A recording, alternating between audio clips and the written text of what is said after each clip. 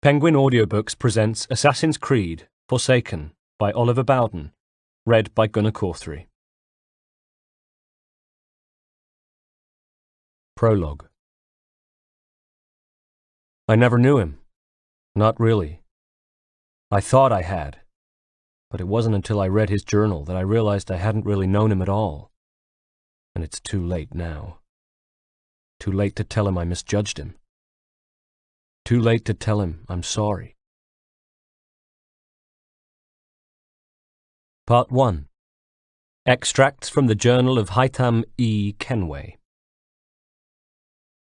6th of December, 1735. 1. 2 days ago, I should have been celebrating my 10th birthday at my home in Queen Anne's Square. Instead, my birthday has gone unremarked. There are no celebrations, only funerals, and our burnt-out house is like a blackened, rotted tooth among the tall, white-brick mansions of Queen Anne's Square. For the time being, we're staying in one of Father's properties in Bloomsbury. It's a nice house, and though the family is devastated and our lives torn apart, there is that to be thankful for at least. Here we'll stay, shocked, in limbo, like troubled ghosts, until our future is decided. The blaze ate my journals, so beginning this feels like starting anew. That being the case, I should probably begin with my name, which is Haytham, an Arabic name for an English boy whose home is London, and who from birth until 2 days ago lived an idyllic life, sheltered from the worst of the filth that exists elsewhere in the city. From Queen Anne's Square we could see the fog and smoke that hung over the river, and like everybody else we were bothered by the stink, which I can only describe as wet horse, but we didn't have to tread through the rivers of stinking waste from tanneries, butchers' shops, and the backsides of animals and people, the rancid streams of effluent that hasten the passage of disease, dysentery, cholera, polio. You must wrap up, Master Haytham, or the lurg'll get you. On walks across the fields to Hampstead, my nurses used to steer me away from the poor unfortunates racked with coughs, and shielded my eyes from children with deformities. More than anything, they feared disease. I suppose because you cannot reason with disease. You can't bribe it or take arms against it, and it respects neither wealth nor standing. It is an implacable foe. And of course it attacks without warning. So every evening they checked me for signs of measles or the pox, then reported on my good health to Mother, who came to kiss me good night. I was one of the lucky ones, you see, who had a mother to kiss me good night, and a father who did too, who loved me and my half-sister Jenny, who told me about rich and poor, who instilled in me my good fortune and urged me always to think of others, and who employed tutors and nursemaids to look after and educate me, so that I should grow up to be a man of good values and of worth to the world. One of the lucky ones. Not like the children who have to work in fields and in factories and up chimneys. I wondered sometimes, though, did they have friends, those other children? If they did, then, while of course I knew better than to envy them their lives when mine was so much more comfortable, I envied them that one thing, their friends. Me? I had none, with no brothers or sisters close to my age either, and as for making them, well, I was shy. Besides, there was another problem, something that had come to light when I was just 5 years old. It happened one afternoon. The mansions of Queen Anne's Square were built close together, so we'd often see our neighbours either in the square itself or in their grounds at the rear. On one side of us lived a family who had 4 girls, 2 around my age. They spent what seemed like hours skipping or playing blind man's buff in their garden, and I used to hear them as I sat in the schoolroom under the watchful eye of my tutor, old Mr. Failing, who had bushy grey eyebrows and a habit of picking his nose, carefully studying whatever it was that he dug from the recesses of his nostrils, then surreptitiously eating it. This particular afternoon, old Mr. Failing left the room, and I waited until his footsteps had receded before getting up from my sums, going to the window, and gazing out at the grounds of the mansion next door. Dawson was the family name, Mr. Dawson was an MP, so my father said, barely hiding his scowl. They had a high-walled garden, and despite the trees, bushes, and foliage in full bloom, parts of it were visible from my schoolroom window, so I could see the Dawson girls outside. They were playing hopscotch for a change, and had laid out Pall-Mall mallets for a makeshift course, although it didn't look as if they were taking it very seriously. Probably the two older ones were trying to teach the two younger ones the finer points of the game. A blur of pigtails and pink, crinkly dresses, they were calling and laughing, and occasionally I'd hear the sound of an adult voice, a nursemaid probably, hidden from my sight beneath a low canopy of trees.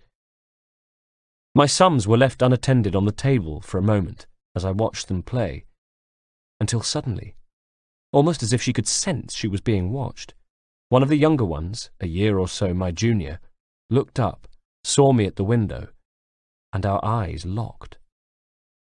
I gulped, then very hesitantly raised a hand to wave. To my surprise, she beamed back. And next she was calling her sisters, who gathered round, all four of them, excitedly craning their necks and shielding their eyes from the sun to gaze up at the schoolroom window, where I stood like an exhibit at a museum, except a moving exhibit that waved and went slightly pink with embarrassment, but even so felt the soft, warm glow of something that might have been friendship, which evaporated the moment their nursemaid appeared from beneath the cover of the trees, glanced crossly up at my window with a look that left me in no doubt what she thought of me, a peeping Tom or worse, then ushered all four girls out of sight. That look the nursemaid gave me I'd seen before, and I'd see it again on the square or in the fields behind us. Remember how my nurses steered me away from the ragged unfortunates? Other nursemaids kept their children away from me like that. I never really wondered why. I didn't question it because, I don't know, because there was no reason to question it, I suppose. It was just something that happened, and I knew no different. 2. When I was 6, Edith presented me with a bundle of pressed clothes and a pair of silver-buckled shoes. I emerged from behind the screen wearing my new shiny-buckled shoes, a waistcoat and a jacket, and Edith called one of the maids who said I looked the spitting image of my father, which of course was the idea. Later on my parents came to see me, and I could have sworn father's eyes misted up a little, while mother made no pretence at all and simply burst out crying there and then in the nursery, flapping her hand until Edith passed her a handkerchief. Standing there, I felt grown up and learned, even as I felt the hotness in my cheeks again. I found myself wondering if the Dawson girls would have considered me rather fine in my new suit, quite the gentleman. I'd thought of them often. I'd catch sight of them from the window sometimes, running along their garden or being shepherded into carriages at the front of the mansions. I fancied I saw one of them steal a glance up at me once, but if she saw me there were no smiles or waves that time, just a shadow of that same look worn by the nursemaid, as though disapproval of me was being handed down like arcane knowledge.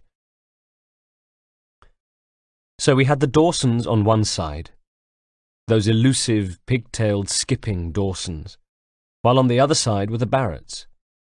They were a family of 8 children, boys and girls, although again I rarely saw them.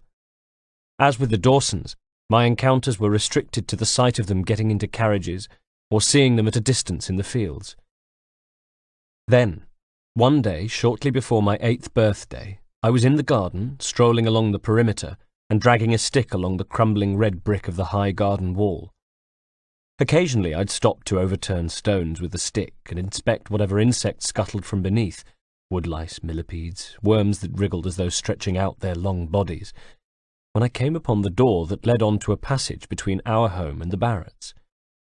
The heavy gate was padlocked with a huge rusting chunk of metal that looked as if it hadn't been opened for years, and I stared at it for a while, weighing the lock in my palm, when I heard a whispered, urgent, boyish voice. "Say, you, is it true what they say about your father?" It came from the other side of the gate, although it took me a moment or so to place it, a moment in which I stood shocked and almost rigid with fear. Next, I almost jumped out of my skin when I saw through a hole in the door an unblinking eye that was watching me. Again came the question. "Come on, they'll be beckoning me in any minute. Is it true what they say about your father?"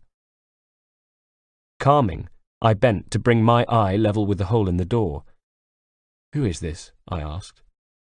"It's me, Tom, who lives next door." I knew that Tom was the youngest of their brood, about my age. I'd heard his name being called. "Who are you?" he said. "I mean, what's your name?" "Haytham," I replied, and I wondered if Tom was my new friend. He had a friendly-looking eyeball, at least. "That's a strange sort of name." "It's Arabic. It means young eagle." "Well, that makes sense." "How do you mean, makes sense?" "Oh, I don't know. It just does somehow." "And there's only you, is there?" "And my sister," I retorted. "And mother and father." "Pretty small sort of family." I nodded. "Look," he pressed, "is it true or not? Is your father what they say he is? And don't even think about lying. I can see your eyes, you know. I'll be able to tell if you're lying straight away." "I won't lie. I don't even know what they say he is, or even who they are." At the same time, I was getting an odd and not altogether pleasant feeling. That somewhere existed an idea of what constituted normal, and that we, the Kenway family, were not included in it. Perhaps the owner of the eyeball heard something in my tone, because he hastened to add, I'm sorry if I said something out of turn. I was just interested, that's all. You see, there is a rumour, and it's awfully exciting if it's true." "What rumour?" "You'll think it's silly." Feeling brave, I drew close to the hole and looked at him, eyeball to eyeball, saying, "What do you mean? What do people say about father?" He blinked. "They say he used to be a—" Suddenly there was a noise from behind him, and I heard an angry male voice call his name. "Thomas!" The shock sent him backwards. "Oh, bother!" he whispered quickly. "I've got to go. I'm being called. See you around, I hope." And with that he was gone, and I was left wondering what he meant. What rumour? What were people saying about us, our small family? At the same time, I remembered that I had better get a move on. It was nearly midday, and time for my weapons training. 7th of December, 1735. 1. I feel invisible, like I'm stuck in a limbo between the past and the future. Around me, the grown-ups hold tense conversations. Their faces are drawn and the ladies weep. Fires are kept lit, of course. But the house is empty, apart from the few of us, and what possessions we saved from the burnt-out mansion, and it feels permanently cold. Outside, snow has started to fall, while indoors is a sorrow that chills the very bones. With little else for me to do but write my journal, I had hoped to get up to date with the story of my life so far, but it seems there's more to say than I'd first thought. And of course, there have been other important matters to attend to. Funerals. Edith today. "Are you sure, Master Haytham?" Betty had asked earlier, with her forehead creased in concern, her eyes tired. For years, as long as I could remember, she had assisted Edith. She was as bereaved as I was. "Yes," I said, dressed as ever in my suit, and for today, a black tie. Edith had been alone in the world, so it was the surviving Kenways and staff who gathered for a funeral feast below stairs, the ham and ale and cake. When that was over, the men from the funeral company, who were already quite drunk, loaded her body into the hearse for taking to the chapel. Behind it, we took our seats in mourning carriages. We only needed 2 of them. When it was over, I retired to my room to continue with my story. 2. A couple of days after I'd spoken to Tom Barrett's eyeball, what he'd said was still playing on my mind. So one morning, when Jenny and I were both alone in the drawing room together, I decided to ask her about it. Jenny. I was nearly 8, and she was 21, and we had as much in common as I did with the man who delivered the coal. Less, probably, if I thought about it, because at least the man who delivered the coal and I both liked to laugh, whereas I'd rarely seen Jenny smile, let alone laugh. She has black hair that shines, and her eyes are dark and, well, sleepy is what I'd say, although I'd heard them described as brooding, and at least one admirer went so far as to say she had a smoky stare, whatever that is. Jenny's looks were a popular topic of conversation. She is a great beauty, or so I'm often told. Although not to me. She was just Jenny, who'd refused to play with me so often I'd long since given up asking her, who, whenever I picture her, was sitting in a high-backed chair, head bent over her sewing or embroidery, whatever it was she did with a needle and thread, and scowling. That smoky stare her admirers said she had, I called it scowling. The thing was, despite the fact that we were little more than guests in each other's lives, like ships sailing around the same small harbour, passing closely but never making contact, we had the same father. And Jenny, being 12 years older than me, knew more about him than I did. So even though I'd had years of her telling me I was too stupid or too young to understand, or too stupid and too young to understand, and once even too short to understand, whatever that was supposed to mean, I used to try to engage her in conversation.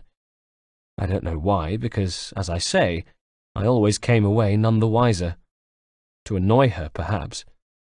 But on this particular occasion, a couple of days or so after my conversation with Tom's eyeball, it was because I was genuinely curious to find out what Tom had meant. So I asked her, "What do people say about us?" She sighed theatrically and looked up from her needlework. "What do you mean, Squirt?" she asked. "Just that. What do people say about us?" "Are you talking about gossip?" "If you like. And what would you care about gossip? Aren't you a bit too—" "I care," I interrupted, before we got on to the subject of me being too young, too stupid, or too short. "Do you? Why?" "Somebody said something, that's all." She put down her work, tucking it by the chair cushion at the side of her leg, and pursed her lips. "Who? Who said it, and what did they say?" "A boy at the gate in the grounds. He said our family was strange and that father was a—" "What?" "I never found out."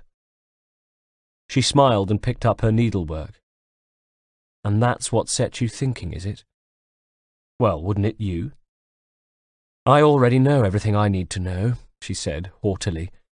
"And I tell you this, I couldn't give 2 figs what they say about us in the house next door." "Well, tell me then," I said. "What did father do before I was born?" Jenny did smile, sometimes. She smiled when she had the upper hand, when she could exert a little power over someone, especially if that someone was me. "You'll find out," she said. "When?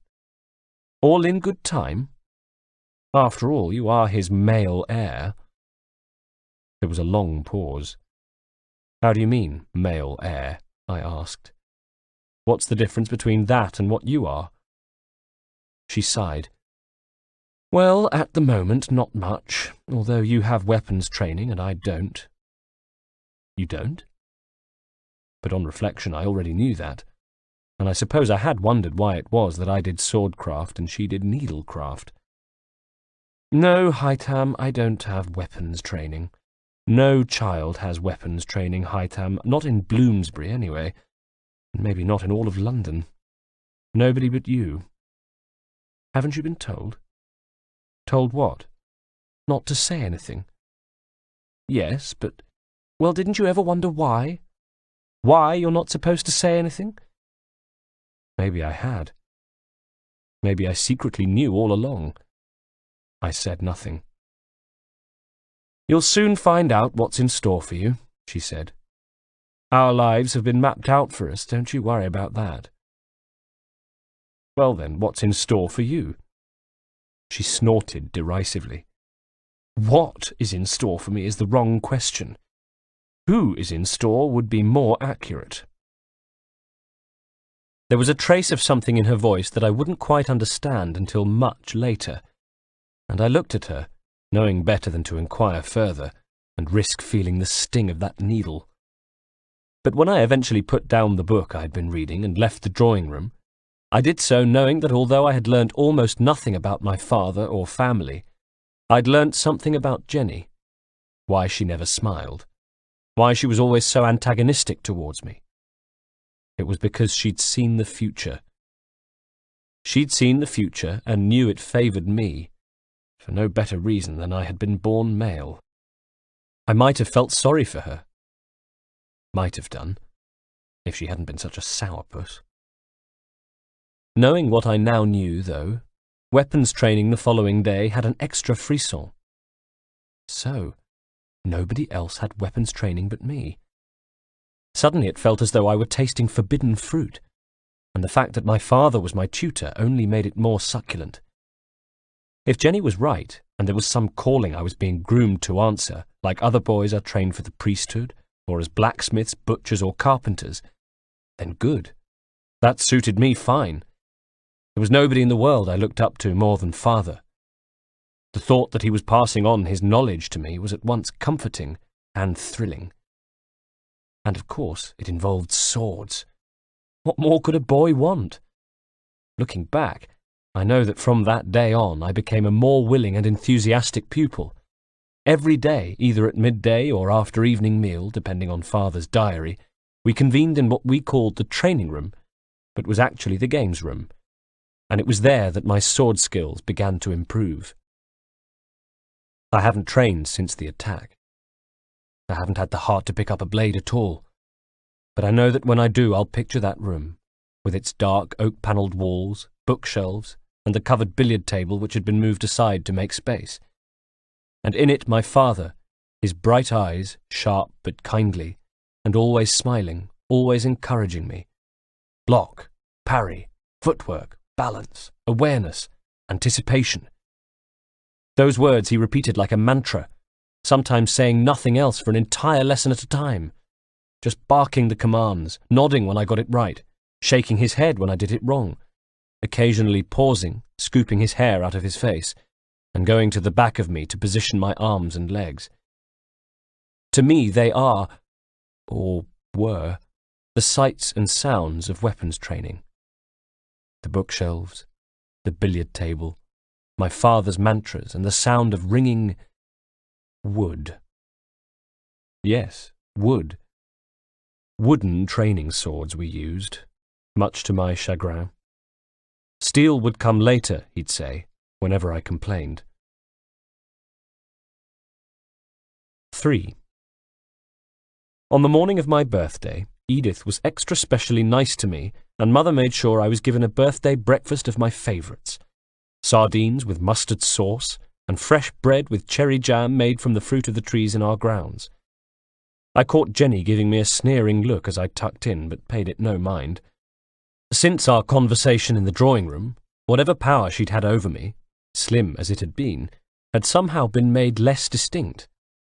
Before that, I might have taken her ridicule to heart, maybe felt a little silly and self-conscious about my birthday breakfast. But not that day.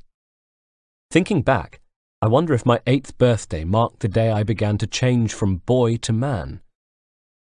So no, I didn't care about the curl of Jenny's lip, or the pig noises she made surreptitiously. I had eyes only for Mother and Father, who had eyes only for me. I could tell by their body language, tiny little parental codes I'd picked up over the years, that something else was to come, that my birthday pleasures were set to continue. And so it proved. By the end of the meal, my father had announced that tonight we would be going to White's Chocolate House on Chesterfield Street, where the hot chocolate is made from solid blocks of cocoa imported from Spain. Later that day, I stood with Edith and Betty fussing around me, dressing me in my smartest suit.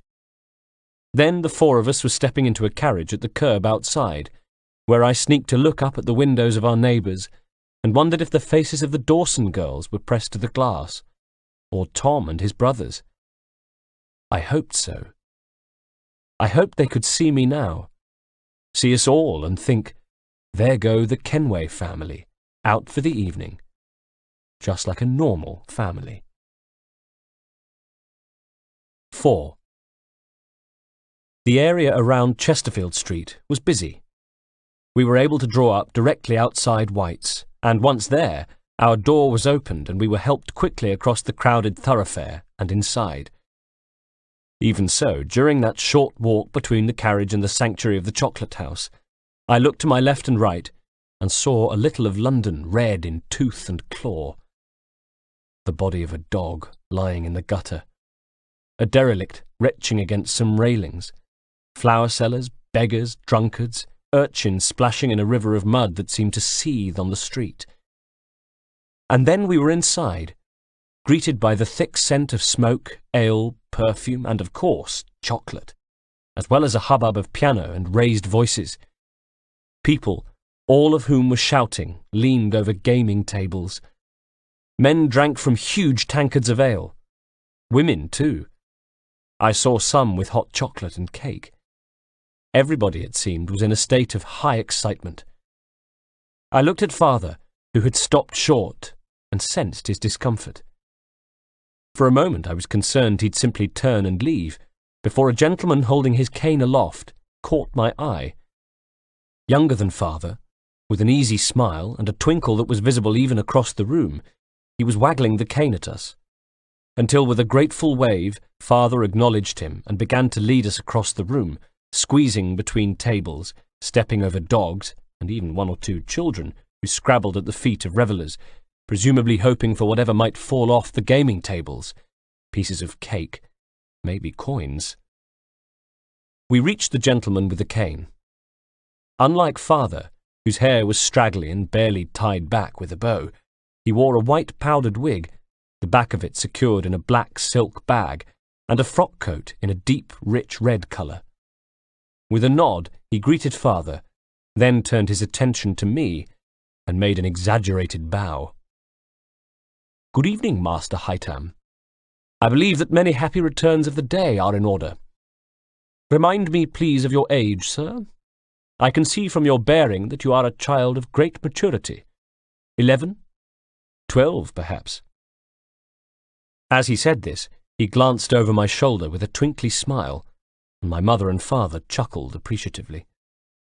"I am 8, sir," I said, and puffed up proudly as my father completed the introductions. The gentleman was Reginald Birchs, one of his senior property managers, and Mr. Birchs said he was delighted to make my acquaintance, then greeted my mother with a long bow, kissing the back of her hand. His attention went to Jenny next, and he took her hand, bent his head and pressed his lips to it. I knew enough to realize that what he was doing was courtship, and I glanced quickly over to Father, expecting him to step in. Instead, what I saw was he and Mother looking thrilled, though Jenny was stony-faced, and stayed that way as we were led to a private back room of the chocolate house, and seated, she and Mr. Birch side by side, as the White staff began to busy themselves around us. I could have stayed there all night, having my fill of hot chocolate and cake, copious amounts of which were delivered to the table.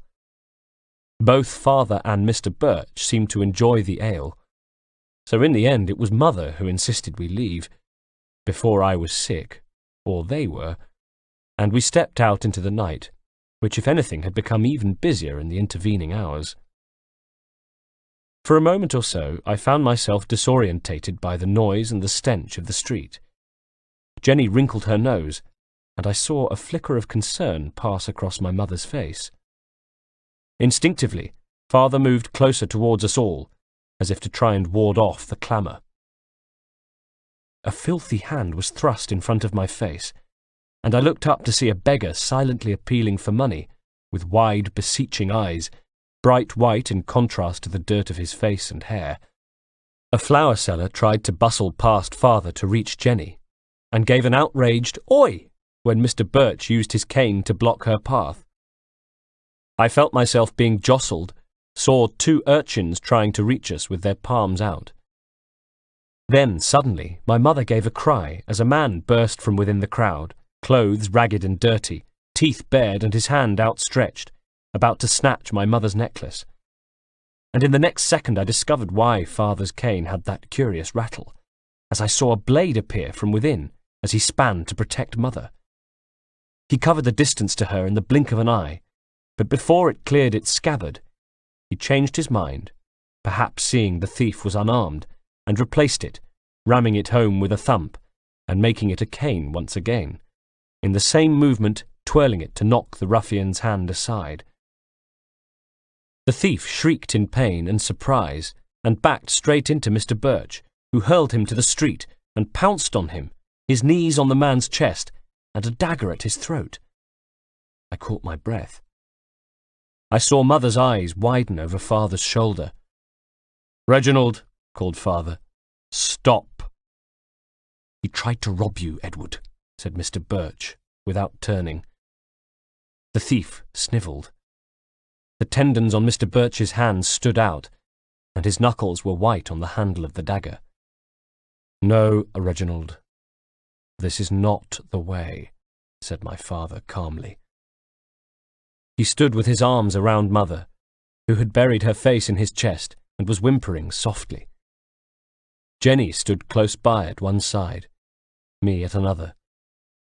Around us a crowd had gathered, the same vagrants and beggars who had been bothering us now keeping a respectful distance. A respectful, frightened distance. "I mean it, Reginald," said father. "Put the dagger away. Let him go." "Don't make me look foolish like this, Edward," said Birch. "Not in front of everybody like this, please. We both know this man deserves to pay, if not with his life, then perhaps with a finger or two." I caught my breath. "No," commanded father. "There will be no bloodshed, Reginald. Any association between us will end if you do not do as I say this very moment." A hush seemed to fall on everybody around us. I could hear the thief gibbering, saying over and over again, "Please, sir, please, sir, please, sir." His arms were pinned to his sides, his legs kicking and scraping uselessly on the filth-covered cobbles as he lay trapped. Until at last Mr. Birch seemed to decide, and the dagger withdrew, leaving a small bleeding nick behind. When he stood, he aimed a kick at the thief, who needed no further encouragement to scramble to his hands and knees and take off into Chesterfield Street, grateful to escape with his life. Our carriage driver had recovered his wits and now stood by the door, urging us to hurry to the safety of our carriage. And father and Mr. Birch stood facing one another, their eyes locked. As mother hurried me past, I saw Mr. Birch's eyes blazing. I saw my father's gaze meet him equally, and he offered his hand to shake, saying, "Thank you, Reginald. On behalf of all of us, thank you for your quick thinking." I felt my mother's hand in the small of my back as she tried to shove me into the carriage, and craned my head back to see father, his hand held out to Mr. Birch, who glared at him, refusing to accept the offer of accord. Then, just as I was bundled into the carriage, I saw Mr. Birch reach to grasp father's hand, and his glare melt away into a smile. A slightly embarrassed, bashful smile, as though he'd just remembered himself. The two shook hands, and my father awarded Mr. Birch with the short nod that I knew so well. It meant that everything had been settled. It meant that no more need be said about it. 5. At last we returned home to Queen Anne's Square, where we bolted the door and banished the smell of smoke and manure and horse. And I told mother and father how much I had enjoyed my evening, thanked them profusely, and assured them that the commotion in the street afterwards had done nothing to spoil my evening, while privately thinking that it had been a highlight. But it turned out the evening wasn't over yet, because as I went to climb the stairs, my father beckoned me follow him instead, and led the way to the games room, where he lit a paraffin lamp. "You enjoyed your evening then, Haytham," he said. "I enjoyed it very much, sir," I said. "What was your impression of Mr. Birch?" "I liked him very much, sir." Father chuckled. "Reginald is a man who sets great store by appearance, by manners and etiquette and edict. He is not like some who wear etiquette and protocol as a badge only when it suits them. He is a man of honour." "Yes, sir," I said, but I must have sounded as doubtful as I felt, because he looked at me sharply. "Ah," he said, "you're thinking about what happened afterwards?" "Yes, sir." "Well, what about it?" He beckoned me over to one of the bookshelves. He seemed to want me closer to the light, and his eyes to stare at my face. The lamplight played across his features, and his dark hair shone. His eyes were always kindly, but they could also be intense, as they were now. I noticed one of his scars, which seemed to shine more brightly in the light. "Well, it was very exciting, sir," I replied, adding quickly, "though I was most concerned for Mother. Your speed in saving her. I've never seen anybody move so quickly." He laughed. "Love will do that to a man. You'll find that out for yourself one day." "But what of Mr. Birch? His response? What did you make of it, Haytham?" "Sir?" "Mr. Birch seemed about to administer severe punishment to the scoundrel, Haytham. Did you think it was deserved?" I considered it before answering. I could tell from the look on Father's face, sharp and watchful, that my answer was important. And in the heat of the moment, I suppose I had thought the thief deserved a harsh response. There had been an instant, brief as it was, when some primal anger wished him harm for the attack on my mother.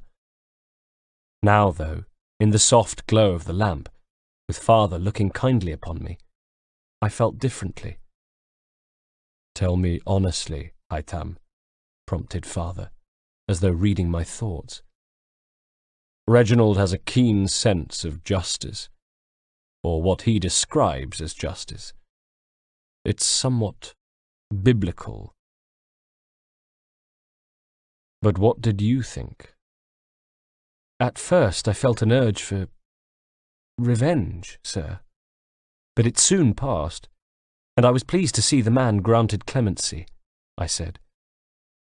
Father smiled and nodded, and then abruptly turned to the bookshelves, where with a flick of his wrist he operated a switch, causing a portion of books to slide across, to reveal a secret compartment. My heart skipped a beat as he took something from it. A box, which he handed to me and, nodding, bade me open. "A birthday present, Haytham," he said. I knelt and placed the box on the floor, opened it to reveal a leather belt that I plucked quickly away, knowing that beneath would be a sword, and not a wooden play sword, but a shimmering steel sword with an ornate handle. I took it from the box and held it in my hands. It was a short sword, and though, shamefully, I felt a twinge of disappointment about that, I knew at once that it was a beautiful short sword, and it was my short sword. I decided at once that it would never leave my side, and was already reaching for the belt when Father stopped me. "No, Haytham," he said. "It stays in here, and is not to be removed or even used without my permission. Is that clear?" He had collected the sword from me, and already replaced it in the box, placing the belt on top and closing it. "Soon you will begin to train with this sword," he continued. "There is much for you to learn, Haytham, not only about the steel you hold in your hands, but also the steel in your heart." "Yes, Father," I said, trying not to look as confused and disappointed as I felt. I watched as he turned and replaced the box in the secret compartment. And if he was trying to make sure that I didn't see which book triggered the compartment, well, then he failed. It was the King James Bible.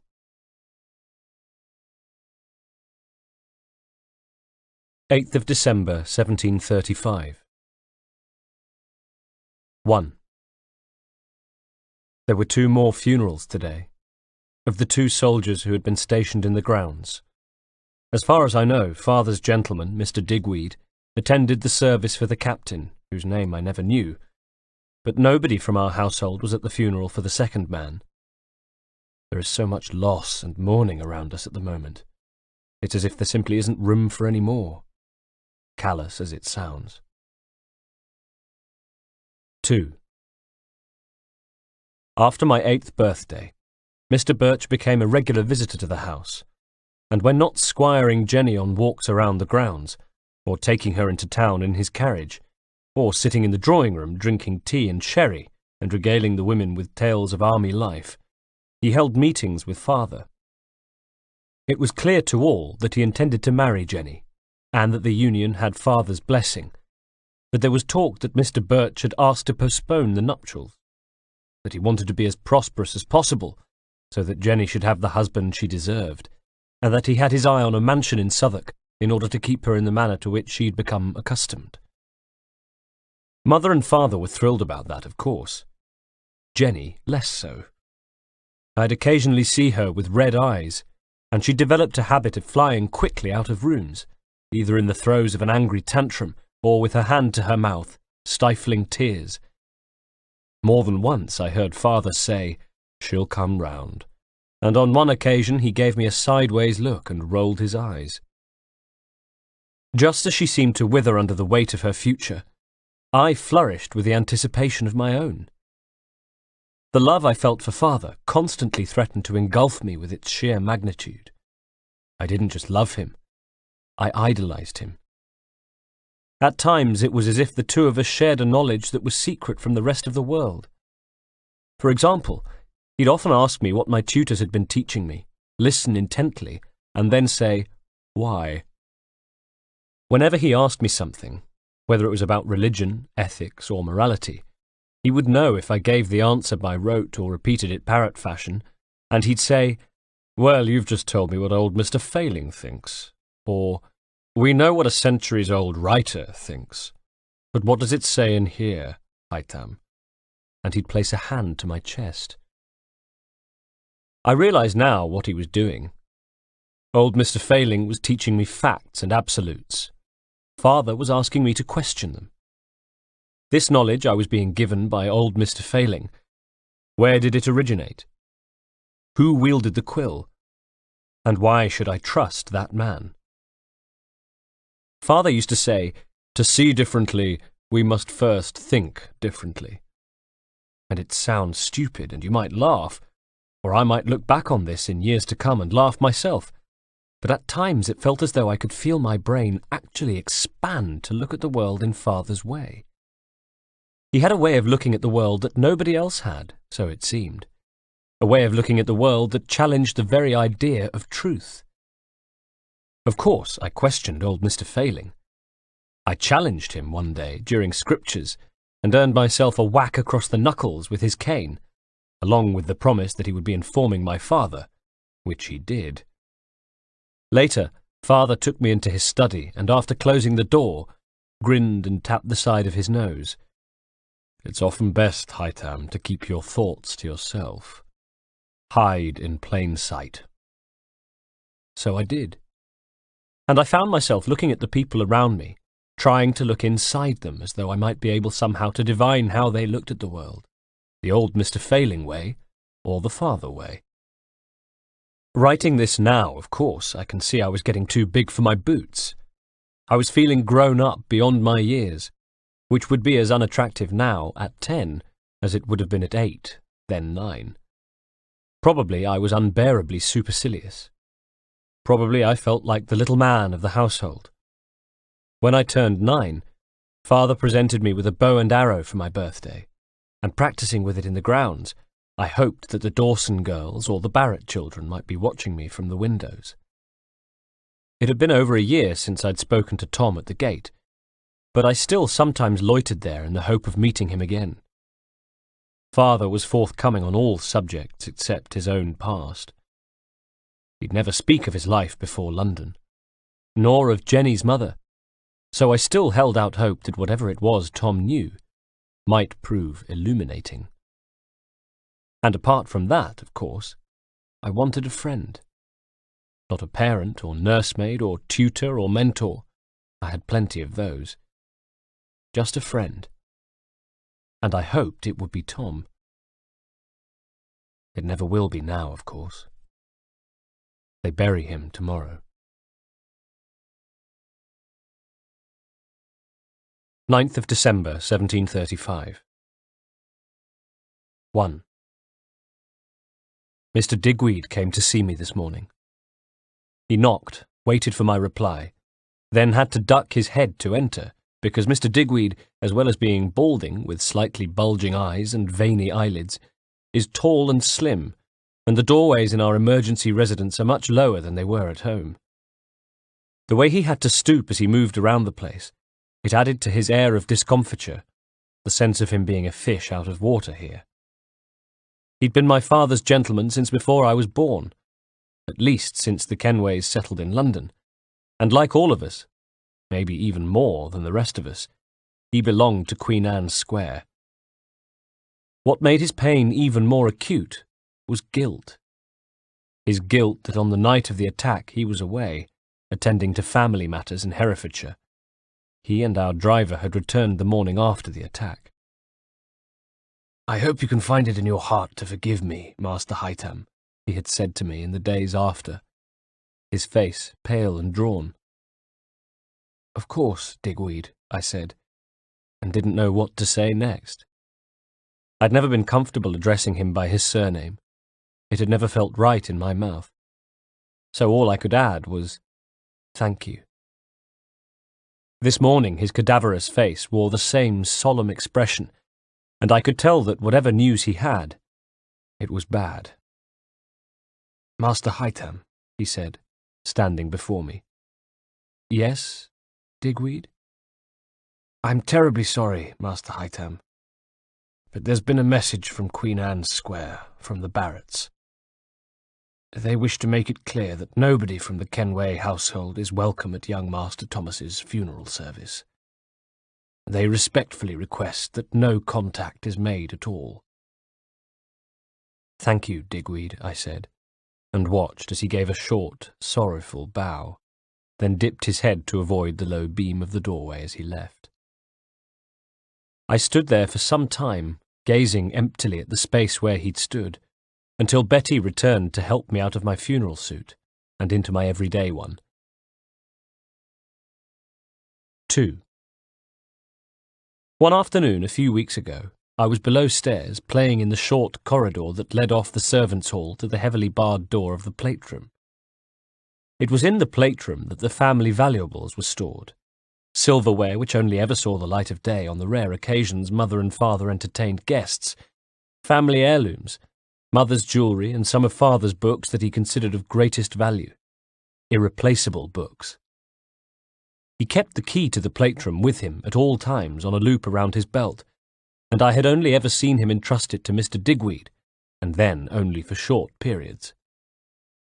I liked to play in the corridor nearby because it was so rarely visited, which meant I was never bothered by nursemaids who would invariably tell me to get off the dirty floor before I wore a hole in my trousers, or by other well-meaning staff who would engage me in polite conversation and oblige me to answer questions about my education or non-existent friends, or perhaps even by Mother or Father, who would tell me to get off the dirty floor before I wore a hole in my trousers and then force me to answer questions about my education or non-existent friends.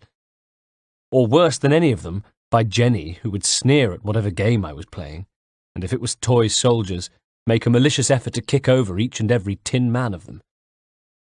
No.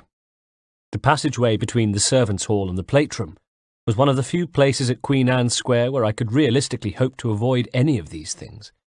So the passageway is where I went when I didn't want to be disturbed.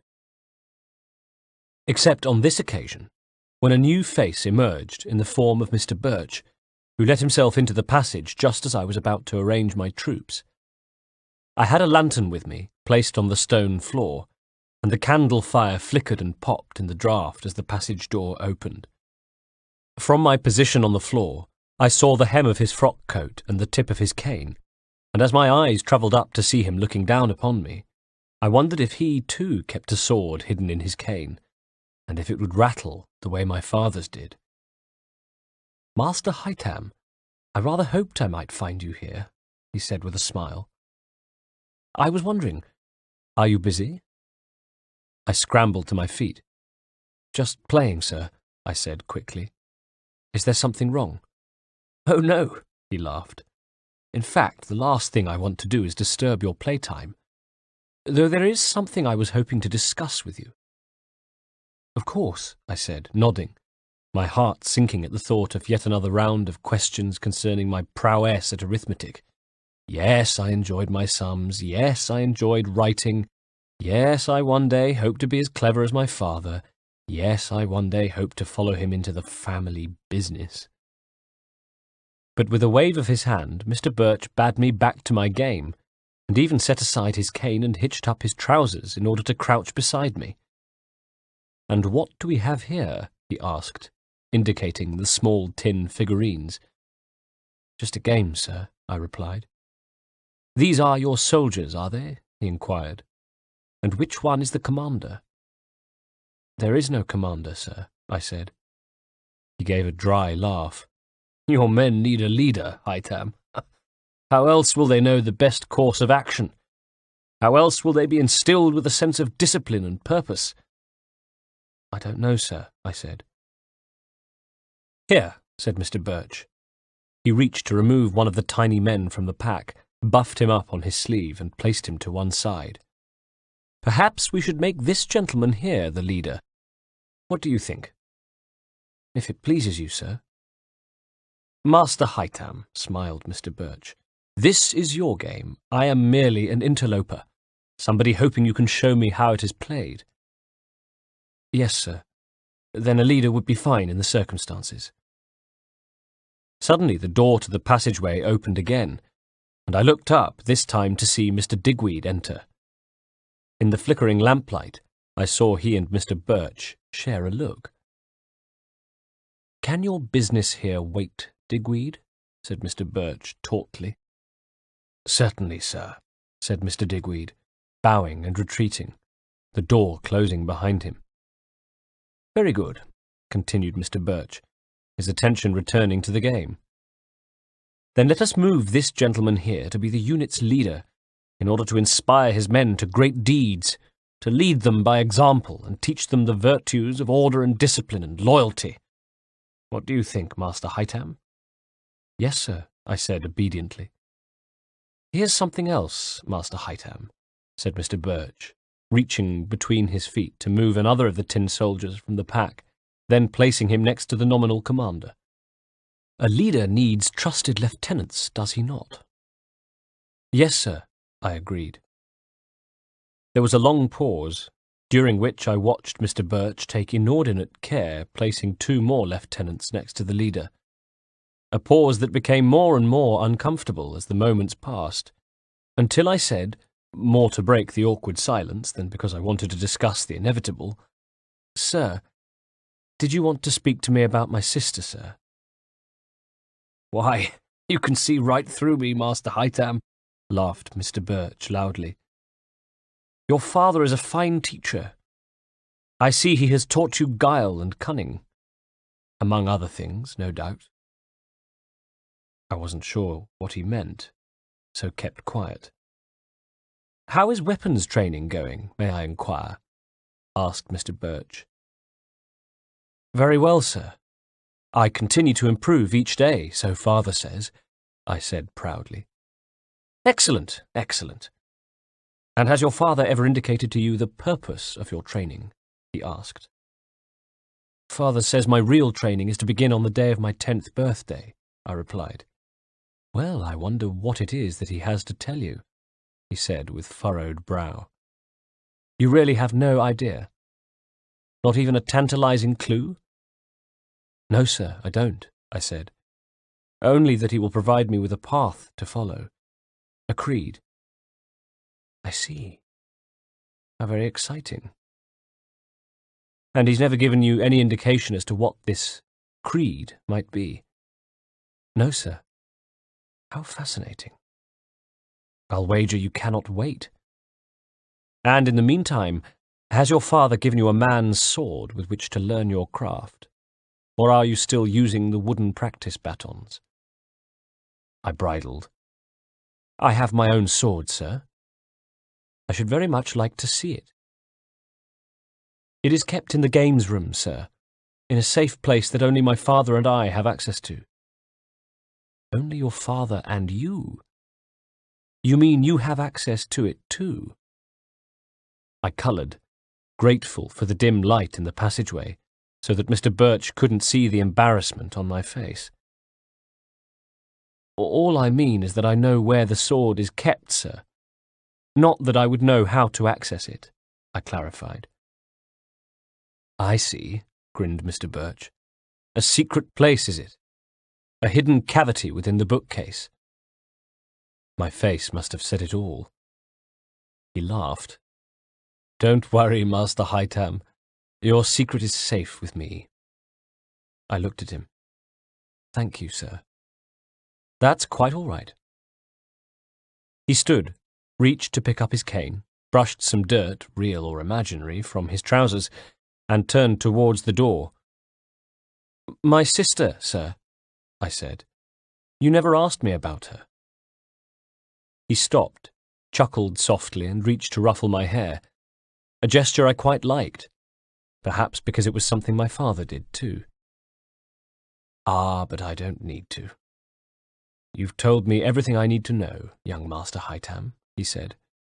You know as little about the beautiful Jennifer as I do, and perhaps that is how it must be in the proper way of things. Women should be a mystery to us, don't you think, Master Haytham? I hadn't the faintest idea what he was talking about, but smiled anyway, and breathed a sigh of relief when I once again had the plate-room corridor to myself. 3. Not long after that talk with Mr. Birch, I was in another part of the house and making my way towards my bedroom, when as I passed Father's study, I heard raised voices from inside. Father and Mr. Birch. The fear of a good hiding meant I stayed too far away to hear what was being said, and I was glad I'd kept my distance, because in the next moment the door to the study was flung open, and out hurried Mr. Birch. He was in a fury. His anger was plain to see in the colour of his cheeks and blazing eyes, but the sight of me in the hallway brought him up short, even though he remained agitated. I tried, Master Haytham, he said, as he gathered himself and began to button his coat ready to leave. I tried to warn him. And with that he placed his tricorn on his head and stalked off. My father had appeared at the door of his office and glared after Mr. Birch, and though it was clearly an unpleasant encounter, it was grown-up stuff, and I didn't concern myself with it. There was more to think about. Just a day or so later came the attack. 4. It happened on the night before my birthday. The attack, I mean. I was awake, perhaps because I was excited about the next day, but also because I was in the habit of getting up after Edith had left the room to sit on my windowsill and gaze out of my bedroom window. From my vantage point, I'd see cats and dogs, or even foxes passing across the moon-painted grass. Or, if not watching out for wildlife, then just watching the night, looking at the moon, the watery grey colour it gave the grass and trees. At first, I thought what I was seeing in the distance were fireflies. I'd heard all about fireflies, but never seen them. All I knew was that they gathered in clouds and emitted a dull glow. However, I soon realised the light wasn't a dull glow at all, but in fact was going on, then off, then on again. I was seeing a signal. My breath caught in my throat. The flashing light seemed to come from close to the old wooden door in the wall, the one where I'd seen Tom that day, and my first thought was that he was trying to contact me. It seemed strange now, but not for a second did I assume the signal was meant for anyone but me. I was too busy dragging on a pair of trousers, tucking my nightshirt into the waistband, then hooking my braces over my shoulders. I shrugged on a coat. All I could think of was what an awfully splendid adventure I was about to have. And of course I realise now, looking back, that in the mansion next door, Tom must have been another one who liked to sit on his windowsill and watch the nocturnal life in the grounds of his house. And like me, he must have seen the signal. And perhaps Tom even had the mirror image thought to mine, that it was me signalling him, and in response did the same as I did. He scrambled from his perch and pulled on some clothes to investigate. 2 new faces had appeared at the house on Queen Anne's Square, a pair of hard-faced former soldiers employed by father. His explanation was that we needed them because he had received information. Just that. Information. That's all he'd say. And I wondered then, as I wonder now, what he meant, and whether it had anything to do with the heated conversation I'd overheard between him and Mr. Birch. Whatever it was, I'd seen little of the 2 soldiers. All I really knew was that one was stationed in the drawing room at the front of the mansion, while the other stayed close to the fire in the servants' hall, supposedly to guard the plate room.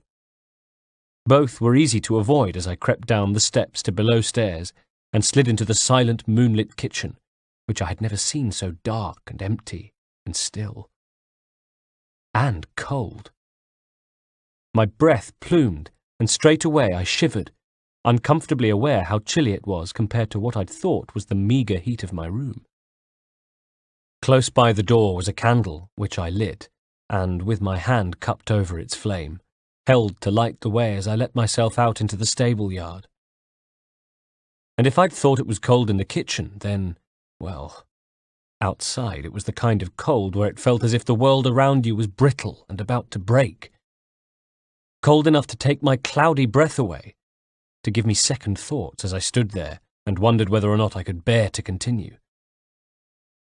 One of the horses whinnied and stamped, and for some reason the noise made my mind up, sending me tiptoeing past the kennels to a side wall and through a large arched gate leading into the orchard. I made my way through the bare, spindly apple trees, then was out in the open, painfully aware of the mansion to my right, where I imagined faces at every window. Edith, Betty, mother and father all staring out and seeing me out of my room and running amok in the grounds. Not that I really was running amok, of course, but that's what they'd say. That's what Edith would say as she scolded me, and what father would say when he gave me the cane for my troubles. But if I was expecting a shout from the house, then none came. Instead, I made my way to the perimeter wall, began to run quickly along it towards the door. I was still shivering, but as my excitement grew, I wondered if Tom would have brought food for a midnight feast. Ham, cake, and biscuits. Oh, and a hot toddy would be most welcome too. A dog began barking. Thatch, father's Irish bloodhound, from his kennel in the stable yard. The noise stopped me in my tracks, and I crouched beneath the bare, low-hanging branches of a willow until it ceased as suddenly as it had started. Later, of course, I'd understand why it stopped so abruptly. But I didn't think anything of it at the time, because I had no reason to suspect that Thatch had had his throat cut by an invader. We now think there were 5 of them altogether, who crept up on us with knives and swords. 5 men making their way to the mansion, and me in the grounds, oblivious to it all. But how was I to know? I was a silly boy whose head buzzed with adventure and derring-do, not to mention the thought of ham and cake, and I continued along the perimeter wall until I came to the gate, which was open. What had I expected? I suppose for the gate to be shut and for Tom to be on the other side of it. Perhaps one of us would have climbed the wall. Perhaps we planned to trade gossip with the door between us. All I knew was that the gate was open, and I began to get the feeling that something was wrong. And at last it occurred to me that the signalling I'd seen from my bedroom window might not have been meant for me. "Tom?" I whispered. There was no sound. The night was completely still. No birds, no animals, nothing. Nervous now, I was about to turn and leave, return to the house and to the safety of my warm bed, when I saw something. A foot. I edged further out of the gate where the passageway was bathed in dirty white moonlight which gave everything a soft, grubby glow, including the flesh of the boy sprawled on the ground. He half lay, half sat, propped up against the opposite wall, dressed almost exactly as I was, with a pair of trousers and a nightshirt, only he hadn't bothered to tuck his in, and it was twisted around his legs, which lay at strange, unnatural angles on the hard, rutted mud of the walkway. It was Tom, of course. Tom, whose dead eyes stared sightlessly at me from beneath the brim of his hat, skew-whiff on his head. Tom, with the moonlight gleaming on blood that had sheeted down his front from the gash at his throat. My teeth began to chatter. I heard a whimper, and realized it was me. 100 panicked thoughts crowded into my head. And then things began to happen too quickly for me even to remember the exact order in which they took place, though I think it started with the sound of breaking glass and a scream that came from the house. "Run!" I'm ashamed to admit that the voices, the thoughts jostling in my head, all cried that one word together. "Run!" And I obeyed them. I ran. Only not in the direction they wanted me to. Was I doing as my father had instructed and listening to my instincts, or ignoring them? I didn't know. All I knew was that though every fibre of my being seemed to want me to flee from what I knew was the most terrible danger, in fact, I ran towards it. Through the stable yard I ran and burst into the kitchen, hardly pausing to acknowledge the fact that the door hung open on its hinges. From somewhere along the hall I heard more screaming, saw blood on the kitchen floor, and stepped through the door towards the stairs, only to see another body. It was one of the soldiers. He lay in the corridor, clutching his stomach, eyelids fluttering madly, and a line of blood trickling from his mouth as he slid, dying, to the floor. As I stepped over him and ran for the stairs, my one thought was to reach my parents. The entrance hall, which was dark but full of screams and running feet, and the first tendrils of smoke. I tried to get my bearings. From above came yet another scream, and I looked up to see dancing shadows on the balcony, and briefly the glitter of steel in the hands of one of our attackers. Meeting him on the landing was one of Father's valets, but the skittering light stopped me from seeing the poor boy's fate.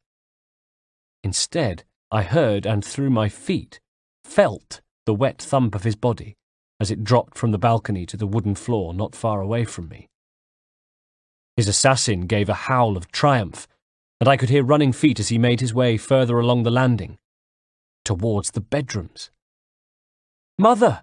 I screamed, and ran for the stairs at the same time as I saw my parents' door flung open and my father come surging out to meet the intruder. He wore trousers, and his suspenders were pulled over his naked shoulders, his hair untied and hanging free. In one hand he held a lantern, in the other his blade. "Haytham," he called as I reached the top of the stairs. The intruder was between us on the landing. He stopped, turned to look at me, and in the light of Father's lantern I could see him properly for the first time. He wore trousers, a black leather armour waistcoat, and a small half-face mask like the kind worn for a masked ball. And he was changing direction. Instead of going up against Father, he was charging back along the landing after me, grinning. "Haytham!" shouted Father again. He pulled away from Mother and began to run down the landing after the intruder. Instantly, the gap between them closed, but it wouldn't be enough, and I turned to escape, only to see a second man at the foot of the stairs, sword in hand, blocking my way. He was dressed the same as the first, although I noticed one difference: his ears. They were pointed, and with the mask gave him the look of a hideous, deformed Mr. Punch. For a moment I froze, then swung back to see that the grinning man behind me had turned to meet Father, and their swords clashed. Father had left his lantern behind, and it was in the half-dark that they fought. A short, brutal battle, punctuated by grunts and the chiming of sword steel. Even in the heat and the danger of the moment, I wished it had been light enough to watch him fight properly. Then it was over, and the grinning assassin was grinning no more, dropping his sword, tumbling over the banisters with a scream, and hitting the floor beneath. The pointy-eared intruder had been halfway up the stairs, but had second thoughts and wheeled around to escape to the entrance hall. There was a shout from below. Over the banisters I saw a third man, also wearing a mask, who beckoned to the pointy-eared man before both disappeared out of sight beneath the landing. I glanced up, and in the low light saw a look pass across my father's face. "The games room," he said. And in the next instant, before Mother or I could stop him, he'd leapt over the banister to the entrance hall beneath.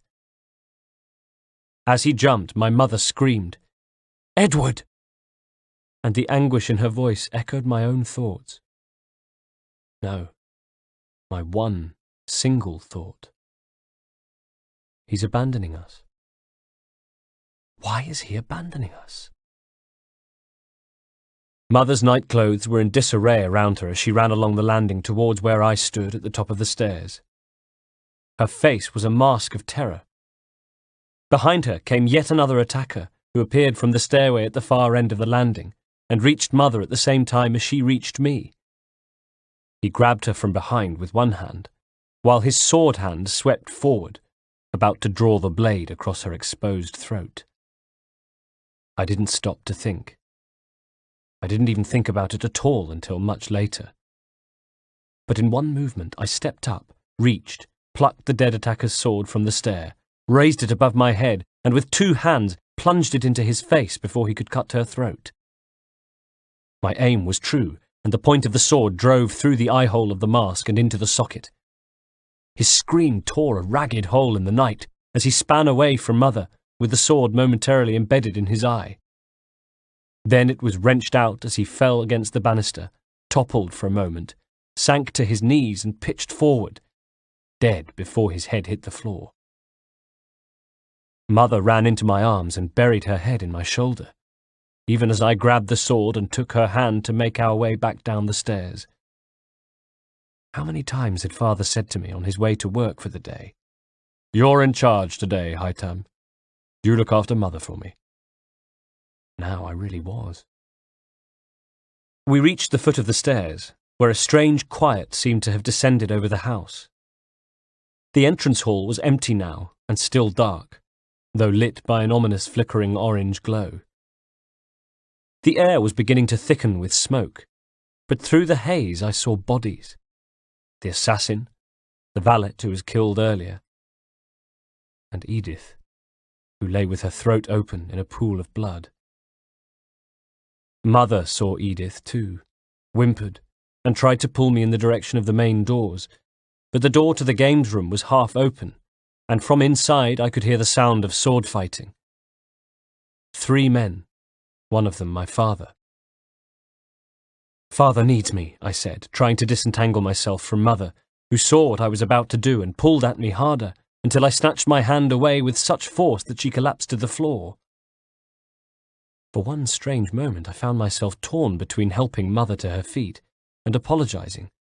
The sight of her on the floor because of me, was so appalling. But then I heard a great cry from inside the games room, and it was enough to propel me through the door. The first thing I saw was that the bookcase compartment was open, and I could see the box holding my sword inside. Otherwise, the room was as always, left just as it had been after the last training session, with the covered billiard table moved and space made for me to train, where earlier that day I'd been tutored and scolded by Father. Where now, Father was kneeling, dying. Standing over him was a man with his sword buried hilt deep into my father's chest, the blade protruding from his back, dripping blood to the wooden floor. Not far away stood the pointy-eared man, who had a large gash down his face. It had taken 2 of them to defeat Father, and only just at that.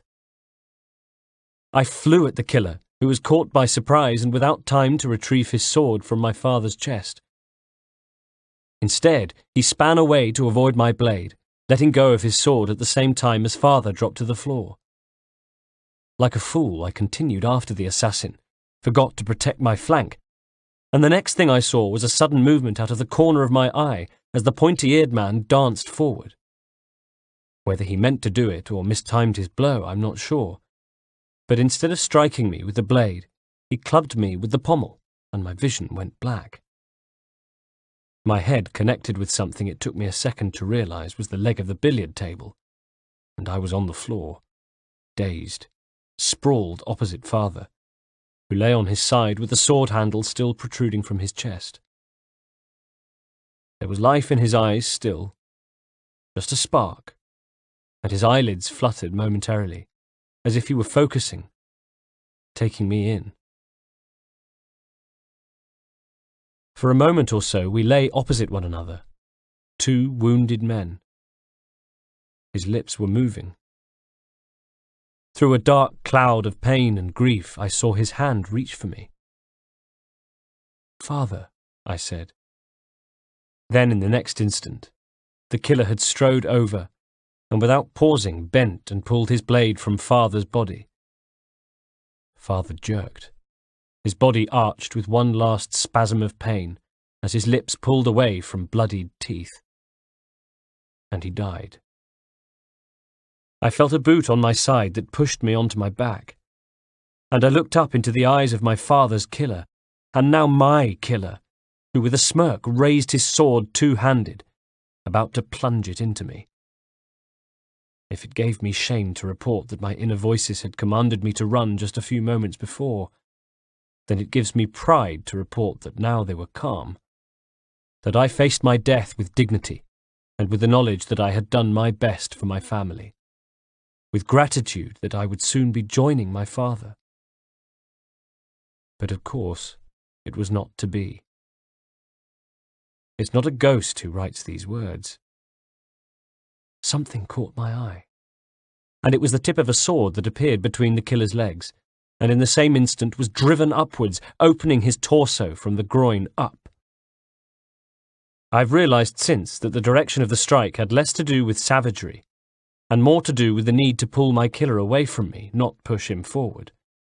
But savage it was, and he screamed, blood spattering as he was split asunder, and his guts dropped from the gash to the floor, and his lifeless carcass followed suit. Behind him stood Mr. Birch. "Are you all right, Haytham?" he asked. "Yes, sir," I gasped. "Good show," he said, then spun with his sword up to intercept the pointy-eared man, who came at him with his blade flashing.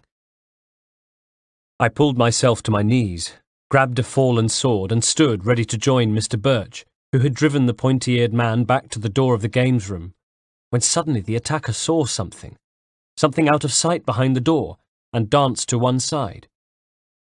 In the next instant, Mr. Birch reared back and held out a hand to prevent me coming forward, while at the doorway the pointy-eared man had reappeared. Only this time, he had a hostage. Not my mother, as I at first feared. It was Jenny. "Get back," snarled Pointy Ears. Jenny snivelled, and her eyes were wide as the blade pressed into her throat. Can I admit that at that moment I cared far more for avenging my father's death than I did for protecting Jenny? "Stay there," repeated Pointy Ears Man, pulling Jenny back. The hem of her nightdress was caught around her ankles, and her heels dragged on the floor. Suddenly, they were joined by another masked man who brandished a flaming torch. The entrance hall was almost full of smoke now. I could see flames coming from another part of the house, licking at the doors to the drawing room. The man with the torch darted to the drapes, put his flame to them, and much more of our house began to burn around us, Mr. Birch and I powerless to stop it. I saw my mother out of the corner of my eye and thanked God she was all right. Jenny was another matter, though. As she was dragged towards the door of the mansion, her eyes were fixed on me and Mr. Birch as though we were her last hopes. The torch-bearing attacker came to join his colleague, hauled the door open and darted out towards a carriage I could see on the street outside. For a moment I thought they might let Jenny go. But no. She began to scream as she was dragged towards the carriage and bundled in, and she was still screaming as a third masked man in the driver's seat shook the reins, wielded his crop, and the carriage rattled off into the night, leaving us to escape from our burning house and drag our dead from the clutches of the flames. 10th of December, 1735. 1. Even though we buried Father today, the first thing I thought about when I awoke this morning didn't involve him or his funeral. It was about the plate room at Queen Anne's Square. They hadn't tried to enter it. Father had employed the 2 soldiers because he was worried about a robbery, but our attackers had made their way upstairs without even bothering to try to raid the plate room. Because they were after Jenny, that was why. And killing Father? Was that part of the plan? This was what I thought as I awoke to a room that was freezing, which isn't unusual that it should be freezing, an everyday occurrence, in fact. Just that today's room was especially cold. The kind of cold that sets your teeth on edge, that reaches into your bones. I glanced over to the hearth, wondering why there wasn't more heat from the fire, only to see that it was unlit and the grate grey and dusty with ash.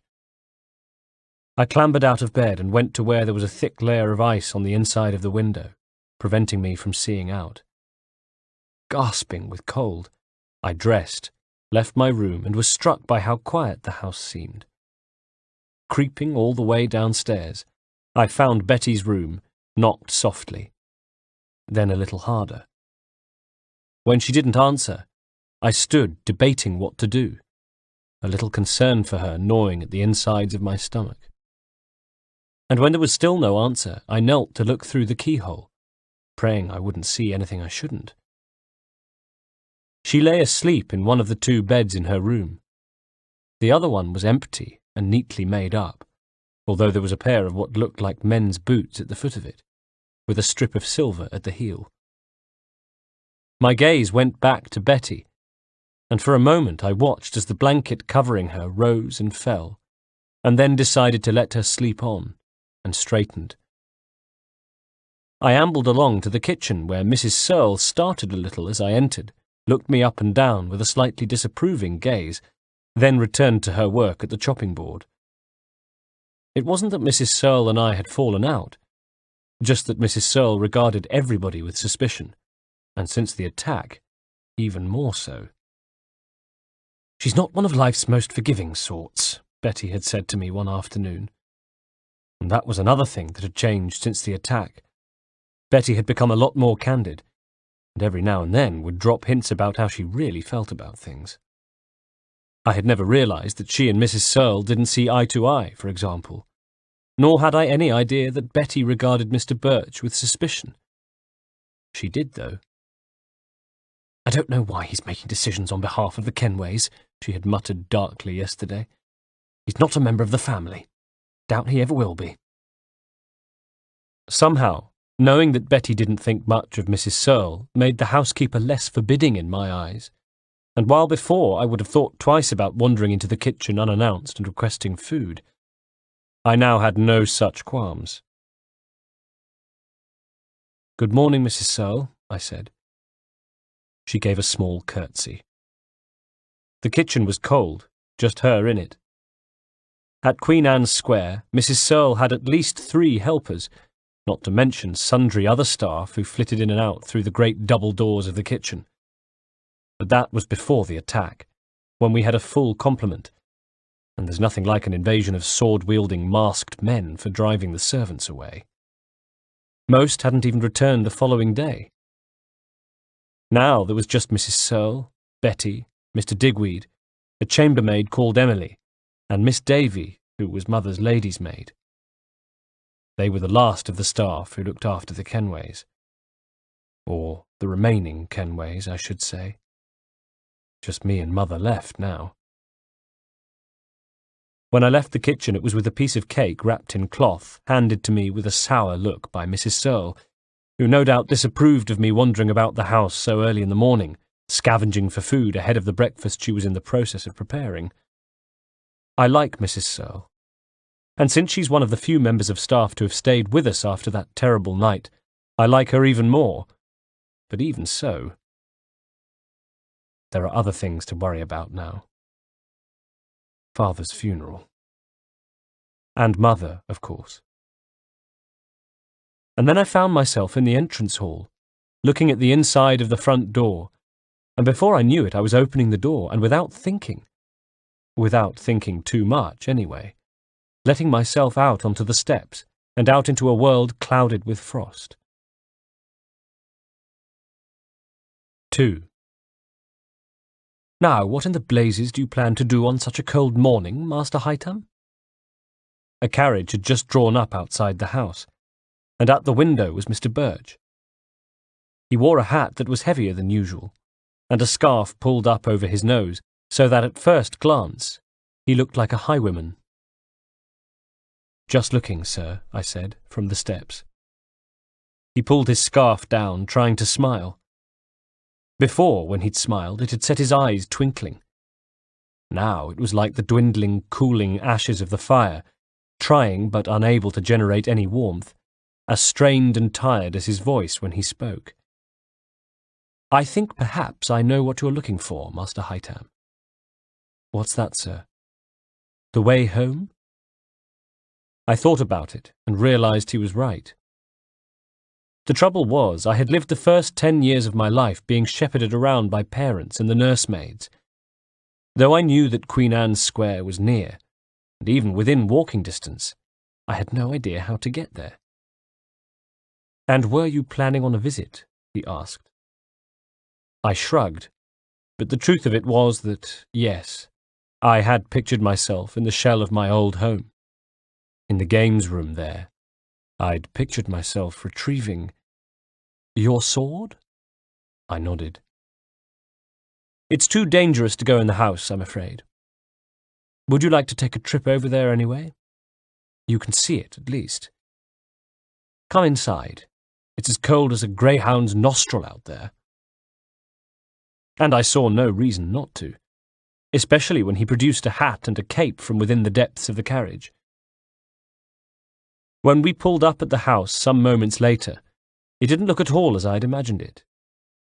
No, it was far, far worse. As though a giant godlike fist had pounded into it from above, smashing through the roof and the floors beneath, gouging a huge, ragged hole into the house. It wasn't so much a house now as a cutaway of one. Through broken windows we could see into the entrance hall and up, through smashed floors to the hallway 3 flights up, all of them blackened with soot. I could see furniture that I recognized, blackened and charred, burnt portraits hanging lopsided on the walls. I'm sorry.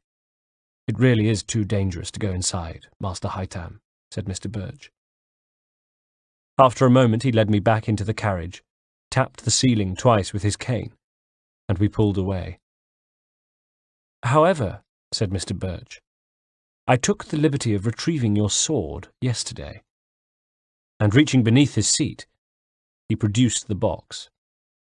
It, too, was dusty with soot, but when he pulled it to his lap and opened the lid, the sword lay inside as gleaming as it had been the day Father gave it to me. "Thank you, Mr. Birch," was all I could say, as he closed the box and placed it on the seat between us. "It's a handsome sword, Haytham. I've no doubt you'll treasure it." "I will, sir." "And when, I wonder, will it first taste blood?" "I don't know, sir." There was a pause. Mr. Birch clasped his cane between his knees. "The night of the attack, you killed a man," he said, turning his head to look out of the window.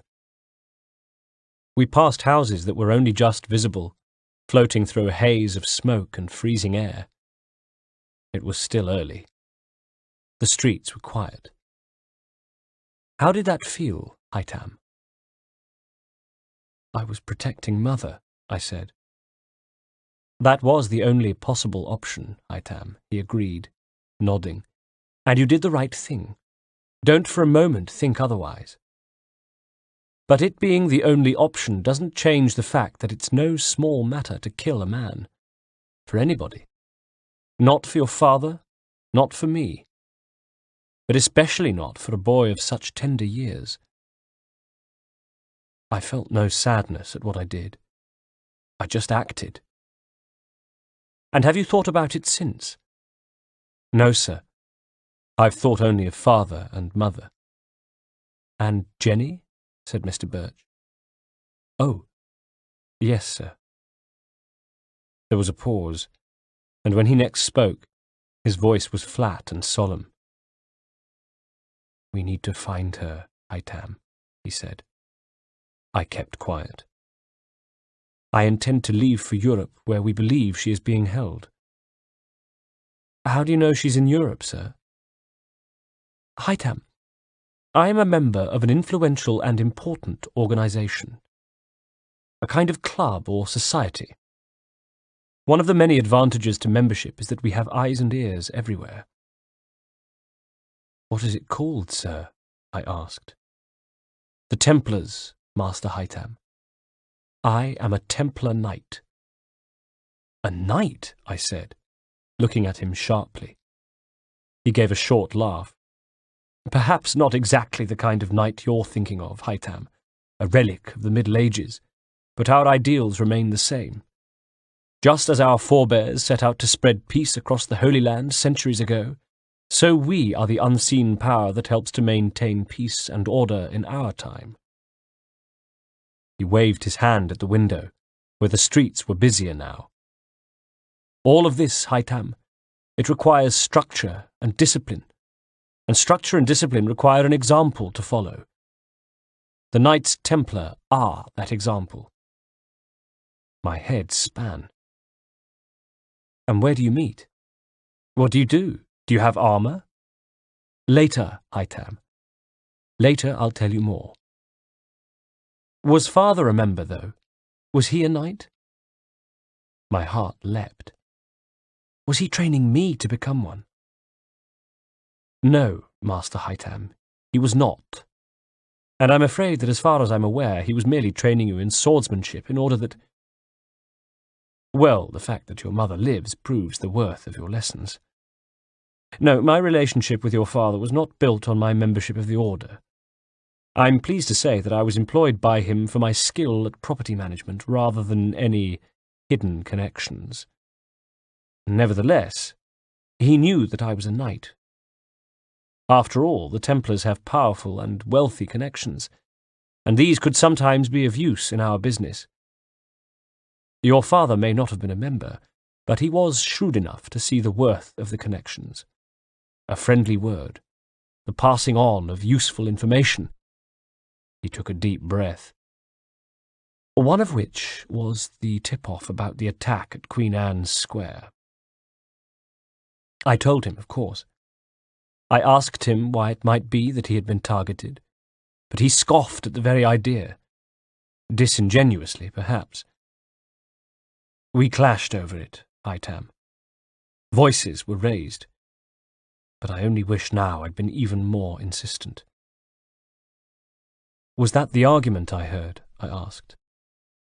He looked sideways at me. So you did hear, did you?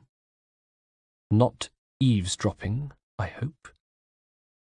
The tone in his voice made me more than thankful I hadn't been. No, Mr. Birch, sir. I heard raised voices, and that was all. He looked hard at me. Satisfied I was telling the truth, he faced forward. Your father was as stubborn as he was inscrutable. But he didn't ignore the warning, sir. He employed the soldiers, after all. Mr. Birch sighed. Your father didn't take the threat seriously, and would have done nothing. When he wouldn't listen to me, I took the step of informing your mother. It was at her insistence that he employed the soldiers. I wish now I had substituted the men from our ranks. They would not have been so easily overwhelmed. All I can do now is try to find his daughter for him and punish those responsible. To do that, I need to know why. What was the purpose of the attack? Tell me, what do you know of him before he settled in London, Master Haytham? Nothing, sir, I replied. He gave a dry chuckle. Well, that makes two of us. More than two of us, in fact. Your mother knows next to nothing also. And Jenny, sir? Ah, the equally inscrutable Jenny. As frustrating as she was beautiful, as inscrutable as she was adorable. Was, sir? A turn of phrase, Master Haytham. I hope with all my heart, at least. I remain hopeful that Jenny is safe in the hands of her captors, of use to them only if she is alive. You think she has been taken for a ransom? Your father was very rich. Your family might well have been targeted for your wealth, and your father's death unplanned. It's certainly possible. We have men looking into that possibility now. Equally, the mission may have been to assassinate your father, and we have men looking into that possibility also. Well, me, because of course I knew him well, and would know if he had any enemies. Enemies with the wherewithal to stage such an attack, I mean, rather than disgruntled tenants. And I came up with not a single possibility, which leads me to believe that the object may have been to settle a grudge. If so, then it's a long-standing grudge, something that relates to his time before London. Jenny, being the only one who knew him before London, may have had answers, but whatever she knew she has taken into the hands of her captors. Either way, Haytham, we need to locate her. There was something about the way he said, we. As I say, it is thought she will have been taken somewhere in Europe. So Europe is where we will conduct our search for her, and by we, I mean you and me, Haytham. I started. Sir? I said, hardly able to believe my ears. That's right, he said. You shall be coming with me. Mother needs me, sir. I can't leave her here. Mr. Birch looked at me again, in his eyes neither kindliness nor malice. Haytham, he said, I'm afraid the decision is not yours to make. It is for Mother to make, I insisted. Well, quite. What do you mean, sir? He sighed. I mean, have you spoken to your mother since the night of the attack? She's been too distressed to see anyone but Miss Davy or Emily. She stayed in her room, and Miss Davy says I'm to be summoned when she can see me. When you do see her, you will find her changed. Sir? On the night of the attack, Tessa saw her husband die, and her little boy kill a man. These things will have had a profound effect on her, Haytham. She may not be the person you remember. All the more reason she needs me. Maybe what she needs is to get well, Haytham. Possibly with as few reminders of that terrible night around her as possible. I understand, sir, I said. I'm sorry if that comes as a shock, Haytham. He frowned. And I may well be wrong, of course. But I've been dealing with your father's business affairs since his death, and we've been making arrangements with your mother. I've had the opportunity of seeing her firsthand, and I don't think I'm wrong. Not this time. 3. Mother called for me shortly before the funeral. When Betty, who had been full of red-faced apologies for what she called her little lie-in, told me, my first thought was that she had changed her mind about me going to Europe with Mr. Birch. But I was wrong. Darting along to her room, I knocked and only just heard her tell me to come in, her voice so weak and reedy now, not at all how it used to be, when it was soft but commanding. Inside she was sitting by the window, and Miss Davy was fussing at the curtains. Even though it was daytime, it was hardly bright outside, but nevertheless, Mother was waving her hand in front of her, as if she were being bothered by an angry bird, rather than just some greying rays of winter sunlight. At last Miss Davy finished to Mother's satisfaction, and with a weary smile indicated me to a seat. Mother turned her head towards me very slowly, looked at me, and forced a smile. The attack had exacted a terrible toll on her. It was as though all the life had been leached out of her, as though she had lost the light she always had, whether she was smiling or cross or, as Father always said, wearing her heart on her sleeve. Now the smile slowly slid from her lips, which settled back into a blank frown, as though she'd tried but no longer had the strength to keep up any pretense. "You know I'm not going to the funeral, Haytham," she said blankly. "Yes, Mother. I'm sorry. I'm sorry, Haytham, I really am. But I'm not strong enough." She never usually called me Haytham. She called me darling. "Yes, Mother," I said, knowing that she was. She was strong enough. "Your mother has more pluck than any man I've ever met, Haytham," Father used to say. They had met shortly after they moved to London, and she had pursued him. Like a lioness in pursuit of her prey, Father had joked, a sight as blood-curdling as it was awe-inspiring, and earned himself a clout for that particular joke, the kind of joke you thought might have had an element of truth to it. She didn't like to talk about her family. Well-to-do was all I knew.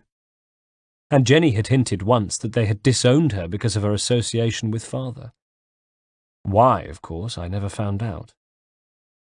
On the odd occasion I'd pestered Mother about Father's life before London, she'd smiled mysteriously. He'd tell me when he was ready. Sitting in her room, I realized that at least part of the grief I felt was the pain of knowing that I'd never hear whatever it was Father was planning to tell me on my birthday. Although it's just a tiny part of the grief, I should make clear. Insignificant compared to the grief of losing Father, and the pain of seeing Mother like this. So reduced. So lacking in that pluck Father spoke of. Perhaps it had turned out that the source of her strength was him. Perhaps the carnage of that terrible evening had simply been too much for her to take. They say it happens to soldiers. They get soldiers' heart and become shadows of their former selves. The bloodshed changes them somehow. Was that the case with Mother, I wondered? "I'm sorry, Haytham," she added. "It's all right, Mother." "No. I mean you are to go to Europe with Mr. Birch." "But I'm needed here, with you, to look after you." She gave an airy laugh. "Mamma's little soldier, huh?" and fixed me with a strange, searching look. I knew exactly where her mind was going. Back to what had happened on the stairs. She was seeing me thrust a blade into the eye socket of the masked attacker.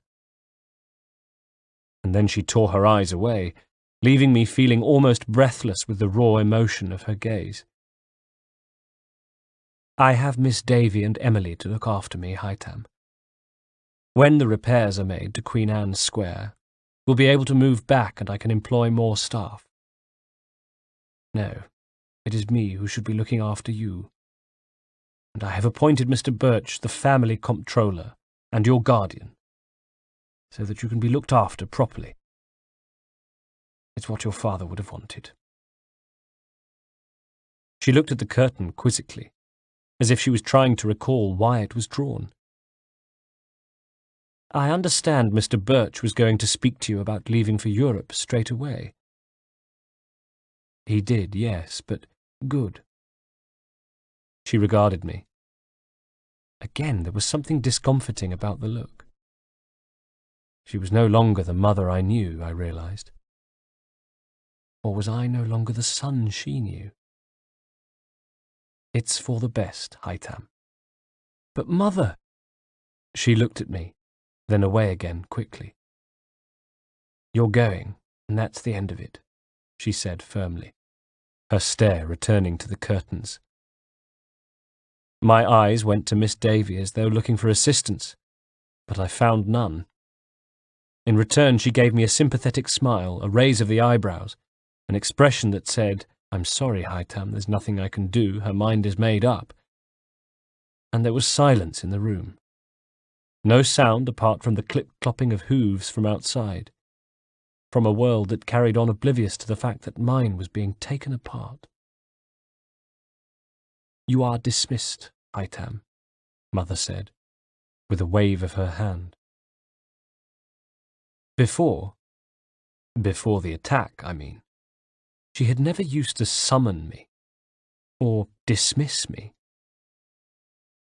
Before, she had never let me leave her side without at least a kiss on the cheek, and she'd told me she loved me at least once a day.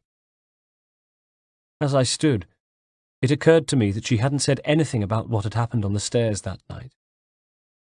She had never thanked me for saving her life. At the door I paused and turned to look at her, and wondered whether she wished the outcome had been different. 4.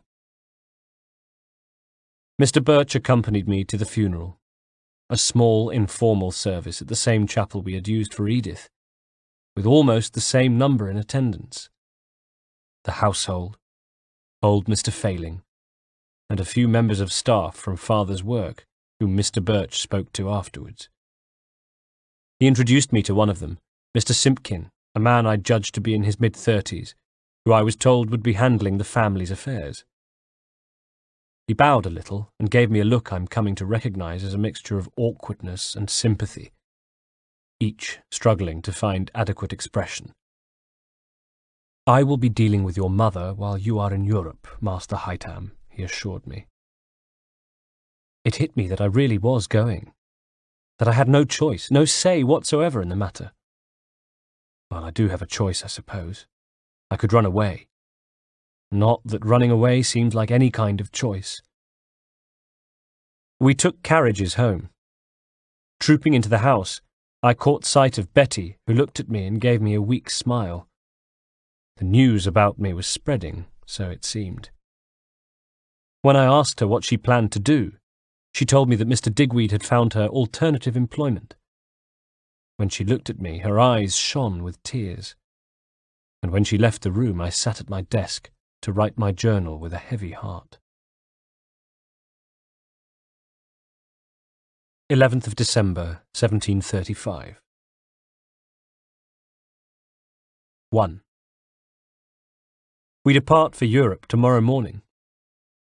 It strikes me how few preparations are needed. It is as though the fire had already severed all my ties with my old life. What few things I had left were only enough to fill 2 trunks, which were taken away this morning. Today I am to write letters, and also to see Mr. Birch in order to tell him about something that occurred last night, after I'd gone to bed. I was almost asleep when I heard a soft knocking at the door, sat up and said, "Come in," fully expecting it to be Betty. It wasn't. I saw the figure of a girl who stepped quickly into the room and shut the door behind her. She raised a candle so I could see her face and the finger she held to her lips. It was Emily, blonde-haired Emily, the chambermaid. "Master Haytham," she said, "I have something I need to tell you, which has been preying on my mind, sir." "Of course," I said, hoping my voice wouldn't betray the fact that I felt suddenly very young and vulnerable. "I know the maid of the Barretts," she said quickly. "Violet, who was one of those who came out of their houses that night. She was close to the carriage they put your sister in, sir. As they bundled Miss Jenny past her in the carriage, Miss Jenny caught Violet's eye and told her something quickly, which Violet has told me." "What was it?" I said. "It was very quick, sir, and there was plenty of noise, and before she could say any more, they bundled her into the carriage.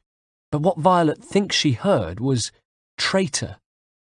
Next day, a man paid Violet a visit, a man with a West Country accent, or so she said, who wanted to know what she'd heard.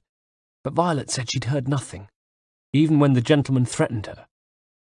He showed her an evil-looking knife, sir, out of his belt, but even then she said nothing." "But she told you?" "Violet's my sister, sir. She worries for me." "Have you told anyone else?" "No, sir." "I shall tell Mr. Birch in the morning," I said. "But, sir—" "What?" "What if the traitor is Mr. Birch?" I gave a short laugh and shook my head. "It isn't possible. He saved my life. He was there fighting the—" Something struck me. There is someone who wasn't there, though. 2. Of course I sent word to Mr. Birch at the first opportunity this morning, and he reached the same conclusion I had. An hour later, another man arrived, who was shown into the study. He was about the same age my father had been, and had a craggy face, scars, and the cold, staring eyes of some species of sea life. He was taller than Mr. Birch, and broader, and seemed to fill the room with his presence. A dark presence. And he looked at me. Down his nose at me. Down his wrinkled with disdain nose at me. "This is Mr. Braddock," said Mr. Birch, as I stood fixed into place by the newcomer's glare. "He is also a Templar. He has my total and utmost trust, Haytham." He cleared his throat and said loudly, "And a manner sometimes at odds with what I know to be in his heart." Mr. Braddock snorted and shot him a withering look. "Now, Edward," chided Birch. "Haytham, Mr. Braddock will be in charge of finding the traitor." "Thank you, sir," I said. Mr. Braddock looked me over, then spoke to Mr. Birch. "This Digweed," he said. "Perhaps you can show me his quarters." When I moved to follow them, Mr. Braddock glared at Mr. Birch, who nodded almost imperceptibly, then turned to me, smiling, with a look in his eyes that begged my forbearance. "Haytham," he said, "perhaps you should attend to other matters. Your preparations for leaving, perhaps." And I was compelled to return to my room, where I surveyed my already packed cases, then retrieved my journal in which to write the events of the day.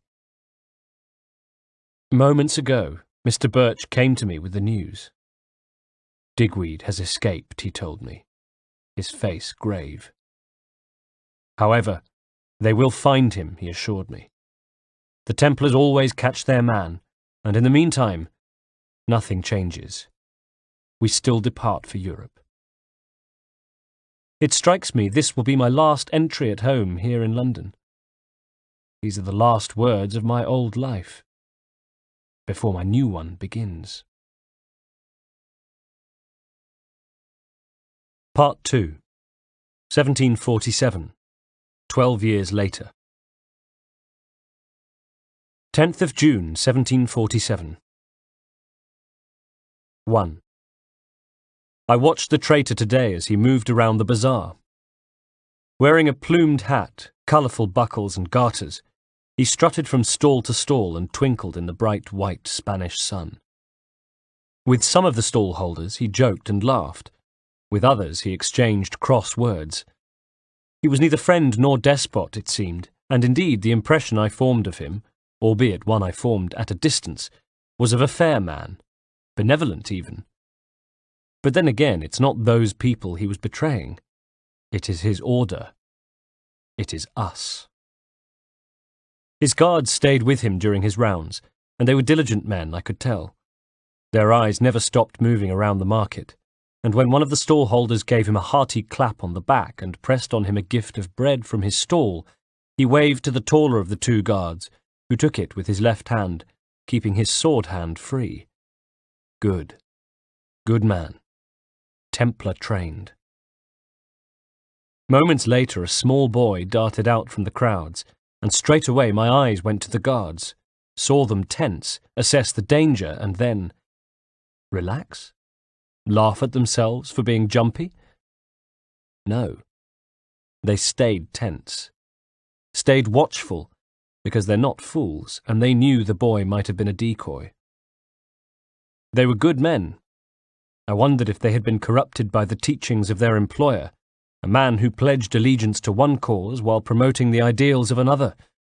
I hoped not, because I'd already decided to let them live.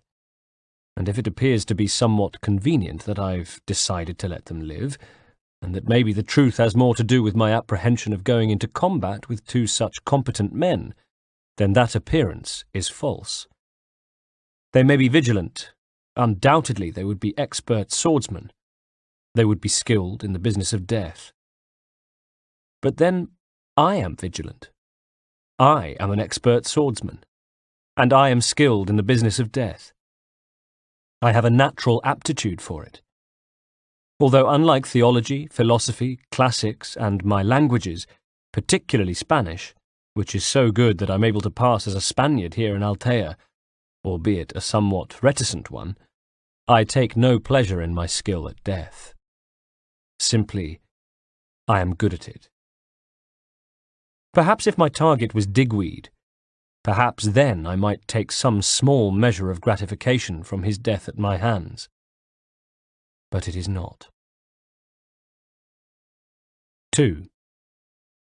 For the 5 years after we left London, Reginald and I scoured Europe, moving from country to country in a travelling caravan of staff and fellow knights who shifted around us, drifting in and out of our lives, we too the only constants, as we moved from one country to the next, sometimes picking up the trail of a group of Turkish slavers who were believed to be holding Jenny, and occasionally acting on information concerning Digweed, which Braddock would attend to, riding off for months on end, but always returning empty-handed. Reginald was my tutor, and in that respect he had similarities to father. First, in that he tended to sneer at almost anything from books, constantly asserting that there existed a higher, more advanced learning than could be found in dusty old schoolbooks, which I later came to know as Templar learning, and second, in that he insisted I think for myself. Where they differed was that my father would ask me to make up my own mind. Reginald, I came to learn, viewed the world in more absolute terms. With father, I sometimes felt as if the thinking was enough, that the thinking was a means unto itself, and the conclusion I reached somehow less important than the journey. With father, facts and, looking back over past journals, I realize even the entire concept of truth could feel like shifting, mutable properties. There was no such ambiguity with Reginald, though, and in the early years when I might say otherwise, he'd smile at me and tell me he could hear my father in me. He'd tell me how my father had been a great man and wise in many ways, and quite the best swordsman he had ever known, but his attitude to learning was not as scholarly as it might have been. Does it shame me to admit that over time I came to prefer Reginald's way? The stricter Templar way. And though he was always good-tempered, quick with a joke and smile, he lacked the natural joy, even mischief, of father. He was always buttoned and neat, for one thing, and he was fanatical about punctuality. He insisted that things be orderly at all times. And yet, almost despite myself, there was something fixed about Reginald, some certainty, both inner and outer, that came to appeal to me more and more as the years passed. One day I realized why. It was the absence of doubt, and with it confusion, indecision, uncertainty. This feeling of knowing that Reginald imbued in me, was my guide from boyhood to adulthood. I never forgot my father's teachings. On the contrary, he would have been proud of me because I questioned his ideals. In doing so, I adopted new ones. We never found Jenny. Over the years, I'd mellowed towards her memory. Reading back over my journals, the young me could not have cared less about her, something I'm somewhat ashamed of, because I'm a grown man now, and I see things in different terms. Not that my youthful antipathy towards her did anything to hinder the hunt for her, of course. In that mission, Mr. Birch had more than enough zeal for the two of us. But it wasn't enough. The funds we received from Mr. Simpkin in London were handsome, but they weren't without end. We found a chateau in France, hidden near Troyes, in the Landes of Champagne, in which to make our base, where Mr. Birch continued my apprenticeship, sponsoring my admittance as an adept and then, 3 years ago, as a fully fledged member of the order. Weeks would go by with no mention of either Jenny or Digweed. Then months. We were involved in other Templar activities. The War of the Austrian Succession had seemed to gobble the whole of Europe into its greedy maw, and we were needed to help protect Templar interests. My aptitude, my skill at death, became apparent, and Reginald was quick to see its benefits. The first to die, not my first kill, of course, my first assassination, I should say, was a greedy merchant in Liverpool. My second was an Austrian prince. After the killing of the merchant, 2 years ago, I returned to London, only to find that building work was continuing at Queen Anne's Square, and Mother was too tired to see me that day, and would be the following day as well. Is she too tired to answer my letters too? I asked Mrs. Davy, who apologised and averted her gaze. I asked Mrs. Davy, who apologised and averted her gaze. Afterwards I rode to Herefordshire, hoping to locate Digweed's family, to no avail. The traitor in our household was never to be found, it seemed. Or is never to be found, I should say. But then the fire of vengeance in my gut burns less fiercely these days. Perhaps simply because I've grown. Perhaps because of what Reginald has taught me about control of oneself, mastery of one's own emotions. Even so, dim it may be, but it continues to burn within me. 3. The hostel owner's wife has just been to visit, throwing a quick look down the steps before she closed the door behind her. A messenger arrived while I was out, she said, and handed his missive to me with a lascivious look that I might have been tempted to act upon, if I hadn't had other things on my mind. The events of last night, for example. So instead I ushered her out of my room and sat down to decode the message.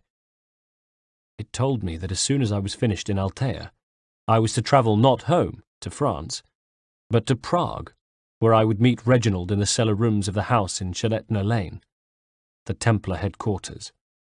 He has an urgent matter to discuss with me. In the meantime, I have my cheese. Tonight, the traitor meets his end.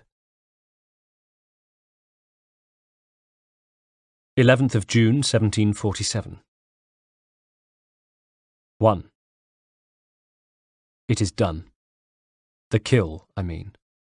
And though it was not without its complications, the execution was clean, insofar as he is dead and I remain undetected, and for that I can allow myself to take a measure of satisfaction in having completed my task. His name was Juan Vedomir, and supposedly his job was to protect our interests in Altea. That he had used the opportunity to build an empire of his own was tolerated. The information we had was that he controlled the port and market with a benign hand, and certainly on the evidence of earlier that day he seemed to enjoy some support, even if the constant presence of his guards proved that wasn't always the case. Was he too benign, though? Reginald thought so, had investigated, and eventually found that Vedomir's abandonment of Templar ideologies was so complete as to amount to treachery. We are intolerant of traitors in the Order. I was dispatched to Altea. I watched him, and last night I took my cheese and left my hostel for the last time, making my way along cobbled streets to his villa. "Yes," said the guard who opened his door. "I have cheese," I said.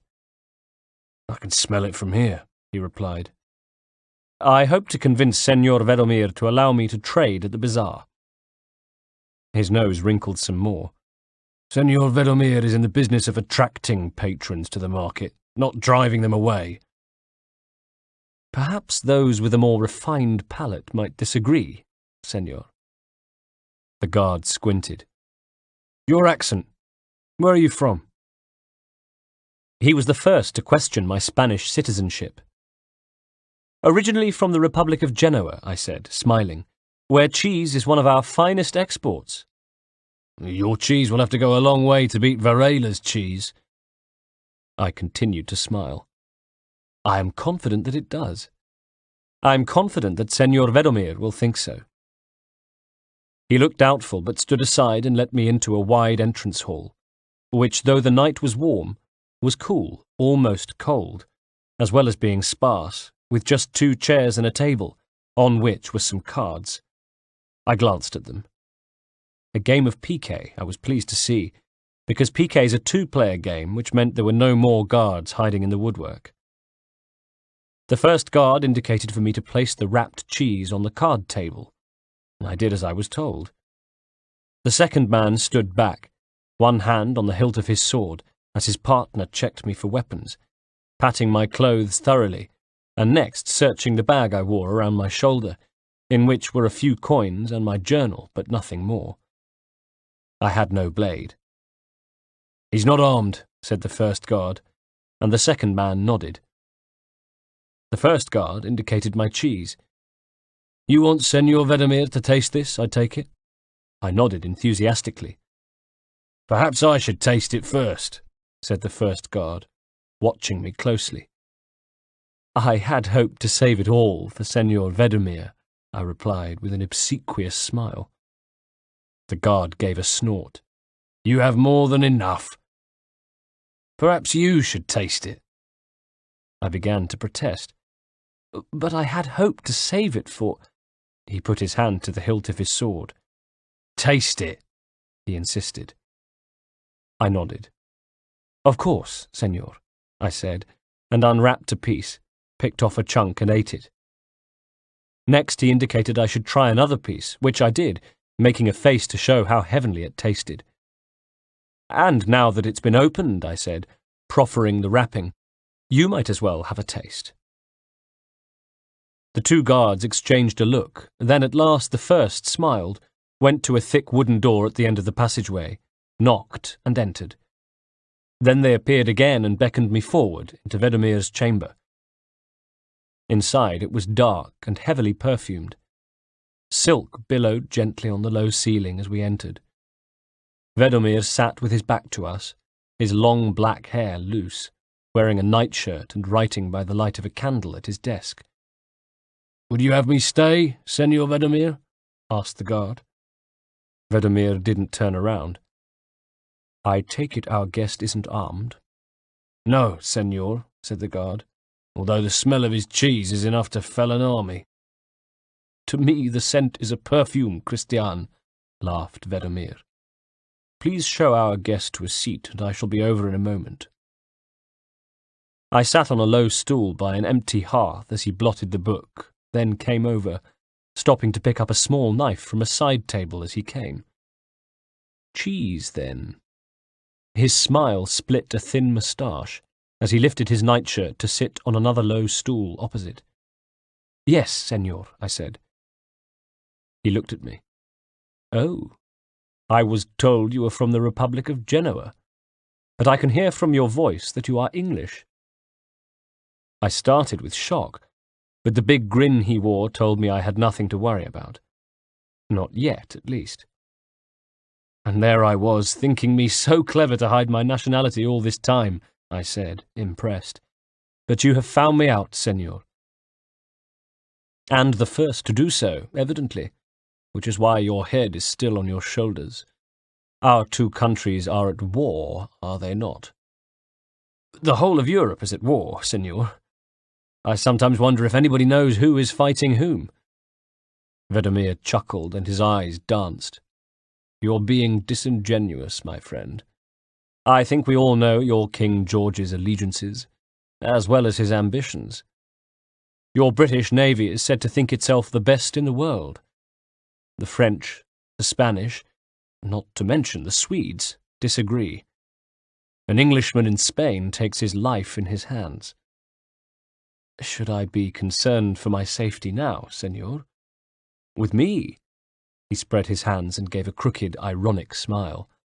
I like to think I rise above the petty concerns of kings, my friend. Then who do you serve, senor? Why, the people of the town, of course.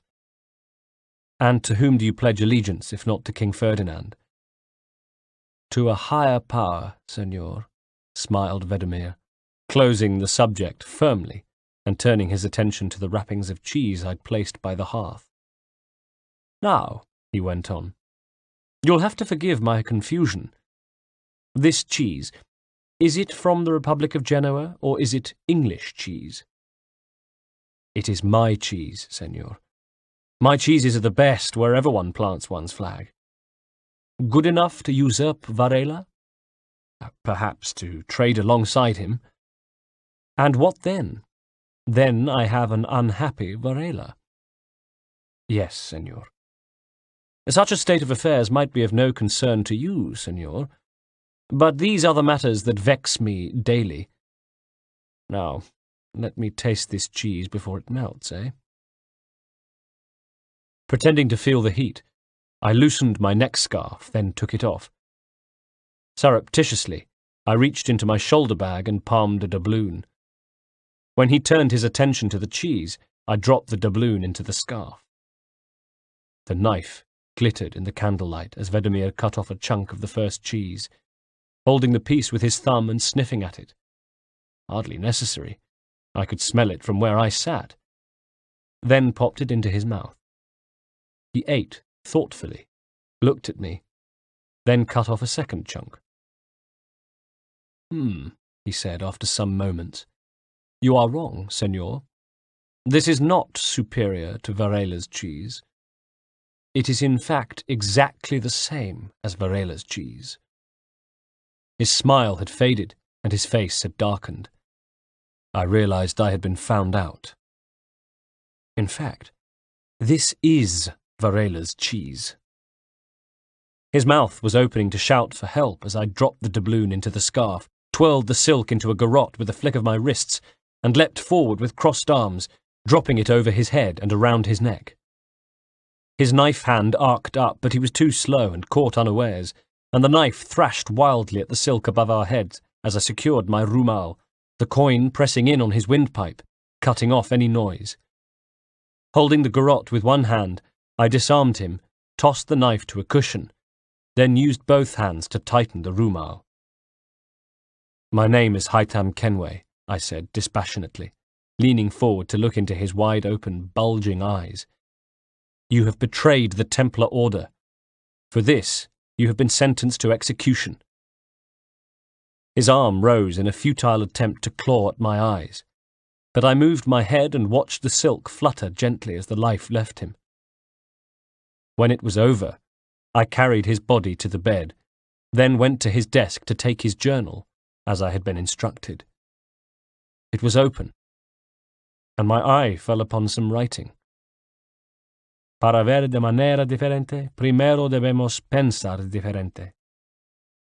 I read it again, translating it carefully, as though I were learning a new language. To see differently, we must first think differently. I stared at it for some moments, deep in thought, then snapped the book shut and stowed it in my bag, returning my mind to the job at hand. Vedomir's death would not be discovered until morning, by which time I would be long gone, on my way to Prague, where I now had something to ask Reginald. 18th of June, 1747. 1. It's about your mother, Haytham. He stood before me in the basement of the headquarters on Chiletna Lane. He had made no effort to dress for Prague.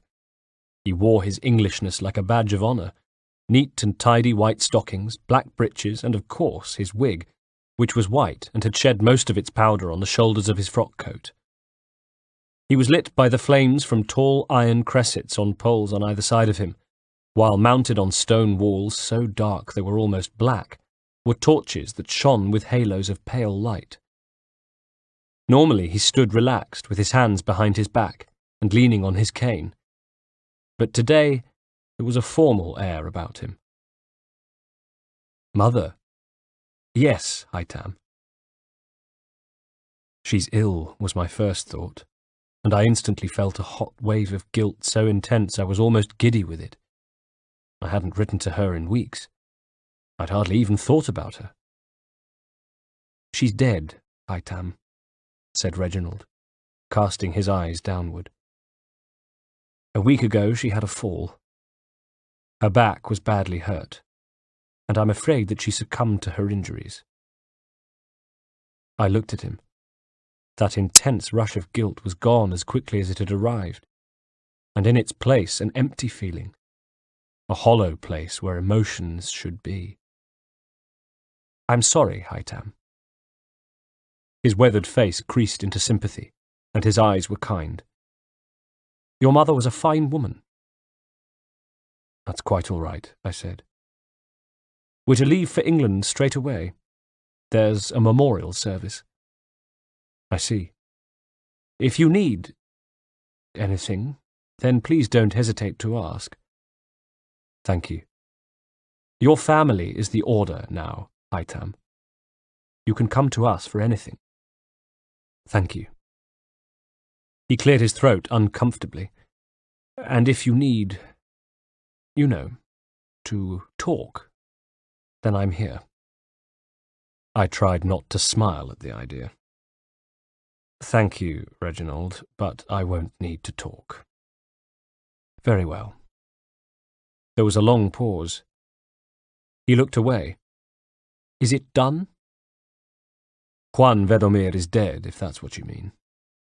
And you have his journal? I'm afraid not. For a moment his face fell. Then it grew hard. Very hard. I'd seen his face do that before, in an unguarded moment. What? He said simply.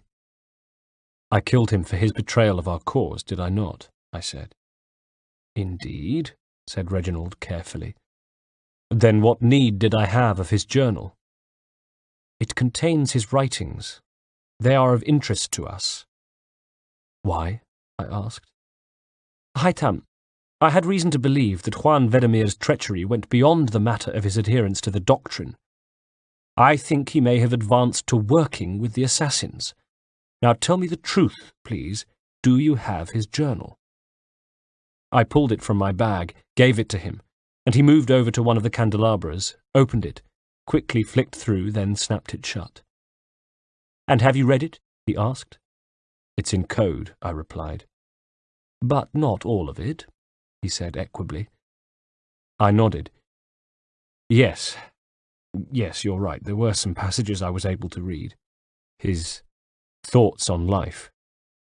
They made interesting reading. In fact, I was particularly intrigued, Reginald, by how much Juan Vedomir's philosophy was consistent with what my father once taught me. Quite possibly. And yet you had me kill him. I had you kill a traitor to the order, which is something else entirely. Of course, I knew your father felt differently to me concerning many, perhaps even most, of the tenets of the order, but that's because he didn't subscribe to them. The fact that he wasn't a Templar didn't make me respect him less. I looked at him. I wondered if I had been wrong to doubt him. Why, then, is the book of interest? Not for Vedemir's musings on life, that much is certain, smiled Reginald, and gave me a sideways smile. As you say, they were similar to your father's, and we both know our feelings about that. No, it's the coded passages I'm interested in, which, if I'm right, will contain details of the keeper of a key. A key to what? All in good time. I made a sound of frustration. Once I have decoded the journal, Haytham, he pressed, when, if I'm right, we'll be able to begin the next phase of the operation. And what might that be? He opened his mouth to speak, but I said the words for him. All in good time, Haytham, is that it? More secrets, Reginald? He bristled. Secrets? Really? Is that what you think? What exactly have I done to deserve your suspicion, Haytham, other than to take you under my wing, sponsor you in the order, give you a life? You know, I might be forgiven for thinking you rather ungrateful at times, sir. We were never able to find Digweed, though, were we? I said, refusing to be cowed. There never was a ransom demand for Jenny, so the main purpose of the raid had to be father's death. We hoped to find Digweed, Haytham.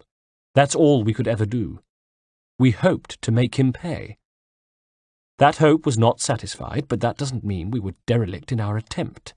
Moreover, I had a duty of care to you, Haytham, which was fulfilled.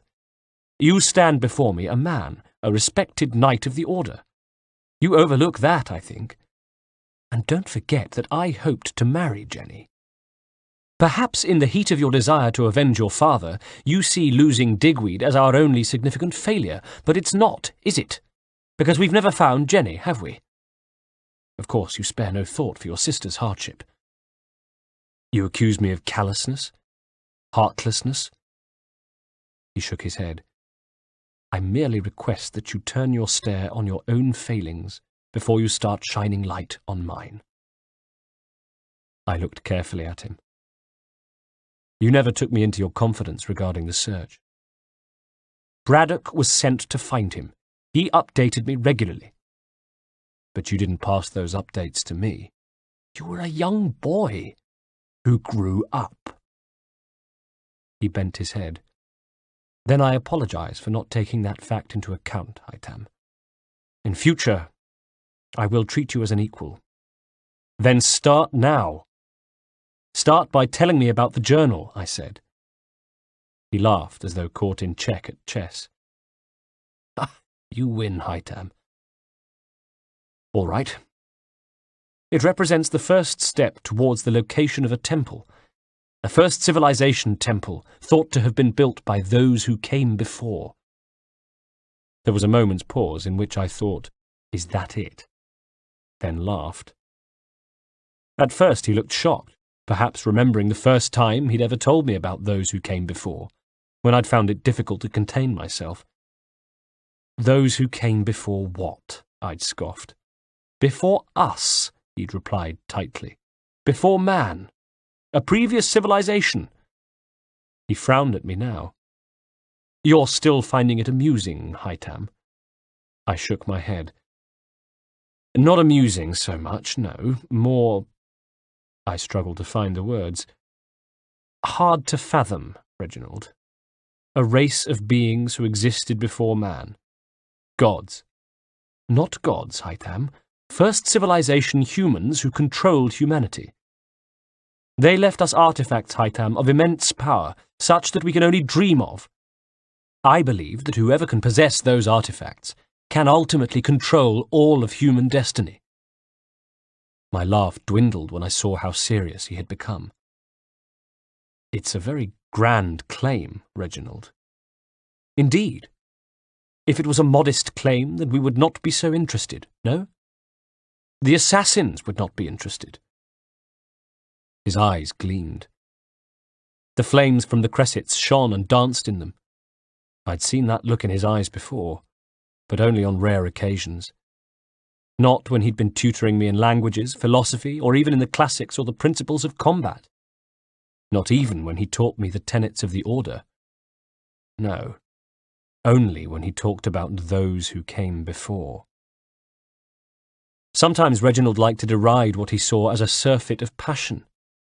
He thought of it as a shortcoming. When he talked about the beings of the first civilization, however, he talked like a zealot.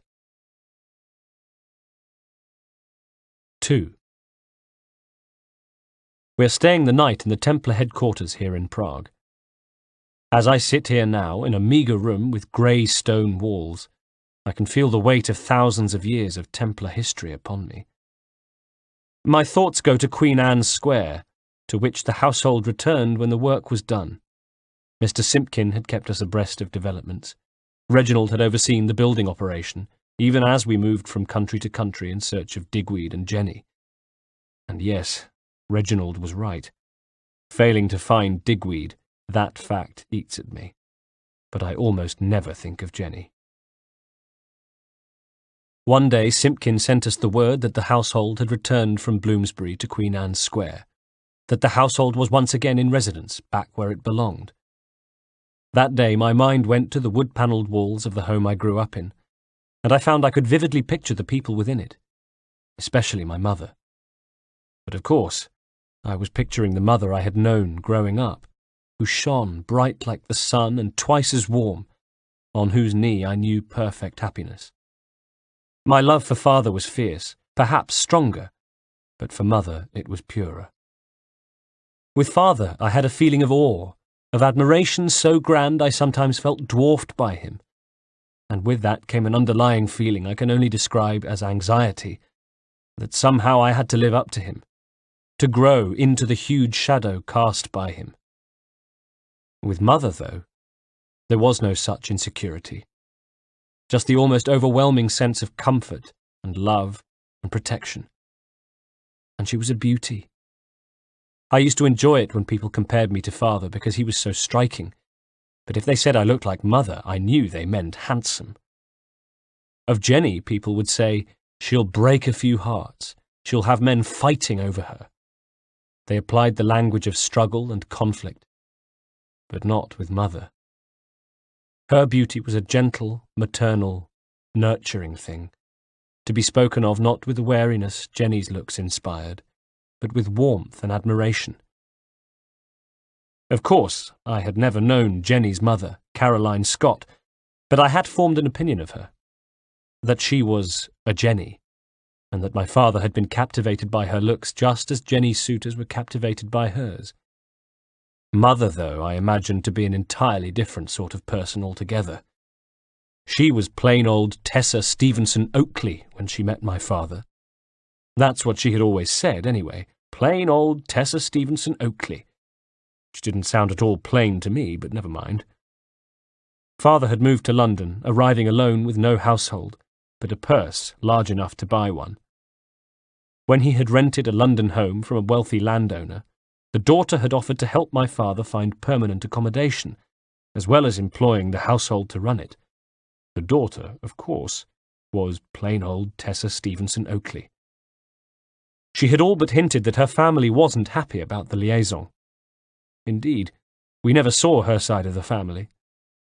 She devoted her energies to us, and until that dreadful night, the person who had her undivided attention, her unending affection, her unconditional love, was me. But the last time I had seen her, there was no sign of that person. When I think back to our final meeting now, what I remember is the suspicion in her eyes, which I realize was contempt. When I killed the man about to kill her, I changed in her eyes. I was no longer the boy who had sat on her knee. I was a killer. 20th of June, 1747. En route to London, I reread an old journal. Why? Some instinct, perhaps. Some subconscious nagging doubt, I suppose. Whatever it was, when I reread the entry of 10th of December, 1735, I all of a sudden knew exactly what I had to do when I reached England. 2nd to 3rd of July, 1747. Today was the service, and also, well, I shall explain. After the service, I left Reginald talking to Mr. Simpkin on the steps of the chapel. To me, Mr. Simpkin said that he had some papers for me to sign. In the light of Mother's death, the finances were mine. With an obsequious smile, he said he hoped that I had considered him more than satisfactory in managing the affairs so far. I nodded, smiled, said nothing committal, told him I wanted a little time to myself, and slipped away, seemingly to be alone with my thoughts. I hoped that the direction of my wanderings looked random as I made my way along the thoroughfare, staying clear of carriage wheels that splashed through mud and manure on the highway, weaving through people thronging the streets, tradesmen in bloodied leather aprons, whores and washerwomen. But it wasn't. It wasn't random at all. One woman in particular was up ahead, like me, making her way through the crowds, alone and probably lost in thought. I had seen her at the service, of course. She'd sat with the other staff, Emily and 2 or 3 others I didn't recognise, on the other side of the chapel, with a handkerchief at her nose. She had looked up and seen me. She must have done. But she made no sign. I wondered, did Betty, my old nursemaid, even recognise me? And now I was following her, keeping a discreet distance behind so she wouldn't see me if she happened to glance backwards. It was getting dark by the time she reached home. Or not home, but the household for which she now worked. A grand mansion that loomed in the charcoal sky, not too dissimilar to the one at Queen Anne's Square. Was she still a nursemaid, I wondered? Or had she moved up in the world? Did she wear the uniform of a governess beneath her coat? The street was less crowded than before, and I lingered out of sight, watching as she took a short flight of stone steps down towards the below-stairs quarters and let herself in. When she was out of sight, I crossed the highway and sauntered towards the house, aware of the need to look inconspicuous in case eyes were seeing me from the windows. Once upon a time, I was a young boy who had looked from the windows of the house in Queen Anne's Square, watched passers-by come and go, and wondered about their business. Was there a little boy in this household watching me now, wondering who is this man? Where has he come from? Where is he going? So I wandered along the railings at the front of the mansion, and glanced down to see the lit windows of what I assumed were the servants' quarters, only to be rewarded with the unmistakable silhouette of Betty appearing at the glass and drawing a curtain. I had the information I'd come for. I returned after midnight, when the drapes at the windows of the mansion were shut, the street was dark, and the only lights were those fixed to the occasional passing carriage. Once again I made my way to the front of the house, and with a quick look left and right, scaled the railings and dropped silently down into the gully on the other side. I scuttled along it until I found Betty's window, where I stopped and very carefully placed my ear to the glass, listening for some moments until I was satisfied that there was no movement from within. And then, with infinite patience, I applied my fingertips to the bottom of the sash window and lifted, praying it wouldn't squeak and, when my prayers were answered, letting myself in and closing the window behind me. In the bed she stirred slightly, at the breath of air from the open window, perhaps. Some unconscious sensing of my presence? Like a statue I stood and waited for her deep breathing to resume, and felt the air around me settle, my incursion absorbed into the room, so that after a few moments it was as though I were a part of it, as though I had always been a part of it, like a ghost. And then I took out my sword. It was fitting, ironic, perhaps, that it should have been the sword given to me by my father. These days I rarely go anywhere without it. Years ago, Reginald asked me when I expected it to taste blood, and it has, of course, many times. And if I was right about Betty, then it would once again. I sat on the bed and put the blade of the sword close to her throat, then clamped my hand over her mouth. She woke. Immediately her eyes were wide with terror. Her mouth moved and my palm tickled and vibrated as she tried to scream.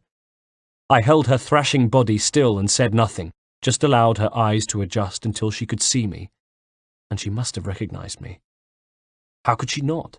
when she nursed me for 10 years, was like a mother to me. How can she not have recognised Master Haytham? When she had finished struggling, I whispered, "Hello, Betty," with my hand still over her mouth. "I have something I need to ask you. To answer, you will need to speak. For you to speak, I'll need to take my hand from your mouth, and you may be tempted to scream. But if you scream—" I applied the tip of the sword to her throat to make my point. And then, very gently, I lifted my hand from her mouth. Her eyes were hard, like granite. For a moment I felt myself retreat to childhood, and was almost intimidated by the fire and fury there, as though the sight of them triggered a memory of being scolded that I couldn't help but respond to. "I should put you over my knee for this, Master Haytham," she hissed. "How dare you creep into a lady's room when she sleeps? Did I teach you nothing? Did Edith teach you nothing? Your mother?"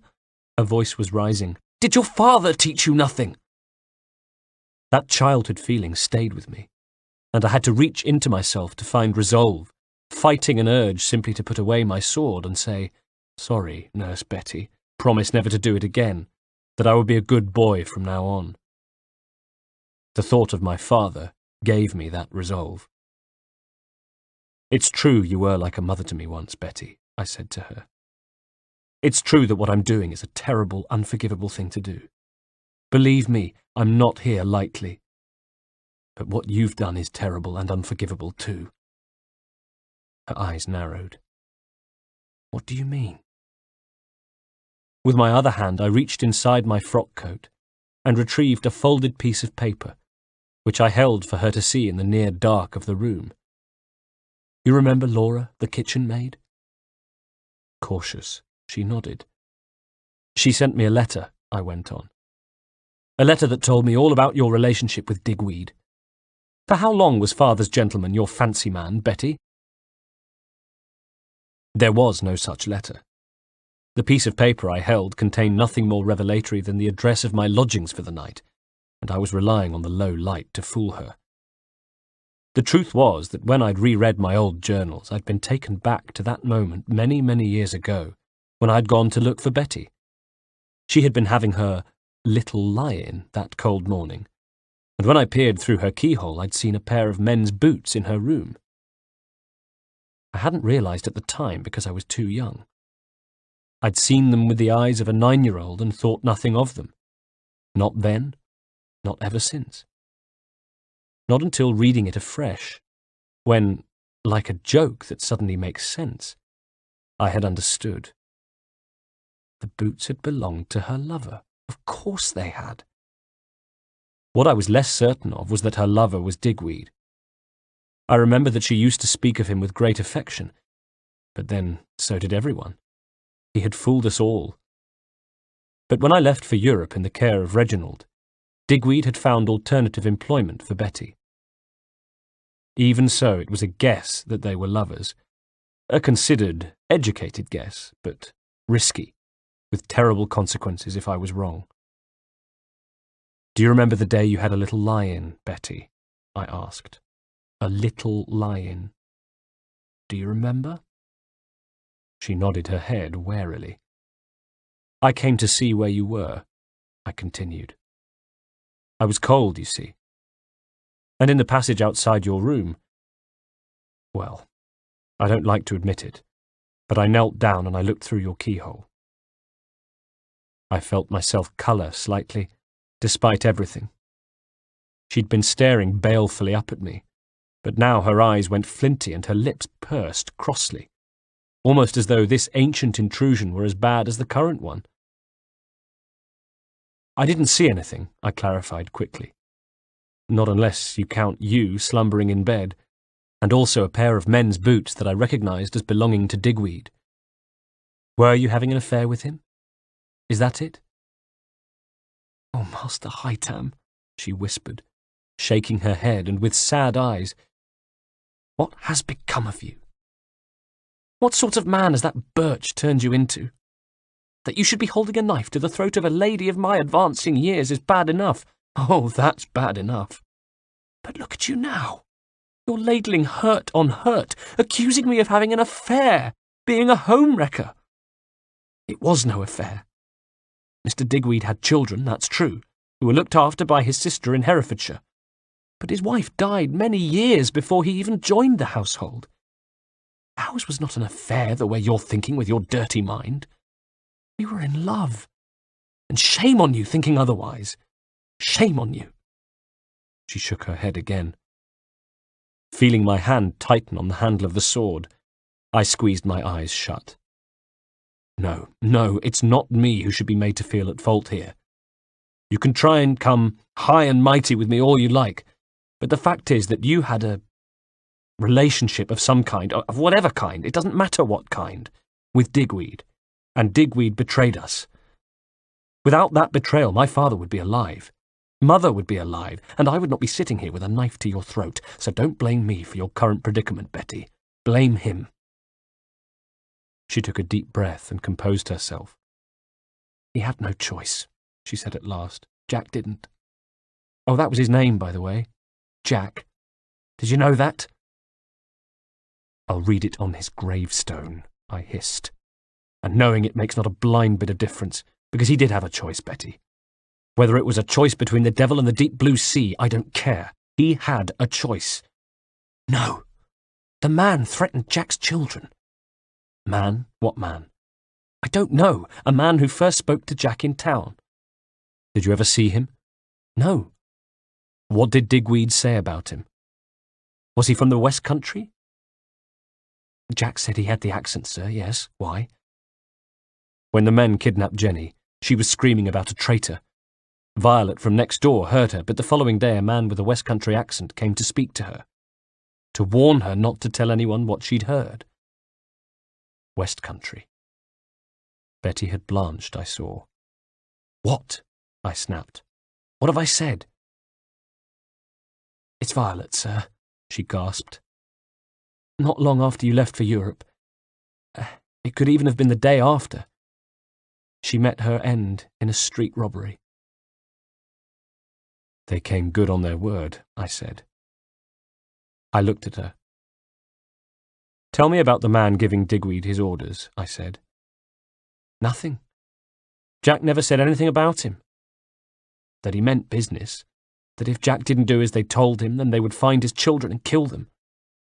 They said that if he told the master, then they'd find his boys, cut them and kill them slowly, all of that. They told him what they were planning to do to the house, but on my life, Master Haytham, they told him that nobody would be hurt, that it would all happen at the dead of night. Something occurred to me.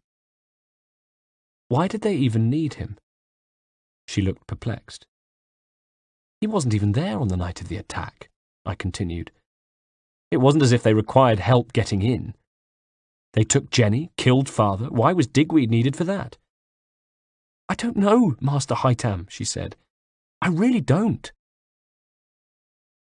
When I looked down at her, it was with a kind of numbness. Before, when I'd been waiting for darkness to fall, anger had been simmering, bubbling within me. The idea of Digweed's treachery lighting a fire beneath my fury. The idea that Betty had colluded, or even known, adding fuel to it. I'd wanted her to be innocent. Most of all, I'd wanted her dalliance to be with another member of the household. But if it was with Digweed, then I wanted her to know nothing about his betrayal. I wanted her to be innocent, for if she was guilty, then I had to kill her, because if she could have done something to stop the slaughter of that night and failed to act, then she had to die. That was justice. It was cause and effect, checks and balances, an eye for an eye, and that's what I believe in. That's my ideology. A way of negotiating a passage through life that makes sense even when life itself so rarely does. A way of imposing order upon chaos. But the last thing I wanted to do was kill her. Where is he now? I asked softly. I don't know, Master Haytham. Her voice quavered with fear. The last time I heard from him was the morning he disappeared. Who else knew you and he were lovers? Nobody, she replied. We were always so careful. apart from leaving his boots in view. They were moved sharpish, her eyes hardened, and most folk weren't in the habit of peering through the keyhole. There was a pause. "What happens now, Master Haytham?" she said, a catch in her voice. "I should kill you, Betty," I said simply. And looking into her eyes, I saw the realization dawn on her that I could if I wanted to, that I was capable of doing it. She whimpered. I stood. "But I won't. There's already been too much death as a result of that night. We will not meet again. For your years of service and nurture, I award you your life and leave you with your shame. Goodbye." 14th of July, 1747. 1. After neglecting my journal for almost 2 weeks, I have much to tell, and should recap, going right back to the night I visited Betty. After leaving, I'd returned to my lodgings, slept for a few fitful hours, then rose, dressed, and took a carriage back to her house. There I bid the driver wait some distance away, close enough to see, but not close enough to draw suspicion, and as he snoozed, grateful for the rest, I sat and gazed out of the window, and waited. For what? I didn't know for sure. Yet again I was listening to my instinct. And yet again it proved correct, for not long after daybreak, Betty appeared.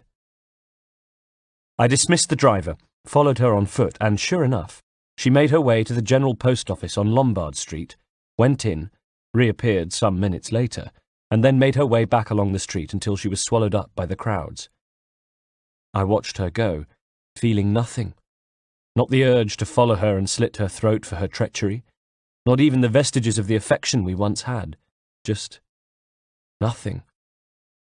Instead, I took up position in a doorway and watched the world go by, flicking beggars and street sellers away with my cane as I waited for perhaps an hour until... Yes, there he was. The letter carrier, carrying his bell and case full of mail. I pushed myself out of the doorway and, twirling my cane, followed him, closer and closer until he moved on to a side road, where there were fewer pedestrians, and I spotted my chance.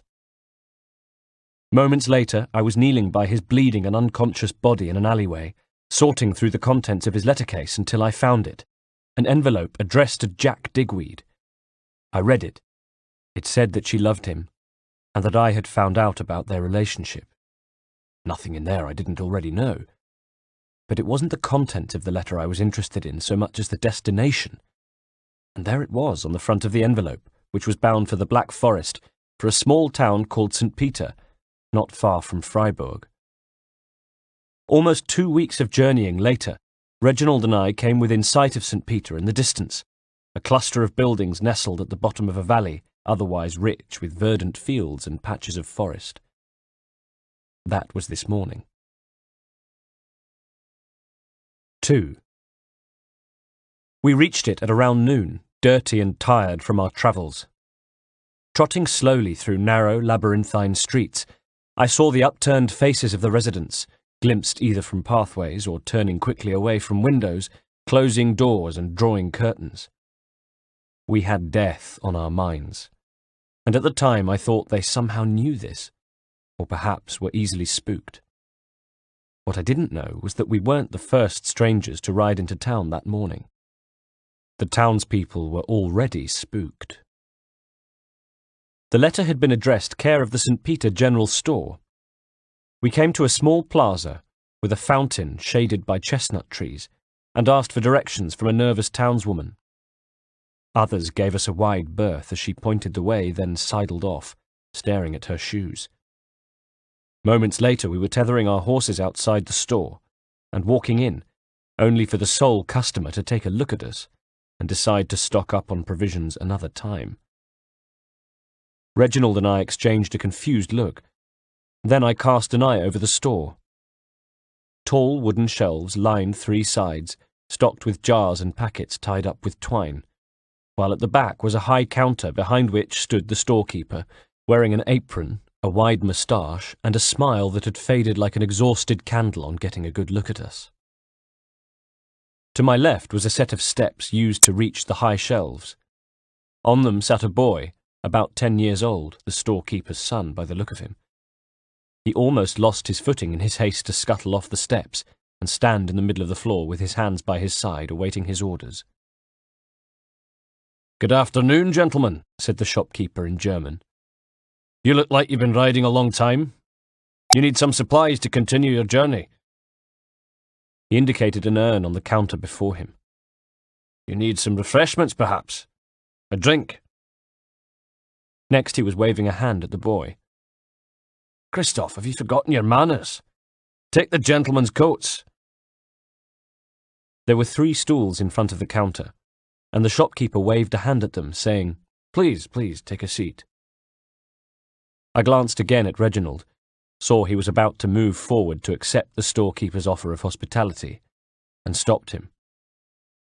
"No, thank you," I said to the shopkeeper. "My friend and I don't intend to stay." From the corner of my eye, I saw Reginald's shoulders sag, but he said nothing. "All we need from you is information," I added. A cautious look fell across the shopkeeper's face, like a dark curtain. "Yes," he said warily. "We need to find a man. His name is Digweed. Jack Digweed. Are you acquainted with him?" He shook his head.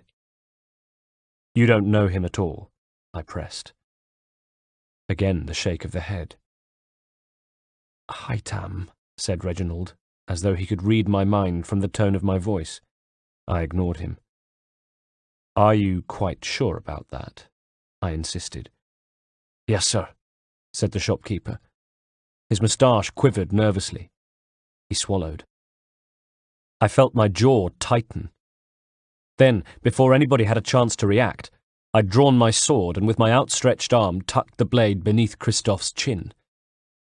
The boy gasped, raised himself on his tiptoes, and his eyes darted as the blade pressed into his throat. I hadn't taken my eyes off the shopkeeper. "Haytham," said Reginald again. "Let me handle this, please, Reginald," I said, and addressed the storekeeper. "Digweed's letters are sent care of this address," I said. "Let me ask you again. Where is he?" "Sir," pleaded the shopkeeper. His eyes darted from me to Christoph, who was making a series of low noises as though he were finding it difficult to swallow. "Please don't hurt my son." His pleas fell on deaf ears. "Where is he?" I repeated. "Sir," pleaded the owner. His hands implored. "I cannot say." With a tiny flick of the wrist, I increased the pressure of my blade on Christoph's throat, and was rewarded with a whimper. From the corner of my eye, I saw the boy rise even higher on his tiptoes, and felt, but did not see, Reginald's discomfort to the other side of me. All the time, my eyes never left those of the shopkeeper. Please, sir, he said quickly, those imploring hands waving in the air, as though he were trying to juggle an invisible glass. "I can't say. I was warned not to." "Aha," I said. Who warned you? Was it him? Was it Digweed?" "No, sir," insisted the shopkeeper.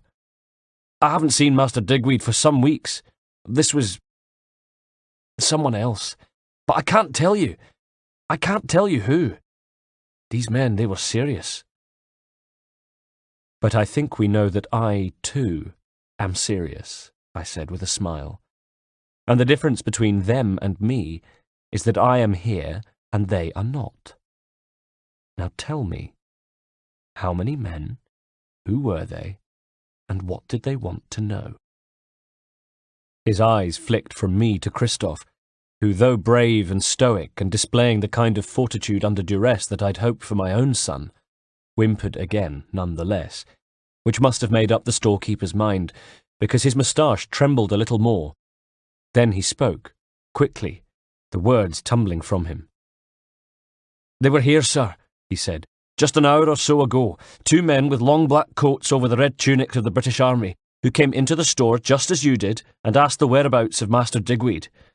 When I told them, thinking little of it, they became very grave, sir, and told me that some more men might arrive looking for Master Digweed, and if they did, then I was to deny all knowledge of him on pain of death, and not to say that they had been here." "Where is he?" "A cabin, 15 miles north of here in the woods." Neither Reginald nor I said a word. We both knew we didn't have a minute to spare, and without pausing to make more threats or to say goodbye, or perhaps even apologise to Christoph for frightening him half to death, we both dashed out of the door, untethered and mounted our steeds, and spurred them on with yells. We rode as hard as we dared for over half an hour, until we had covered maybe 8 miles of pasture, all of it uphill, our horses now becoming tired. We came to a tree line only to discover that it was a narrow band of pine, and we arrived on the other side to see a ribbon of trees stretching around the summit of a hill on either side.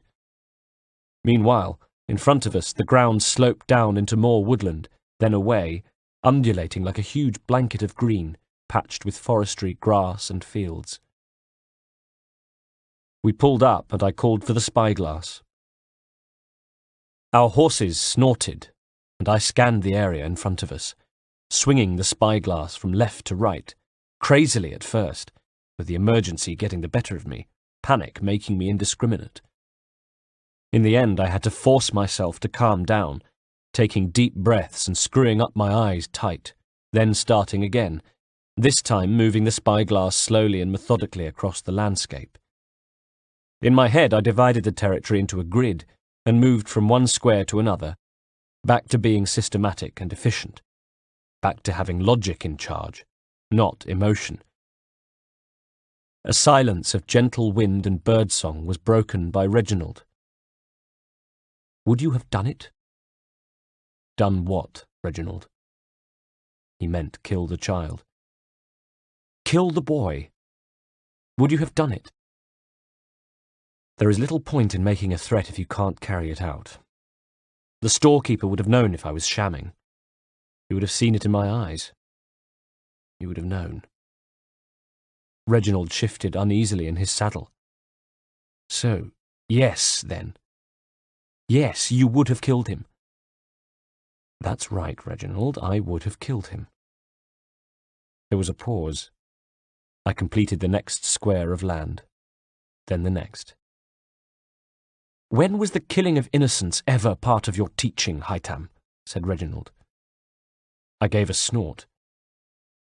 "Just because you taught me to kill, Reginald, it doesn't give you the final say on whom I kill and to what end. I taught you honour. I taught you a code. I remember you, Reginald, about to dispense your own form of justice outside White's all those years ago. Was that honourable?" Did he redden slightly? Certainly he shifted uncomfortably on his horse. "The man was a thief," he said. "The men I seek are murderers, Reginald." "Even so," he said with a touch of irritation, "perhaps your zeal is clouding your judgment." Again I gave a contemptuous snort. "This from you? Is your fascination with those who came before, strictly speaking, in line with Templar policy?" "Of course." "Really? Are you sure you haven't been neglecting your other duties in favour of it? What letter writing, what journaling, what reading have you been doing lately, Reginald?" "Plenty," he said indignantly. "That hasn't been connected with those who came before," I added. For a moment he blustered, sounding like a red-faced fat man given the wrong meat at dinner. "I'm here now, aren't I?" "Indeed, Reginald," I said, just as I saw a tiny plume of smoke coming from the woodland. "I see smoke in the trees, possibly from a cabin. We should head for there." At the same time, there was a movement not far away in a crop of fir trees, and I saw a rider heading up the furthest hill away from us. "Look, Reginald, there. Do you see him?" I adjusted the focus. The rider had his back to us, of course, and was a distance away, but one thing I thought I could see was his ears. I was sure he had pointed ears. "I see one man, Haytham, but where is the other?" said Reginald. Already pulling on the reins of my steed, I said, "Still in the cabin, Reginald. Let's go." 3. It was perhaps another 20 minutes before we arrived. 20 minutes during which I pushed my steed to her limit, risking her through trees and over wind-fallen branches, leaving Reginald behind as I raced towards where I'd seen the smoke, to the cabin where I was sure I'd find Digweed. Alive? Dead? I didn't know.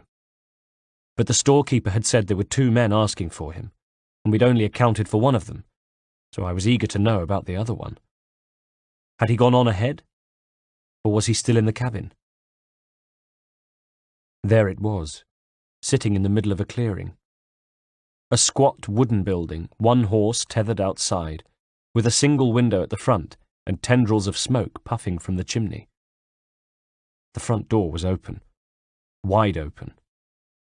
At the same time as I came bolting into the clearing, I heard a scream from inside, and I spurred my steed to the door, drawing my sword.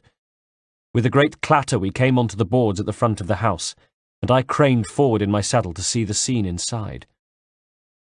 Digweed was tied to a chair, shoulders sagging, head tilted. His face was a mask of blood, but I could see that his lips were moving. He was alive, and standing over him was the second man, holding a blood-stained knife, a knife with a curved, serrated blade, and about to finish the job. About to slit Digweed's throat. I'd never used my sword as a spear before, and take it from me, it's a far from ideal use for it. But at that exact moment my priority was keeping Digweed alive. I needed to speak to him, and besides, nobody was going to kill Digweed but me. So I threw it. It was all I had time to do. And though my throw had as little power as it did aim, it hit the knife man's arm just as the blade arced down, and it was enough. Enough to send him staggering back with a howl of pain, at the same time as I threw myself off the horse, landed on the boards inside of the cabin, rolled forward, and snatched out my short sword at the same time. And it had been enough to save Digweed. I landed right by him. Blood-stained rope kept his arms and legs tied to the chair. His clothes were torn and black with blood, his face swollen and bleeding. His lips still moved. His eyes slid lazily over to see me, and I wondered what he thought in the brief moment that he took me in. Did he recognize me?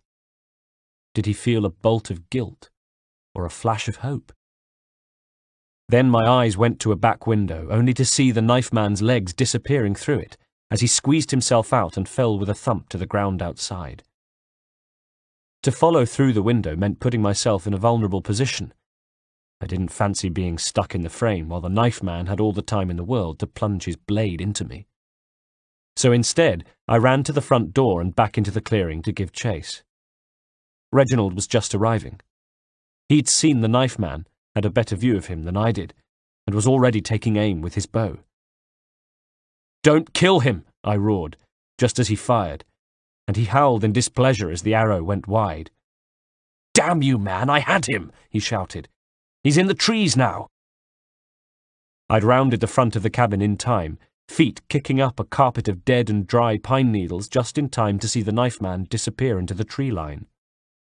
"I need him alive, Reginald," I shouted back at him. "Digweed's in the cabin. Keep him safe until I return." And with that I burst into the trees, leaves and branches whipping my face as I thundered on, short sword in hand. Ahead of me I saw a dark shape in the foliage, crashing through it with as little grace as I was. Or perhaps less grace, because I was gaining on him. "Were you there?" I shouted at him. "Were you there the night they killed my father?" "I didn't have that pleasure, boy," he called back over his shoulder. "How I wish I had been. I did my bit, though. I was the fixer." Of course. He had a West Country accent. Now, who had been described as having a West Country accent? The man who had blackmailed Digweed. The man who had threatened Violet and shown her an evil-looking knife. "Stand and face me," I shouted.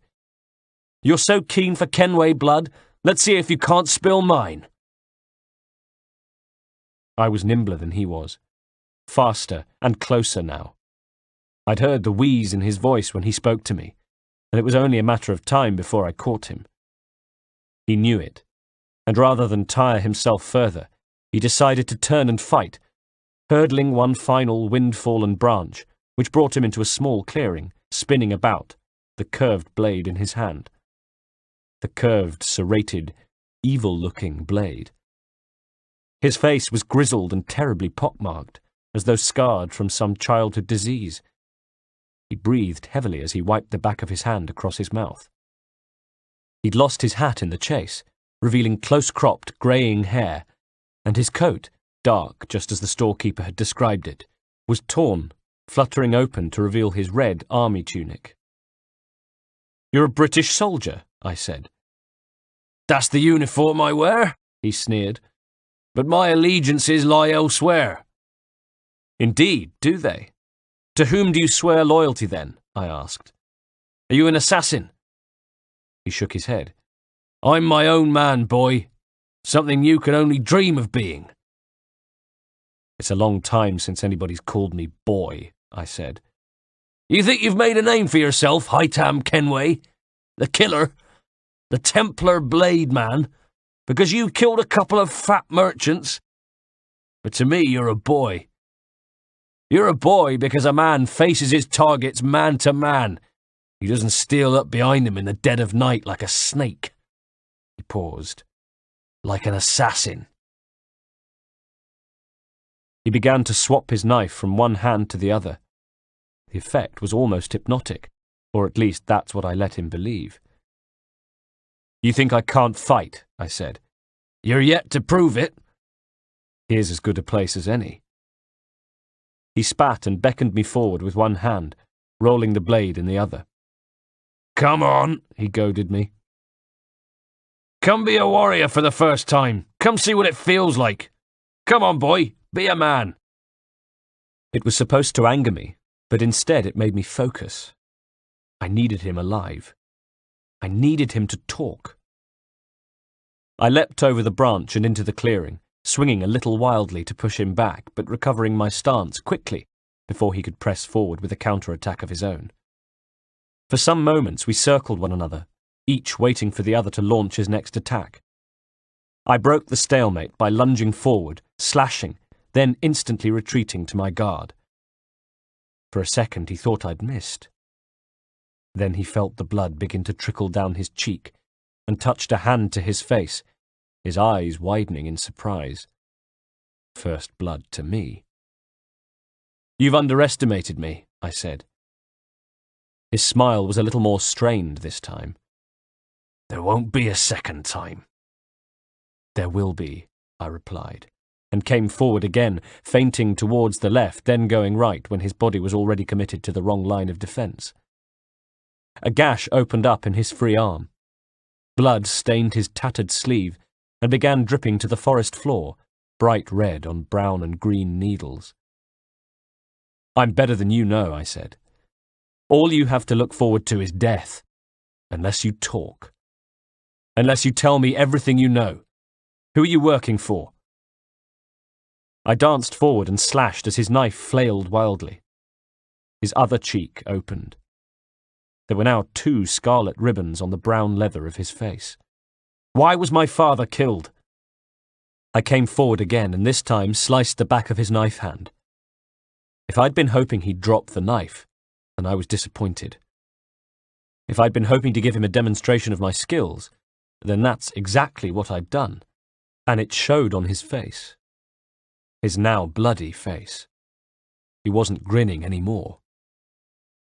But he still had fight in him, and when he came forward it was fast and smooth, and he swapped his knife from one hand to the other to try to misdirect me, and almost made contact. Almost. He might even have done it, if he hadn't already showed me that particular trick, if he hadn't been slowed down by the injuries I'd inflicted on him. As it was, I ducked easily beneath his blade and struck upwards, burying my own in his flank. Immediately I was cursing, though. I'd hit him too hard and in the kidney. He was dead. The internal bleeding would kill him in around 30 minutes, but he could pass out straight away. Whether he knew it himself or not, I don't know, for he was coming at me again, his teeth bared. They were coated with blood now, I noticed, and I swung easily away, took hold of his arm, twisted into his body, and broke it at the elbow. The sound he made wasn't a scream so much as an anguished inhalation, and as I crunched the bones in his arm, more for effect than for any useful purpose, his knife dropped to the forest floor with a soft thump, and he followed it, sinking to his knees. I let go of his arm, which dropped limply, a bag of broken bones and skin. Looking down, I could see the blood had already drained from his face, and around his midriff was a spreading black stain. His coat pooled around him on the ground. Feebly, he felt for his loose and limp arm with his good hand, and when he looked up at me there was something almost plaintive in his eyes, something pathetic. "Why did you kill him?" I asked evenly. Like water escaping from a leaking flask, he crumpled, until he was lying on his side. All that concerned him now was dying. "Tell me," I pressed, and bent close to where he now lay, with pine needles clinging to the blood on his face. He was breathing his last breaths into the mulch of the forest floor. "Your father," he started, then coughed a small gobbet of blood before starting again. "Your father was not a Templar." "I know," I snapped. "Was he killed for that?" I felt my brow furrow. "Was he killed because he refused to join the order?" "He was an assassin." "And the Templars killed him? They killed him for that?" "No. He was killed for what he had." "What?" I leaned forward, desperate to catch his words. "What did he have?" There was no reply. "Who?" I said, almost shouting. "Who killed him?" But he was out. Mouth open, his eyes fluttered, then closed, and however much I slapped him, he refused to regain consciousness. An assassin. Father was an assassin. I rolled the knife man over, closed his staring eyes, and began to empty his pockets onto the ground. Out came the usual collection of tins, as well as a few tattered bits of paper, one of which I unfurled to find a set of enlistment papers. They were for a regiment, the Coldstream Guards to be precise, 1.5 guineas for joining, then £1 a day. The paymaster's name was on the enlistment papers. It was Lieutenant Colonel Edward Braddock. And Braddock was with his army in the Dutch Republic, taking arms against the French. I thought of the pointy-eared man I'd seen riding out earlier. All of a sudden, I knew where he was heading. 4. I turned and crashed back through the forest to the cabin, making it back in moments. Outside were the 3 horses, grazing patiently in bright sunshine. Inside it was dark and cooler, and Reginald stood over Digweed, whose head lolled as he sat, still tied to the chair, and I knew, from the second I clapped eyes on him. "He's dead," I said simply, and looked at Reginald. "I tried to save him, Haytham, but the poor soul was too far gone." "How?" I said sharply. "Of his wounds," snapped Reginald. "Look at him, man." Digweed's face was a mask of drying blood. His clothes were caked with it. The knife man had made him suffer, that much was certain. "He was alive when I left." "And he was alive when I arrived, damn it," seethed Reginald. "At least tell me you got something from him." His eyes dropped. "He said he was sorry before he died." With a frustrated swish of my sword, I slammed a beaker into the fireplace. "That was all? Nothing about the night of the attack? No reason? No names? Damn your eyes, Haytham! Damn your eyes! Do you think I killed him? Do you think I came all this way, neglected my other duties, just to see Digweed dead? I wanted to find him as much as you did. I wanted him alive as much as you did." It was as though I could feel my entire skull harden. "I doubt that very much," I spat. "Well, what happened to the other one?" asked Reginald back. He died. Reginald wore an ironic look. Oh, I see. And whose fault was that, exactly? I ignored him. The killer, he is known to Braddock. Reginald reared back. Really? Back at the clearing, I'd stuffed the papers into my coat, and I brought them out now in a handful, like the head of a cauliflower. Here, his enlistment papers. He's in the Coldstream Guards under Braddock's command. Hardly the same thing, Haytham. Edward has a force 1,500 strong, many of them enlisted in the country. I'm sure every single man has an unsavoury past, and I'm sure Edward knows very little about it. Even so, a coincidence, don't you think? The storekeeper said they both wore the uniform of the British Army. And my guess is the rider we saw is on his way to them now. He has, what, an hour's head start? I'll not be far behind. Braddock's in the Dutch Republic, is he not? That's where he'll be heading, back to his general. Now careful, Haytham, said Reginald. Steel crept into his eyes and into his voice. Edward is a friend of mine. I've never liked him, I said with a touch of childish impudence. Oh, pish, exploded Reginald. An opinion formed by you as a boy because Edward didn't show you the deference you were accustomed to. Because, I might add, he was doing his utmost to bring your father's killers to justice. Let me tell you, Haytham, Edward serves the order, is a good and faithful servant, and always has been. I turned to him, and it was on the tip of my tongue to say, but wasn't father an assassin? When I stopped myself. Some feeling or instinct, difficult to say what it was, made me decide to keep that information to myself. Reginald saw me do it, saw the words pile up behind my teeth, and maybe even saw the lie in my eyes. The killer, he pressed. Did he say anything else at all? Were you able to drag any more information out of him before he died? Only as much as you could get from Digweed, I replied. There was a small stove at one end of the cabin, and by it a chopping block where I found part of a loaf which I stuffed into my pocket. What are you doing? Said Reginald. Getting what provisions I can for my ride, Reginald. There was a bowl of apples, too. I'd need those for my horse. A stale loaf?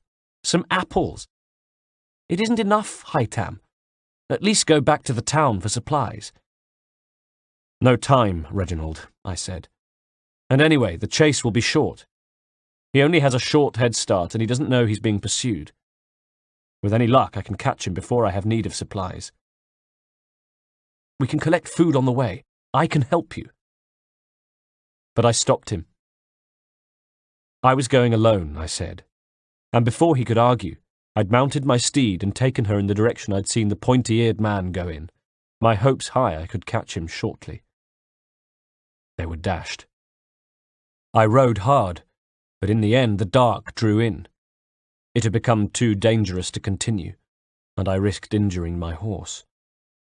In any case, she was exhausted, so reluctantly I decided to stop and let her rest for a few hours. And as I sit here writing, I wonder why, after all the years of Reginald being like a father to me, a mentor, a tutor, and guide, why did I decide to ride out alone? And why did I keep from him what I discovered about father? Have I changed? Has he changed? Or is it that the bond we once shared has changed?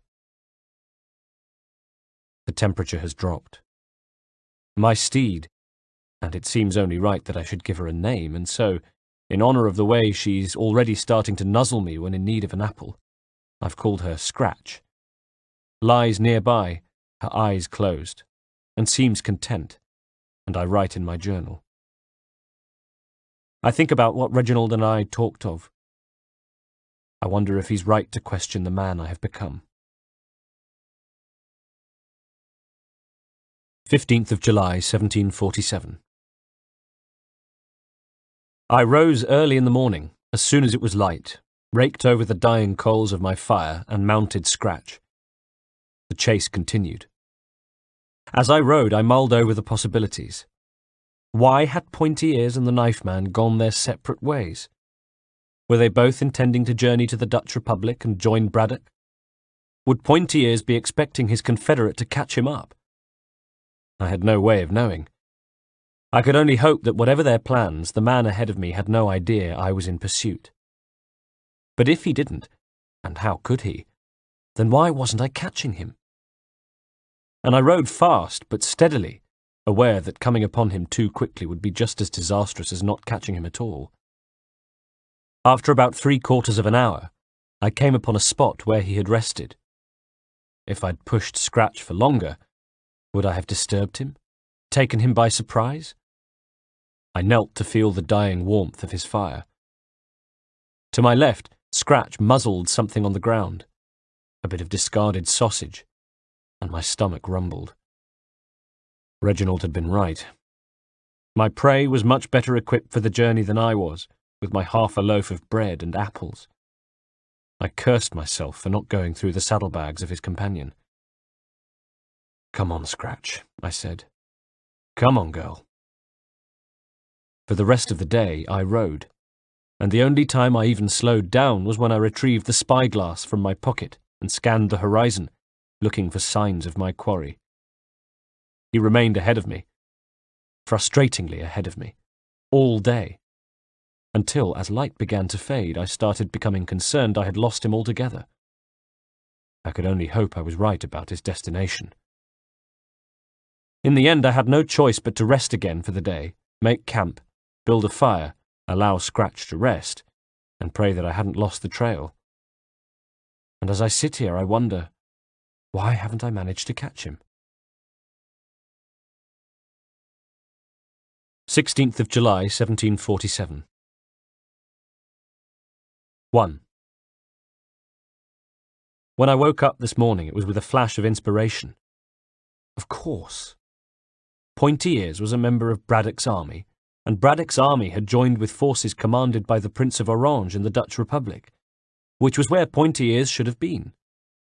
The reason he was hurrying was because he had absconded and was rushing to get back, presumably before his absence was discovered, which meant that his presence in the Black Forest wasn't officially sanctioned, which meant that Braddock, as his lieutenant colonel, didn't know about it. Or probably didn't know about it. Sorry, Scratch. I rode her hard again. It would be her third successive day, and noticed the tiredness in her, the fatigue that slowed her down.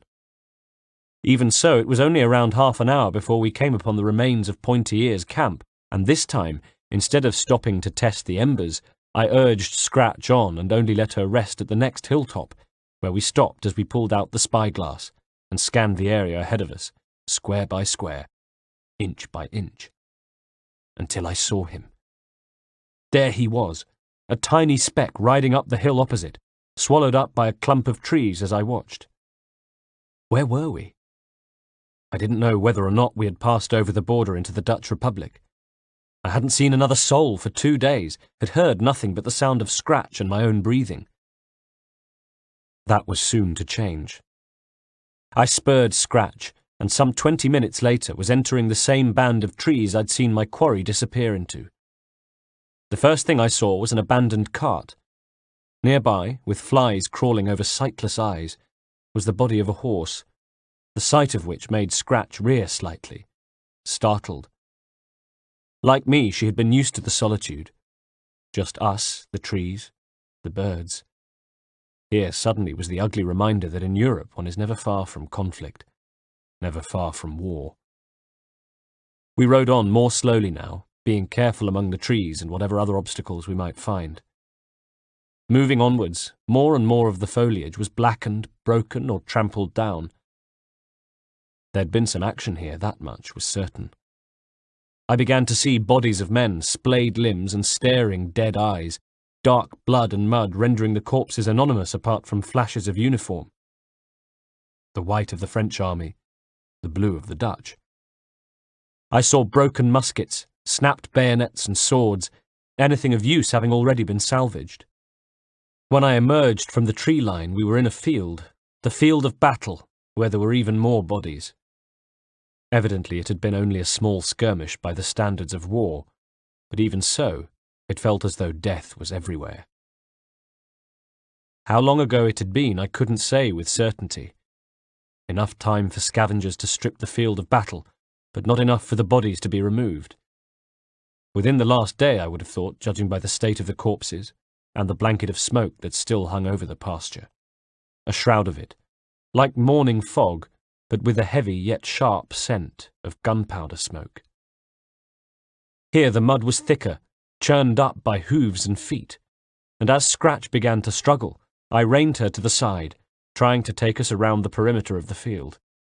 Then, just as she stumbled in the mud and almost pitched me forward over her neck, I caught sight of pointy ears ahead of us. He was the length of the field away, perhaps half a mile or so, a hazy, almost indistinct figure also struggling in the claggy terrain. His horse must have been as exhausted as mine, because he'd dismounted and was trying to pull it by the reins, his curses carrying faintly across the field. I pulled out my spyglass to get a better look at him. The last time I'd seen him close up was 12 years ago, and he'd been wearing a mask, and I found myself wondering, hoping even, that my first proper look at him might contain some kind of revelation. Would I recognize him? No, he was just a man, weathered and grizzled like his partner had been, filthy and exhausted from his ride. Looking at him now, there was no sense of suddenly knowing. Nothing fell into place.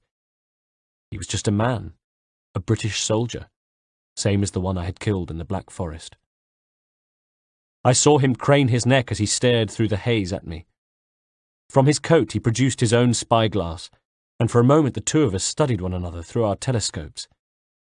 Then I watched as he ran to the muzzle of his horse, and with renewed vigour began yanking at the reins, at the same time throwing glances back across the field at me. He recognised me. Good. Scratch had regained her feet, and I pulled her to where the ground was a little harder. At last we were able to make some headway. In front of me, Pointy Ears was becoming more distinct, and I could make out the effort on his face as he pulled out his own horse, then saw the realization dawn on him that he was stuck, and I was gaining on him and would be upon him in a matter of a few short moments. And then he did the only thing he could do. He dropped the reins and started to run. At the same time, the verge around us gave way sharply, and once again Scratch was finding it difficult to keep her feet. With a quick and whispered thank you, I jumped from her to give chase on foot. The efforts of the last few days caught up with me in a rush that threatened to engulf me. The mud sucked at my boots, making every step not like running but like wading, and the breath was jagged in my lungs as though I were inhaling grit. Every muscle screamed in protest and pain at me, begging me not to go on. I could only hope that my friend ahead was having it just as hard, even harder perhaps, because the one thing that spurred me on, the one thing that kept my legs pumping and my chest pulling ragged breaths from the air, was the knowledge that I was closing the gap. He glanced behind, and I was close enough to see his eyes widen in fear. He had no mask now, nothing to hide behind. Despite the pain and exhaustion, I grinned at him, feeling dry, parched lips pulling back over my teeth. He pressed on, grunting with the effort. It had begun to rain, a drizzle that gave the day an extra layer of haze, as though we were stuck inside a landscape coloured in charcoal. Again he risked another look behind, and saw that I was even closer now. This time he stopped and drew his sword, held it in two hands with his shoulders slumped, breathing heavily. He looked exhausted. He looked like a man who'd spent day after day riding hard with little sleep. He looked like a man waiting to be beaten. But I was wrong. He was luring me forward, and like a fool I fell for it, and in the next instant was stumbling forward, literally falling as the ground gave way, and I waded straight into a vast pool of thick, oozing mud that stopped me in my tracks. "Oh, God," I said. My feet disappeared, then my ankles, and before I knew it I was in up to my knees, desperately yanking at my legs, trying to pull them free, while at the same time bracing myself with one hand on the firmer ground around me, trying to keep my sword raised with the other. My eyes went to Pointy Ears, and it was his turn to grin now, as he came forward and brought his sword down in a chopping two-handed blow that had plenty of force, but was clumsy. With a grunt of effort and a ring of steel, I met it and parried, sending him back a couple of steps. Then, as he was off balance, I pulled one of my feet clear of the mud and my boot, saw my white stocking, filthy as it was, bright compared to the dirt around it. Seeing his advantage being squandered, Pointy Ears pressed forward again, this time stabbing forward with his sword, and I defended once and then twice. For a second there was only the sound of clashing steel, of grunts and the rain, harder now, slapping into the mud, me silently thanking God his reserves of cunning were exhausted. Or were they? At last he realized I would be beaten more easily if he moved to the rear of me. But I saw what was on his mind and lashed out with my sword, catching him at the knee just above his boot and sending him crashing back, howling in agony. With a cry of pain and indignity, he got to his feet, driven on perhaps by outrage that his victory wasn't being given to him more easily, and kicked out with his good foot. I caught it with my other hand and twisted it as hard as I could, hard enough to send him spinning and sprawling face first to the mud. He tried to roll away, but was too slow or too dazed, and I stabbed downwards with my sword, driving it through the back of his thigh, straight into the ground and spearing him there. At the same time I used the handle as a grip, and with a wrench pulled myself from the mud, leaving my second boot behind. He screamed and twisted, but was held in place by my sword through his leg. My weight on him as I used the sword as leverage to drag myself from the ooze must have been unbearable, and he shrieked in pain, and his eyes rolled back in their sockets. Even so, he slashed wildly with his sword, and I was unarmed so that as I flopped onto him, like a badly landed fish, the blade caught me on the side of the neck, opening a cut, and letting out blood that felt warm on my skin. My hands went to his, and suddenly we were grappling for possession of the sword. Grunting and cursing, we fought, when from behind I heard something that was surely the sound of approaching feet. Then voices, somebody speaking in Dutch. I cursed. "No," said a voice, and I realized it was me. He must have heard it too. "You're too late, Kenway," he snarled. The tramping of the feet from behind me, the rain. My own cries of, "No, no, no," as a voice said in English, "You there, stop at once."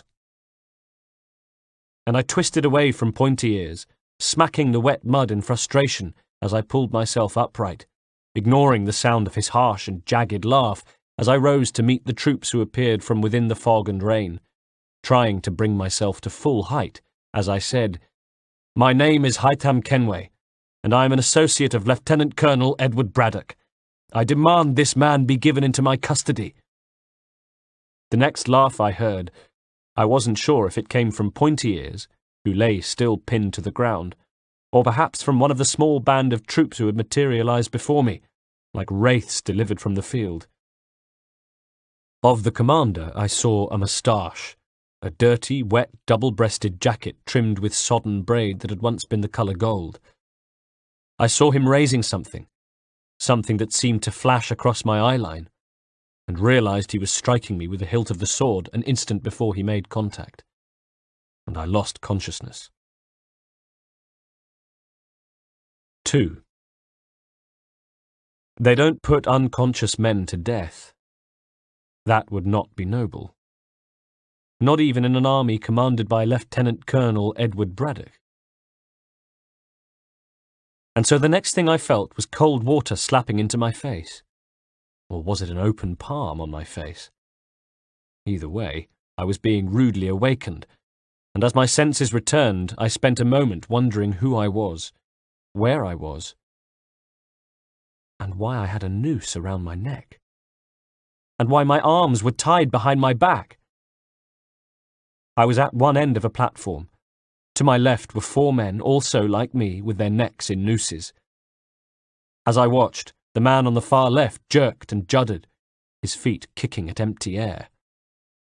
A gasp went up in front of me, and I realized that we had an audience. We were no longer in the battlefield, but in some smaller pasture, where men had assembled. They wore the colours of the British Army and the bearskin hats of the Coldstream Guards, and their faces were ashen. They were here under sufferance, it was clear, forced to watch as the poor unfortunate at the end of the line kicked his last, his mouth open, and the tip of his tongue, bleeding from having been bitten, protruding, his jaw working in to try and gulp air. He continued to twitch and kick, his body shaking the scaffold, which ran the length of the platform above our heads. I looked up and saw my own noose tied to it, cast my eyes downwards to the wooden stool on which I stood, and saw my feet, my stockinged feet. There was a hush. Just the sound of the hanged man dying, the creak of the rope, and the complaint of the scaffold. "That's what happens when you're a thief!" screeched the executioner, pointing at him, then striding down the platform towards the second man, calling out to the stock-still crowd, "You meet your maker at the end of a rope! Orders of Lieutenant Colonel Braddock!" "I know Braddock," I shouted suddenly. "Where is he? Bring him here!" "Shut your mouth, you!" bawled the executioner, his finger pointed, while at the same time his assistant, the man who'd thrown water in my face, came from my right and slapped me again, only this time not to bring me to my senses, but to silence me. I snarled and struggled with the rope tying my hands, but not too vigorously, not enough so that I would overbalance and fall from the stool on which I was so perilously perched. "My name is Haytham Kenway," I called, the rope digging into my neck. "I said, shut your mouth!" the executioner roared a second time, and again his assistant struck me, hard enough so that he almost toppled me from the stool. For the first time I caught sight of the soldier strung up to my immediate left, and realised who it was. It was Pointy Ears. He had a bandage that was black with blood around his thigh. He regarded me with cloudy, hooded eyes, a slow, sloppy smile on his face. By now the executioner had reached the second man in the line. "This man is a deserter," he screeched. "He left his comrades to die. Men like you. He left you to die. Tell me, what should his punishment be?" Without much enthusiasm, the men called back, "Hang him." "If you say so," smirked the executioner, and he stepped back, planted his foot in the small of the condemned man's back, and pushed, savouring the revolted reaction of the watching men. I shook the pain of the assistant's blow from my head, and continued to struggle just as the executioner reached the next man, asking the crowd the same question, receiving the same muted, dutiful reply, then pushing the poor wretch to his death. The platform quaked and shook as the three men jerked on the end of the ropes. Above my head the scaffold creaked and groaned, and glancing up I saw joints briefly part before coming back together again. Next the executioner reached Pointy Ears. This man enjoyed a small sojourn in the Black Forest, and thought he could sneak back undetected. But he is wrong. Tell me, how should he be punished?" "Hang him," mumbled the crowd unenthusiastically. "Do you think he should die?" cried the executioner. "Yes," replied the crowd. But I saw some of them surreptitiously shaking their heads no, and there were others, drinking from leather flasks, who looked happier about the whole affair, the way you might if you were being bribed with ale. Indeed, did that account for Pointy Ears' apparent stupor? He was still smiling, even when the executioner moved behind him and planted his foot in the small of his back. "It's time to hang a deserter," he shouted, and shoved at the same time as I cried, "No!" and thrashed at my bonds, desperately trying to break free. "No, he must be kept alive! Where is Braddock? Where is Lieutenant Colonel Edward Braddock?" The executioner's assistant appeared before my eyes, grinning through a scratchy beard with hardly a tooth in his mouth. "Didn't you hear the man?" he said. "Shut your mouth!" And he pulled back his fist to punch me. He didn't get the chance. My legs shot out, knocked the stool away, and in the next instant were locked around the assistant's neck, crossed at the ankle, and tightening. He yelled, I squeezed harder. His yell became a strangulated choke, and his face began to flush as his hands went to my calves, trying to prise them apart. I wrenched from side to side, shaking him like a dog with prey in its jaws, almost taking him off his feet, straining my thigh muscles at the same time as I tried to keep the weight off the noose at my neck. Still at my side, pointy ears thrashed on the end of his rope. His tongue poked from between his lips, and his milky eyes bulged as if about to burst from his skull. The executioner had moved to the other end of the platform, where he was pulling on the legs of the hanged men to make sure they were dead, but the commotion at the other end caught his attention, and he looked up to see his assistant trapped in the vice grip of my legs, then came dashing up the platform towards us, cursing at the same time as he reached to draw his sword.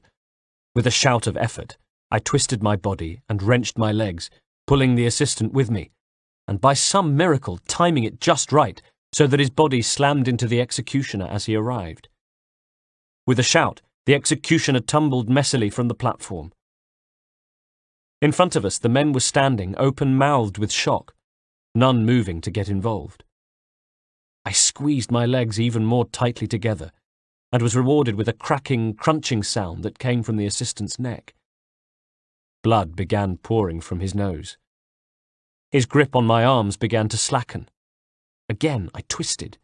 Again I shouted as my muscles protested, and I wrenched him, this time to the other side, where I slammed him into the scaffold. The shaking, creaking, coming apart scaffold. It creaked and complained some more. With a final effort, I had no more strength left, and if this didn't work, then here was where I died. I rammed the man into the scaffold again, and this time, at last, it gave. At the same time as I began to feel myself black out, as though a dark veil were being brought across my mind, I felt the pressure at my neck suddenly relax as the support crashed to the ground in front of the platform. The crossbar toppled. Then the platform itself gave way with the sudden weight of men and wood, falling in on itself with a splintering and crashing of disintegrating wood. My last thought before I lost consciousness was, please let him be alive. And my first words on regaining consciousness inside the tent, where I now lie, were, is he alive? 3. Is who alive? Asked the doctor, who had a distinguished-looking moustache and an accent that suggested he was higher born than most.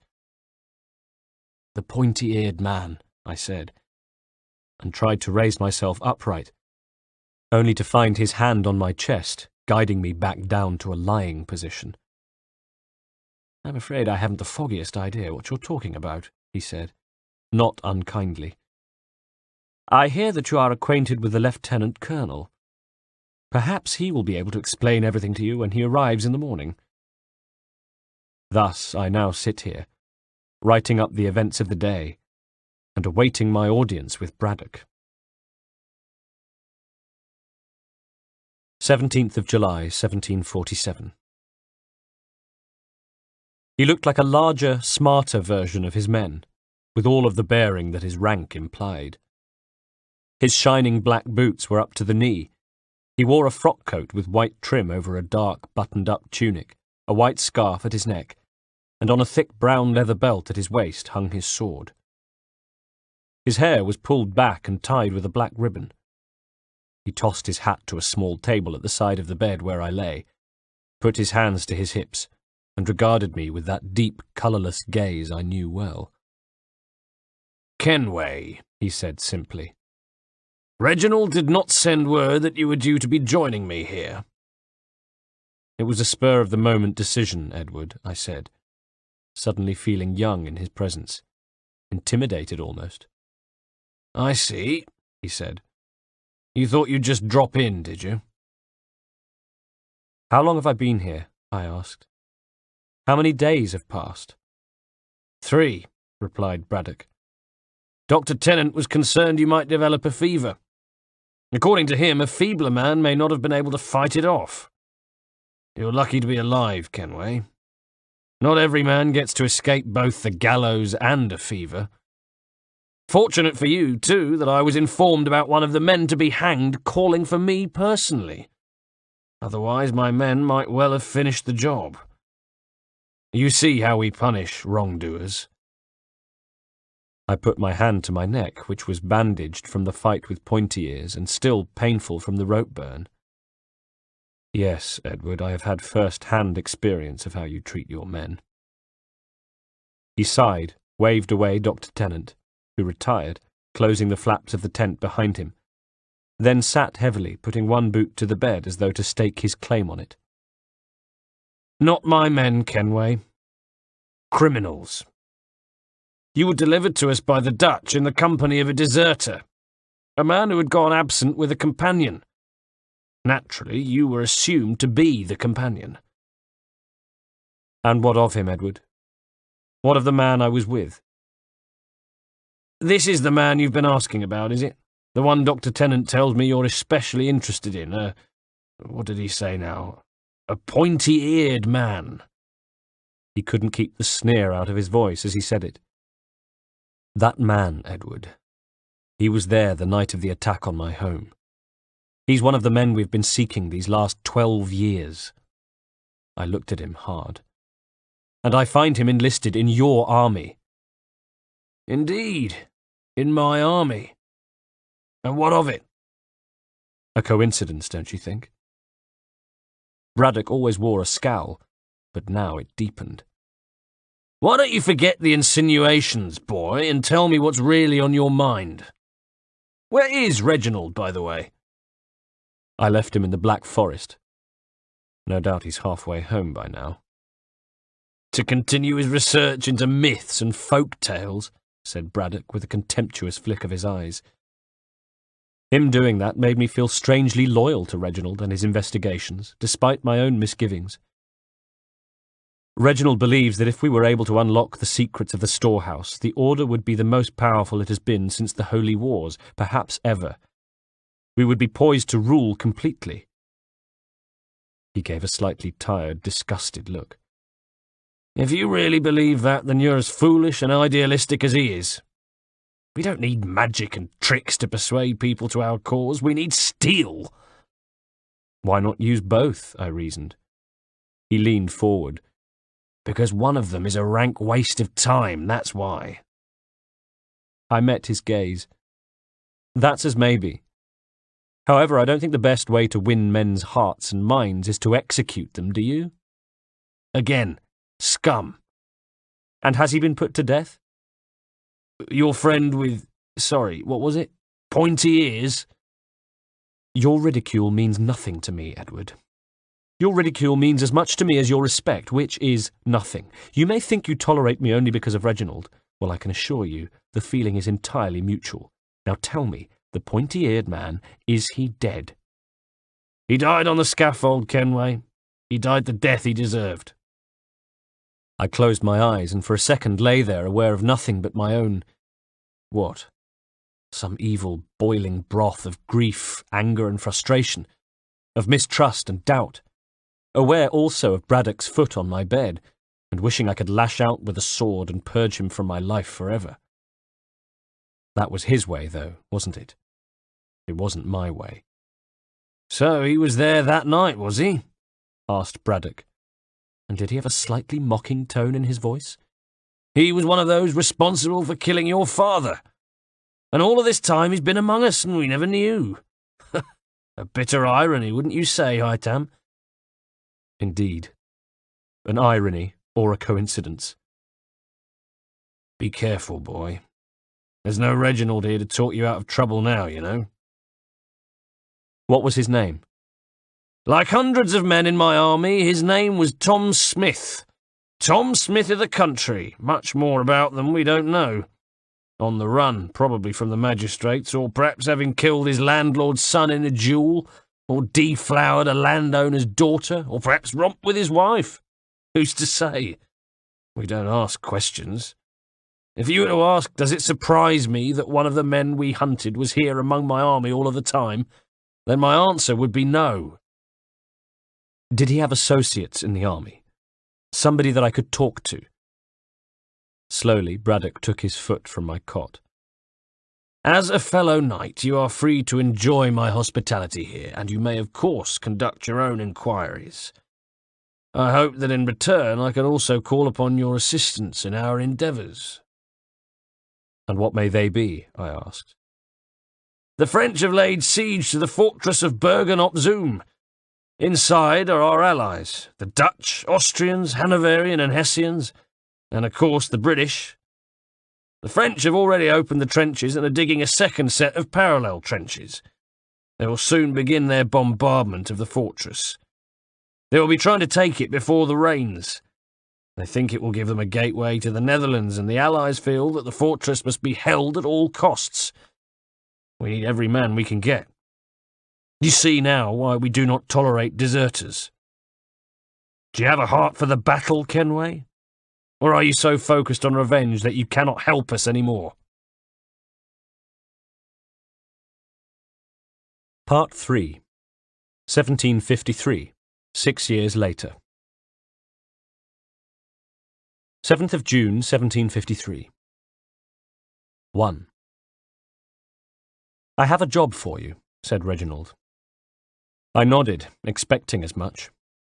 It had been a long time since I'd last seen him, and I'd had the feeling that his request to meet wasn't just an excuse to catch up on tittle-tattle, even if the venue was White's, where we sat supping an ale each, an attentive and, it hadn't escaped my notice, buxom waitress keen to bring us more. To the left of us, a table of gentlemen, the infamous gamesters of White's, were playing a rowdy game of dice, but otherwise the house was empty. I hadn't seen him since that day in the Black Forest 6 years ago, and a lot had happened since. Joining Braddock in the Dutch Republic, I'd served with the Coldstreams at the siege of Bergen op Zoom, then until the Treaty of Aix-la-Chapelle the following year, which marked the end of that war. After that I'd remained with them on several peacekeeping campaigns, which had kept me away from Reginald, whose correspondence arrived either from London or from the chateau in the Landes forest. Aware that my own letters could be read before they were sent, I'd kept my correspondence vague while privately looking forward to the moment I could at last sit down with Reginald and talk over my fears. But returning to London, and once again taking up residence at Queen Anne's Square, I found he was not available. That was what I was told. He had been sequestered with his books, he and John Harrison, another Knight of the Order, and one who seemingly was as obsessed with temples, ancient storehouses, and ghostly beings from the past as he was. "Do you remember we came here for my 8th birthday?" I said, wanting somehow to put off the moment when I learnt the identity of the person I would have to kill. "Do you remember what happened outside? The hot-headed suitor prepared to dispense summary justice on the street?" He nodded. "People change, Haytham." "Indeed. You have. You've been mainly preoccupied with your investigations into the first civilization," I said. "I'm so close now, Haytham," he said, as if the thought of it shrugged off a weary shroud he'd been wearing. "Were you ever able to decode Vedomir's journal?" He frowned. "No, worse luck. And not for want of trying, I can tell you. Or should I say, not yet. Because there is a code breaker, an Italian assassin affiliate. A woman, would you believe? We have her at the French chateau, deep within the forest, but she says she needs her son to help her decode the book, and her son has been missing these past few years. Personally, I doubt what she says and think she could very well decode the journal herself if she chose. I think she's using us to help reunite her with her son. But she has agreed to work on the journal if we locate him, and, finally, we have." "Where?" "Where you will soon be going to recover him. Corsica." So I'd been wrong. Not an assassination. A babysitting job. "What?" he said at the look on my face. "You think it below you?" "Quite the opposite, Haytham. This is the most important task I have ever given you." "No, Reginald," I sighed, "it's not. It simply appears that way in your thinking." "Oh? What are you saying?" "That perhaps your interest in this has meant you have neglected affairs elsewhere." Perhaps you have let certain other matters become out of control." Perplexed, he said, "What matters?" "Edward Braddock." He looked surprised. "I see. Well, is there something you want to tell me about him? Something you've been keeping from me?" I indicated for more ales, and our waitress brought them over, set them down with a smile, then walked away with her hips swaying. "What has Braddock told you of his movements in recent years?" I asked Reginald. "I have heard very little from him, seen him even less," he replied. "In the last 6 years we've met just once, as far as I can recall, and his correspondences have become increasingly sporadic.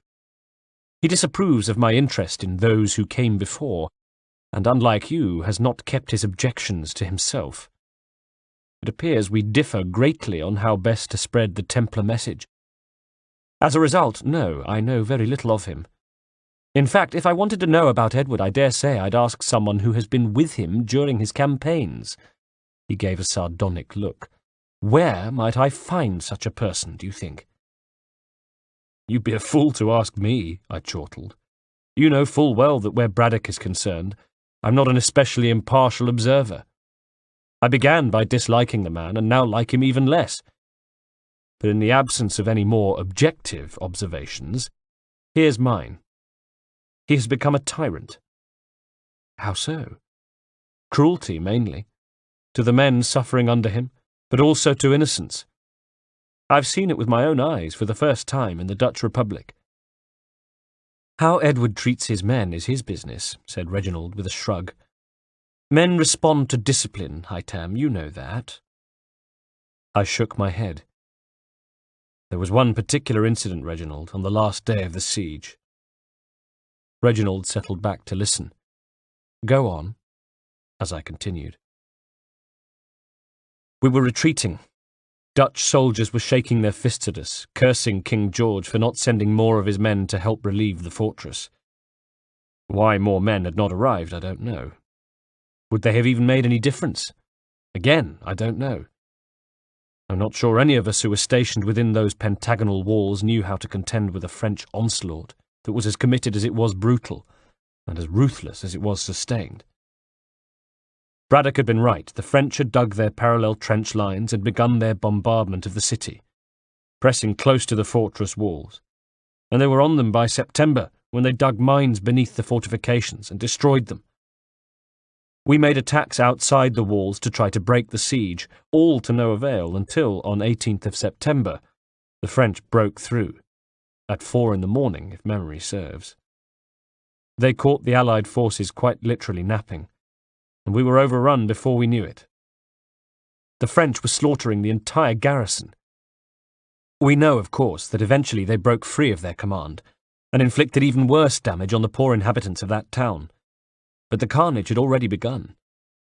Edward had secured a skiff at the port, and had long since decided that were a day to come when the French broke through, he would use it to evacuate his men. That day had arrived. A band of us made our way to the port, where we began to oversee the loading of men and supplies onto the skiff. We kept a small force at the port walls to keep any marauding French troops back, while Edward, I, and others stood by the gangplank, overseeing the loading of men and supplies onto the skiff. We took some 1,400 men to the fortress at Bergen op Zoom, but the months of fighting had depleted numbers by about half. There was room on the skiff. Not lots of it. It wasn't as though we could have taken a great many passengers. Certainly not the numbers who needed to evacuate from the fortress. But there was space. I looked hard at Reginald. We could have taken them, is what I'm saying. Could have taken whom, Haytham? I took a long pull on my ale. There was a family who approached us on the port. Included in their number was an old man who could barely walk, as well as children. From among them came a young man who approached us and asked me if we had room on the boat. I nodded yes. I saw no reason why not, and indicated to Braddock. But instead of waving them aboard, as I expected, he held up a hand and ordered them off the port, beckoning his men to board the boat more quickly. The young man was as surprised as I was, and I opened my mouth to protest, but he got there before me. His face darkened and he said something to Braddock that I didn't catch. It was obviously an insult of some kind. Braddock told me later that the insult was craven. Hardly the most insulting affront, certainly not worth what happened next, which was that Braddock drew his sword and plunged it into the young man where he stood. Braddock kept a small party of the men nearby at most times. His two regular companions were the executioner, Slater, and his assistant. His new assistant, I should say. I killed the old one. These men, you might almost have called them bodyguards.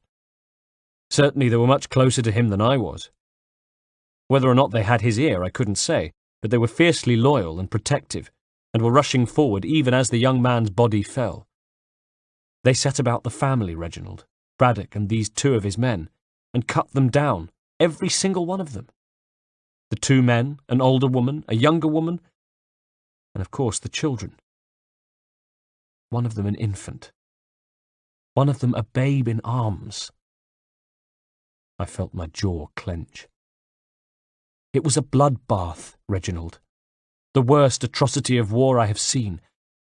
I'm afraid I've seen a great many. He nodded gravely. I see. Naturally, this hardened your heart against Edward. I scoffed. Of course. Of course it has. We're all men of war, Reginald, but we are not barbarians. I see. Do you? Do you see at last that Braddock is out of control? Steady on, Haytham. Out of control? The red mist descending is one thing. Out of control is quite another. He treats his men like slaves, Reginald. He shrugged. So? They're British soldiers. They expect to be treated like slaves. I think he's moving away from us. These men he has serving him, they're not Templars. They're free agents. Reginald nodded. The two men in the Black Forest, were these men part of Braddock's inner circle? I looked at him. I watched him very carefully as I lied. I don't know. There was a long pause, and to avoid meeting his eye, I took a long drink on my ale and pretended to admire the waitress, pleased to have the subject changed when Reginald at last leaned forward to give me more details of my forthcoming journey to Corsica. 2. Reginald and I parted outside White's and went to our carriages. When my carriage was some distance away, I tapped on the ceiling to stop, and my driver climbed down, looked left and right to check that nobody was watching, then opened the door and joined me inside. He sat opposite me and removed his hat, placing it to the seat beside him, and regarding me with bright, curious eyes. "Well, Master Haytham?" he said. I looked at him, took a deep breath, and stared out of the window. "I'm due to leave by sea tonight. We will return to Queen Anne's Square, where I will pack, then straight to the docks, if you would." He doffed an imaginary cap. "At your service, Mr. Kenway, sir. I'm getting quite used to this driving lark. Lots of waiting around, mind, could do without all that. But otherwise, well, at least you ain't got Frenchmen shooting at you, or your own officers shooting at you. In fact, I'd say the lack of blokes shooting at you is a real perk of the job." He could be quite tiresome sometimes. "Quite so, Holden," I said, with a frown that was intended to shut him up, although chance would be a fine thing. "Well, anyway, sir, did you learn anything?" "I'm afraid nothing concrete." I looked out of the window, wrestling with feelings of doubt, guilt, and disloyalty, wondering if there was anyone I truly trusted, anyone to whom I remained truly loyal now. Ironically, the person I trusted most was Holden. I had met him while in the Dutch Republic. Braddock had been as good as his word and allowed me to move among his men, asking them if they knew anything of the Tom Smith who had met his end on the scaffold. But I wasn't surprised when my investigations proved fruitless. No man I asked would even admit to knowing this Smith, if indeed Smith was his name, until one night I heard a movement at the door of my tent and sat up in my cot in time to see a figure appear. He was young, in his late 20s, with close-cropped, gingery hair and an easy, impish smile. This, it would turn out, was Private Jim Holden, a London man, a good man who wanted to see justice done. His brother had been one of those who had been hanged the same day I almost met my own end. He had been executed for the crime of stealing stew. That was all he had done. Steal a bowlful of stew because he was starving. A flogging offence at worst, but they hanged him. His biggest mistake, it seemed, had been to steal the stew from one of Braddock's own men, one of his private mercenary force.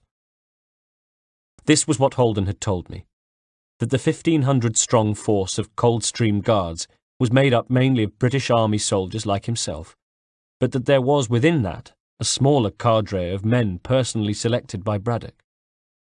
Mercenaries.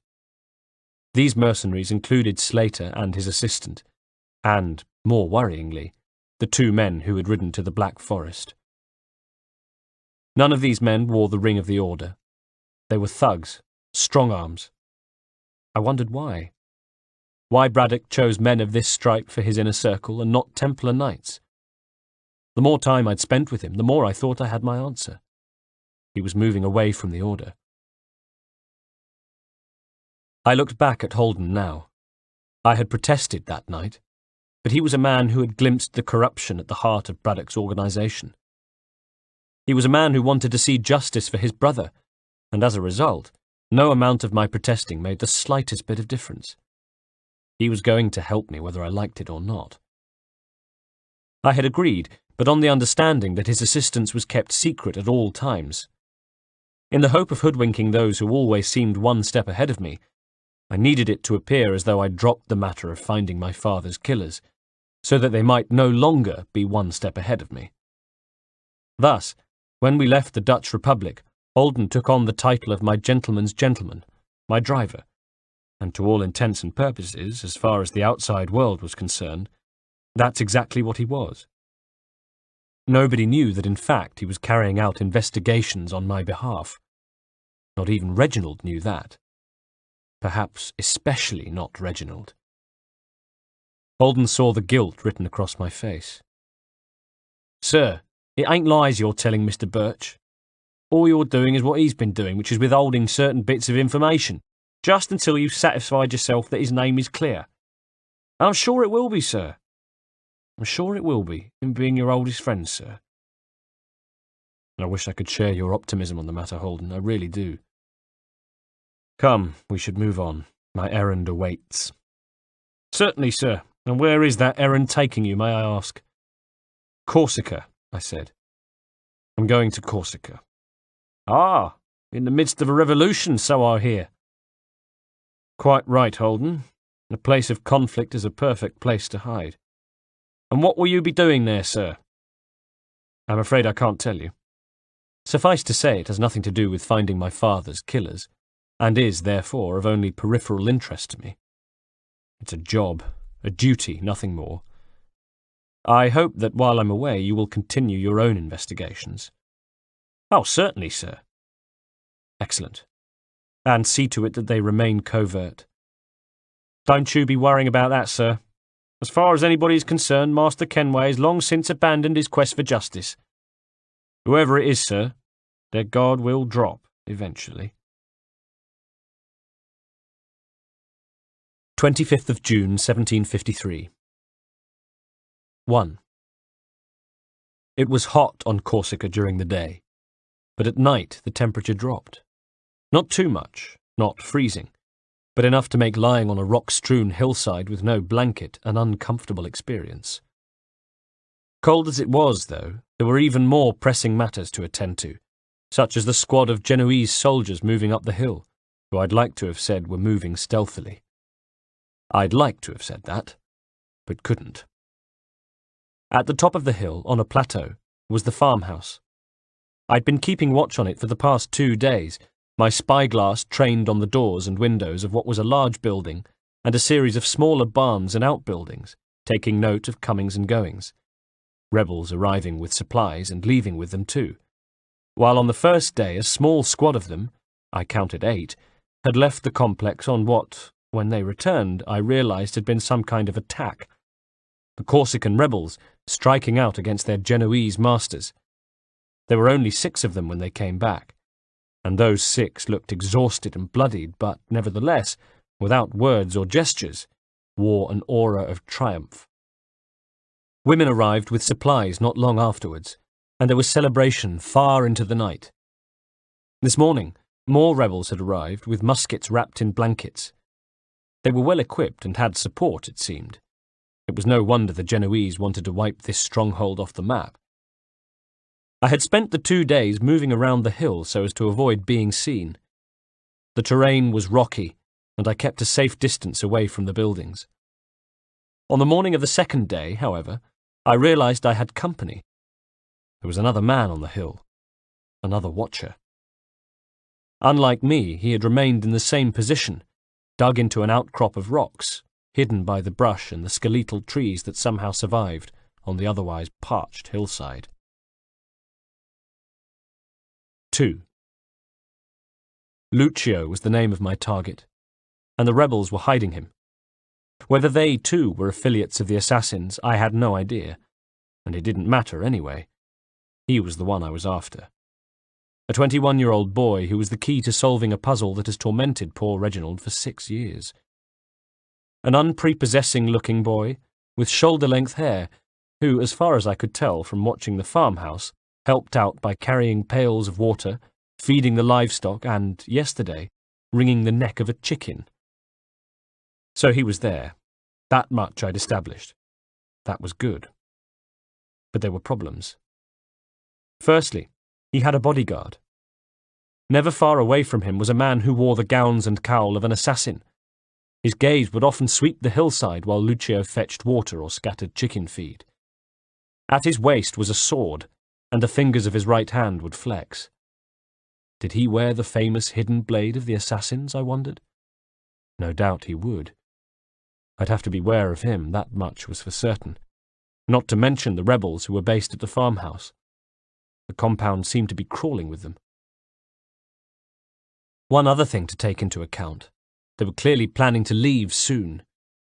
Perhaps they'd been using the farmhouse as a temporary base for the attack. Perhaps they knew that the Genoese would soon be seeking revenge and come looking for them. Either way, they'd been moving supplies into the barns, no doubt piling carts high with them. My guess was that they would leave the next day. A nighttime incursion, then, would seem to be the answer, and it had to be tonight. This morning I managed to locate Lucio's sleeping quarters. He shared a medium-sized outhouse with the assassin and at least 6 other rebels. They had a code phrase they used when entering the quarters, and I read their lips through my spyglass. We work in the dark to serve the light. So, an operation that required some forethought, but no sooner was I preparing to retire from the hillside in order to concoct my plans than I saw the second man, and my plans changed. Edging closer to him, I had managed to identify him as a Genoese soldier. If I was right, that meant he was the forward party of men who would be attempting to take the stronghold. The rest would be along. When? Sooner, I thought, rather than later. They would want to exact swift revenge for the previous day's raid. Not only that, but they would want to be seen to be reacting quickly to the rebels. Tonight, then. So I left him. I let him continue his surveillance and instead of withdrawing, stayed on the hillside concocting a different plan. My new plan involved Genoese troops. The observation man had been good. He'd stayed out of sight and then, when dark fell, retreated stealthily, noiselessly, back down the hill. Where, I wondered, was the rest of the force? Not far away. And an hour or so later I began to notice movement at the bottom of the hill, and even at one point heard a muffled curse in Italian. By this stage I was about halfway up, and realizing that they would soon begin to advance, I moved even closer to the plateau and the fence of an animal enclosure. Maybe 50 yards away I could see one of the sentries. Last night they'd had 5 altogether, around the entire perimeter of the farmyard. Tonight they would no doubt increase the guard. I took out my spyglass and trained it on the nearest guard, who stood, silhouetted by the moon at his back, diligently scanning the hillside below him. Of me, he would see nothing. Just another irregular shape in a landscape of irregular shapes. No wonder they were deciding to move so quickly after their ambush. It wasn't the most secure hideout I'd ever seen. In fact, they'd have been sitting ducks were it not for the fact that the approaching Genoese soldiers were so damned clumsy. The conduct of their observation man flattered the operation as a whole. These were men to whom stealth was clearly a foreign and unfamiliar idea, and I was beginning to hear more and more noise from the bottom of the hill. The rebels were almost certain to hear them next. And if the rebels heard them, they would have more than enough opportunity to make their escape. And if the rebels made their escape, they would take Lucio with them. So I decided to lend a hand. Each guard had responsibility for a pie slice of the farmyard. Thus, the one nearest to me would move slowly back and forth across a distance of about 25 yards. He was good. He made sure that even while he was scanning one section of his area, the rest of it was never fully out of sight. But he was also on the move, and when he was, I had a precious few seconds in which to move closer. So I did, bit by bit, until I was close enough to see the guard. His bushy, grey beard, his hat with the brim covering eyes like dark shadows, and his musket slung over his shoulder. And while I couldn't see or hear the marauding Genoese soldiers yet, I was aware of them, and soon he would be too. I could only assume that the same scene was being played out on the other side of the hill, which meant I had to work fast. I drew my short sword and readied myself. I felt sorry for the guard and offered up a silent apology. He had done nothing to me but be a good and diligent guard, and he did not deserve to die. And then, there on the rocky hillside, I paused. For the first time in my life, I doubted my ability to go through with it. I thought of the family on the port, cut down by Braddock and his men. 7 senseless deaths. And all of a sudden I was struck by the conviction that I was no longer prepared to add to the death toll. I couldn't put this guard, who was no enemy of mine, to the sword. I couldn't do it. The hesitation almost cost me dear, because at that same moment the clumsiness of the Genoese soldiers finally made its presence felt, and there were the sounds of clattering rock and a curse from further down the hill that was carried on the night air, first to my ears, then to the sentry. His head jerked, and straight away he was reaching for his musket, craning his neck as he strained his eyes, staring down the hill. He saw me. For a second, our eyes locked. My moment of hesitation was over, and I sprang, covering the distance between us in one leap. I led with my empty right hand outstretched in a claw, and my sword held in my left. As I landed, I grabbed the back of his head with my right hand and plunged the sword into his throat. He had been about to alert his comrades, but the shout died to a gurgle as blood gushed over my hand and down his front. Holding his head secure with my right hand, I embraced him, then lowered him gently and noiselessly to the dry dirt of the farmyard. I crouched. About 60 yards away was the second guard. He was a dim figure in the dark, but I could see that he was about to turn, and when he did, he was likely to spot me. I ran. So fast that for a moment I could hear the rush of the night, and caught him just as he turned. Again I took the back of the man's neck with my right hand and slammed the sword into him. Again the man was dead before he hit the dirt. From further down the hill I heard more noise from the Genoese assault troop, which was blissfully unaware that I had prevented their advance being heard. Sure enough, though, their comrades on the other side had been just as inept, and without a Kenway guardian angel, had been heard by the sentries on their side. Straight away the cry went up, and in moments lights were being lit in the farmhouse, and rebels were pouring out, carrying lit torches, pulling boots on over their breeches, dragging jackets across their backs, and passing each other swords and muskets. As I crouched, watching, I saw the doors to a barn thrown open, and 2 men begin pulling out a cart by hand, already piled high with supplies, while another hurried across with a horse. The time for stealth was over, and the Genoese soldiers on all sides knew it, abandoning their attempts to storm the farm quietly and rushing up the hill towards the farmyard with a shout. I had an advantage. I was already in the farmyard. Plus, I was not in the uniform of a Genoese soldier, and in the confusion I was able to move among the running rebels without attracting suspicion. I moved towards the outhouse where Lucio was quartered, and almost ran into him as he came darting out. His hair was untied, but otherwise he was dressed, and he was calling to another man, exhorting him to make his way to the barn.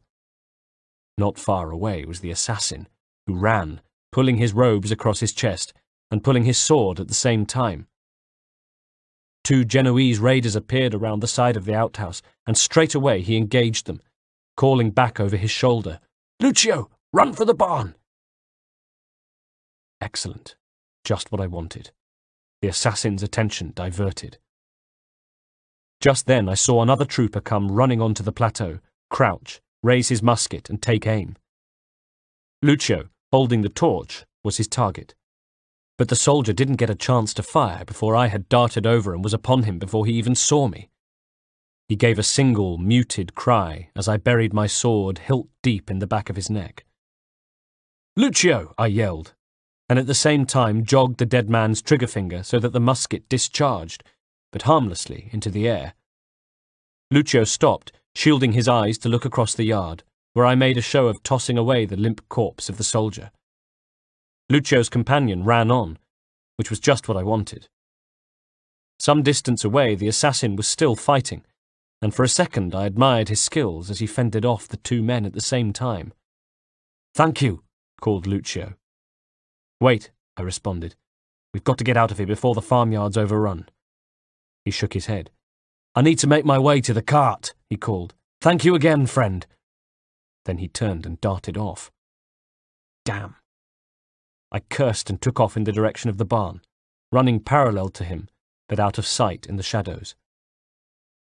To my right I saw a Genoese raider about to come off the hillside and into the yard, and was close enough to see his eyes widen as our gaze met. Before he could react, I'd grabbed his arm, span and thrust my sword into his armpit, just above his chest plate, and let him fall screaming backwards to the rock, snatching his torch at the same time. I kept going, staying parallel with Lucio, making sure he was out of danger. I reached the barn just ahead of him. As I passed by, still in the shadows, I could see inside the still open front doors, where 2 rebels were tethering a horse to the cart while 2 stood guard, one firing his musket, while the other reloaded, then knelt to fire. I continued running, then darted close to the wall of the barn, where I found a Genoese soldier about to let himself in through a side door. I thrust the sword blade upwards at the base of his spine. For a second he writhed in agony, impaled on the blade, and I shoved his body through the door ahead of me, tossed the lit torch into the back of the cart, and stayed back in the shadows. "Get them!" I called, in what I hoped was an approximation of the voice and accent of a Genoese soldier. "Get the rebel scum!" Then, "The cart's ablaze!" I shouted, this time in what I hoped was an approximation of the voice and accent of a Corsican rebel. And at the same time I moved forward out of the shadows, clasping my Genoese corpse, and let him drop as though he were a fresh kill. "The cart's ablaze!" I repeated, and now turned my attention to Lucio, who had just arrived at the barn. "We've got to get out of here. Lucio, come with me." I saw 2 of the rebels exchange a confused look, each wondering who I was, and what I wanted with Lucio.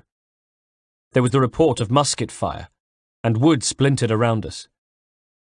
One of the rebels fell, a musket ball embedded in his eye, and I dived on the other one, pretending to shield him from the musket fire but punching the knife blade into his heart at the same time. It was Lucio's companion, I realized, as he died.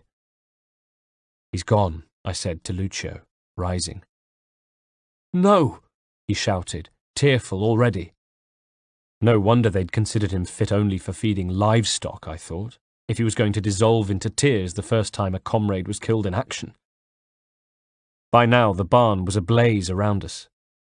The other 2 rebels, seeing that there was nothing they could salvage, made their escape and ran pell-mell across the yard towards the hillside, melting into the dark.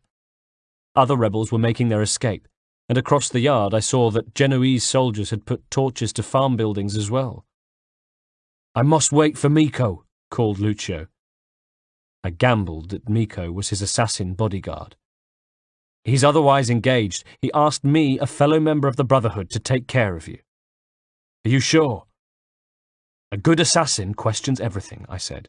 "Miko has taught you well. But now is not the time for lessons in the tenets of our creed. We must go." He shook his head. "Tell me the code phrase," he said firmly. "Freedom to choose." And at last I seemed to have established enough trust to persuade Lucio to come with me, and we began to make our way down the hillside, me gleeful, thanking God that at last I had him. Him, not so sure. Suddenly he stopped. "No," he said, shaking his head. "I can't do it. I can't leave Miko." Great, I thought. "He said to go," I replied, "and to meet him at the bottom of the ravine where our horses are tethered." Behind us at the farmyard, the fires raged on and I could hear the remnants of the battle. The Genoese soldiers were clearing up the last of the rebels. Not far away was the sound of a clattering stone, and I saw other figures in the darkness, a pair of rebels escaping. Lucio saw them too and went to call to them, but I clamped a hand over his mouth. "No, Lucio," I whispered. "The soldiers will be after them." His eyes were wide. "These are my comrades. They're my friends. I need to be with them. We need to ensure that Miko is safe." From high above us drifted the sound of pleading and screaming, and Lucio's eyes darted as though trying to deal with the conflict in his head. Did he help his friends above, or join those escaping?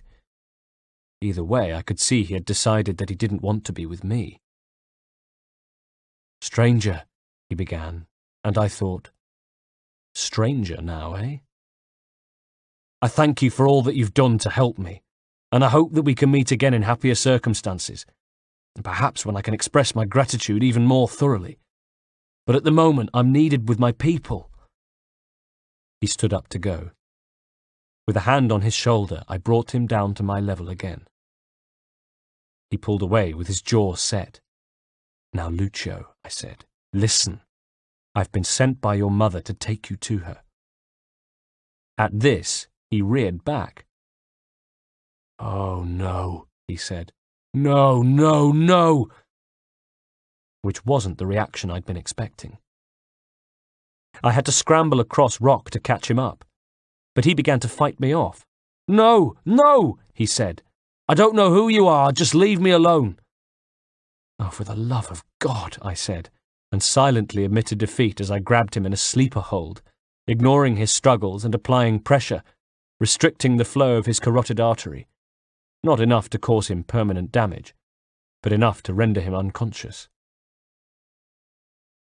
And as I threw him over my shoulder, a tiny slip of a thing he was, and carried him down the hill, careful to avoid the last pockets of rebels fleeing the Genoese attack, I wondered why I hadn't simply knocked him out in the first place. 3. I stopped at the ravine edge and lowered Lucio to the floor, then found my rope, secured it and lowered it into the darkness below. Next, I used Lucio's belt to tie his hands, looped the other end under his thighs and tied it so that his limp body was slung across my back. Then I began the slow climb down. About halfway down, the weight became unbearable, but it was an eventuality I'd prepared for, and I managed to hang on until I reached an opening in the cliff face that led into a dark cave. I scrambled in and pulled Lucio off my back, feeling my muscles relax gratefully.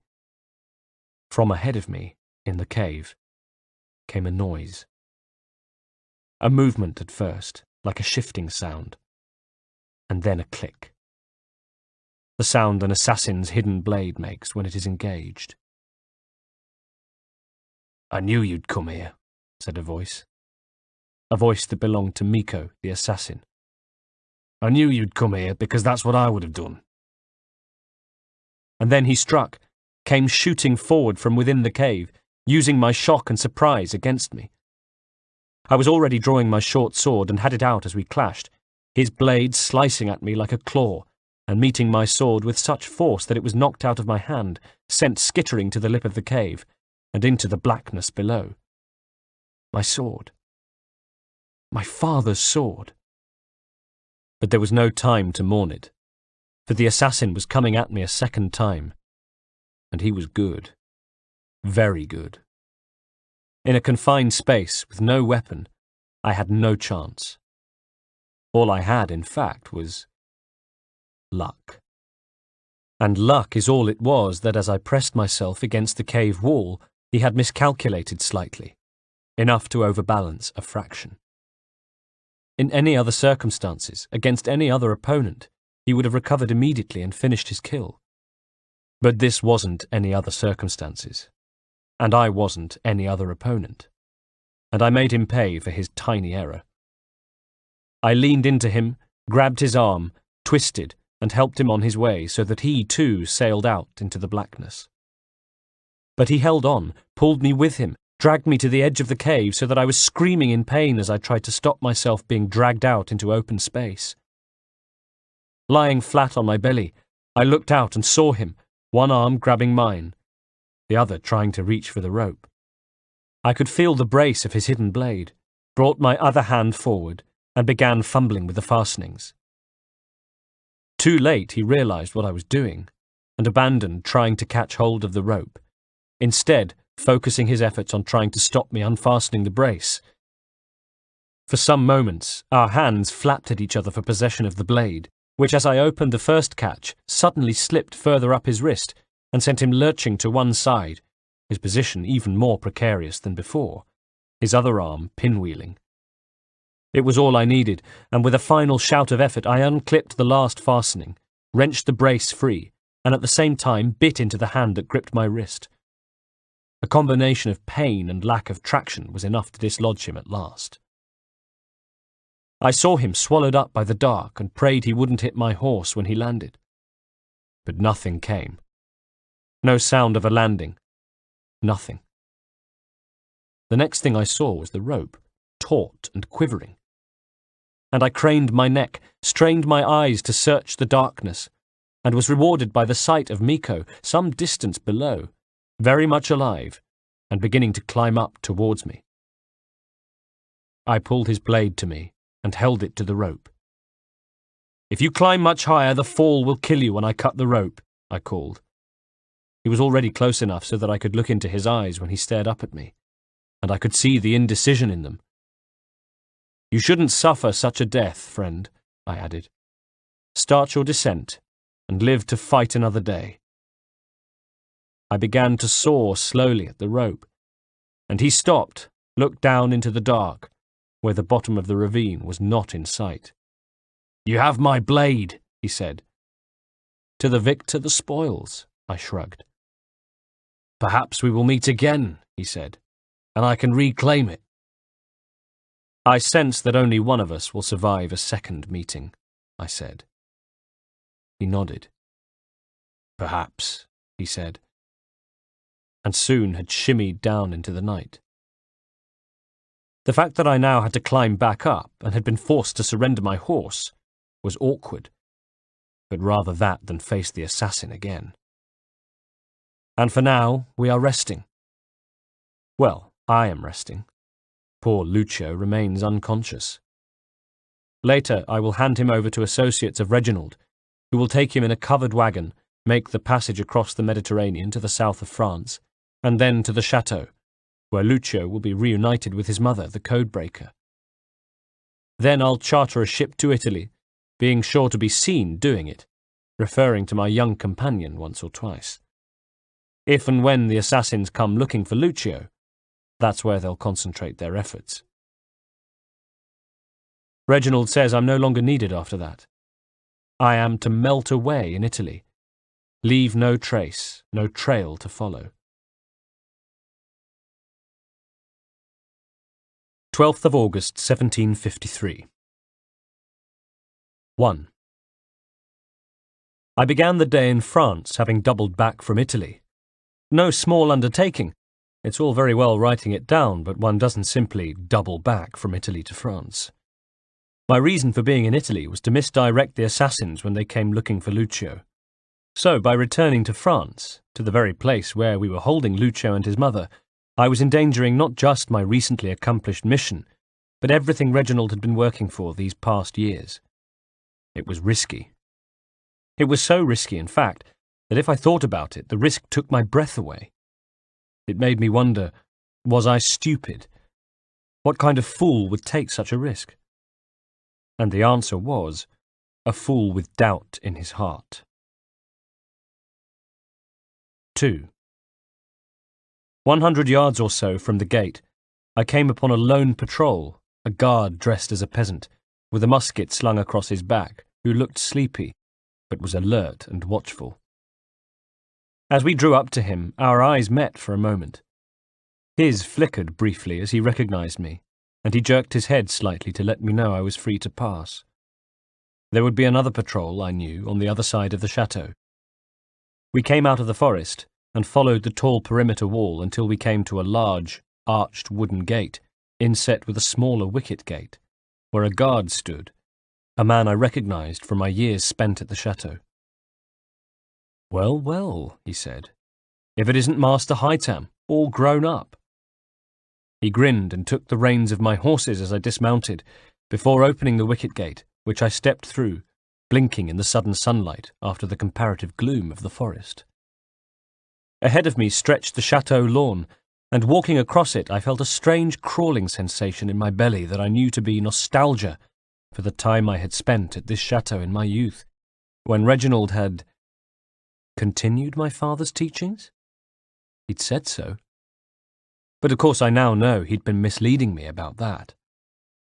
In the ways of combat and stealth, perhaps he had done so, but Reginald had raised me in the ways of the Templar order, and taught me that the way of the Templar was the only way, and that those who believed in another way were at best misguided, at worst evil. But I'd since learnt that father was one of those misguided, evil people, and who's to say what he would have taught me as I grew up? Who's to say? The grass was straggly and overgrown despite the presence of 2 gardeners, both of whom wore short swords at their waists, hands going to the hilts as I made my way towards the front door of the chateau. I came close to one of them, who, when he saw who I was, nodded his head. "An honour finally to meet you, Master Kenway," he said. "I trust your mission was successful." "It was, thank you, yes," I replied to the guard, or gardener, whatever he was. To him I was a knight, one of the most celebrated in the order. Could I really hate Reginald when his stewardship had brought me such acclaim? And after all, had I ever doubted his teachings? The answer was no. Had I been forced to follow them? Again, no. I'd always had the option to choose my own path, but had stayed with the order because I believed in the code. Even so, he has lied to me. No, not lied to me. How had Holden put it? Withheld the truth. Why?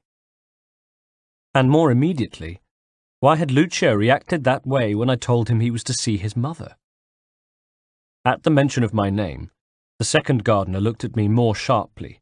Then he too was genuflecting as I made my way past, acknowledging him with a nod, feeling taller all of a sudden, and all but puffing out my chest as I approached the front door that I knew so well. I turned before I knocked, to look back across the lawn, where the 2 guards stood watching me. I had trained on that lawn, spent countless hours honing my sword skills. I knocked, and the door was opened by yet another similarly attired man who also wore a short sword at his waist. The chateau had never been this fully staffed when I had lived there, but then again, when I lived there we never had a guest as important as the codebreaker. The first familiar face I saw belonged to John Harrison, who looked at me, then did a double-take. "Haytham," he blustered. "What the hell are you doing here?" "Hello, John," I said equably. "Is Reginald here?" "Well, yes, Haytham, but Reginald is supposed to be here. What are you doing here?" "I came to check on Lucio." "You what?" Harrison was becoming somewhat red-faced. "You came to check on Lucio." He was having trouble finding his words now. "What? Why? What on earth do you think you're doing?" "John," I said gently, "please calm yourself. I was not followed from Italy. Nobody knows I'm here." "Well, I should bloody well hope not." "Where's Reginald?" "Below stairs with the prisoners." "Oh? Prisoners?" "Monica and Lucio." "I see. I had no idea they were considered prisoners." But a door had opened beneath the stairs, and Reginald appeared. I knew that door. It led down to the cellar, which, when I lived there, was a dank, low-ceilinged room with mouldering, mainly empty wine racks along one side, and a dark, damp wall along the other. "Hello, Haytham," said Reginald, tight-lipped. "You were not expected." Not far away lingered one of the guards, and now he was joined by another. I looked from them back to Reginald and John, who stood like a pair of concerned clergymen. Neither was armed, but even if they had been, I thought I could probably take all four. If it came to it. "Indeed," I said. "John was just telling me how surprised he was by my visit." "Well, quite. You've been very reckless, Haytham." "Perhaps. But I wanted to see that Lucio was being looked after. Now I'm told he's a prisoner here, so perhaps I have my answer." Reginald chortled. "Well, what did you expect?" "What I was told. That the mission was to reunite mother and son, that the codebreaker had agreed to work on Vedamir's journal if we were able to rescue her son from the rebels." "I told you no lies, Haytham. Indeed, Monica has been working on decoding the journal since being reunited with Lucio." "Just not on the basis I imagined." "The carrot doesn't work. We use the stick," said Reginald, his eyes cold. "I'm sorry if you had formed the impression that there was more carrot than stick involved." "Let's see her," I said, and with a short nod, Reginald agreed. He turned and led us through the door, which opened onto a flight of stone steps leading down. Light danced on the walls. "Regarding the journal, we're close now, Haytham," he said as we descended. "So far, we've been able to establish that there exists an amulet. Somehow it fits with the storehouse. If we can get hold of the amulet—" At the bottom of the steps, iron cressets on poles had been set out to light the way to a door, where a guard stood. He moved to one side and opened the door for us to pass through. Inside, the cellar was as I remembered it, lit by the flickering light of torches. At one end was a desk. It was bolted to the floor, and Lucio was manacled to it. And beside him was his mother, who was an incongruous sight. She sat on a chair that looked as though it had been brought into the cellar from upstairs, especially for the purpose. She was wearing long skirts and a buttoned-up blouse, and would have looked like a churchgoer were it not for the rusting iron restraints around her wrists and the arms of the chair, and especially the scold's bridle around her head. Lucio swiveled in his seat, saw me, and his eyes burned with hatred. Then he turned back to his work. I had stopped in the middle of the floor, halfway between the door and the codebreakers. "Reginald, what is the meaning of this?" I said, pointing at Lucio's mother, who regarded me balefully from within the scold's bridle. "The branks is temporary, Haytham. Monica has been somewhat vocal in her condemnation of our tactics this morning. Hence we have moved them here for the day."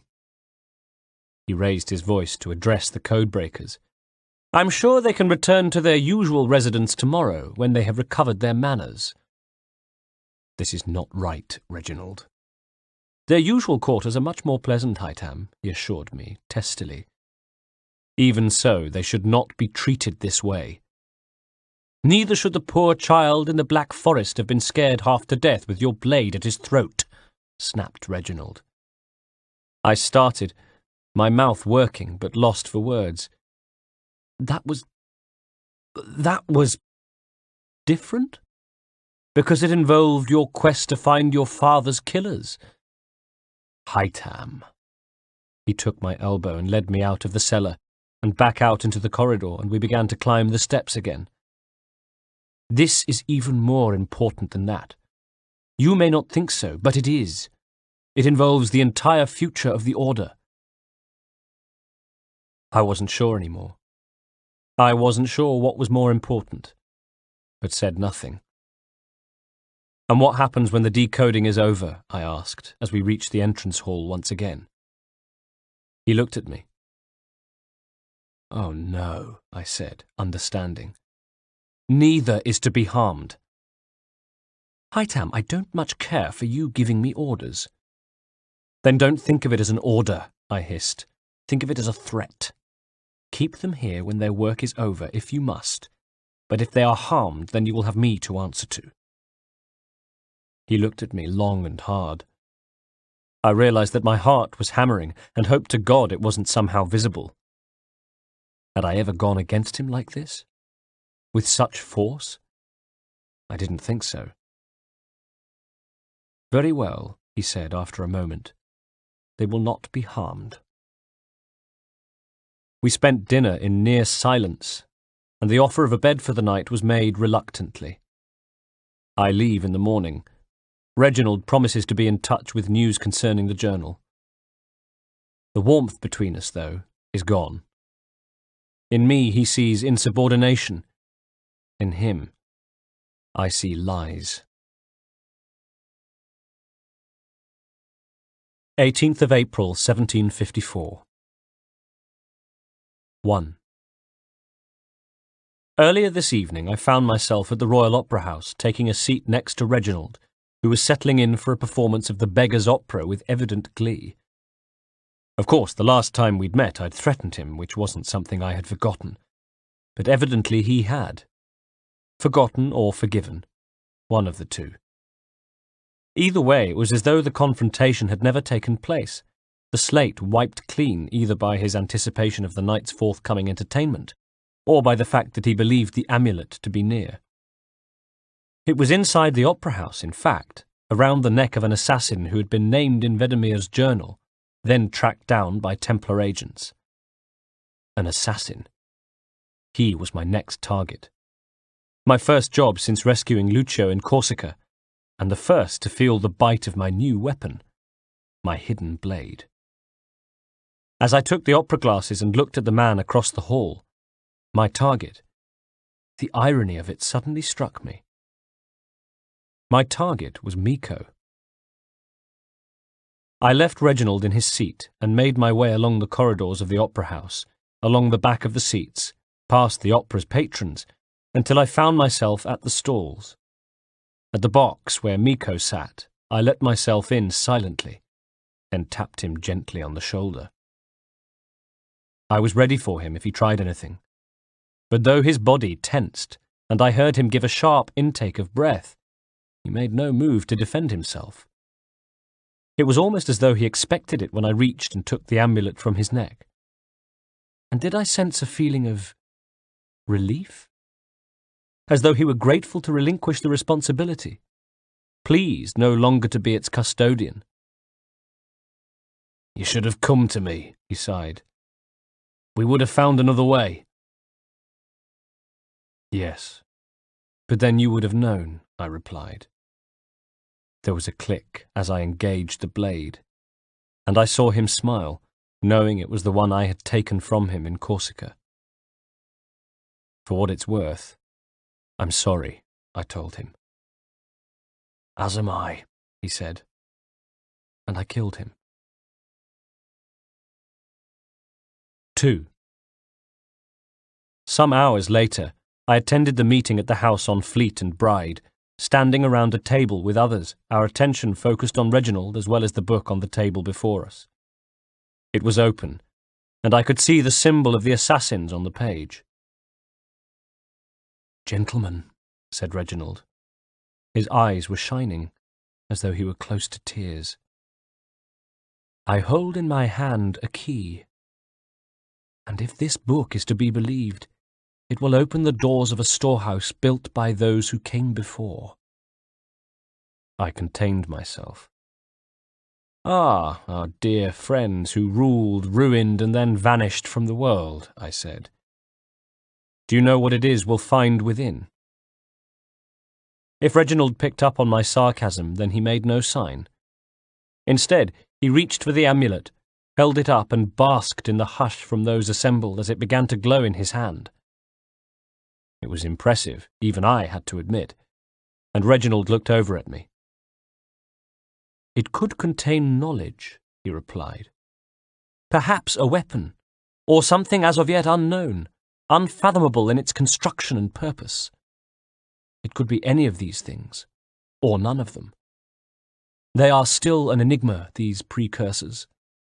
But of one thing I am certain. Whatever waits behind those doors shall prove a great boon to us. Or our enemies, I said, should they find it first. He smiled. Was I beginning to believe at last? They won't. You've seen to that. Mika had died wanting to find another way. What had he meant? An accord of assassin and Templar? My thoughts went to my father. I assume you know where this storehouse is, I said after a pause. Mr. Harrison, said Reginald, and John stepped forward with a map, unfurling it. How fare your calculations, said Reginald, as John circled an area of the map which, leaning closer, I saw contained New York and Massachusetts. I believe the site lays somewhere within this region, he said. That's a lot of ground to cover, I frowned. My apologies. Would that I could be more accurate. That's all right, said Reginald. It suffices for a start. And this is why we've called you here, Master Kenway. We'd like for you to travel to America, locate the storehouse, and take possession of its contents. I'm yours to command, I said. To myself, I cursed him and his folly, and wished I could be left alone to continue my own investigations, then added, although a job of this magnitude will require more than just myself. Of course, said Reginald, and handed me a piece of paper. Here are the names of 5 men sympathetic to our cause. Each is also uniquely suited to aid you in your endeavour. With them at your side, you'll want for nothing. Well, then I'd best be on my way, I said. I knew our faith in you was not misplaced. We've booked you a passage to Boston. Your ship leaves at dawn. Go forth, Haytham, and bring honour to us all.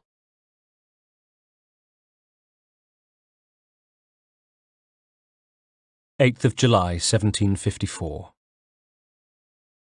1. Boston twinkled in the sun. A squawking gull circled overhead.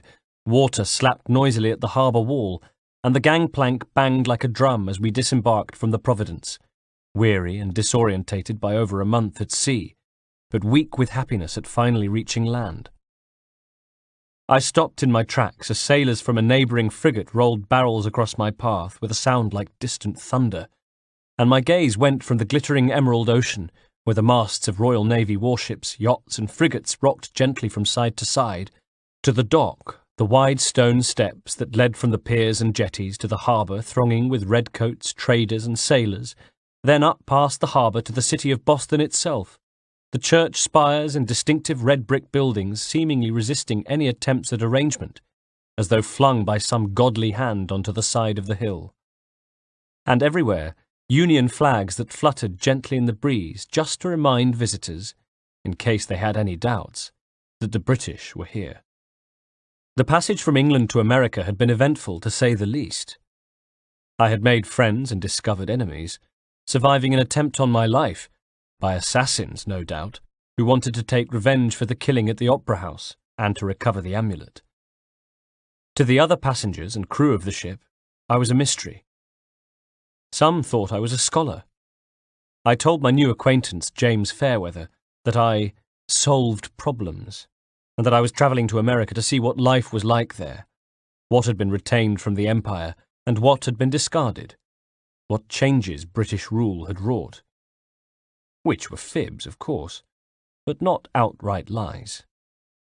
For though I came on specific Templar business, I was curious, too, to see this land I had heard so much about, which was apparently so vast, its people infused with a pioneering, indomitable spirit.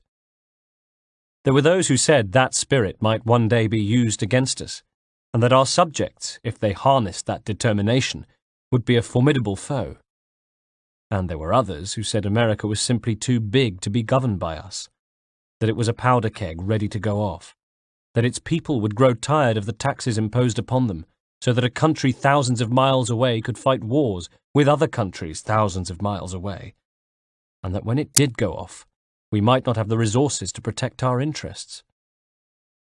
All of this I hoped to be able to judge for myself, but only as an adjunct to my main mission, though, which, well, I think it's fair to say that for me, the mission has changed en route.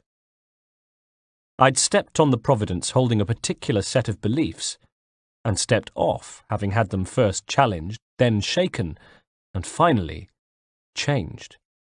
And all because of the book. The book that Reginald had given me. I'd spent much of my time aboard the ship poring over it. I must have read it no fewer than 24 times, and still I'm not sure I've made sense of it. One thing I do know, though, whereas before I'd thought of those who came before with doubt, as would a skeptic, an unbeliever, and considered Reginald's obsession with them to be at best an irritation, at worst a preoccupation that threatened to derail the very workings of our order, I no longer did. I believed. The book seemed to have been written, or should I say written, illustrated, decorated, scrawled, by a man, or maybe several of them.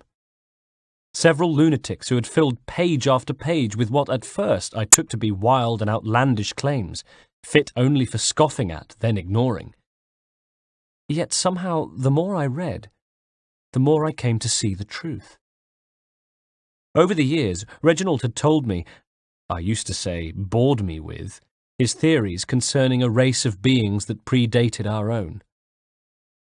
He'd always asserted that we were born of their struggles, and thus obliged to serve them, that our ancestors had fought to secure their own freedom in a long and bloody war. What I discovered during my passage was that all of this originated from the book, which, as I read it, was having what I can only describe as a profound effect upon me. Suddenly I knew why Reginald had become so obsessed with this race. I'd sneered at him, remember? But reading the book, I felt no desire to sneer at all, just a sense of wonderment, a feeling of lightness inside me that at times made me feel almost giddy with an excitement and a sense of what I can describe as insignificance, of realizing my own place in the world. It was as though I had peered through a keyhole expecting to see another room on the other side, but had seen a whole new world instead. And what had become of those who came before? What had they left behind, and how could it benefit us? That I didn't know. It was a mystery that had confounded my order for centuries, a mystery I'd been asked to solve, a mystery that had brought me here, to Boston. Master Kenway! Master Kenway! I was being hailed by a young gentleman who appeared from within the throng. Going over to him, I said, carefully, "Yes, may I help you?" He held out his hand to be shaken. "Charles Lee, sir. A pleasure to make your acquaintance. I've been asked to introduce you to the city, help you settle in." I had been told about Charles Lee. He was not with the order, but was keen to join us, and according to Reginald, would want to ingratiate himself with me in the hope of securing my sponsorship. Seeing him reminded me I was Grand Master of the colonial right now. Charles had long, dark hair, thick sideburns, and a prominent, hawk-like nose, and even though I liked him straight away, I noticed that while he smiled when he spoke to me, he reserved the look of disdain for everybody else on the harbour. He indicated for me to leave my bags, and we began to thread our way through the crowds of the long pier, past dazed-looking passengers and crews still getting their bearings on dry land, through dock workers, traders and redcoats, excited children and dogs scuttling underfoot. I tipped my hat to a pair of giggling women, then said to him, "Do you like it here, Charles?" "There's a certain charm to Boston, I suppose," he called back over his shoulder. "To all of the colonies, really. Granted, their cities have none of London's sophistication or splendour, but the people are earnest and hard-working. They have a certain pioneer spirit that I find compelling." I looked around. It's quite something, really, watching a place that's finally found its feet. Feet awash in the blood of others, I'm afraid. Ah, that's a story old as time itself, and one that's not likely to change. We're cruel and desperate creatures, set in our conquering ways. The Saxons and the Franks, the Ottomans and Safavids. I could go on for hours. The whole of human history is but a series of subjugations. "I pray one day we rise above it," replied Charles earnestly. "While you pray, I'll act. We'll see who finds success first, It was an expression, he said, with a wounded edge to his voice. "Aye, and a dangerous one. Words have power. Wield them wisely." We lapsed into silence. "Your commission is with Edward Braddock, is it not?" I said, as we passed a cart laden with fruit. "Aye, but he's yet to reach America, and I figured I might, well, at least until he arrives, I thought." I stepped nimbly to the side to avoid a small girl in pigtails. "Out with it," I said. "Forgive me, sir. I had hoped that I might study under you. If I am to serve the order, I can imagine no better mentor than yourself." I felt a small surge of satisfaction. "Kind of you to say, but I think you overestimate me." "Impossible, sir." Not far away, a red-faced paperboy wearing a cap yelled out news of the battle at Fort Necessity. "French forces declare victory following Washington's retreat," he bawled. "In response, the Duke of Newcastle pledges more troops to counter the foreign menace." The foreign menace, I thought. The French, in other words. This conflict they were calling the French and Indian War was set to escalate, if the rumours were to be believed. There was not an Englishman alive who didn't detest the French, but I knew one Englishman in particular who hated them with a vein-bulging passion, and that was Edward Braddock. When he did arrive in America, that's where he'd be heading, leaving me to go about my own business, or so I hoped. I waved away the paperboy when he tried to extort sixpence from me for the broadsheet. I had no desire to read about more French victories. Meanwhile, as we reached our horses and Charles told me that we were to ride for the Green Dragon Tavern, I wondered what the other men would be like. "Have you been told why it is I've come to Boston?" I asked. "No. Master Birch said I should know only as much as you saw fit to share. He sent me a list of names and bade me ensure you could find them." "And have you had any luck with that?" "Aye. William Johnson waits for us at the Green Dragon." "How well do you know him?" "Not well. But he saw the order's mark and did not hesitate to come." "Prove yourself loyal to our cause, and you may yet know our plans as well," I said. He beamed. "I should like nothing more, sir." 2. The Green Dragon was a large brick building with a sloping pitch roof and a sign over the front door that bore the eponymous dragon. According to Charles, it was the most celebrated coffee house in the city, where everybody from patriots to redcoats and governors would meet to chat, to plot, to gossip, and trade. Anything that happened in Boston, the chances were it originated here, on Union Street. Not that Union Street itself was at all prepossessing. Little more than a river of mud, it slowed our pace as we approached the tavern, being sure not to splash any of the groups of gentlemen who stood outside, leaning on canes and chattering intently. Avoiding carts and giving curt nods to soldiers on horseback, we reached a low wooden stables building where we left our horses, then made our way carefully across the streams of muck to the tavern. Inside, we immediately became acquainted with the owners.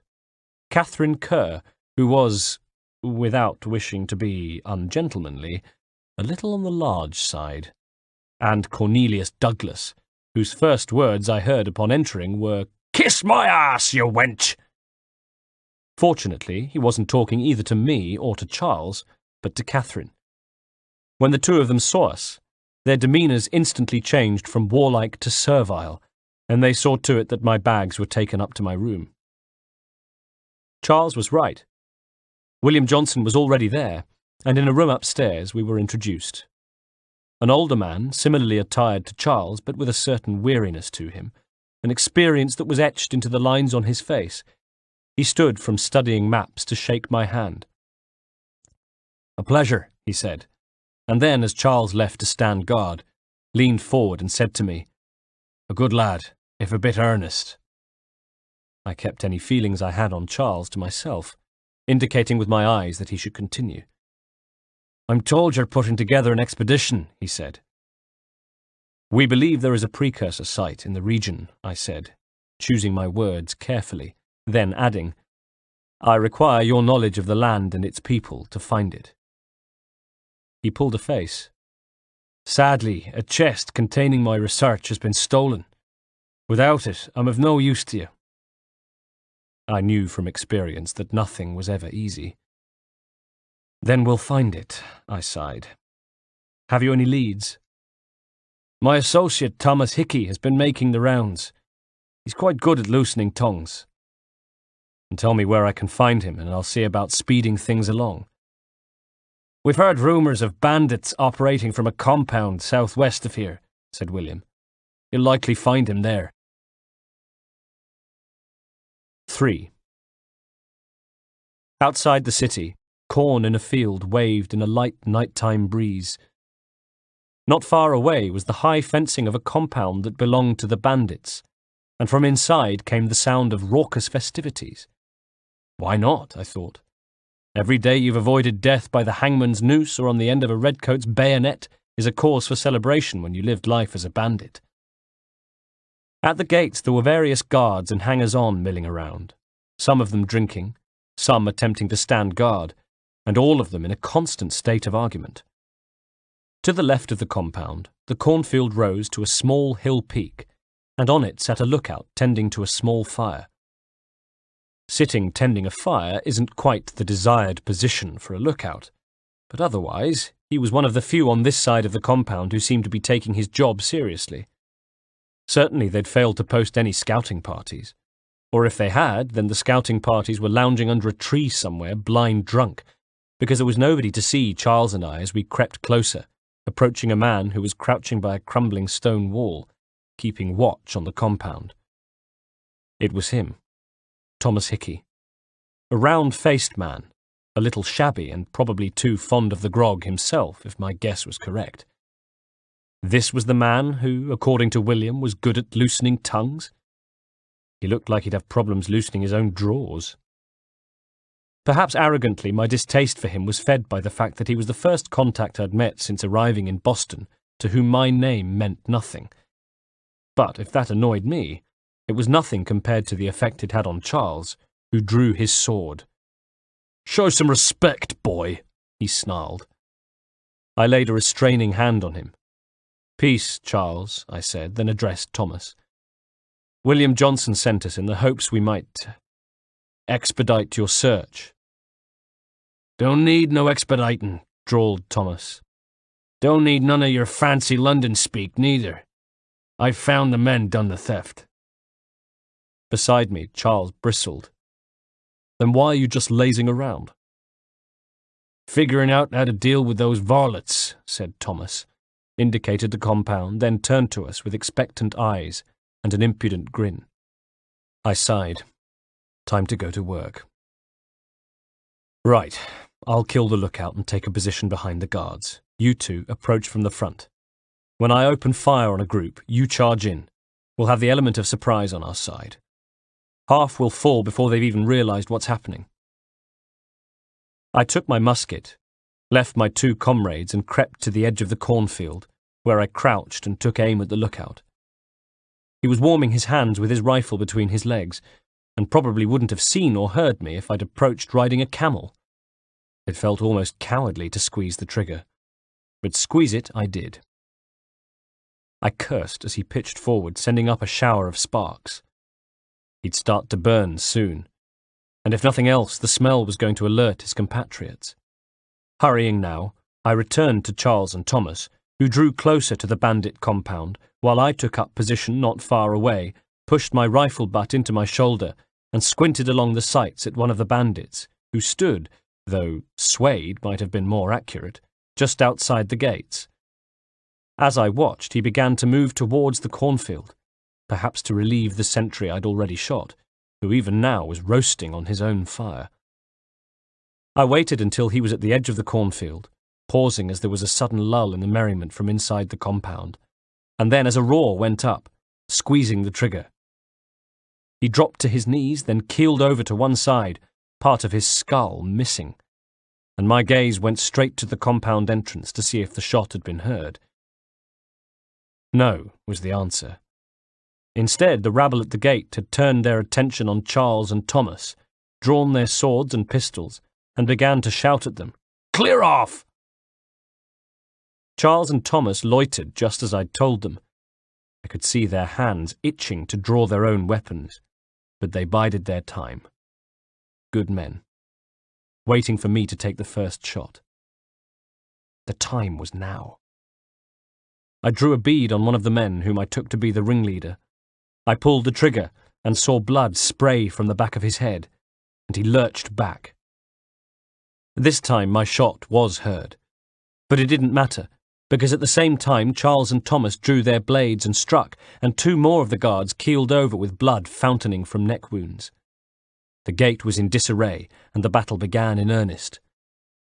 I managed to pick off two more of the bandits before abandoning my musket, drawing my sword and running forward, leaping into the fray and standing side by side with Charles and Thomas.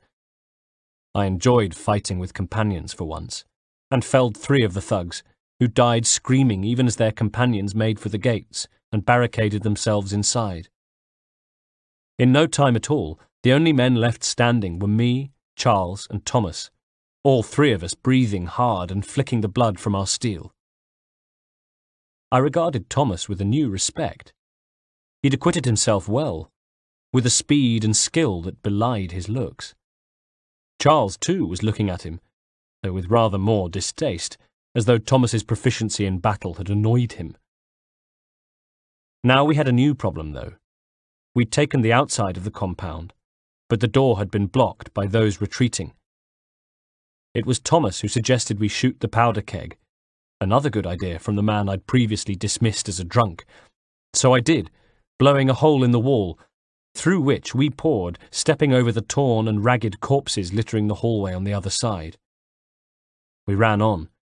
Thick, deep carpets and rugs were on the floor, while exquisite tapestries had been hung at the windows. The whole place was in semi-darkness. There was screaming, male and female, and running feet as we made our way through quickly, me with a sword in one hand and a pistol in the other, using both, slaying any man in my way. Thomas had looted a candlestick, and he used it to cave in the head of a bandit, wiping brains and blood from his face, just as Charles reminded us why we were there, to find William's chest. He described it as we raced along more gloomy corridors, finding less resistance now. Either the bandits were staying clear of us, or were marshalling themselves into a more cohesive force. Not that it mattered what they were doing. We needed to find the chest. Which we did, nestled at the back of a boudoir which stank of ale and sex and was seemingly full of people. Scantily clad women, who grabbed clothes and ran screaming, and several thieves loading guns. A bullet smacked into the wood of the doorway by my side, and we took cover as another man, this one naked, raised his pistol to fire. Charles returned fire around the doorframe, and the naked man crashed to the carpet with an untidy red hole at his chest, grabbing a fistful of bedclothes as he went. Another bullet gouged the frame, and we ducked back. Thomas drew his sword as two more bandits came hurtling down the corridor towards us, Charles joining in.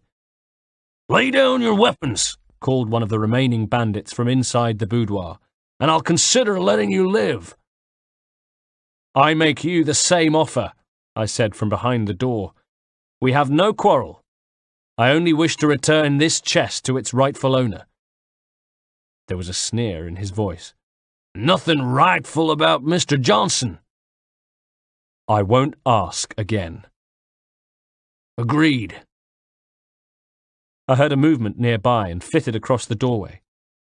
The other man had been trying to creep up on us, but I put a bullet between his eyes and he flopped to the floor, his pistol skittering away from him. The remaining bandit fired again and made a dive for his companion's gun, but I'd already reloaded and anticipated his move, and I put a shot in his flank as he stretched for it. Like a wounded animal, he jackknifed back to the bed, landing in a wet mess of blood and bedclothes, and staring up at me as I entered cautiously, gun held in front of me. He gave me a baleful look.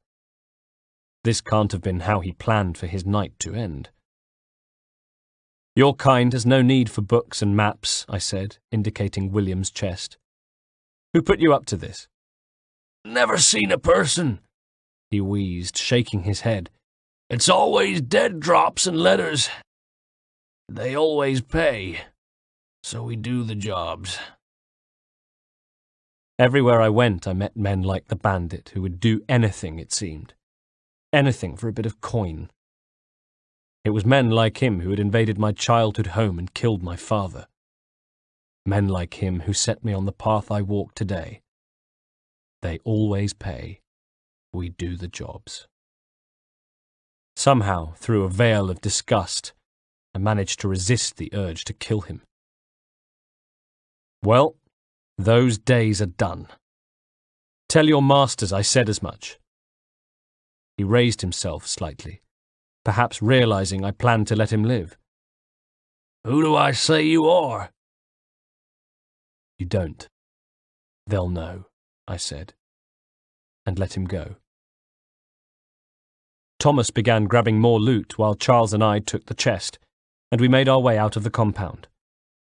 Retreating was easier, most of the bandits having decided that discretion was the better part of valor and staying out of our way, and we made it outside to our horses and galloped away.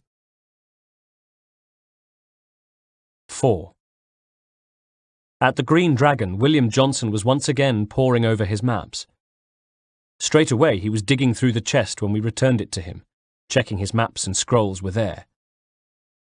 "My thanks, Master Kenway," he said, sitting back at his table, satisfied that everything was in order. "Now tell me what it is you need." Around my neck was the amulet. I'd found myself taking it off and admiring it. Was it my imagination, or did it seem to glow? It hadn't. Not on the night I took it from Miko at the Opera House. The first time I had seen it glow was when Reginald held it up at Fleet and Bride. Now, though, it seemed to do in my hand what it had done in his, as though it were powered, how ridiculous it seemed, by belief. I looked at him, then reached my hands to my neck, removed the amulet from over my head, and handed it across the table.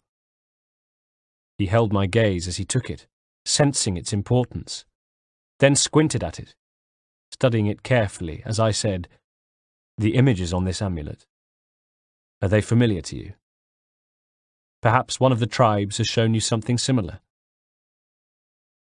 "It appears Kanyent Kahaka in origin," said William. The Mohawk. My pulse quickened. "Can you trace it to a specific location?" I said. "I need to know where it came from." "With my research returned, perhaps. Let me see what I can do." I nodded my thanks. "First, though, I'd like to know a little more about you, William. Tell me about yourself." "What's to tell? I was born in Ireland to Catholic parents, which I learned early in life severely limited my opportunities. So I converted to Protestantism and journeyed here at the behest of my uncle. But I fear my Uncle Peter was not the sharpest of tools. He sought to open trade with the Mohawk, but chose to build his settlement away from the trade routes instead of on them. I tried to reason with the man, but..." He sighed. "As I said, not the sharpest. So I took what little money I'd earned and bought my own plot of land. I built a home, a farm, a store and a mill. Humble beginnings, but well situated, which made all the difference. So this is how you came to know the Mohawk? Indeed. And it has proved a valuable relationship. But you've heard nothing of the precursor's site? No hidden temple or ancient constructs? Yes and no. Which is to say, they have their fair share of sacred sites, but none matching what you describe. Earthen mounds, forest clearings, hidden caves. All are natural, though. No strange metal. No odd glows. It is well hidden, I said. Even to them, it seems. He smiled. But cheer up, my friend. You'll have your precursor treasure, I swear it. I raised my glass. To our success, then. And soon. I smiled. We were four now. We were a team. 10th of July, 1754. 1. We now have our room at the Green Dragon pub, a base, if you like, and it was this I entered to find Thomas, Charles and William. Thomas drinking, Charles looking perturbed, and William studying his charts and maps. I greeted them, only to be rewarded with a belch from Thomas. Charming, spat Charles. I grinned. Cheer up, Charles, he'll grow on you, I said, and sat next to Thomas, who gave me a grateful look. Any news? I said. He shook his head. Whispers of things, nothing solid at the moment. I know you're looking for word of anything out the ordinary, dealing with temples and spirits and ancient times and whatnot, but so far, can't say my boys have heard much. No trinkets or artifacts being moved through your shadow market? Nothing new. Couple ill-gotten weapons, some jewelry likely lifted from a living thing. But you said to listen for talk of glows and hums and look out for strange sights, right? And I ain't heard nothing about that. Keep at it, I asked. Oh, I will. You done me a great service, mister, and I fully intend to repay my debt. Thricefold, if it pleases. Thank you, Thomas. Place to sleep and meal to eat is thanks enough, don't you worry. I'll get you sorted soon. He raised his tankard only to find it was empty, and I laughed, clapped him on the back, and watched as he stood and lurched off in search of ale from elsewhere. Then I turned my attention to William, moving over to his lectern and pulling up a chair to sit down beside him. How fares your search? He frowned up at me. Maps and maths aren't cutting it. Nothing is ever simple, I rued. What of your local contacts? I asked him, taking a seat opposite. Thomas had bustled back in with the tankard of foaming ale in his fist, and a red mark on his face from where he'd been very recently slapped, just in time to hear William say, "We'll need to earn their trust before they'll share what they know." I have an idea on how we might be effecting that, slurred Thomas, and we turned to look at him with varying degrees of interest. Charles, in the way he usually regarded Thomas, with a look as though he'd just trodden in dog mess, William with bemusement, and me with a genuine interest.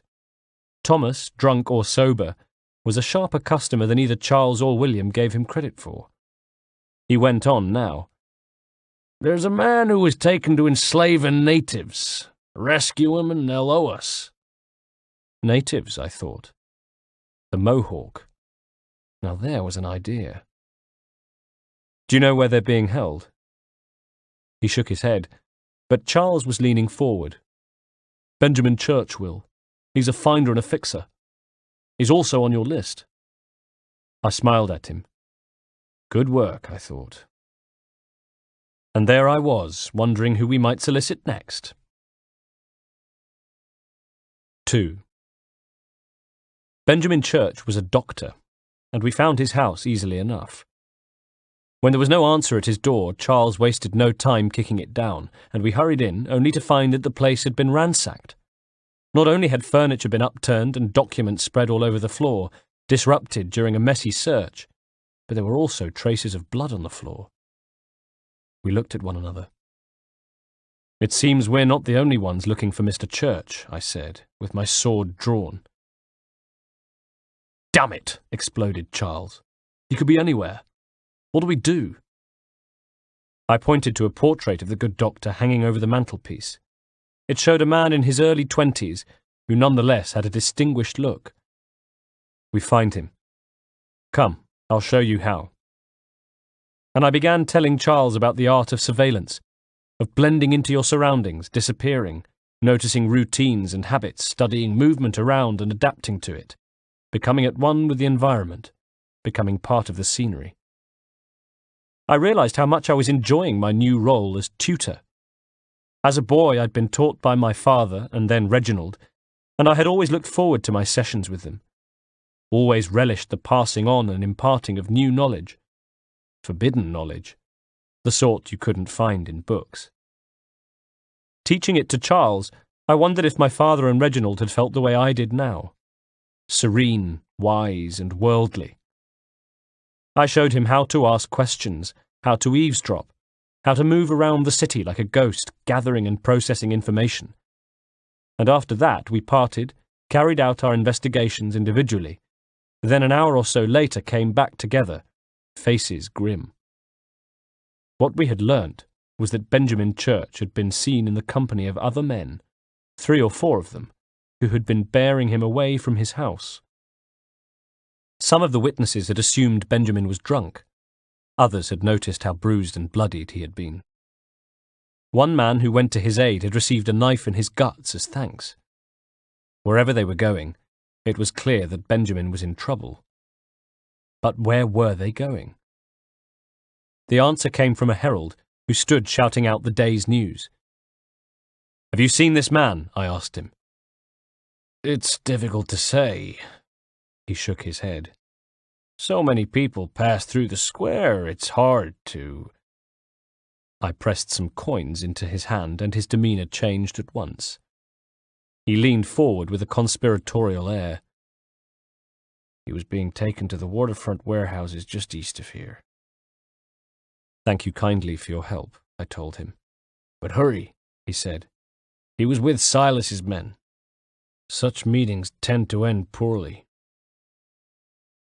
Silas, I thought, as we weaved our way through the streets on our way to the warehouse district. Now who was Silas? The crowds had thinned considerably by the time we reached our destination, well away from the main thoroughfare, where a faint smell of fish seemed to hang over the day.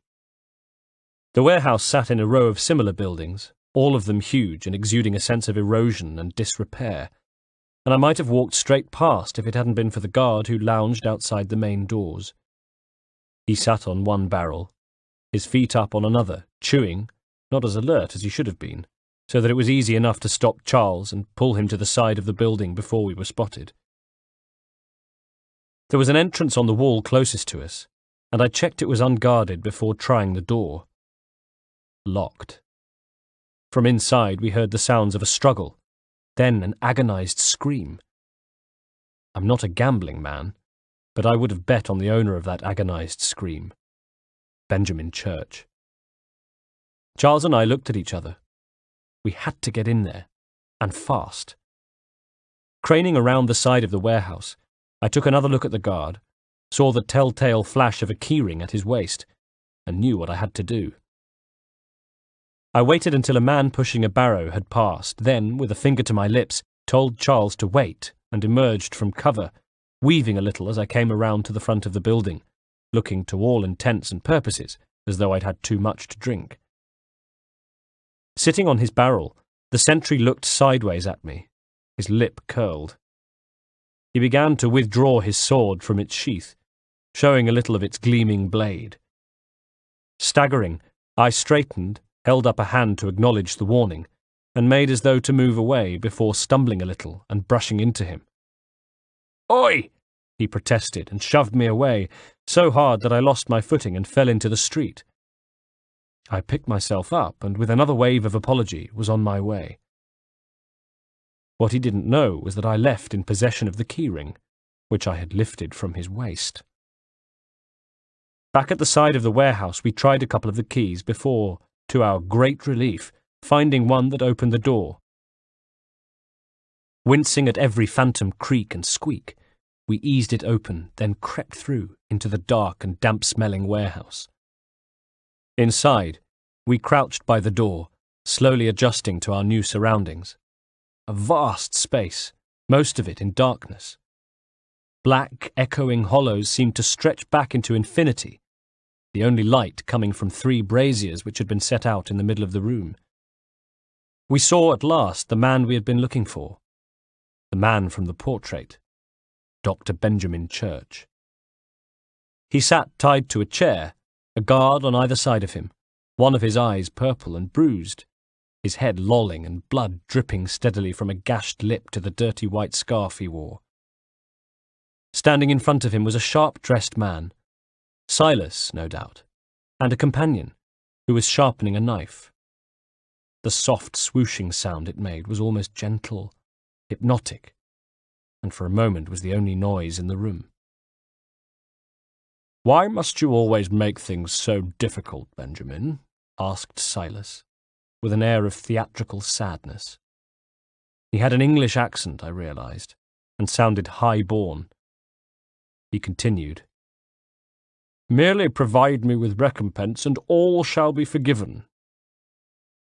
Benjamin regarded him with an injured but defiant gaze. "I'll not pay for protection I don't need," he snapped back, undaunted.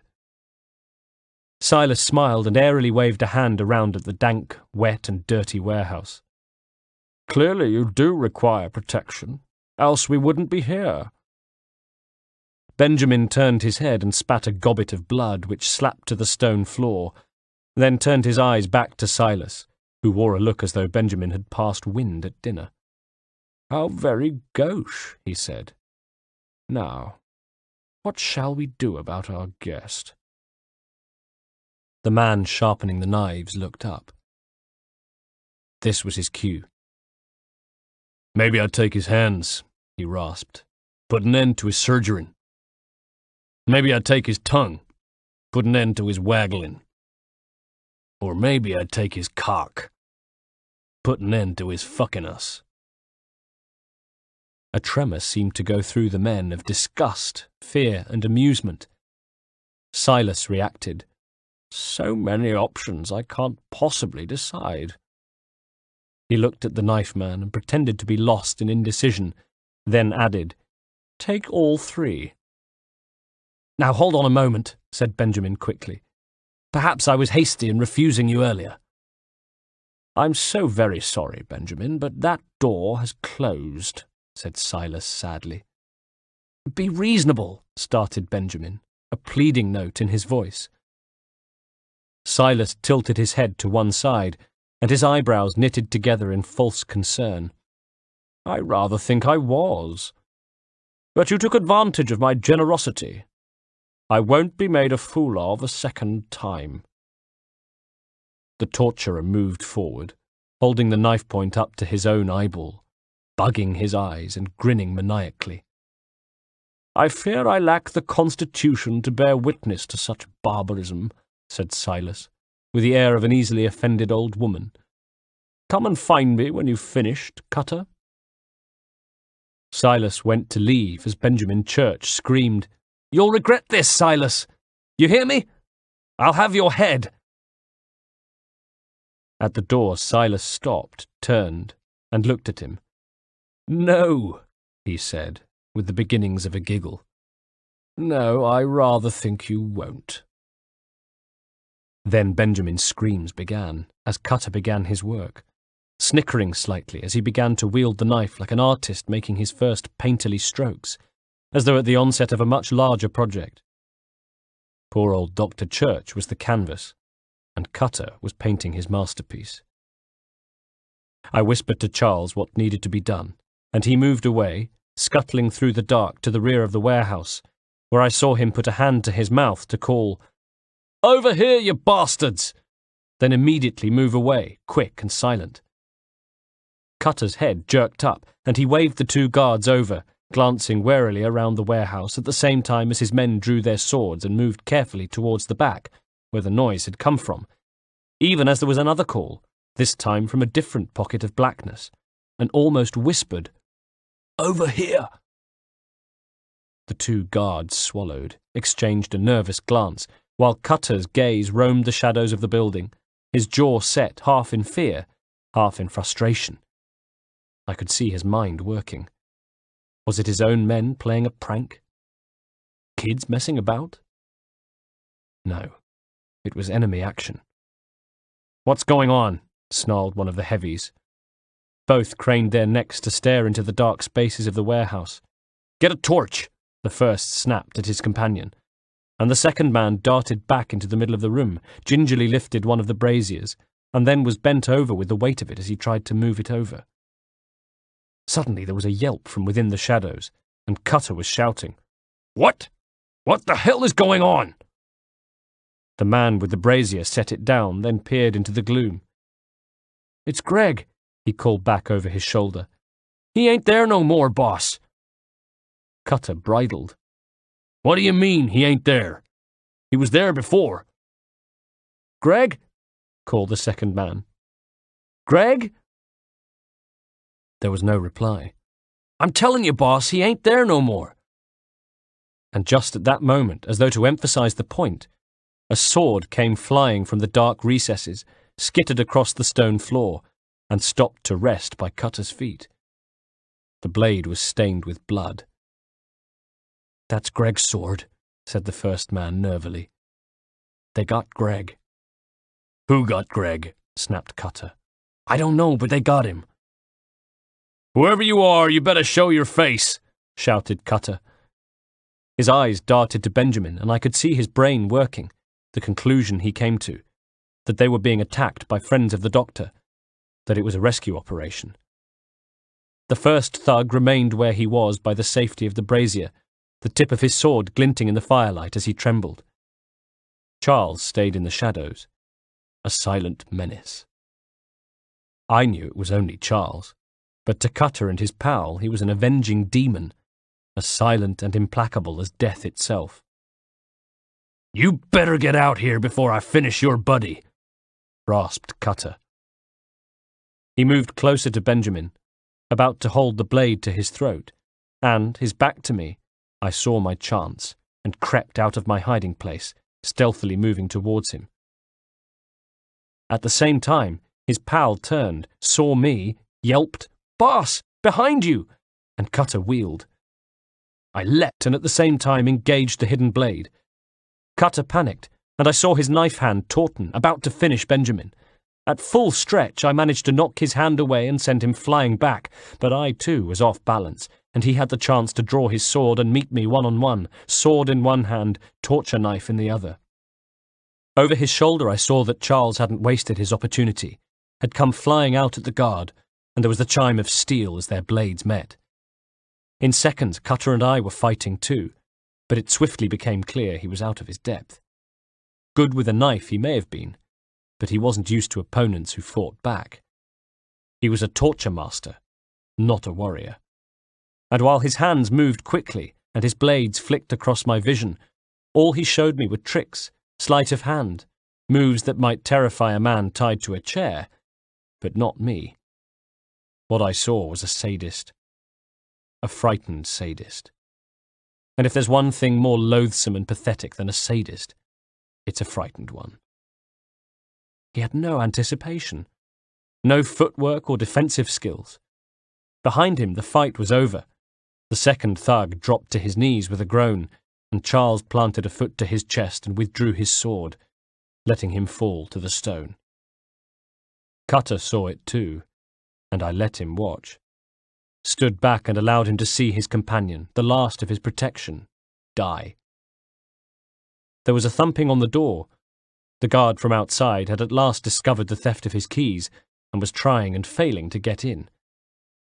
Cutter's eyes swiveled in that direction, looking for salvation, finding none. Those frightened eyes came back to me, and I grinned, then moved forward and began some cutting of my own. I took no pleasure in it. I merely gave him the treatment he deserved. And when he at last folded to the floor with a bright red gash open in his throat and blood sheeting down his front, I felt nothing besides a detached sense of gratification, of justice having been served. No one else would suffer by his blade. I'd forgotten about the banging at the door until it stopped, and in the sudden silence I glanced at Charles, who came to the same conclusion I did. The guard had gone for help. Benjamin groaned, and I went to him, sliced through his bindings with 2 slashes of my blade, then caught him as he fell forward from the chair. Straight away my hands were slick with his blood, but he seemed to be breathing steadily, and though his eyes occasionally squeezed shut as he flinched with pain, they were open. He'd live. His wounds were painful, but they weren't deep. He looked at me. Who are you?" he managed. I tipped my hat. "Haytham Kenway, at your service." There were the beginnings of a smile on his face as he said, Thank you. But I don't understand. Why are you here?" "You are a Templar knight, are you not?" I said to him. He nodded. "As am I. And we don't make a habit of leaving fellow knights at the mercy of knife-wielding madmen. That, and the fact I need your help." "You have it," he said. "Just tell me what you need." I helped him to his feet and waved Charles over. Together we helped him to the side door of the warehouse and let ourselves out, savouring the cool, fresh air after the dank smell of blood and death inside. And as we began to make our way back to Union Street and the sanctuary of the Green Dragon, I told Dr. Benjamin Church about the list. 13th of July, 1754. 1. We were gathered in the Green Dragon beneath the low, dark beams of the back room that we now called our own, and which we were rapidly expanding to fill, stuffing ourselves into the dusty eaves. Thomas, who liked to lounge in a horizontal position whenever he wasn't hoisting tankards of ale or bothering our hosts for more. William, whose frown lines deepened as he laboured over charts and maps spread out over a table, moving from that to his lectern and occasionally letting out a frustrated gasp, waving Thomas and his ale-slopping tankard away whenever he lurched too close. Charles, my right-hand man, who took a seat beside me whenever I was in the room, and whose devotion I felt sometimes as a burden, at other times as a great source of strength. And now, of course, Dr. Church, who had spent the last couple of days recuperating from his injuries in a bed that had been begrudgingly provided for him by Cornelius. We had left Benjamin to it. He had dressed his own wounds, and when he at last rose, he assured us that none of the injuries to his face were likely to be permanent. I had spoken to him 2 days before, when I interrupted him in the process of dressing the worst of his wounds, certainly the most painful-looking, a flap of skin that Cutter had removed. "So, a question for you," I said, still feeling I hadn't quite got the measure of the man. "Why medicine?" He smiled grimly. "I'm supposed to tell you I care for my fellow man, right? That I chose this path because it allows me to accomplish a greater good?" "Are these things not true?" "Perhaps. But that's not what guided me. No, for me it was a less abstract thing. I like money." "There are other paths to fortune," I said. "Aye. But what better ware to peddle than life? Nothing else is as precious, nor so desperately craved. And no price is too great for the man or woman who fears an abrupt and permanent end." I winced. "Your words are cruel, Benjamin." "But true as well." Confused, I asked, "You took an oath to help people, did you not?" "I abide by the oath, which makes no mention of price. I merely require compensation, fair compensation, for my services." "And if they lack the required funds?" "Then there are others who will serve them. Does a baker grant free bread to a beggar? Does the tailor offer a dress to the woman who cannot afford to pay? No. Why should I? You said it yourself, I said. Nothing is more precious than life. Indeed. All the more reason one should ensure one has the means to preserve it. I looked at him askance. He was a young man, younger than me.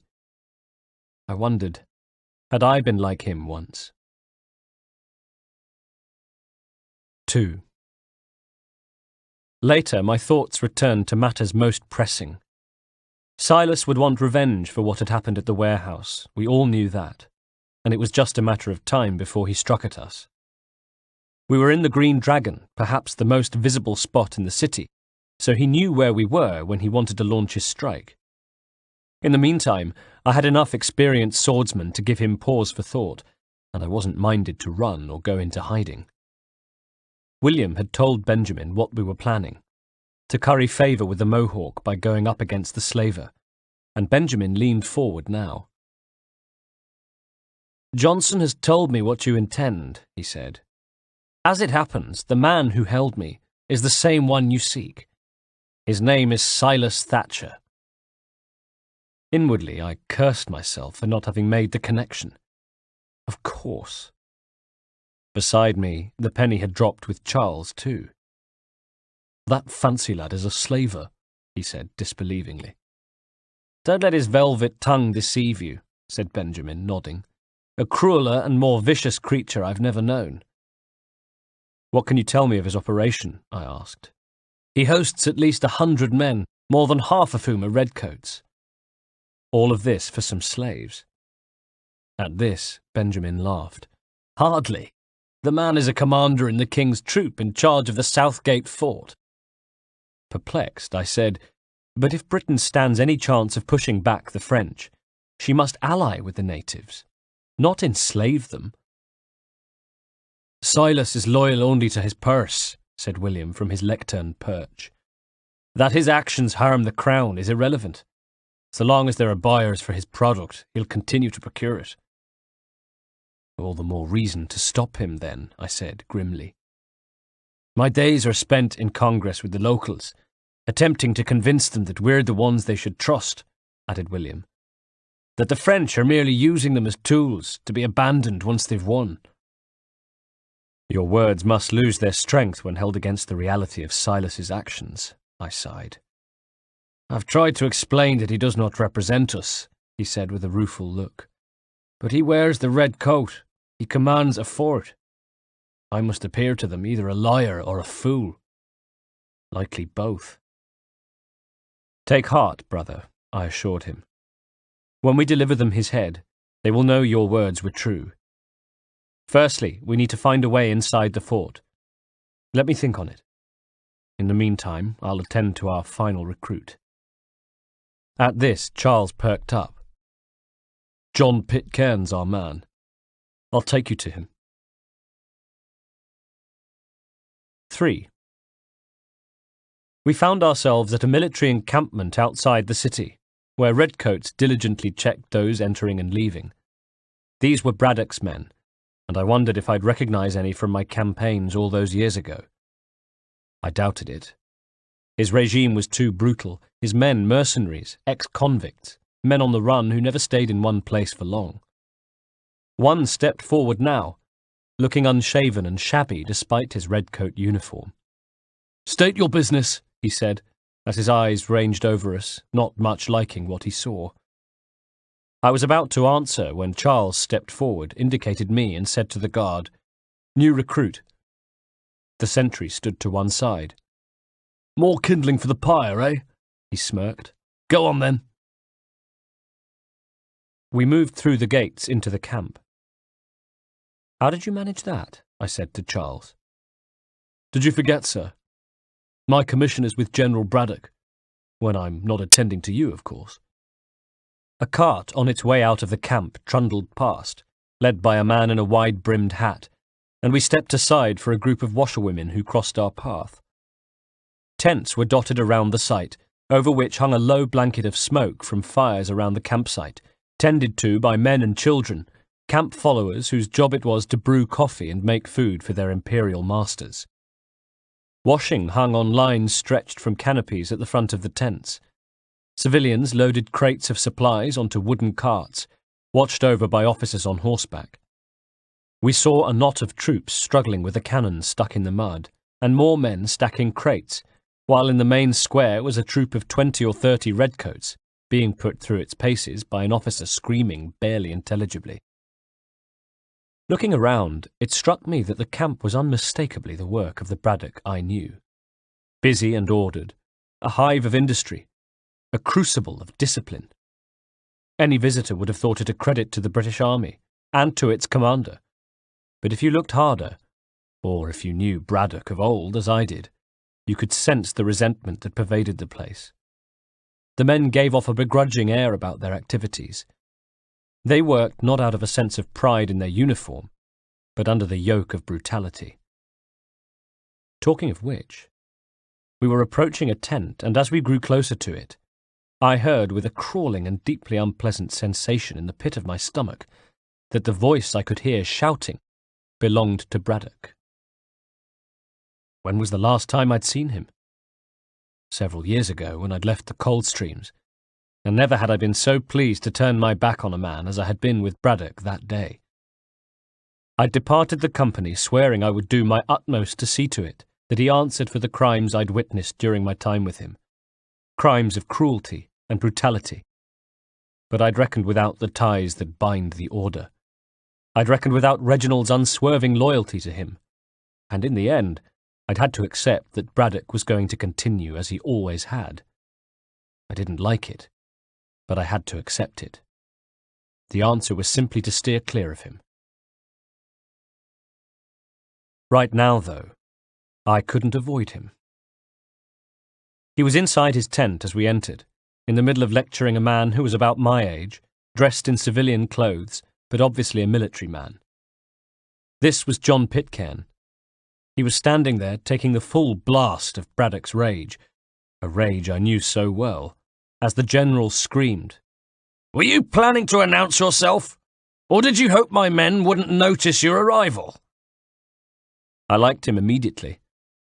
I liked the unblinking way he responded, his Scots accent measured and calm, unintimidated by Braddock as he replied, "Sir, if you'd allow me to explain."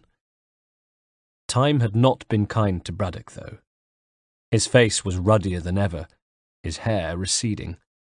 He became even more red-faced now, as he replied, "Oh, by all means. I should like very much to hear this." "I have not deserted, sir," protested Pitcairn. "I'm here under Commander Amherst's orders."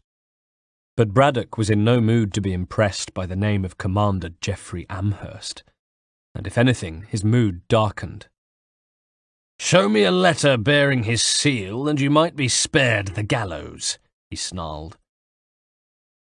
"I have no such thing," replied Pitcairn, swallowing, the only sign of nerves he'd shown, perhaps thinking of the noose tightening around his neck. "The nature of my work, sir, it's—" Braddock reared back as though bored of the whole facade, and might well have been about to order Pitcairn's summary execution, when I took the opportunity to step forward. "It's not the sort of thing best put to paper," I said. Braddock turned to look at me with a jerky movement, seeing Charles and I there for the first time, and taking us in with varying degrees of irritation. Charles he didn't mind so much. Me? Put it this way, the antipathy was mutual. "Haytham," he said simply, my name like a swear word on his lips.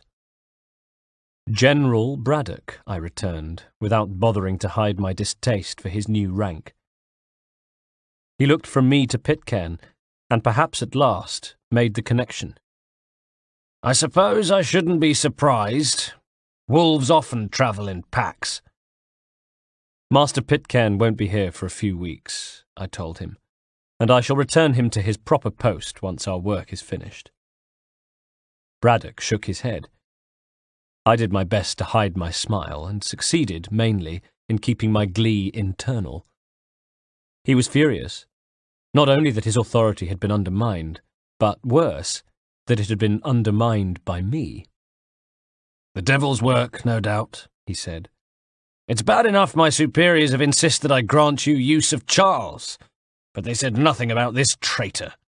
You will not have him." I sighed. "Edward," I began. But Braddock was signalling to his men. "We're done here. See these gentlemen out," he said. 4. "Well, that didn't go as I expected," sighed Charles. We were once again outside the walls with the camp behind us and Boston ahead of us, stretching away to glittering sea on the horizon, the masts and sails of boats in the harbour.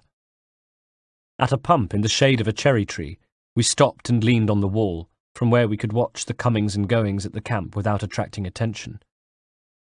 "And to think I used to call Edward a brother," I said ruefully. It had been a long time ago now, and difficult to recall, but it was true. There was a time when I'd looked up to Braddock, thought of him and Reginald as my friends and confederates.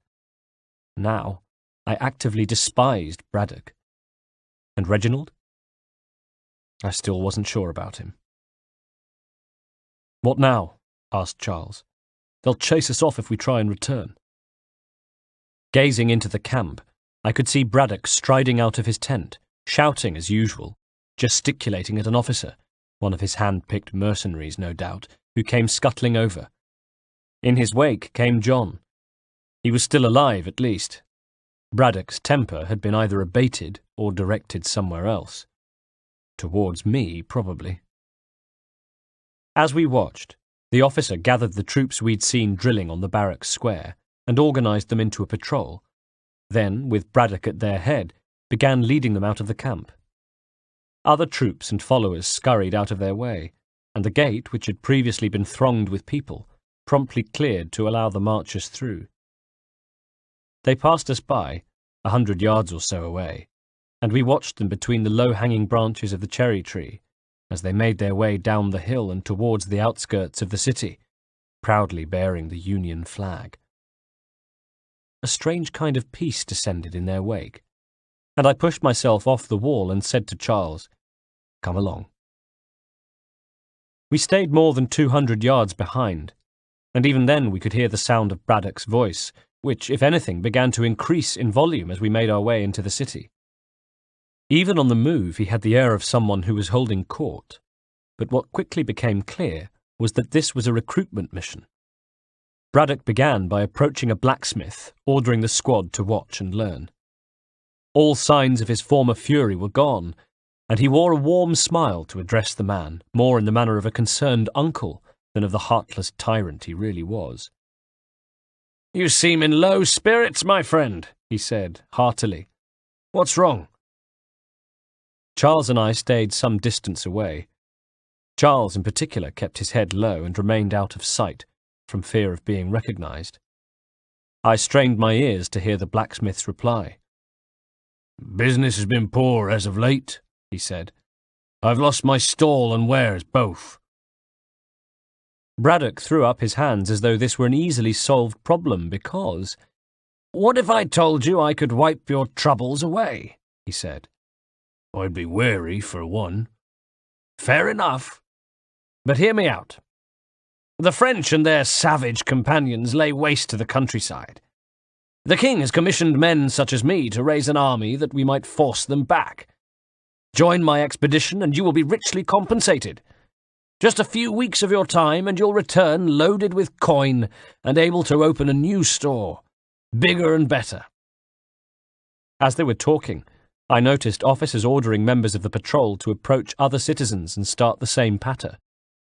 Meanwhile, the blacksmith was saying, "Truly?" Braddock was already handing him commission papers, which he'd fished from his jacket.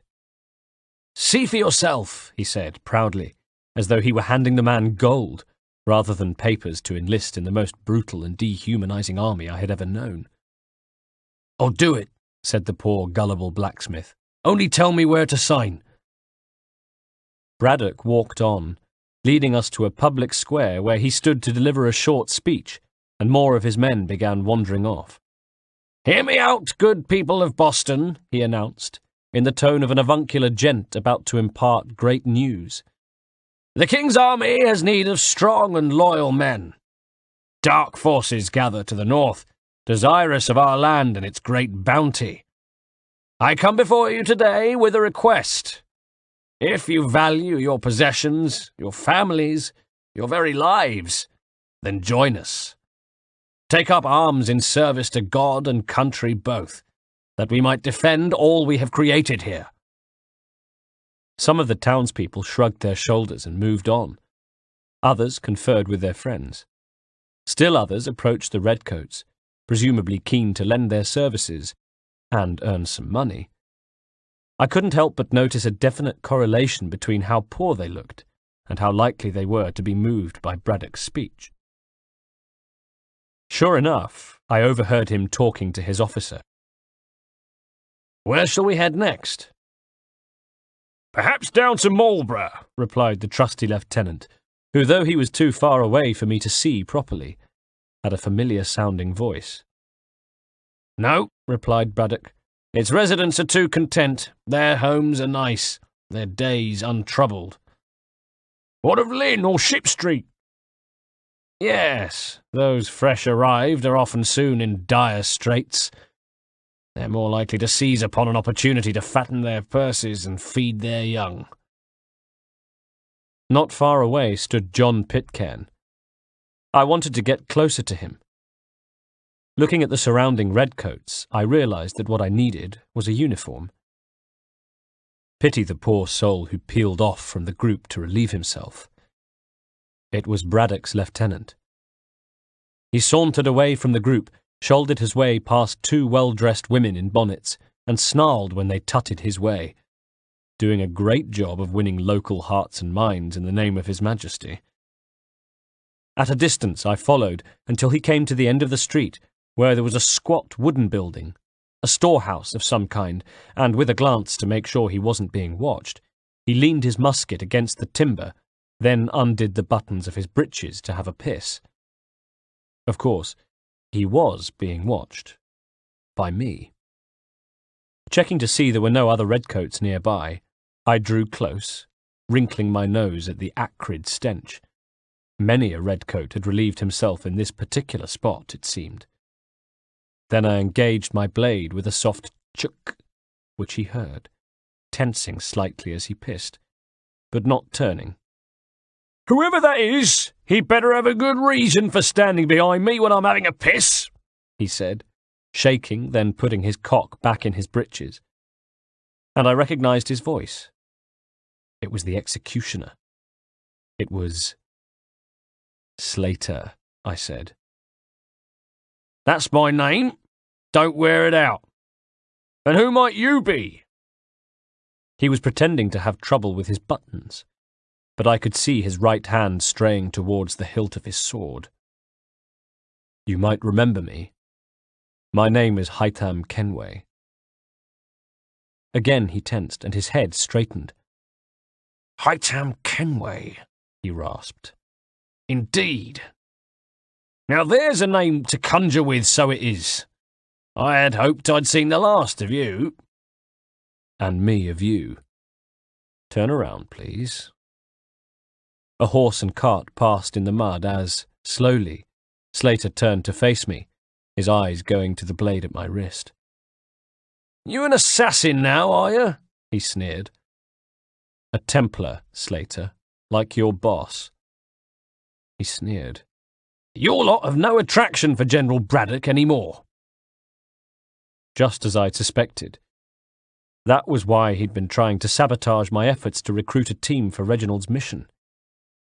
Braddock had turned against us. "Go for your sword," I told Slater. His eyes flickered. "You'll run me through if I do." I nodded. "I can't kill you in cold blood. I'm not your general." "No," he said. "You're a fraction of the man he is." And he went for his sword. A second later, the man who had once tried to hang me, whom I had watched help slaughter a whole family at the siege of Bergen-op-Zoom, lay dead at my feet, and I looked down at his still twitching corpse, thinking only that I needed to take his uniform before he bled all over it. I took it and rejoined Charles, who looked at me with raised eyebrows. "Well, you certainly look the part," he said. I gave him an ironic smile. "Now to make Pitcairn aware of our plans. When I give you the signal, you're to cause a fracas. We'll use the distraction to slip away." Meanwhile, Braddock was issuing orders. "All right, men, we move," he said, and I used the opportunity to slip into the ranks of the patrol, keeping my head down. Braddock, I knew, would be concentrating on the recruitment and not on his men. Equally, I trusted that the men of the patrol would be so terrified of incurring his wrath that they would also be too concerned with enlisting new men to notice a new face in their ranks. I fell in beside Pitcairn, and, my voice low, said, "Hello again, Jonathan." By my side, he started slightly, looked at me and exclaimed, "Master Kenway." I shushed him with a hand and glanced up to ensure we hadn't attracted any unwanted attention, before continuing. "It wasn't easy slipping in, but here I am, come to rescue you." This time he kept his voice down. "You don't honestly think we can get away with this?" I smiled. "Have you no faith in me?" "I hardly know you." "You know enough." "Look," he whispered, "I'd very much like to help, but you heard Braddock. If he catches wind of this, you and I are both finished." "I'll take care of Braddock," I reassured him. He looked at me. "How?" he asked. I gave him a look to say I knew exactly what I was doing, put my fingers in my mouth, and whistled loudly. It was the signal Charles had been waiting for, and he came rushing from between two buildings into the street. He'd taken his shirt off and was using it to obscure his face. The rest of his clothes were in disarray too. He'd used mud on himself so that he looked nothing like the army officer he truly was. He looked, in fact, like a madman, and promptly behaved like one, standing in front of the patrol, which came to a disorganized halt, too surprised or bemused even to raise weapons, as Charles began to shout, "Oi! You're thieves and scoundrels, one and all! You swear the Empire will reward and honour us, but in the end you deliver only death. And for what? Rocks and ice, trees and streams, a few dead Frenchmen? Well, we don't want it, don't need it. So take your false promises, your dangled purses, your uniforms and guns. Take all those things that you hold so dear and shove them up your arse." The redcoats looked at one another, open-mouthed with disbelief, so taken aback that for a moment I worried they weren't going to react at all. Even Braddock, who was some distance away, simply stood, his jaw hanging open, not sure whether to be angry or amused by this unexpected outburst of pure lunacy. Were they simply going to turn around and carry on their way? Perhaps Charles had the same worry, because all of a sudden he added, "Fie on you and your false war!" Then added his crowning touch. He reached, scooped up a piece of horse shit, and flung it in the general direction of the group, most of whom turned smartly away. The lucky ones, that was. General Edward Braddock not included. He stood with horse shit on his uniform, no longer undecided about whether to be amused or angry. Now he was just angry, and his roar seemed to shake the leaves in the trees. "After him!" Some of the men peeled away from the group and went to grab Charles, who had already turned and was now running past a general store, then left from the street between the store and a tavern. This was our chance. But instead of seizing it, John merely said, "Damn it." "What's wrong?" I said. "Now's our chance to escape." "I'm afraid not. Your man just led them into a dead end. We need to rescue him." Inwardly I groaned.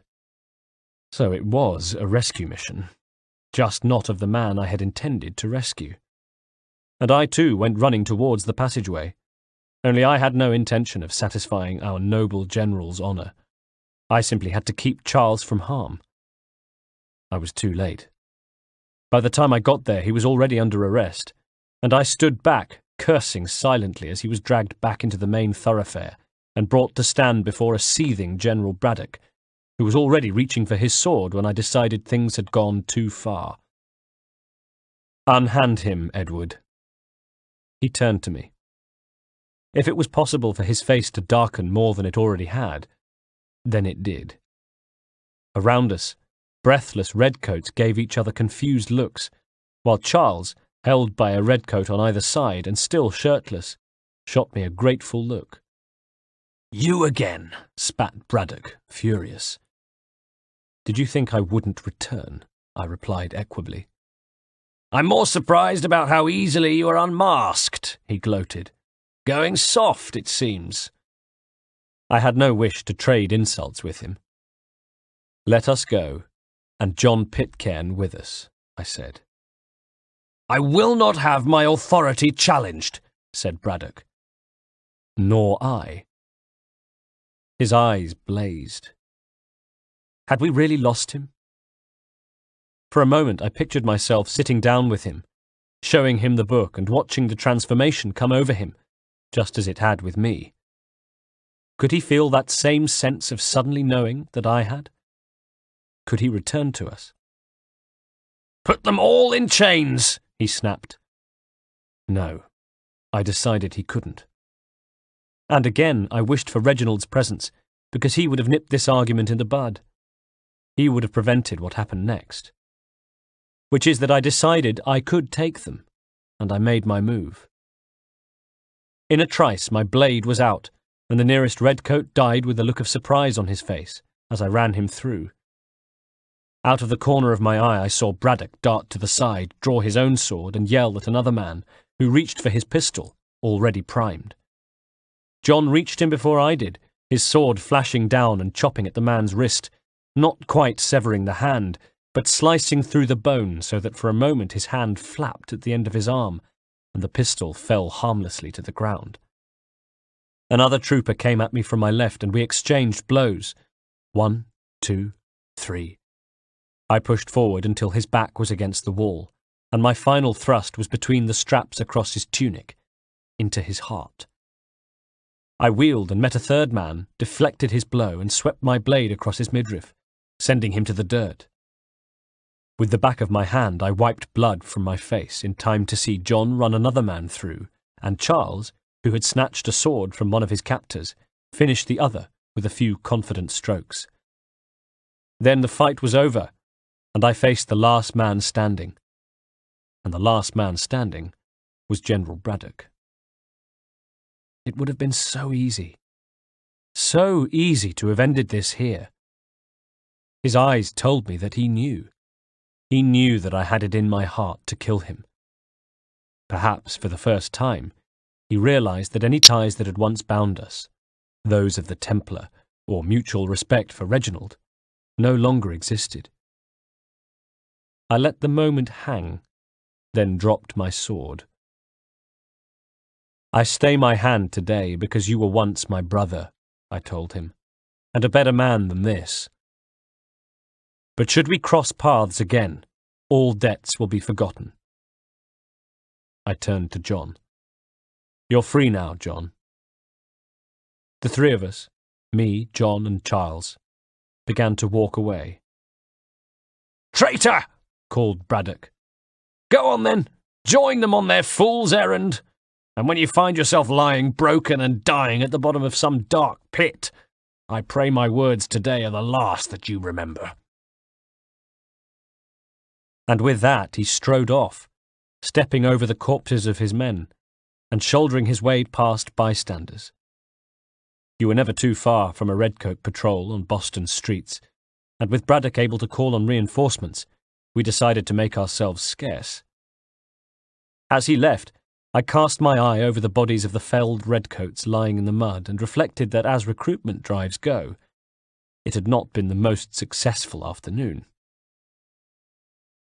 No wonder townsfolk gave us a wide berth as we hurried back along the streets towards the Green Dragon. We were mud-splattered and blood-stained, and Charles was struggling back into his clothes. John, meanwhile, was curious to know about my animosity towards Braddock, and I told him about the slaughter at the skiff, finishing by saying, things were never the same after that. We campaigned together a few more times, but each outing was more disturbing than the last. He killed and killed, enemy or ally, civilian or soldier, guilty or innocent. It mattered not. If he perceived someone to be an obstacle, they died. He maintained that violence was a more efficient solution. It became his mantra, and it broke my heart. "We should stop him," said John, glancing behind, as though we might try at once. "I suppose you're right. But I maintain a foolish hope that he might yet be saved and brought back round to reason. I know. It's a silly thing to believe that one so drenched in death might suddenly change. Or was it so silly, I wondered, as we walked? After all, hadn't I changed? 14th of July, 1754. 1. By staying at the Green Dragon, we were in the right place to hear of any rumblings against us, and my man Thomas kept his ear to the ground. Not that it was much of a chore for him, of course. Listening out for any signs of a plot against us meant supping ale while he eavesdropped on conversations and pressed others for gossip. He was very good at that. He needed to be. We had made enemies. Silas, of course, but most worryingly, General Edward Braddock. Last night I had sat at the desk in my room to write my journal. My hidden blade was on the table beside me, my sword within easy reach in case Braddock launched his inevitable retributive strike straight away, and I knew that this was how it would be from now on. Sleeping with one eye open, weapons never far from hand, always looking over our shoulders, every strange face belonging to a potential enemy. Just the thought of it was exhausting. But what other choice was there? According to Slater, Braddock had renounced the Templar order. He was a loose cannon now, and the one thing worse than a loose cannon is a loose cannon with an army at his disposal. I could at least console myself with knowing that I now had a hand-picked team, and once again we were assembled in the back room, boosted by the addition of John Pitcairn, a more formidable proposition for either of our two opponents. As I entered the room, they rose to greet me, even Thomas, who seemed more sober than usual. I cast my eye over them. Benjamin's wounds had healed nicely. John seemed to have cast off the shackles of his commission with Braddock, his preoccupied air replaced by a new lightness of spirit. Charles was still a British Army officer, and was worried that Braddock might recall him, and consequently, when not looking down his nose at Thomas, wore a concerned look, while William stood at his lectern, holding a quill in his hand, still hard at work comparing the markings on the amulet with the book and his own maps and graphs, still perplexed, the telling details still eluding him. I had an idea about that. I gestured at them to take their seats, and sat among them. "Gentlemen, I believe I've found the solution to our problem. Or rather, Odysseus has." The mention of the Greek hero's name had a somewhat varied effect on my companions, and as William, Charles, and Benjamin all nodded sagely, John and Thomas looked somewhat confused, Thomas being the least self-conscious. "Odysseus? Is he a new guy?" he belched. "The Greek hero, you lobcock," said Charles, disgusted. "Allow me to explain," I said. "We'll enter Silas's fort under the pretence of kinship. Once inside, we spring our trap, free the captives, and kill the slaver." I watched as they absorbed my plan. Thomas was the first to speak. "Dodgy. Dodgy," he grinned. "I like it." "Then let us begin," I continued. "First, we need to find ourselves a convoy." 2. Charles and I were on a rooftop overlooking one of Boston's public squares, both dressed as redcoats. I looked down at my own uniform. There was still a little of Slater's blood on my brown leather belt, and a stain on the white stockings, but otherwise I looked the part. Charles, too, even though he picked at his uniform. I'd forgotten how uncomfortable these uniforms are. Necessary, I'm afraid, I said, in order to properly effect our deception. I looked at him. He wouldn't have to suffer for long, at least. The convoy should be here soon, I told him. We'll attack on my signal. Understood, sir, replied Charles. In the square below us, an upturned cart blocked the far exit, and 2 men were huffing and puffing as they tried to turn it the right way up again. Or pretending to huff and puff and turn the cart the right way up, I should say, because the 2 men were Thomas and Benjamin, and the cart had been deliberately tipped over by all 4 of us a few moments before, strategically placed to block the exit. Not far away from it were John and William, who waited in the shadows of a nearby blacksmith's hut, sitting on upturned buckets with their hats pulled down low over their eyes, a couple of smithies taking a break, lazing the day away, watching the world go by. The trap was set. I put my spyglass to my eye and looked over the landscape beyond the square, and this time I saw them. The convoy, a squad of 9 redcoats making its way towards us. One of them was driving a hay cart, and beside him on the board was... I adjusted the focus. It was a Mohawk woman. A beautiful Mohawk woman, who, despite the fact that she was chained in place, wore a proud, defiant expression and sat straight, in marked contrast to the redcoat who sat beside her driving, whose shoulders were hunched and who had a long-stemmed pipe in his mouth. She had a bruise on her face, I realized, and was surprised to feel a surge of anger at the sight of it. I wondered how long ago they'd caught her, and how, indeed, they'd managed it. Evidently she'd put up a fight. "Sir," said Charles from by my side, prompting me, "hadn't you better give the signal?" I cleared my throat. "Of course, Charles," I said, and put my fingers in my mouth and gave a low whistle, watching as my comrades below exchanged "ready" signals, and Thomas and Benjamin kept up the pretense of trying to upturn the cart. We waited. We waited until the redcoats marched into the square and found the cart blocking their way. "What the hell is this?" said one of the front guards. "1,000 pardons, sirs. Seems we've had ourselves an unhappy little accident," said Thomas, with open hands and an ingratiating smile. The lead redcoat took note of Thomas's accent and at once assumed a contemptuous look. He went a shade of purple, not quite angry enough to match the colour of his tunic, but deep enough. "Get it sorted, and quickly," he snapped, and Thomas touched a servile hand to his forelock before turning back to help Benjamin with the cart. "Course, my lord, at once," he said. Charles and I, now on our bellies, watched. John and William sat with their faces hidden, but they, too, watched the scene as the redcoats, rather than simply marching around the cart or even, God forbid, helping Thomas and Benjamin to put the cart straight, stood and looked on as the lead guard became more and more furious, until his temper finally snapped. "Look, either get your cart right or we're riding through it." "Please don't." I saw Thomas's eyes dart up to the rooftop where we lay, then across to where William and John sat ready, their hands now on the hilts of their swords, and he spoke the action phrase, which was, "We're nearly finished." In one movement, Benjamin had drawn his sword and run through the nearest man, while before the lead guard had a chance to react, Thomas had done the same, a dagger appearing from within his sleeve, which was just as quickly embedded into the lead guard's eye. At the same time, William and John burst from cover, and 3 men fell beneath their blades, while Charles and I jumped from above, catching those nearest by surprise.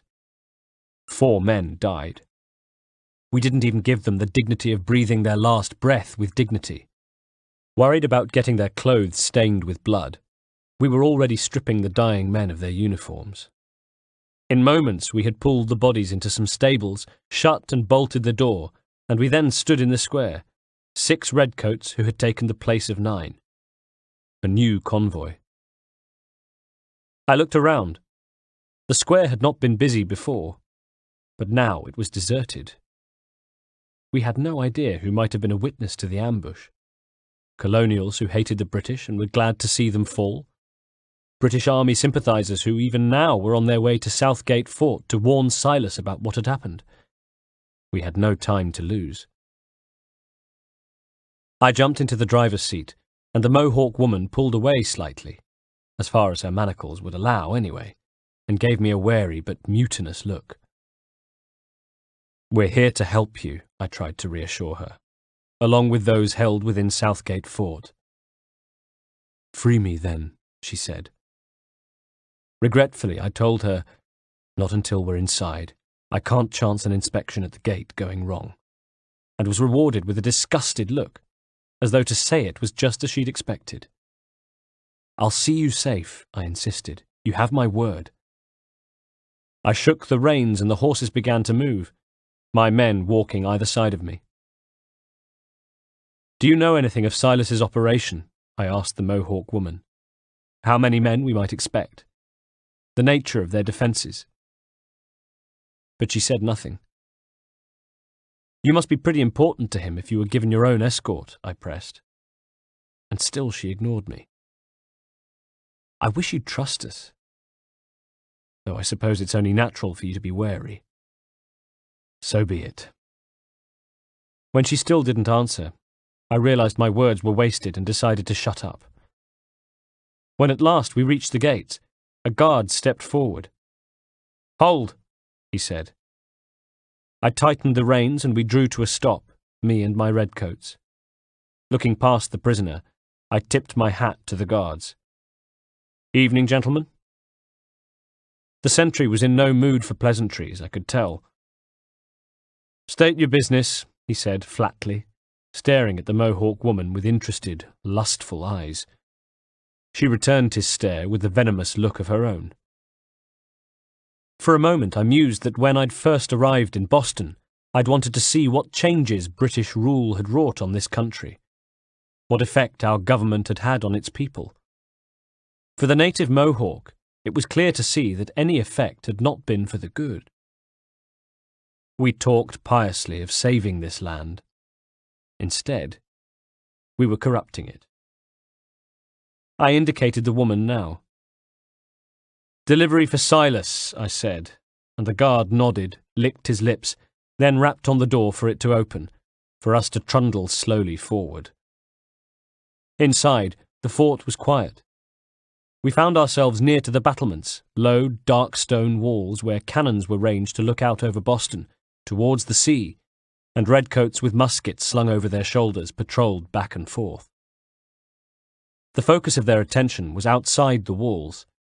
They feared an attack from the French, and looking down from their battlements hardly gave us a second glance as we trundled in on our cart, and trying to look as casual as possible, made our way to a secluded section, where the first thing I did was to cut the woman free. "See? I'm freeing you, just as I said I would. Now, if you'll allow me to explain." But her answer was no. With a final glare at me, she had leapt from the cart and disappeared into the darkness, leaving me to stare after her with a distinct feeling of unfinished business, wanting to explain myself to her, wanting to spend more time with her. Thomas went to go after her, but I stopped him. "Let her go," I said. "But she'll give us away," he protested. I looked at where she had been. Already she was a memory. A ghost. "No, she won't," I said, and got down, casting a look around to make sure we were alone in the quadrangle, then gathering the others to give them their orders. Free the captives and avoid detection. They nodded grimly, each of them committed to the task. "What of Silas?" asked Benjamin. I thought of the snickering man I had seen at the warehouse, who had left Benjamin to the mercy of Cutter. I remembered Benjamin's pledge to have his head, and looked at my friend now. "He dies," I said. I watched as the men melted away into the night, and decided to keep a close watch on Charles, my pupil, and saw as he approached a group of redcoats and introduced himself. I glanced across the quadrangle to see that Thomas had inveigled himself with another of the patrols. William and John, meanwhile, were walking casually in the direction of a building I thought was probably the stockade, where the prisoners were kept, where a guard was even now shifting and moving to block their way. I looked to check that the other guards were being kept occupied by Charles and Thomas, and when I was satisfied, gave John a surreptitious thumbs up, then saw him exchange a quick word with William as they came to the guard. "Can I help you?" I heard the guard say, his voice drifting over the quad just as John kneed him in the bollocks. With a low groan like an animal in a trap, he dropped his pikestaff and fell to his knees. Straight away, John was feeling at his waist and retrieving a keyring. Then, with his back to the quad, he opened the door, grabbed a torch from a bracket outside, and disappeared inside. I glanced around. None of the guards had seen what was going on at the stockade. Those on the battlements were diligently staring out to sea. Those inside had their attention diverted by Charles and Thomas. Looking back at the door of the stockade, I saw John reappear, then usher out the first of the prisoners. And suddenly one of the troops on the battlements saw what was happening. "Oi, you there! What's your game?" he shouted, already levelling his musket, and the cry went up. Immediately I dashed over to the battlements where the first redcoat was about to pull the trigger, bounded up the stone steps, and was upon him, thrusting my blade under his jaw in one clean move. I dropped into a crouch and let his body fall over me, springing from beneath it to spear the next guard in his heart. A third man had his back to me, drawing a bead on William, but I whipped my blade across the backs of his legs, then delivered the coup de grace to the back of his neck when he fell. Not far away, William thanked me with a raised hand, then turned to meet another guard. His sword swung as a redcoat fell beneath the blade, and when he turned to meet a second man, his face was stained with blood. In moments, all of the guards were dead, but the door to one of the outbuildings had opened, and Silas had appeared, already angry. "An hour of quiet was all I asked," he roared. "Instead, I'm awakened not 10 minutes later by this cacophonous madness. I expect an explanation, and it had best be good." He was stopped in his tracks, his outburst dying on his lips as the colour drained from his face. All around the quad were the bodies of his men, and his head jerked as he looked across to the stockade, where the door hung open, natives pouring out, and John urging them to move more quickly. Silas drew his sword as more men appeared from behind him. "How?" he shrieked. "How did this happen? My precious merchandise set free. It's unacceptable. Rest assured I'll have the heads of those responsible. But first we clean up this mess." His guards were pulling on tunics, strapping swords to their waists, priming muskets. The quadrangle, empty but for corpses a moment ago, was suddenly filled with more troops eager for retribution. Silas was beside himself, screaming at them, frantically waving at the troops to take up their arms, calming himself as he continued. "Seal the fort! Kill any who try to escape! I don't care if they be one of us or one of them. To approach the gate is to be made a corpse. Am I understood?" The fighting continued. Charles, Thomas, William, John, and Benjamin moved among the men and made the most of their disguises. The men they attacked were reduced to fighting among themselves, not sure which man in an army uniform was friend and which an enemy. The natives, unarmed, sheltered to wait the fighting out, even as a group of Silas's redcoats formed a line at the entrance to the fort. I saw my chance. Silas had positioned himself to one side of his troops and was exhorting them to be ruthless. Silas, it was clear, did not care who died as long as his precious merchandise was not allowed to escape, as long as his pride was not damaged in the process. I motioned to Benjamin, and we moved up close to Silas, saw that he had spotted us out of the corner of his eye. For a moment I could see the confusion play across his features, until he realized that, firstly, we were two of the interlopers, and secondly, he had no means of escape, as we stood blocking him from reaching the rest of his men. To all intents and purposes, We looked like a pair of loyal bodyguards keeping him from harm. "You don't know me," I told him. "But I believe the two of you are well acquainted," I said, and Benjamin Church stepped forward. "I made a promise to you, Silas," said Benjamin. "One I intend to keep." It was over in seconds. Benjamin was far more merciful with Silas than Cutter had been with him. With their leader dead, the fort's defence broke up, the gates opened, and we allowed the rest of the redcoats to pour out. Behind them came the Mohawk prisoners, and I saw the woman from earlier. Rather than escaping, she'd stayed to help her people. She was courageous as well as beautiful and spirited. As she helped members of her tribe away from the accursed fort, our eyes met, and I found myself entranced by her. And then she was gone.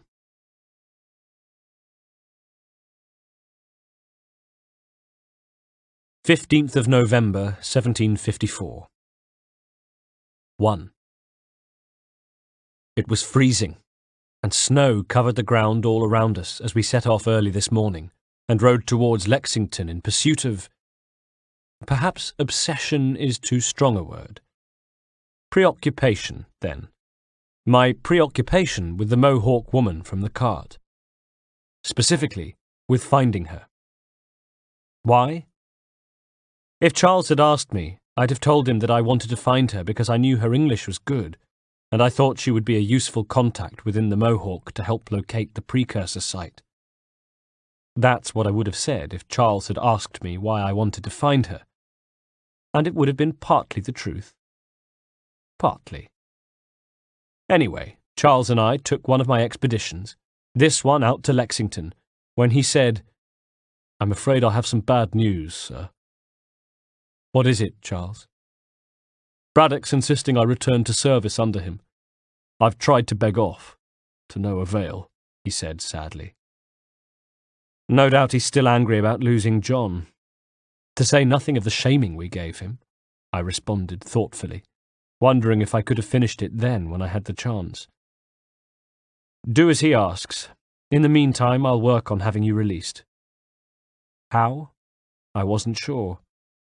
After all, there was a time when I could have relied on a stiff letter from Reginald to change Braddock's mind, but it had become clear that Braddock no longer had any affinity with our ways. "I'm sorry to trouble you," said Charles. "Not your fault," I replied. I was going to miss him. After all, he had already done a lot to locate my mystery woman, who, according to him, was to be found outside Boston in Lexington, where she was apparently stirring up trouble against the British, who were led by Braddock.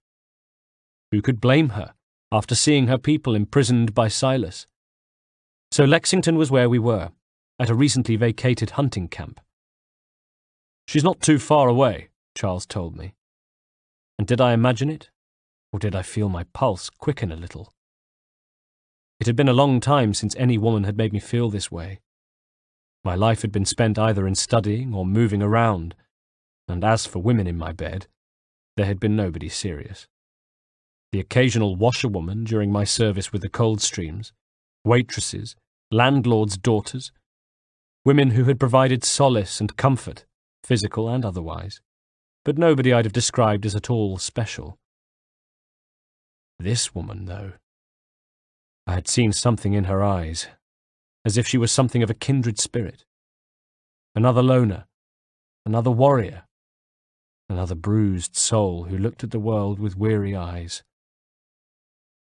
I studied the camp. The fire's only just been snuffed, the snow recently disturbed. I looked up. She's close. I dismounted, but when I saw Charles was about to do the same, I stopped him. "Best you return to Braddock, Charles, before he grows suspicious. I can handle things from here." He nodded, reined his horse round, and I watched as they left, then turned my attention to the snow-covered ground around me, wondering about my real reason for sending him off, and knowing exactly what it was.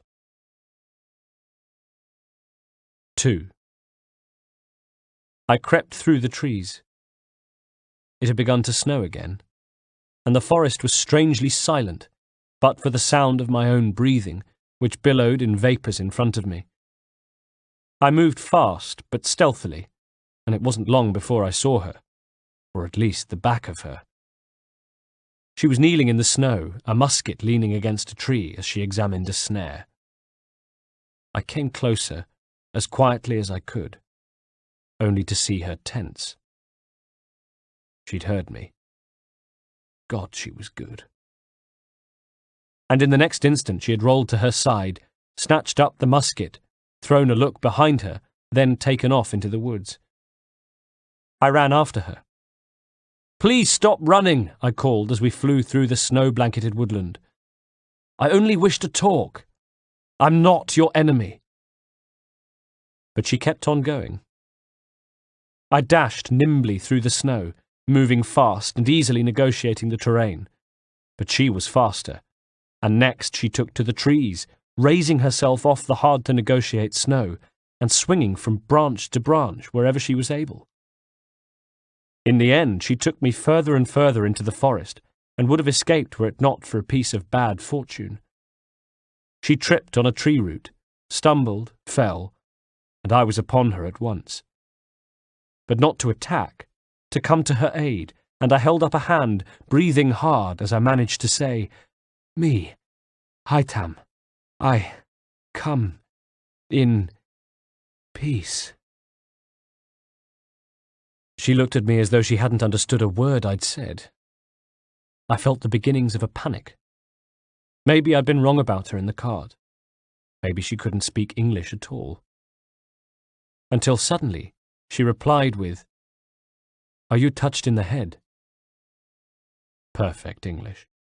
"Oh, sorry." She gave a disgusted shake of her head. "What do you want?" "Well, your name, for one." My shoulders heaved as I gradually caught my breath, which was steaming in the freezing cold. And then, after a period of indecision, I could see it playing across her face, she said, "I am Kanya Zio." "Just call me Zio," she said, when I tried and failed to repeat her name back to her. "Now tell me why it is you're here." I reached around my neck and took off the amulet to show her. "Do you know what this is?" Without warning, she grabbed my arm. "You have one?" she asked. For a second I was confused, until I realized she was looking not at the amulet, but at my hidden blade. I watched her for a moment, feeling what I can only describe as a strange mixture of emotions: pride, admiration, then trepidation, as accidentally she ejected the blade. To her credit, though, she didn't flinch, just looked up at me with wide brown eyes, and I felt myself fall a little deeper as she said, "I've seen your little secret."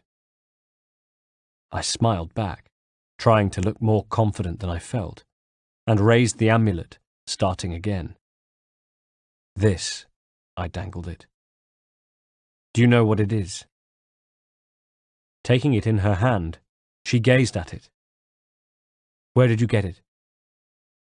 "From an old friend," I said, thinking of Miko, and offering a silent prayer for him. I wondered, should it have been him here instead of me? An assassin instead of a Templar? "I've only seen such markings in one other place," she said, and I felt an instant thrill. "Where?" It is forbidden for me to speak of it." I leaned towards her. I looked into her eyes, hoping to convince with the strength of my conviction. "I saved your people. Does this mean nothing to you?" She said nothing. "Look," I pressed, "I am not the enemy." And perhaps she thought of the risks we had taken at the fort, how we had freed so many of her people from Silas. And maybe she saw something in me she liked. Either way, she nodded, then replied, "Near here, there is a hill. On top of it grows a mighty tree. Come, we'll see if you speak the truth." 3. She led me there and indicated below us where there was a town she told me was called Concord. The town hosts soldiers who seek to drive my people from these lands. They are led by a man known as the Bulldog, she said. The realization dawned. Edward Braddock. She rounded on me. You know him? He's no friend of mine, I assured her, and never had I been more sincere. Every day more of my people are lost to men like him, she said fiercely. And I suggest we put a stop to it, together. She looked hard at me. There was doubt in her eyes, but I could see hope as well. What do you propose? Suddenly I knew. I knew exactly what had to be done. We have to kill Edward Braddock. I let the information sink in, then added, but first we have to find him. We began to head down the hill towards Concord. I don't trust you, she said flatly. I know. Yet you remain. That I might prove you wrong. It will not happen. Her jaw was set. She believed it. I had a long way to go with this mysterious, captivating woman. In town, we approached the tavern, where I stopped her. Wait here, I said. A Mohawk woman is likely to raise suspicions, if not muskets. She shook her head, instead pulling up her hood. This is hardly the first time I've been among your people, she said. I can handle myself. I hoped so. We entered to find groups of Braddock's men drinking with a ferocity that would have impressed Thomas Hickey, and we moved among them, eavesdropping on their conversations. What we discovered was that Braddock was on the move. The British planned to enlist the Mohawk to march further north and go against the French. Even the men seemed frightened of Braddock, I realized. All talk was of how merciless he could be, and how even his officers were scared of him. One name I overheard was George Washington. He was the only one brave enough to question the general, according to a pair of gossiping redcoats I eavesdropped upon. When I moved through to the back of the tavern, I found the selfsame George Washington sitting with another officer at a secluded table, and loitered close by in order to listen in to their conversation. "Tell me you've good news," said one. "General Braddock refused the offer. There will be no truce," said the other. "Damn it." "Why, George? What reason did he give?" The man he called George, whom I took to be George Washington, replied. "He said a diplomatic solution was no solution at all, that allowing the French to retreat would only delay an inevitable conflict, one in which they now have the upper hand." There's merit in those words, much as I hate to admit it.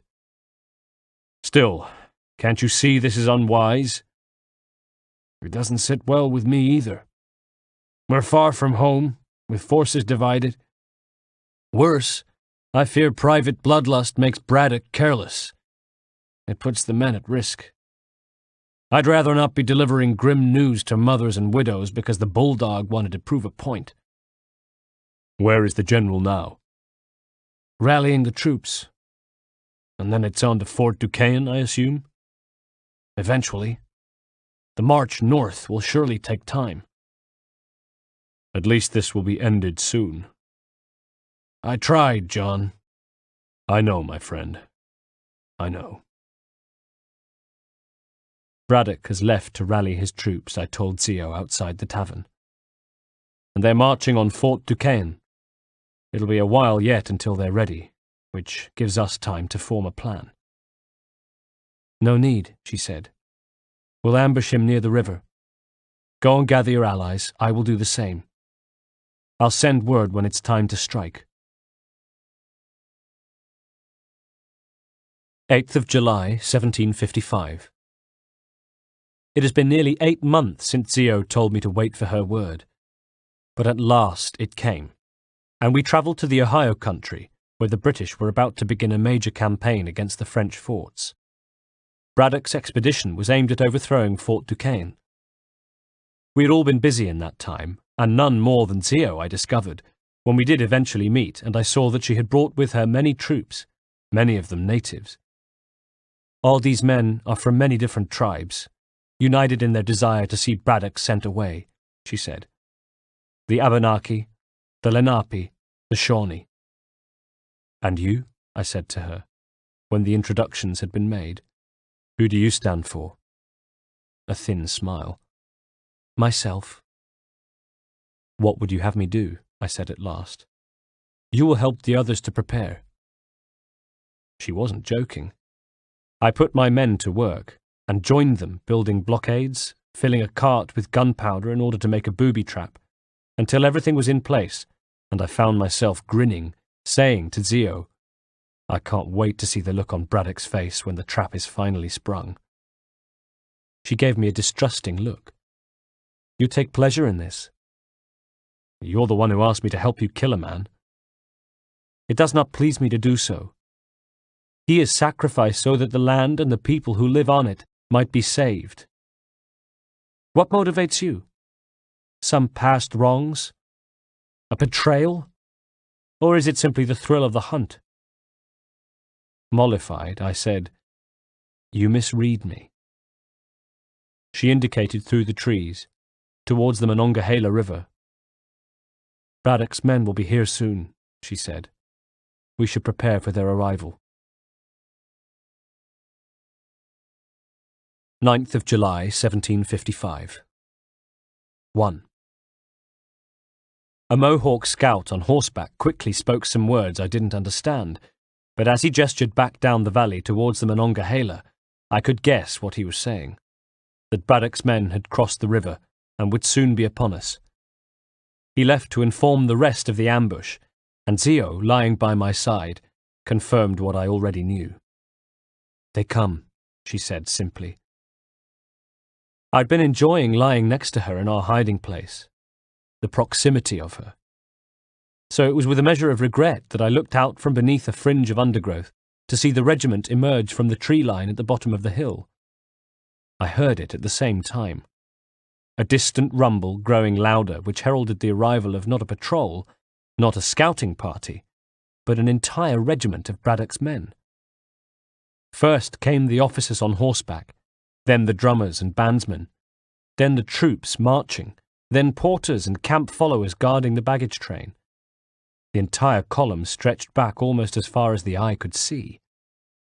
And at the head of the regiment, the general himself, who sat gently rocking with the rhythm of his horse, his freezing breath clouding the air ahead of him, and George Washington by his side.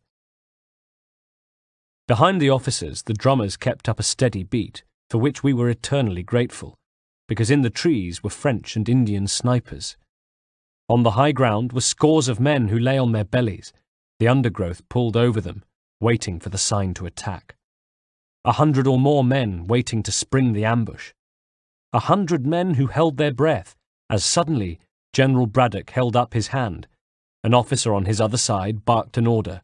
The drums stopped, and the regiment came to a halt, horses whinnying and sneezing, pawing at the snowy, frozen ground, the column gradually descending into silence. An eerie calm settled around the men in the column.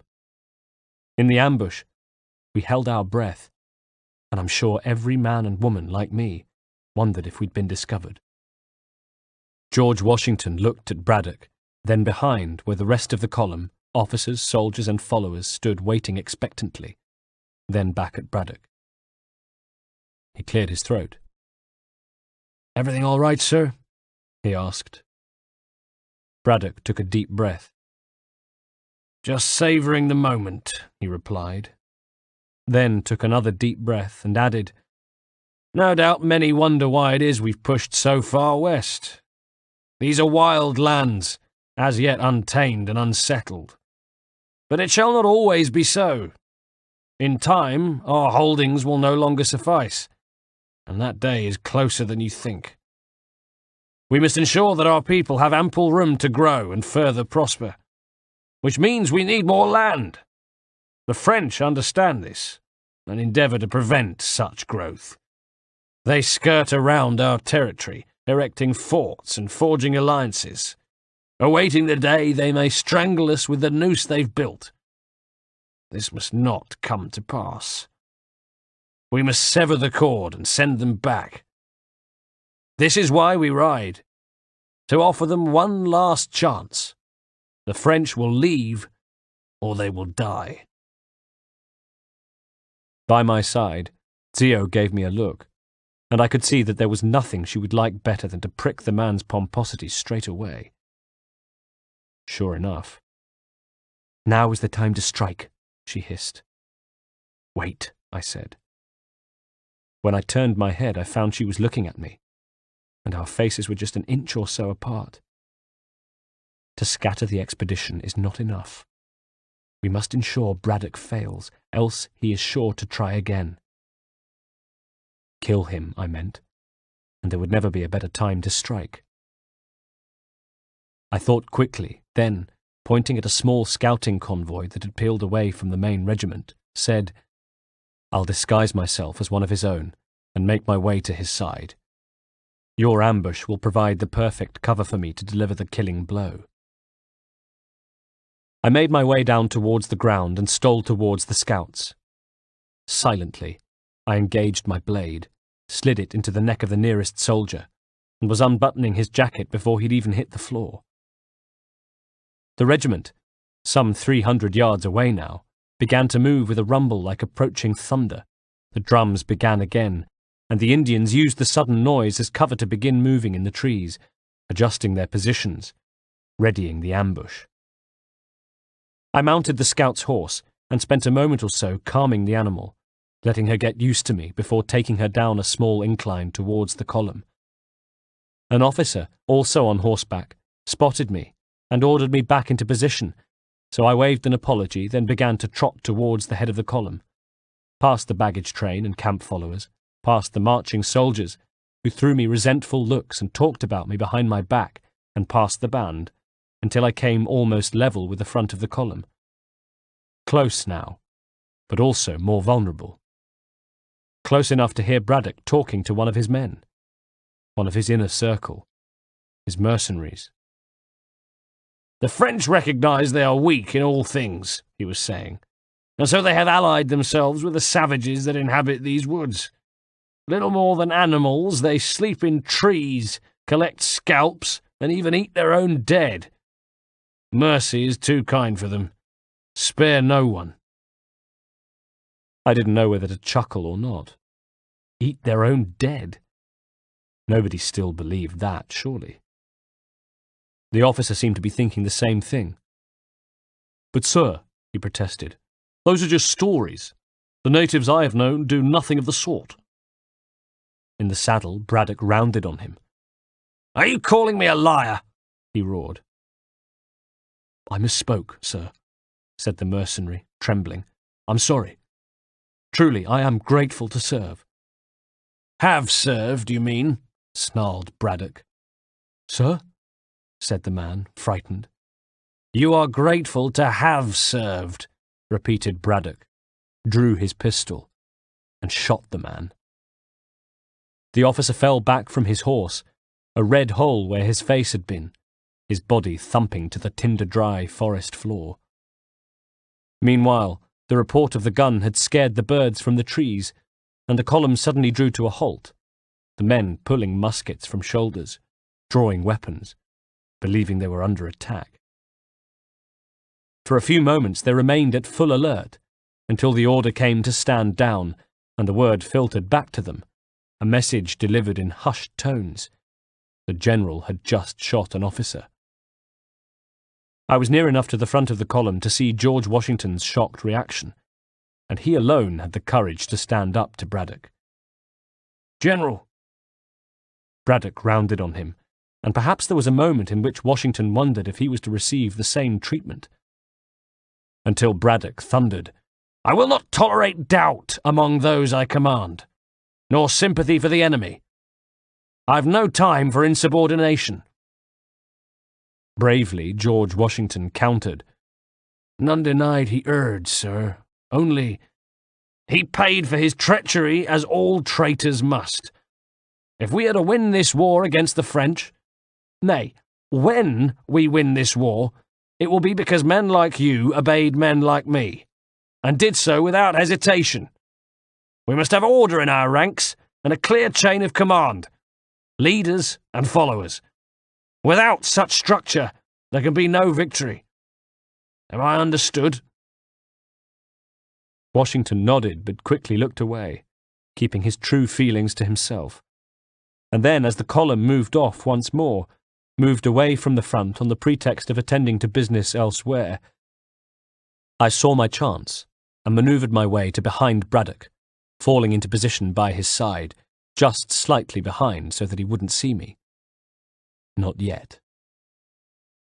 I waited, biding my time, until suddenly there was a commotion from behind us, and the officer on the other side of Braddock peeled away to investigate, leaving just the two of us up front, me and General Braddock. I drew my pistol. "Edward," I said, and enjoyed the moment as he swiveled in his saddle, and his eyes went from me to the barrel of my pistol, and then to me again. His mouth opened. About to do what, I wasn't sure. Call for help, probably. But I wasn't going to give him the chance. There was no escape for him now. "Not so fun on the other end of the barrel, is it?" I said, and squeezed the trigger. At exactly the same time as the regiment came under attack. Damn, the trap had been sprung too soon. My horse gave a start, and the shot went wide. Braddock's eyes flashed with hope and triumph as suddenly there were Frenchmen all around us, and arrows began raining down from the trees above us. Braddock pulled on the reins of his horse with a yell, and in the next moment was mounting the verge towards the trees, while I sat, my spent pistol in my hand, stunned by the abrupt turn of events. The hesitation almost cost me my life. I found myself in the path of a Frenchman, blue jacket, red breeches, his sword swinging and heading straight for me. It was too late to engage my blade. Too late to draw my sword. And then, just as rapidly, the Frenchman was flying from his saddle, as though jerked on a piece of rope, the side of his head exploding into a red spray. In the same moment I heard the gunshot and saw, on a horse behind him, my friend Charles Lee. I nodded my thanks, but would have to give him more effusive gratitude later, as I saw Braddock disappearing into the trees, his feet kicking at the flank of his steed, and casting a quick look behind him, seeing me about to give chase. 2. Yelling encouragement at my horse, I followed Braddock into the forest, passing Indians and Frenchmen who were rushing down the hill towards the column. Ahead of me, arrows rained down on Braddock, but none found its target. Now, too, the traps we had laid were being sprung. I saw the cart, primed with gunpowder, come trundling out of the trees and scatter a group of riflemen, before exploding and sending riderless horses scattering away from the column, while from above me, native snipers picked off frightened and disorientated soldiers. Braddock stayed frustratingly ahead of me, until at last the terrain was too much for his horse, which reared up and sent him falling to the ground. Howling in pain, Braddock rolled in the dirt and briefly fumbled for his pistol before deciding against it, pulled himself to his feet and began to run. For me, it was a simple matter to catch him up, and I spurred my horse on. "I never took you for a coward, Edward," I said as I reached him and levelled my pistol. He stopped in his tracks, span around and met my gaze. There was the arrogance, the scorn I knew so well. "Come on, then," he sneered. I trotted closer, my gun held, when, suddenly, there was the sound of a gunshot, my steed fell dead beneath me, and I crashed to the forest floor. "Such arrogance!" I heard Braddock call. "I always knew it would be the end of you." Now at his side was George Washington, who raised his musket to aim at me. Instantly I had a fierce, bittersweet sense of consolation that at least it should be Washington, who clearly had a conscience and was nothing like the general, who was to end my life, and I closed my eyes ready to accept death. I regretted that I had never seen my father's killers brought to justice, and that I had come tantalizingly close to discovering the secrets of those who came before, but never entered the storehouse. And I wished that I'd been able to see the ideals of my order spread throughout the world. In the end, I had not been able to change the world, but I had at least changed myself. I had not always been a good man, but I had tried to be a better one. But the shot never came, and when I opened my eyes, it was to see Washington knocked off his horse, and Braddock swinging round to see his officer on the deck, tussling with a figure that I recognized immediately as Zio, who had not only taken Washington by surprise, but had disarmed him and had her knife to his throat. Braddock used the opportunity to flee, and I scrambled to my feet, racing across the clearing to where Zio held Washington firm. "Hurry," she snapped at me, "before he gets away." I hesitated, not wanting to leave her alone with Washington, and more troops on the way, no doubt, but she struck him with the hilt of her knife, sending his eyes rolling, dazed, and I knew she could take care of herself. So I took off after Braddock once again, this time both of us on foot. He still had his pistol, and darted behind a huge tree trunk, spinning and raising his gun arm. I stopped and rolled into cover at the same time as he fired, heard the shot thump harmlessly into a tree to my left, and without pausing leapt out of my cover to continue the chase. He had already taken to his feet, hoping to outrun me, but I was 30 years younger than him. I hadn't spent the last 2 decades getting fat in charge of an army, and I hardly broke a sweat as he began to slow. He glanced behind, and his hat tumbled off as he misstepped and almost fell over the raised roots of a tree. I slowed, let him regain his balance and continue running, then chased after him, barely jogging now. Behind us, the sounds of gunshots, of screams, of men and animals in pain became fainter. The forest seemed to drown out the noise of battle, leaving just the sound of Braddock's ragged breathing and his footfalls on the soft forest floor. Again he glanced behind and saw me, saw that I was barely even running now, and finally he dropped, exhausted, to his knees. I flicked my finger, engaged the blade, and came close to him. Shoulders heaving as he fought for breath, he said, "Why, Haytham?" "Your death opens a door." "It's nothing personal," I said. I plunged the blade into him, and watched as blood bubbled up around the steel, and his body tautened and jerked with the agony of impalement. "Well, maybe it's a little bit personal," I said, as I lowered his dying body to the ground. "You've been a pain in my arse after all." "But we are brothers in arms," he said. His eyelids fluttered as death beckoned to him. Once, perhaps. No longer. "Do you think I've forgotten what you did? All those innocents slaughtered without a second thought? And for what? It does not engender peace to cut your way to resolution." His eyes focused, and he looked at me. "Wrong," he said, with a surprising and sudden inner strength. "Were we to apply the sword more liberally and more often, the world would be possessed of far fewer troubles than it is today." I thought. "In this instance, I concur," I said. I took his hand and pulled off the ring he wore that bore the Templar crest. "Farewell, Edward," I said, and stood waiting for him to die. At that moment, however, I heard the sound of a group of soldiers approaching, and saw I had no time to make my escape. Instead, I dropped to my belly and wormed my way beneath a fallen tree trunk, where I was suddenly at eye level with Braddock. His head turned to me, his eyes gleamed, and I knew he'd give me away if he could.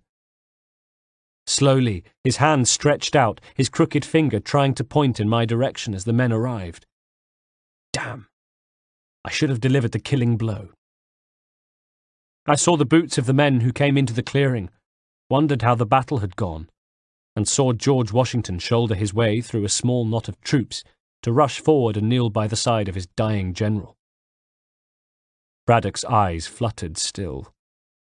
His mouth worked as he tried to form words, the words to give me away. I steeled myself, counting the feet. 6 or 7 men at least. Could I take them?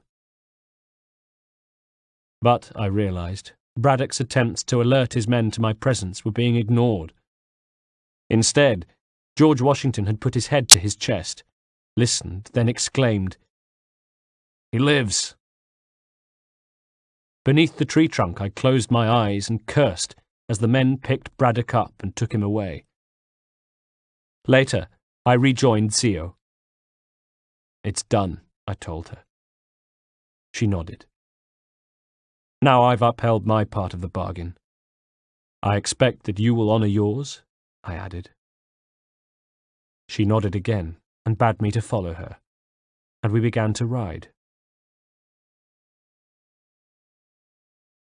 10th of July, 1755. We rode overnight, and at last she stopped and indicated a dirt mound ahead of us. It was almost as if it had appeared from the forest.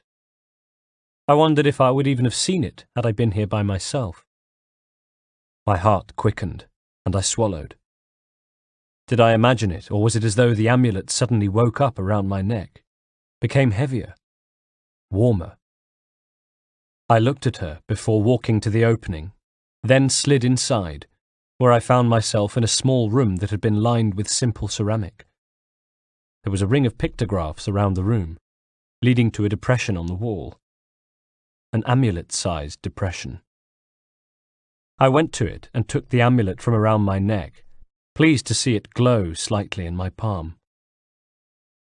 Looking at Zio, who returned my gaze, her own eyes wide with trepidation, I approached the indentation, and as my eyes adjusted to the dark, saw that 2 figures painted on the wall knelt before it, offering their hands to it as though to make an offering. The amulet seemed to glow even more brightly now, as though the artifact itself were anticipating being reunited with the fabric of the chamber. How old was it, I wondered? How many millions of years before had the amulet been hewn from this very rock? I had been holding my breath, I realized, and let it out in a whoosh now, as I reached up and pressed the amulet into the hollow. Nothing happened. I looked at Zio, then from her to the amulet, where its former glow was beginning to fade, almost as though mirroring my own deflating expectations. My lips moved, trying to find words. No. I removed the amulet, then tried it again, but still nothing. "You seem disappointed," she said at my side. "I thought I held the key," I said, and was dismayed to hear the tone in my own voice. The defeat and disappointment. But that it would open something here. She shrugged. "Well, this room is all there is." I expected... What had I expected? More. "These images, what do they mean?" I asked, recovering myself.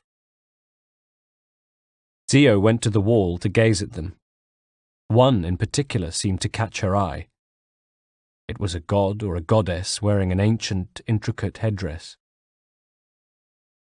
"It tells the story of Iotsitison," she said intently, "who came into our world and shaped it, that life might come. Hers was a hard journey, fraught with loss and great peril. But she believed in the potential of her children and what they might achieve. Though she is long gone from the physical world, her eyes still watch over us. Her ears still hear our words. Her hands still guide us. Her love still gives us strength. You've showed me a great kindness, Zio. Thank you." When she looked back at me, her face was soft. I am sorry you did not find what you seek. I took her hand. I should go, I said, not wanting to go at all, and in the end she stopped me. She leaned forward and kissed me. 13th of July, 1755. Master Kenway, did you find it then? They were the first words Charles Lee said to me when I entered our room at the Green Dragon Tavern. My men were all assembled, and they looked at me with expectant eyes, then faces that dropped when I shook my head no. It was not the right place, I confirmed. I fear the temple was nothing more than a painted cave. Still, it contained precursor images and script, which means we are close. We must redouble our efforts, expand our order, and establish a permanent base here, I continued. Though the site eludes us, I am confident we will find it. Truth, said John Pitcairn. Hear, hear, chimed Benjamin Church. Furthermore, I believe it is time we welcomed Charles into the fold. He has proven himself a loyal disciple and served unerringly since the day he came to us. You should be able to share in our knowledge and reap all the benefits such a gift implies, Charles. Are any opposed? The men stayed silent, casting approving looks at Charles. Very well. I went on. Charles, come. Stand. As he approached me, I said, Do you swear to uphold the principles of our order, and all of that for which we stand? I do. Never to share secrets, nor divulge the true nature of our work? I do. And to do so from now until death, whatever the cost? I do. The men stood. Then we welcome you into our fold, brother. Together we will usher in the dawn of a new world, one defined by purpose and order. Give me your hand. I took the ring I'd removed from Braddock's finger and pushed it onto Charles's. I looked at him. You are a Templar now. And at that he grinned. May the Father of Understanding guide us, I said, and the men joined me. Our team was complete. 1st of August, 1755. Do I love her? That question I find difficult to answer. All I knew was that I enjoyed being with her and came to treasure the time we spent together. She was different. There was something about her I had never experienced in another woman. That spirit I spoke of before, it seemed to come through in her every word and gesture. I'd find myself looking at her, fascinated by the light that seemed permanently to burn in her eyes, and wondering, always wondering, what was going on inside. What was she thinking? I thought she loved me. I should say, I think she loves me. But she's like me. There's so much of herself she keeps hidden. And, like me, I think she knows that love cannot progress, that we cannot live out our lives together, either in this forest or in England, that there are too many barriers between us and our lives together. Her tribe, for a start. She has no desire to leave her life behind. She sees her place as with her people, protecting her land. Land they feel is under threat from people like me.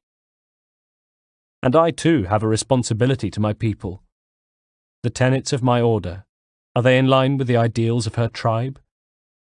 I'm not sure that they are. Asked to choose between Zio and the ideals I've been brought up to believe, which would I choose? These are the thoughts that have plagued me over the last few weeks, even as I have luxuriated in these sweet, stolen hours with Zio. I have wondered what to do.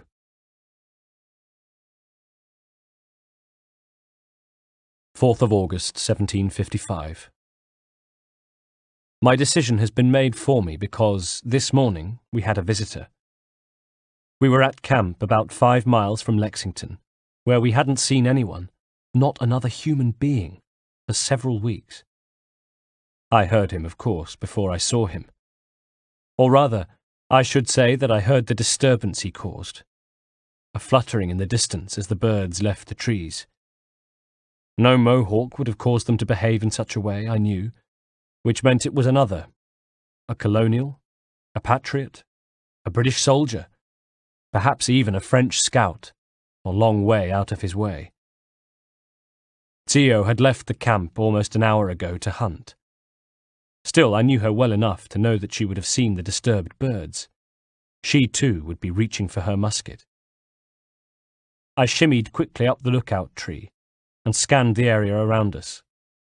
There, in the distance, there he was, a lone rider trotting slowly through the forest.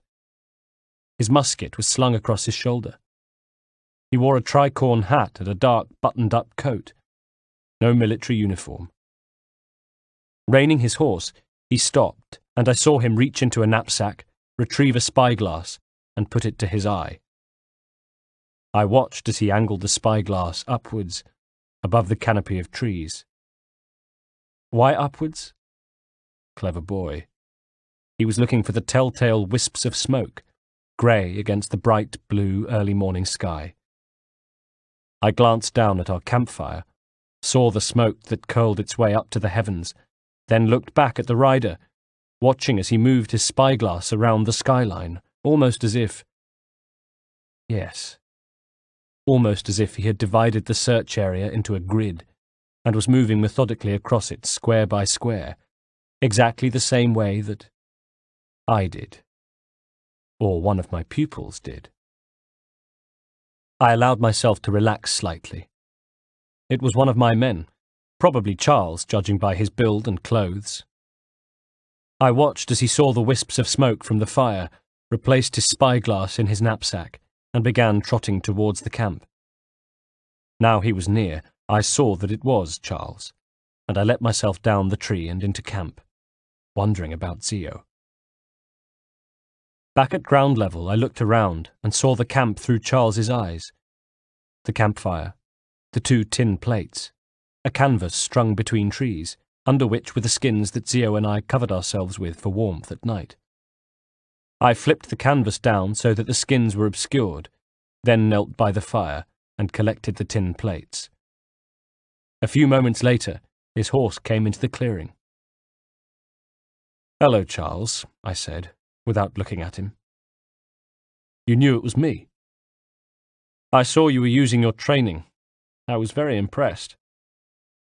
"I was trained by the best," he said, and I heard the smile in his voice, looked up at last to see him gazing down at me. "We've missed you, Master Kenway," he said. I nodded. "And I you." His eyebrows lifted. "Really? You know where we are?" I pushed a stick into the fire and watched the tip of it glow.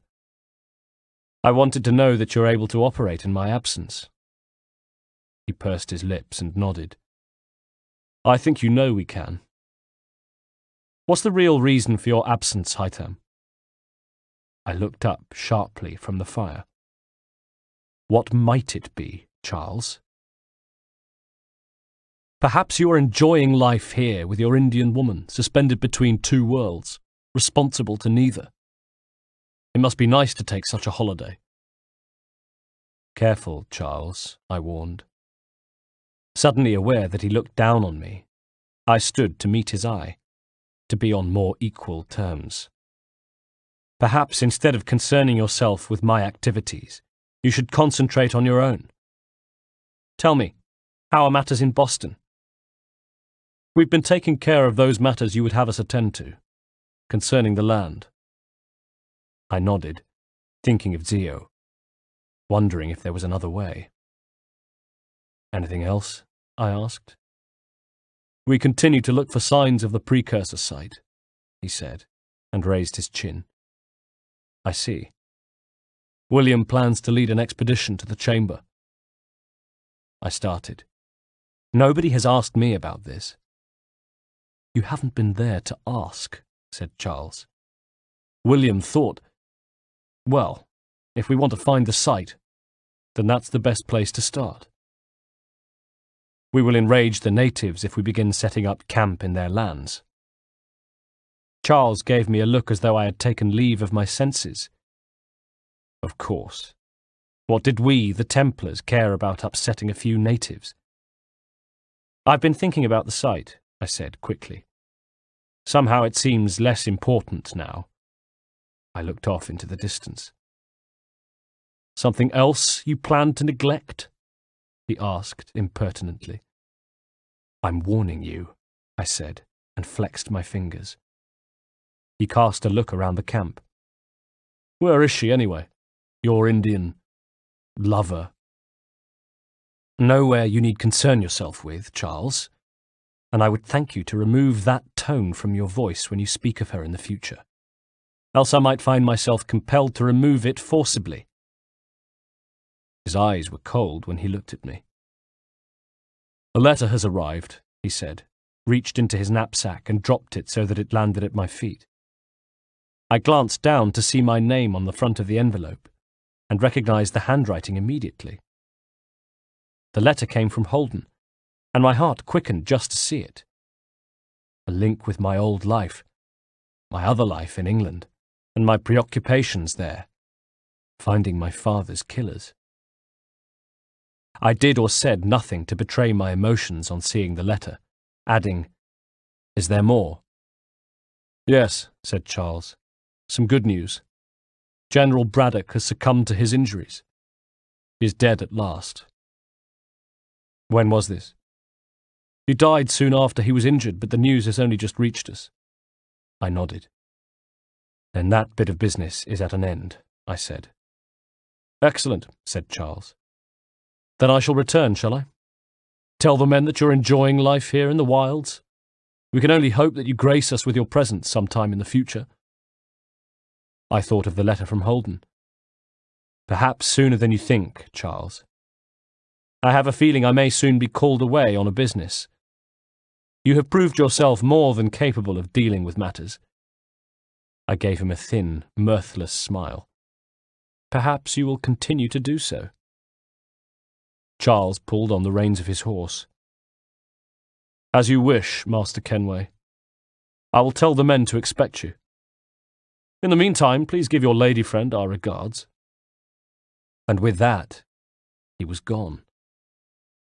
I crouched a little longer by the fire, the forest silent around me, then said, "You can come out now, Zio. He's gone."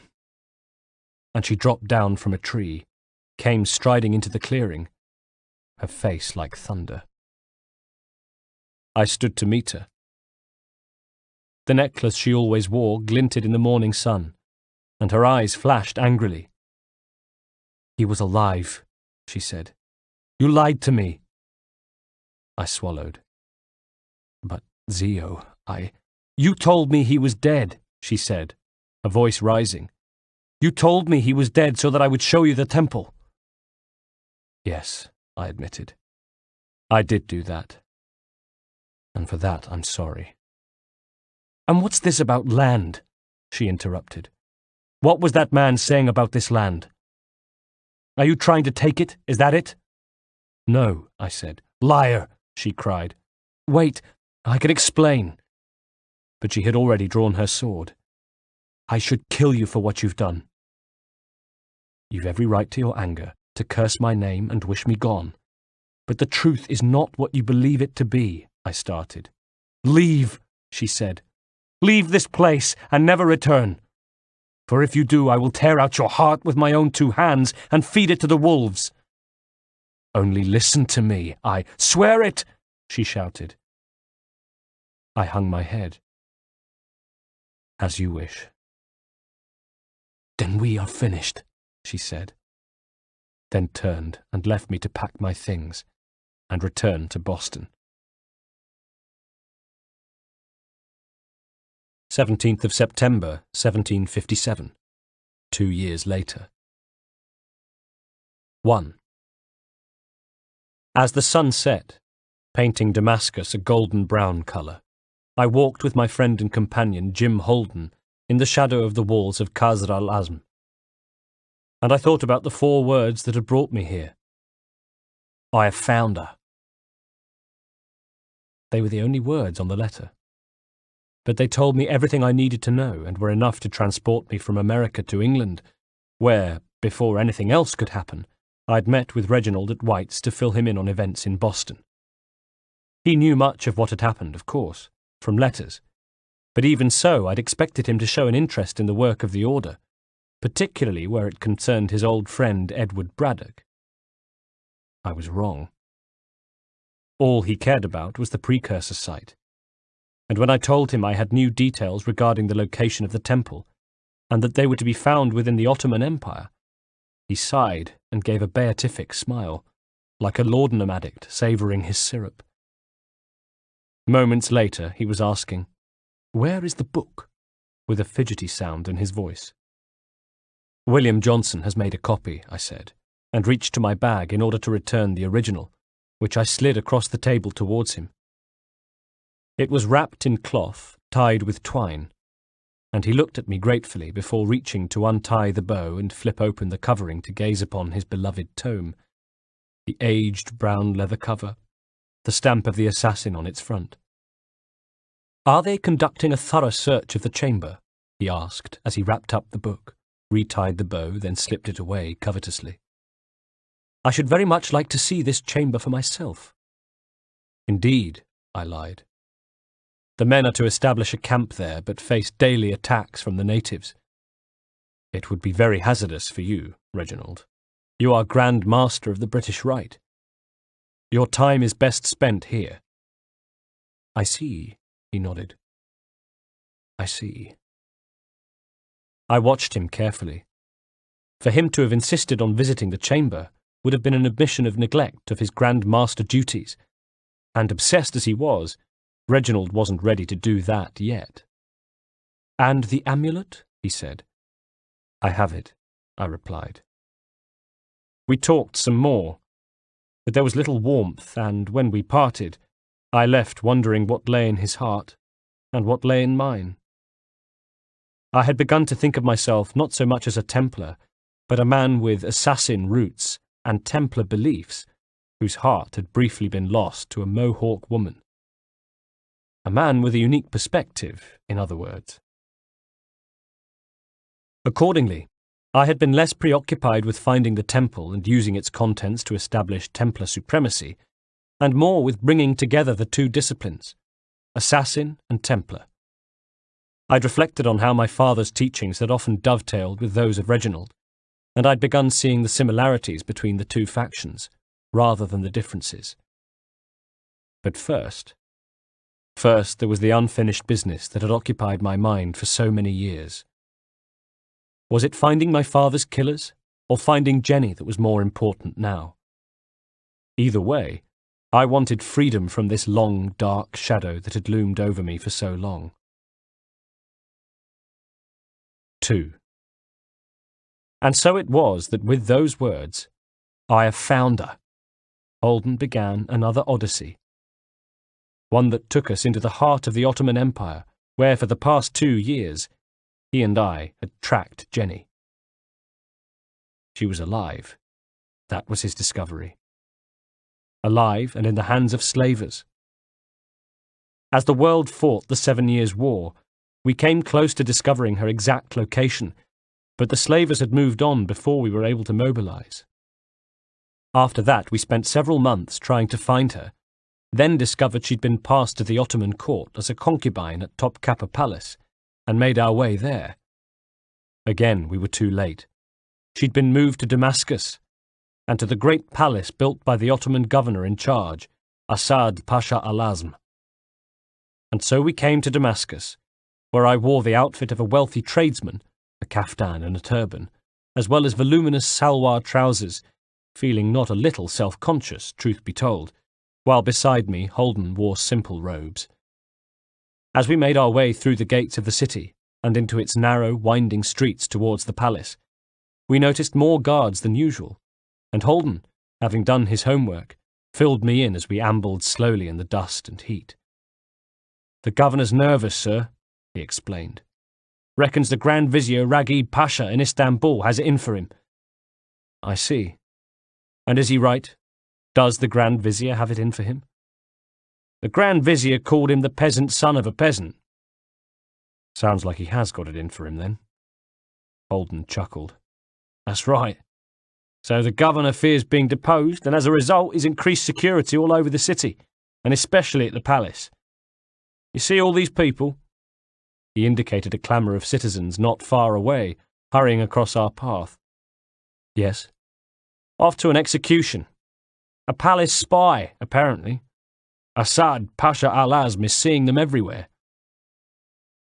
In a small square thronged with people, we watched a man beheaded. He died with dignity, and the crowd roared its approval as his severed head rolled to the blood-blackened boards of the scaffold. Above the square, the governor's platform was empty. He was staying at the palace, according to gossip, and didn't dare show his face. When it was over, Holden and I turned and strolled away, heading towards the palace, where we paced the walls, noting the 4 sentries at the main gate, and the others positioned by arched side gates. What's it like inside? I asked. 2 main wings, the Haramlik and the Salamlik. In the Salamlik is where you got your halls, reception areas and entertainment courtyards. But the Haramlik, that's where we'll find Miss Jenny. If she's in there. Oh, she's in there, sir. You're sure? As God is my witness. Why was she moved from Topkapi Palace? Do you know?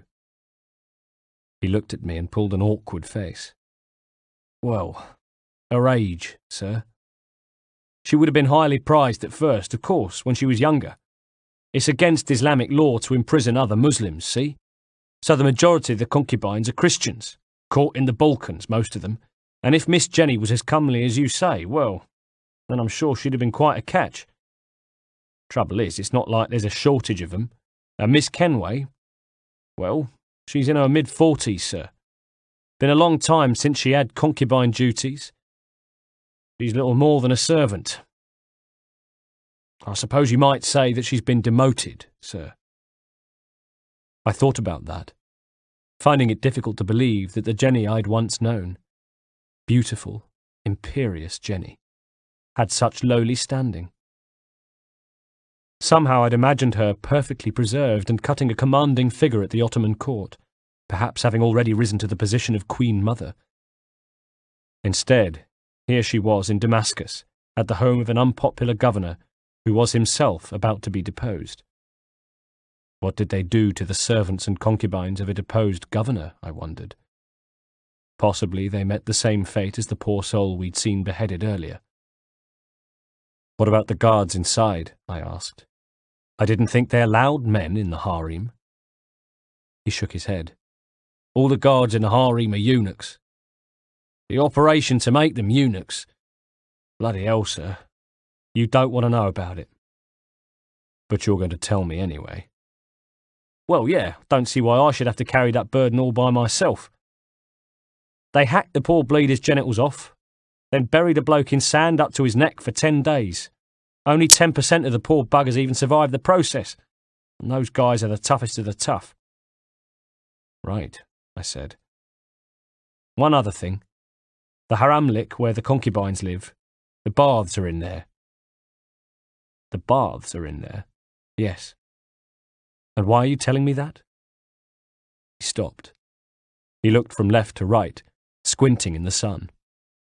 Satisfied the coast was clear, he stooped, grasped an iron ring I hadn't even seen, so well was it covered by the sand below our feet, and yanked it upwards, opening a trapdoor and revealing stone steps descending into the dark. Quick, sir, he grinned, before a sentry comes round. 3. Once at the bottom of the steps, we took stock of our surroundings. It was dark, almost too dark to see, but from the left of us came the trickle of a stream, while ahead stretched what looked like a walkway used either for deliveries or maintenance of the running water channels, probably a mixture of both. We said nothing. Holden delved into a leather knapsack to extract a taper and a tinderbox. He lit the taper, then placed it into his mouth, and pulled a short torch from the knapsack, which he lit and held above his head, casting a soft orange glow all around us. Sure enough, to our left was an aqueduct, while the uneven path dissolved into blackness. "It'll take us right under the palace, and underneath the baths," said Holden in a whisper. "If I'm right, we'll come up into a room with a freshwater pool, right beneath the main baths." Impressed, I said, "You kept this quiet." "I like to have the odd trick up my sleeve, sir." He beamed. "I'll lead the way, shall I?" And with that he moved off, lapsing into silence as we made our way along the pathway. When the torches had burned out, we dropped them and lit 2 new ones from the taper in Holden's mouth, then walked some more. At last, the area ahead of us widened out into a shimmering chamber, where the first thing we saw was a pool, its walls lined with marble tiles, the water so clear that it seemed to glow in the meagre light offered by an open trapdoor at the top of some nearby steps. The second thing we saw was a eunuch, who knelt with his back to us, filling an earthenware jug from the pool. He wore a tall white kalpak on his head and flowing robes. Holden looked at me with his finger to his lips, then began to creep forward, a dagger already in his fist. But I stopped him with a hand on his shoulder. We wanted the eunuch's clothes, and that meant avoiding bloodstains. This was a man who served the concubines at an Ottoman palace, not a common redcoat in Boston, and I had the feeling that blood on his clothing wouldn't be so easily explained away. So I inched past Holden on the walkway, unconsciously flexing my fingers, and in my mind locating the carotid artery on the eunuch, coming closer as he finished filling the jug and straightened to leave. But then my sandal scuffed the pathway. The noise was tiny, but nevertheless sounded like a volcano erupting in the enclosed space, and the eunuch flinched. I froze and inwardly cursed my sandals as his head tilted to look up to the trapdoor, trying to locate the source of the noise. When he saw nothing, he seemed to go very still, as though he'd realized that if the sound hadn't come from above, then it must have come from. He span round. There'd been something about his clothes, his bearing, the way he knelt to fill his jug. None of it had prepared me for the speed of his reaction, nor the skill. For as he swiveled, he crouched, and from the corner of my eye, I saw the jug in his fist whip up towards me, so fast it would have knocked me down if I hadn't shown a turn of equal speed and ducked. I had evaded him, but only just. As I scuttled back to avoid another blow from the jug, his eyes flitted over my shoulder and saw Holden. Next, he turned to cast a quick look at the stone steps, his only exit. He was assessing his options, run or stand and fight. And he settled on stand and fight, which made him, just as Holden had said, one very tough eunuch. He took a few steps back, reached beneath his robes and produced a sword, simultaneously punching the earthenware jug against the wall to give himself a second weapon. Then, sword in one hand, jagged jug in another, he advanced. The walkway was too narrow. Only one of us could face him at any one time, and I was the nearer. The time to worry about blood on robes was over, and I released my blade, stepping back a little myself, and taking a stance ready to meet him. Implacably he advanced, all the time holding my gaze. There was something fearsome about him, something I couldn't put my finger on at first. But then I realized what it was. He did something no opponent had ever done. As my old nursemaid Edith would have said, he gave me the creeps. It was knowing what he'd been through, the procedure to make him a eunuch. Living through that, nothing held any fear for him, least of all me, a clumsy oaf who couldn't even sneak up on him successfully. He knew it too. He knew he gave me the creeps, and he used it. It was all there in his eyes, which didn't register an emotion as the sword in his right hand slashed towards me.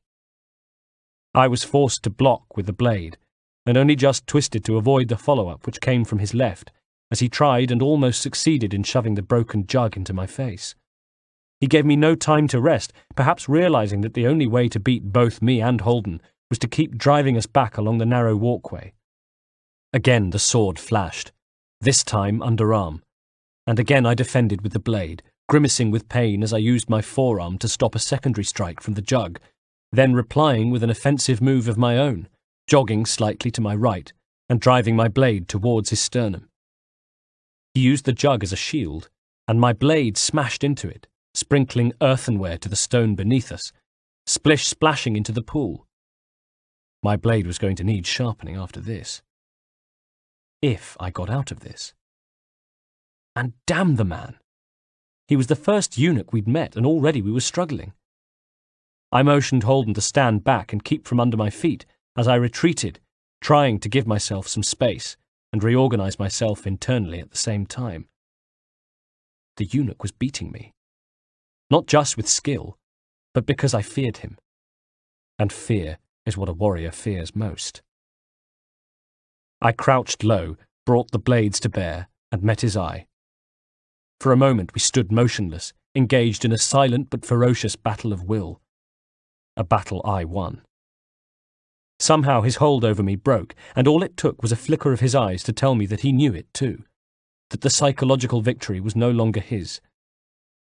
I stepped forward, blade flashing, and now it was his turn to edge back, defending well and steadily, but no longer with the upper hand. At one point, he even grunted, his lips pulled back from his teeth, and I saw the beginnings of a sweat glow dully on his forehead. My blade moved quickly, and now that I had him retreating, I began to think afresh about keeping his robes free of blood. The battle had turned. It was mine now, and he was swinging wildly with his sword, his attacks becoming more disorganized until I saw my chance, dropped almost to my knees, and thrust upwards with the blade, punching up into his jaw. His body spasmed, and his arms outstretched as though crucified. His sword dropped, and when his lips stretched wide in a silent scream, I saw the silver of my impaling blade inside his mouth. Then his body dropped. I'd driven him all the way back to the foot of the steps, and the hatch was open. Any moment now, another eunuch would be along to wonder where the jug of water had got to. Sure enough, I heard footsteps from above us, and a shadow passed across the hatch. I ducked back, grabbed at the ankles of the dead man, and dragged him with me, snatching off his hat and jamming it on my own head. The next thing I saw was the bare feet of a eunuch as he descended the steps and angled his head to peer down into the pool chamber. The sight of me in the white hat was enough to disorientate him for one precious second, and I lunged, grabbed his robes in my fists, and yanked him down the steps towards me, slamming my forehead into the bridge of his nose before he could scream. The bones crunched and broke, and I held his head up to stop blood leaking to his robes as his eyes rolled up, and he slouched, dazed, against the wall. In moments he'd recover his senses and shout for help, and I couldn't allow that. So I rammed the flat of my hand hard into his mashed nose, driving splinters of broken bone into his brain, and killing him instantly. Seconds later, I'd scampered up the steps and very carefully, very gently, closed the hatch, giving us at least a few moments of concealment before reinforcements arrived.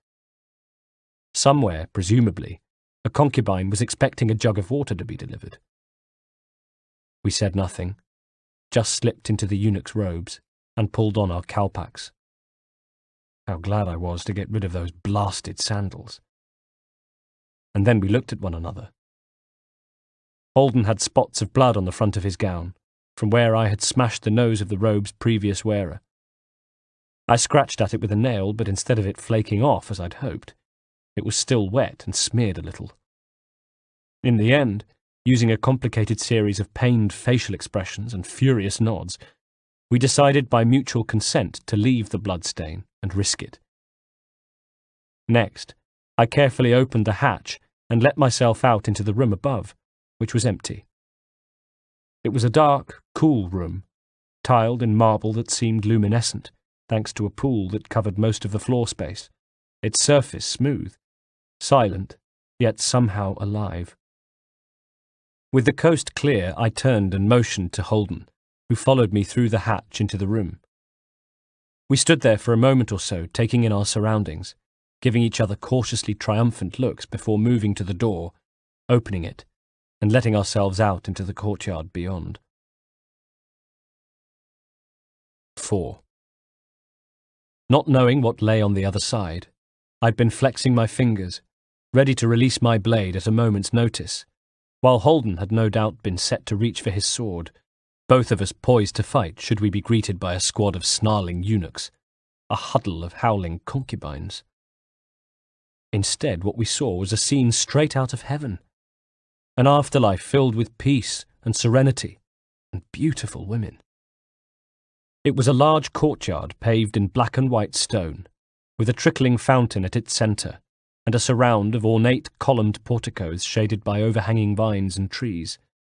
A restful place, devoted to beauty, serenity, tranquillity, and thought. The trickle and burble of the fountain was the only sound, despite all the people there. Concubines in flowing white silk either sat on stone benches, meditative or doing needlework, or crossed the courtyard, bare feet padding silently on the stone, impossibly proud and erect, nodding courteously to one another as they passed, while among them moved servant girls, dressed similarly but easy to spot because they were younger or older, or not as beautiful as the women they served. There was an equal number of men, most of whom stood around the edges of the courtyard, watchful and waiting to be called forward to serve. The eunuchs. None looked our way, I was relieved to see. The rules around eye contact were as elaborate as the mosaics. And as two unfamiliar-looking eunuchs trying to negotiate our way around a strange place, that suited us down to the ground. We stayed by the door of the baths, which was partly obscured by the columns and vines of the portico, and I unconsciously adopted the same pose as the other guards, back straight, my hands held together in front of me, as my gaze swept the courtyard in search of Jenny.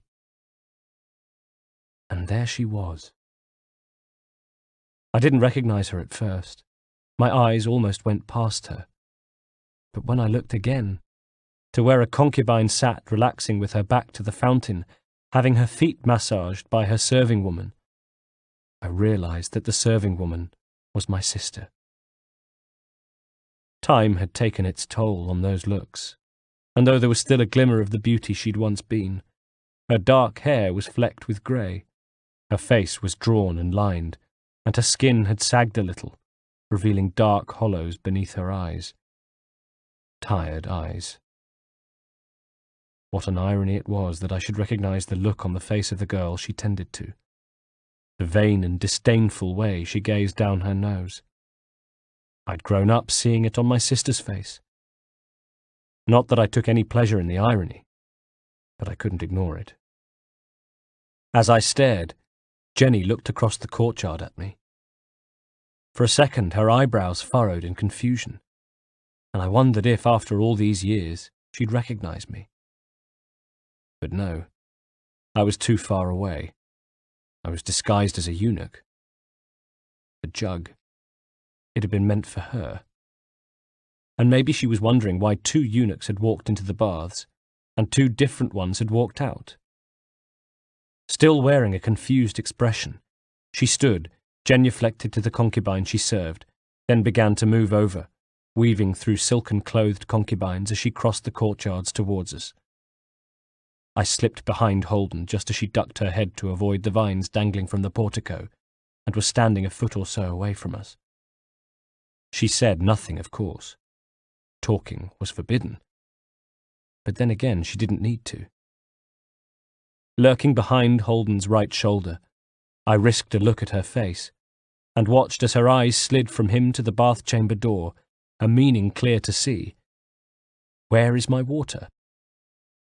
On her face, as she exerted what little authority she had, I could see a reminder of the girl Jenny had been, a ghost of the haughtiness that had once been so familiar to me.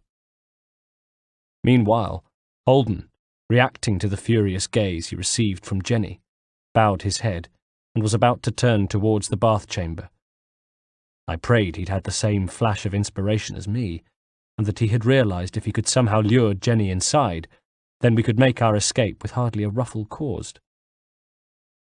Sure enough, he was spreading his hands to indicate there'd been a problem, then gesturing at the door to the bath chamber, as though to say he needed assistance.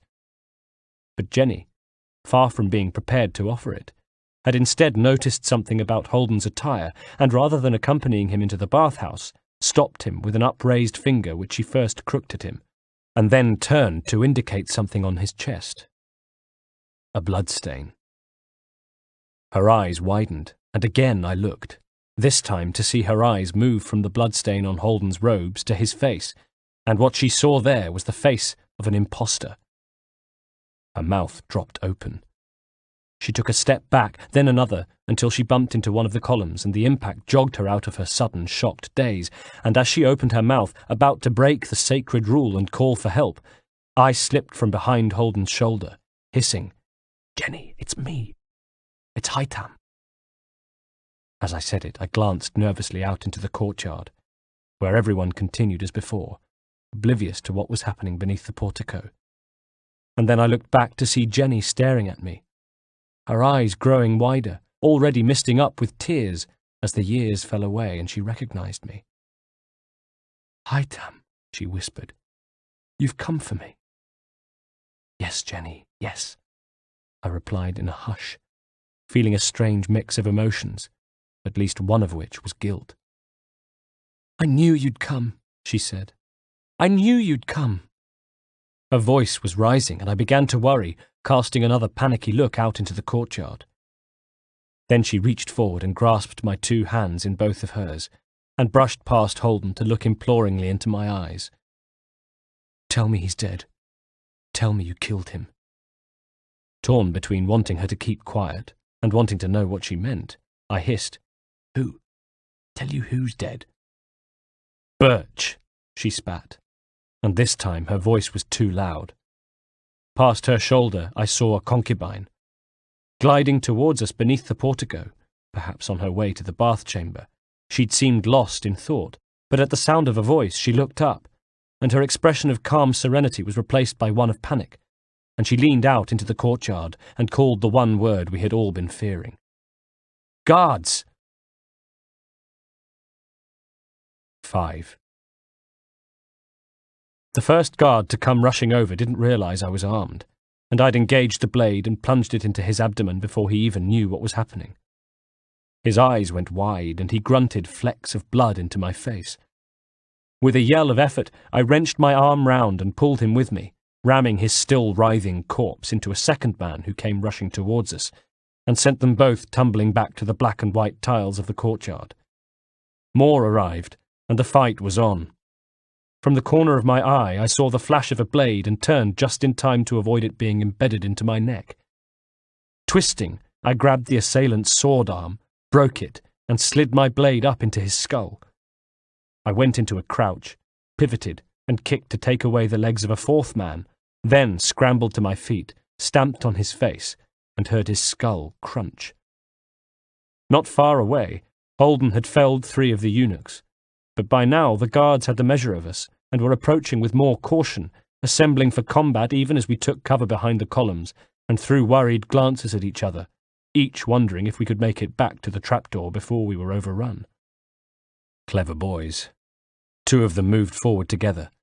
I stood side by side with Holden, and we fought back, even as another pair of guards moved in from our right.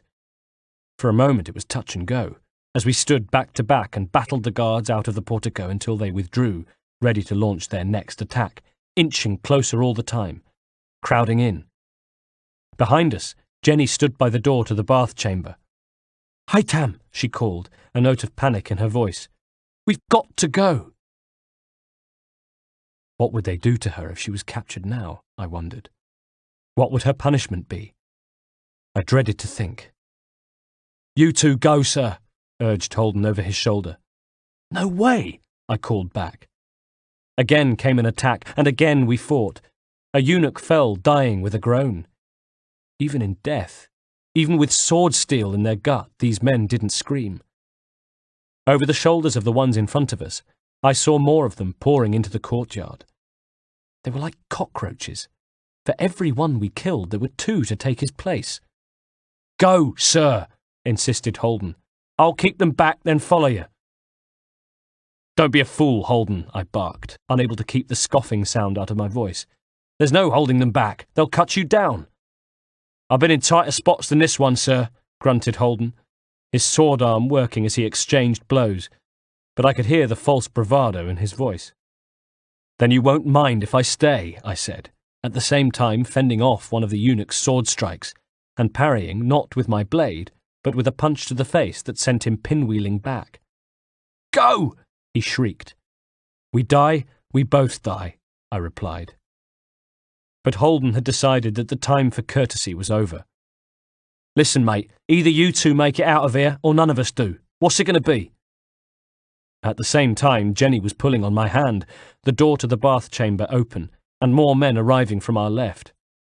But still I hesitated, until at last, with a shake of his head, Holden whipped round, yelled, "You'll have to excuse me, sir," and before I could react, had shoved me backwards through the door and slammed it shut. There was a moment of shocked silence in the bath chamber as I sprawled on the floor and tried to absorb what had happened. From the other side of the door I heard the sounds of battle. A strange, quiet, muted battle it was, too, and a thudding at the door. Next there was a shout that belonged to Holden, and I pulled myself to my feet, about to haul the door open and rush back out, when Jenny grasped hold of my arm. "You can't help him now, Haytham," she said softly, just as there came another yell from the courtyard, Holden shouting, "You bastards! You bloody prickless bastards!" I cast one last look back at the door, then pulled the bar across to lock it, as Jenny dragged me over to the hatch in the floor. "Is that the best you can do, you bastards?" I heard from above us as we took the steps, Holden's voice growing fainter now. "Come on, you dickless wonders. Let's see how you fare against one of His Majesty's men." The last thing we heard as we ran back along the walkway was the sound of a scream. 21st of September, 1757. 1. I had hoped never to take pleasure in killing, but for the Coptic priest who stood guard close to the Abu Gherba monastery on Mount Gebel Eter, I made an exception. I have to admit, I enjoyed killing him. He crumpled to the dirt at the base of a fence that surrounded a small enclosure, his chest heaving and his last breaths coming in jagged bursts as he died. Overhead, a buzzard cawed, and I glanced to where the arches and spires of the sandstone monastery loomed on the horizon, saw the warm glow of life at the window. The dying guard gurgled at my feet, and for a second it occurred to me to finish him quickly. But then again, why show him mercy? However slowly he died, and however much pain he felt while it happened, it was nothing compared to the agony inflicted on those poor souls who had suffered within the enclosure. And one in particular, who was suffering in there now. I had learnt in the market in Damascus that Holden had not been killed as I had thought, but captured and transported to Egypt and to the Coptic monastery at Abu Gherba, where they turned men into eunuchs. So that is where I came, praying I would not be too late, but in my heart of hearts, knowing I would be. And I was. Looking at the fence, I could tell it would be sunk deep into the ground to prevent predatory nighttime animals digging beneath it. Within the enclosure was the place where they buried the eunuchs up to their necks in sand and kept them there for 10 days. They didn't want hyenas gnawing away at the faces of the buried men during that time. Absolutely not. No, if those men died, they were to die of slow exposure to the sun, or of the wounds inflicted upon them during the castration procedure. With the guard dead behind me, I crept into the enclosure. It was dark, just the light of the moon to guide me, but I could see that the sand around was blood-stained. How many men, I wondered, had suffered here? Mutilated, then buried up to their necks. From not far away came a low groan, and I squinted, seeing an irregular shape on the ground at the centre of the enclosure, and I knew straight away that it belonged to Private James Holden. "Holden," I whispered, and a second later was crouching to where his head protruded from the sand, gasping at what I saw. The night was cool, but the days were hot, tortuously so, and the sun had burned him so badly it was as though the very flesh had been seared away from his face. His lips and eyelids were crusted and bleeding, his skin red and peeling. I had a leather flask of water at the ready, uncorked it and held it to his lips. "Holden?" I repeated. He stirred. His eyes flickered open and focused on me, milky and full of pain, but with recognition, and very slowly the ghost of a smile appeared on his cracked and petrified lips. Then, just as quickly, it was gone, and he was convulsing. Whether he was trying to wrench himself out of the sand, or struck by a fit, I wasn't sure, but his head thrashed from side to side, his mouth yawned open, and I leaned forward, taking his face in both of my hands, to stop him hurting himself. "Holden," I said, keeping my voice down. "Holden, stop. Please." "Get me out of here, sir," he rasped, and his eyes gleamed wet in the moonlight. "Get me out." "Holden." "Get me out of here," he pleaded. "Get me out of here, sir. Please, sir. Now, sir." Again his head began jerking painfully left to right. Again I reached out to steady him, needing to stop him before he became hysterical. How long did I have before they posted a new guard? I offered the flask to his lips and let him sip more water, then pulled a shovel I had brought from my back and began scooping blood-soaked sand from around his head, talking to him at the same time as I exposed his bare shoulders and chest. "I'm so sorry, Holden. I'm so sorry. I should never have left you." "I told you to, sir," he managed. "I gave you a push. Remember?"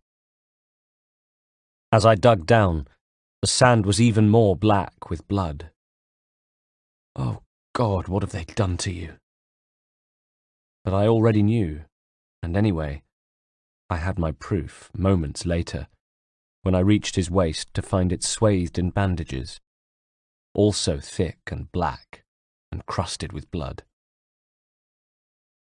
"Be careful down there, sir, please," he said, very, very quietly, and I could see that he was wincing, biting back the pain, which in the end was too much for him, and he lost consciousness.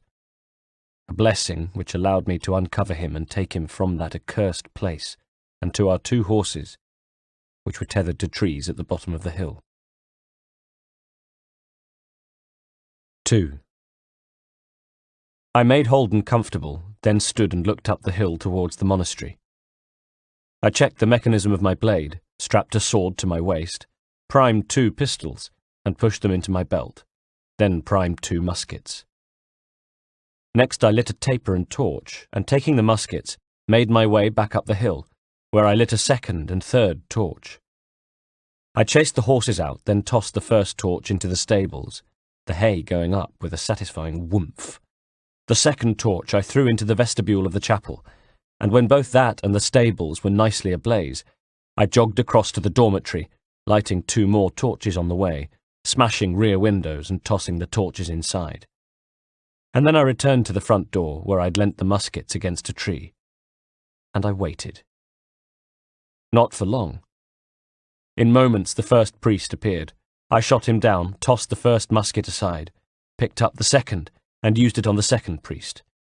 More began to pour out, and I emptied the pistols, then dashed up to the doorway and began attacking with my blade and sword.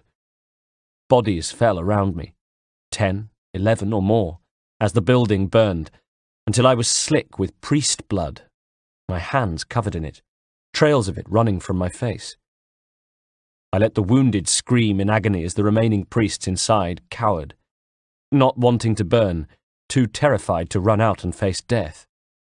Some chanced it, of course, and came charging out wielding swords, only to be cut down. Others I heard burning. Maybe some escaped, but I wasn't in the mood to be thorough. I made sure that most of them died. I heard the screams and smelled the burning flesh of those who hid inside. and then I stepped over the bodies of the dead and dying and left, as the monastery burned behind me. 25th of September, 1757.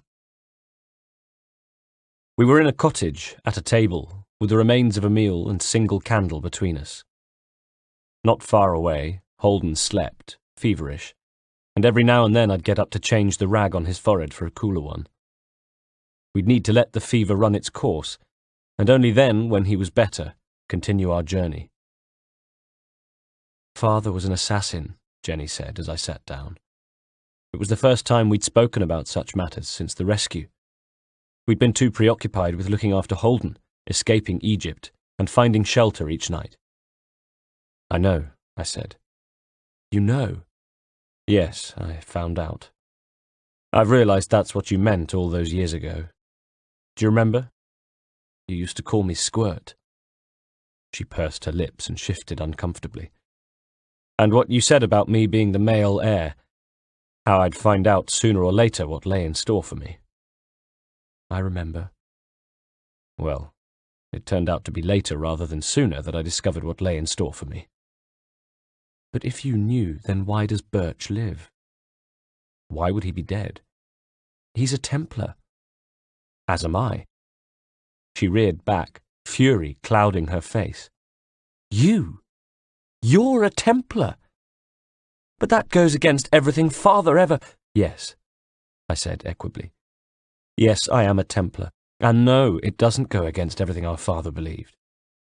Since learning of his affiliations, I've come to see many similarities between the two factions. I've begun to wonder if, given my roots and my current position within the Order, I'm not perfectly placed to somehow unite Assassin and Templar. I stopped. She was slightly drunk, I realized. There was something sloppy about her features all of a sudden, and she made a disgusted noise. What about him? My former fiancé, owner of my heart, the dashing and charming Reginald Birchs. What of him, pray tell? Reginald is my mentor, my Grand Master. It was he who looked after me in the years after the attack. Her face twisted into the nastiest, most bitter sneer I had ever seen. Well, weren't you the lucky one? While you were being mentored, I was being looked after too, by Turkish slavers. I felt as if she could see right through me, as though she could see exactly what my priorities had been all these years, and I dropped my eyes, then looked across the cottage to where Holden lay. A room full of my failings. I'm sorry, I said, as if to them both. I'm truly sorry. Don't be. I was one of the lucky ones. They kept me pure for selling to the Ottoman court, and after that I was looked after at Topkapi Palace. She looked away. It could have been worse. I was used to it after all. What? I expect you idolized Father, did you, Haytham? Probably still do. Your sun and moon? My father, my king? Not me. I hated him. All his talk of freedom, spiritual and intellectual freedom, didn't extend to me, his own daughter. There was no weapons training for me, remember? No think differently for Jenny. There was just be a good girl and get married to Reginald Birchs. What a great match that would be. I dare say I was treated better by the Sultan than I would have been by him. I once told you that our lives were mapped out for us, remember? Well, in one sense I was wrong, of course, because I don't think either of us could have predicted how it would all turn out. But in another sense? In another sense, I couldn't have been more right, Haytham, because you were born to kill, and kill is what you have done. And I was born to serve men, and serve men is what I have done. My days of serving men are over, though. What about you? Finished, she hoisted the beaker of wine to her lips and glugged. I wondered what awful memories the drink helped suppress. It was your friends, the Templars, who attacked our home, she said when her beaker was dry. I'm sure of it. You saw no rings, though. No, but so what? What does that mean? They took them off, of course. No, they weren't Templars, Jenny. I've run into them since. They were men for hire, mercenaries. Yes, mercenaries, I thought. Mercenaries who worked for Edward Braddock, who was close to Reginald. I leaned forward. I was told that Father had something that they wanted. Do you know what it was? Oh, yes. They had it in the carriage that night. Well, it was a book. Again, I felt a frozen, numb feeling. What sort of book? Brown, leather-bound, bearing the seal of the assassins. I nodded. Do you think you'd recognize it if you were to see it again? She shrugged. Probably, she said. I looked across to where Holden lay, sweat glistening on his torso. When the fever has broken, we'll leave. To go where? To France. 8th of October, 1757. 1. Though it was cold, the sun was shining this morning, a day best described as sun-dappled, with bright light pouring through the canopy of trees to paint the forest floor a patchwork of gold. We rode in a column of 3, me in the lead. Behind me was Jenny, who had long since discarded her servant girl clothes and wore a robe that hung down the flank of her steed. A large, dark hood was pulled up over her head, and her face seemed to loom from within it as though she was staring from the inside of a cave, serious, intense, and framed by grey-flecked hair that fell across her shoulders. Behind her came Holden, who, like me, wore a buttoned-up frock coat, scarf, and tricorn hat, only he sagged forward a little in his saddle, his complexion pale, sallow, and haunted. He had said little since recovering from his fever. There had been moments, tiny glimpses of the old Holden, a fleeting smile, a flash of his London wisdom, but they were fleeting, and he would soon return to being closed off. During our passage across the Mediterranean, he had kept himself to himself, sitting alone, brooding. In France we had donned disguises, bought horses, and began the trek to the chateau, and he had ridden in silence. He looked pale, and having seen him walk, I thought he was still in pain. Even in the saddle I'd occasionally see him wincing, especially over uneven ground. I could hardly bear to think of the hurt he was enduring, physical and mental. An hour away from the chateau, we stopped, and I strapped my sword to my waist, primed a pistol, and put it into my belt. Holden did the same, and I asked him, "Are you sure you're all right to fight, Holden?" He shot me a reproachful look, and I noticed the bags and dark rings beneath his eyes. "Begging your pardon, sir, but it's my cock and balls they took off me, not my gumption." "I'm sorry, Holden, I didn't mean to suggest anything. I've had my answer, and that's good enough for me." "Do you think there will be fighting, sir?" he said.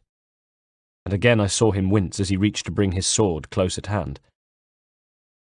"I don't know, Holden. I really don't." As we came close to the chateau, I saw the first of the patrols. The guard stood in front of my horse and regarded me from beneath the wide brim of his hat. The same man, I realized, who had been here the last time I visited, nearly 4 years ago. "That you, Master Kenway?" he said. "Indeed it is, and I have 2 companions," I replied. I watched him very carefully as his stare went from me to Jenny, then to Holden, and though he tried to hide it, his eyes told me all I needed to know.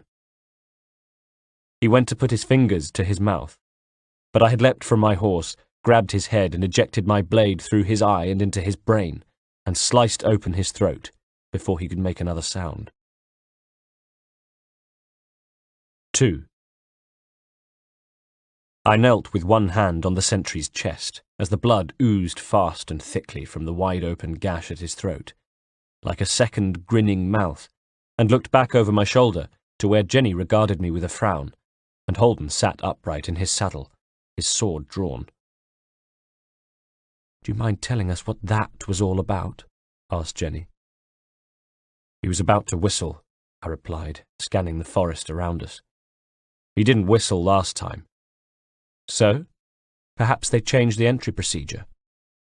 I shook my head. No, they know we're coming. They're expecting us. The whistle would have warned the others. We wouldn't have made it across the lawn before they cut us down. How do you know? She said. I don't know, I snapped. Beneath my hand, the guard's chest rose and fell one last time. I looked down to see his eyes swivel and his body give one last spasm before he died. I suspect, I continued, wiping my bloody hands on the ground and standing up. I've spent years suspecting, ignoring the obvious. The book you saw in the carriage that night, Reginald has it with him. He'll have it in that house if I'm not very much mistaken. It was he who organised the raid on our house, he who was responsible for Father's death. Oh, you know that now, do you? She sneered. I'd refused to believe it before, but now, yes, I know. Things have begun to make sense to me. Like one afternoon when I was a child, I met Reginald by the plate room. I'd wager he was looking for the book then. The reason he was close to the family, Jenny, the reason he asked for your hand in marriage, was because he wanted the book. You don't have to tell me, she said. I tried warning you on the night that he was the traitor. I know, I said, then thought for a moment. Did Father know he was a Templar? Not at first, but I found out, and I told Father. That's when they argued, I said, understanding now. Did they argue? I heard them one day, and afterwards Father employed the guards. Assassins, no doubt. Reginald told me he was warning Father. More lies, Haytham. I looked up at her, trembling slightly. Yes, more lies. Everything I knew, my entire childhood, all of it built on a foundation of them. He was using digweed, I said. It was digweed who told him where the book was stored. I winced at a sudden memory. What is it? She said.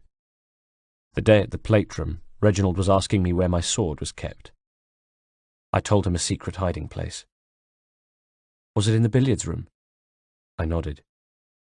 They went straight there, didn't they? She said. I nodded. They knew it wasn't in the plate room because Digweed told them it had been moved, which is why they went straight to the games room. But they weren't Templars, she said.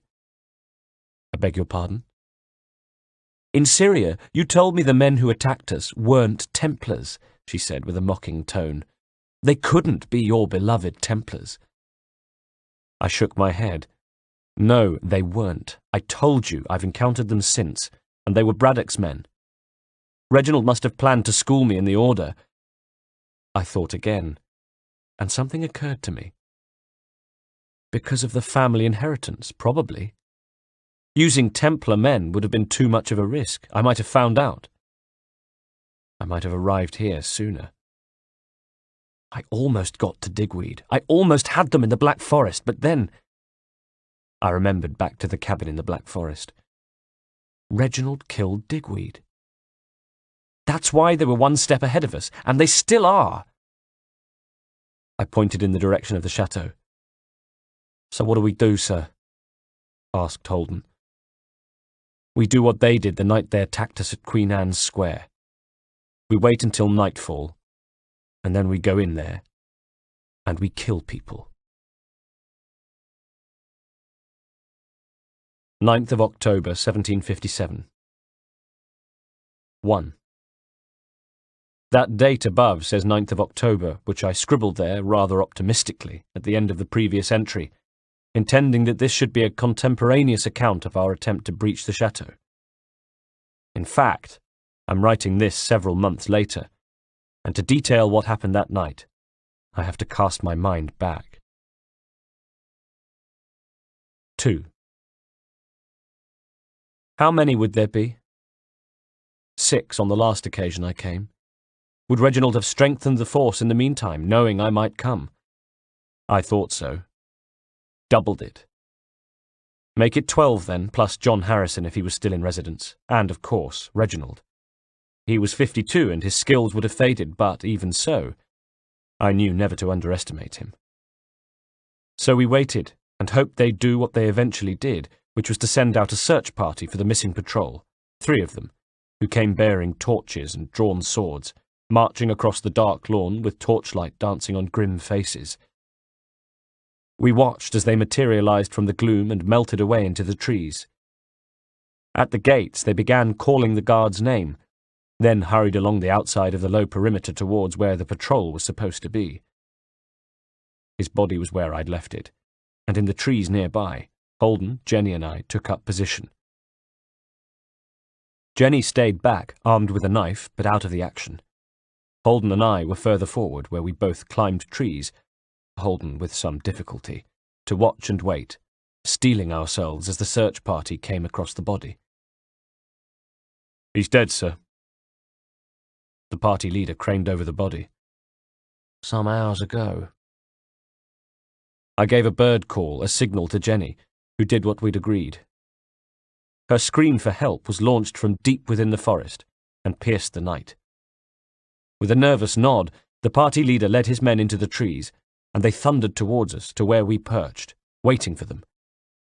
I looked through the trees to see the shape of Holden a few yards away, and wondered if he was well enough, and I hoped to dear God he was, because in the next moment the patrol was running into the trees below us, and I launched myself from the branch. I took out the leader first, ejecting my blade so it went through his eye and into his brain, killing him instantly. From my crouching position, I sliced up and back and opened the stomach of the second man, who dropped to his knees with his insides glistening through a gaping hole in his tunic, then fell face first to the soft forest floor. Looking over, I saw the third man drop off the point of Holden's sword, and Holden look over, even in the dark, the triumph written all over his face. "Good screaming," I said to Jenny moments later. "Pleased to be of assistance," she frowned. "But listen, Haytham, I'm not staying in the shadows when we get there." She raised the knife. "I want to deal with Birch myself. He took my life away from me. Any mercy he showed by not having me killed, I shall repay by leaving him his cock and—" She stopped and looked over at Holden, who knelt nearby and looked away. She began. "That's all right, miss," said Holden. He raised his head and, with a look I'd never seen on his face before, said, "But you make sure you do take his cock and balls before you finish him. You make that bastard suffer." 3. We made our way around the perimeter back to the gate, where a lone sentry looked agitated, perhaps wondering where the search party had got to, perhaps sensing something was wrong, his soldier's instinct at work. But whatever instinct he had wasn't enough to keep him alive, and moments later we were ducking through the wicket gate and keeping low to make our way across the lawn. We stopped and knelt by a fountain, holding our breaths at the sound of 4 more men who came from the front door of the chateau, boots drumming on the paving, calling names. A search party sent to find a first search party. The chateau was on full alert now. So much for a quiet entry. At least we'd reduced their numbers by 8. On my signal, Holden and I burst from behind the cover of the fountain base and were upon them, cutting all 3 down before they even had a chance to draw their swords. We'd been seen. From the chateau there came a shout, and in the next instant was the sharp report of musket fire and balls smacking into the fountain behind us. We ran for it, towards the front door, where another guard saw us coming, and as I thundered up the short steps towards him, tried to escape through it. He was too slow. I rammed my blade through the closing door and into the side of his face, using my forward momentum to shove open the door, and burst through, rolling into the entrance hall as he fell away, with blood sluicing from his shattered jaw. From the landing above came the crack of musket fire, but the gunman had aimed too high, and the ball smacked harmlessly into wood. In an instant I was on my feet, and charging towards the stairway, bounding up towards the landing, where the sniper abandoned his musket with a yell of frustration, pulled his sword from its sheath, and came to meet me. There was terror in his eyes. My blood was up. I felt more animal than man, working on pure instinct, as though I had levitated from my own body and was watching myself fight. In moments I had opened the gunman and toppled him over the banister to the entrance hall below, where another guard had arrived just in time to meet Holden as he burst through the front door, with Jenny behind him. I leapt from the landing with a shout, landing softly on the body of the man I'd just thrown over, and forcing the new arrival to swing about and protect his rear.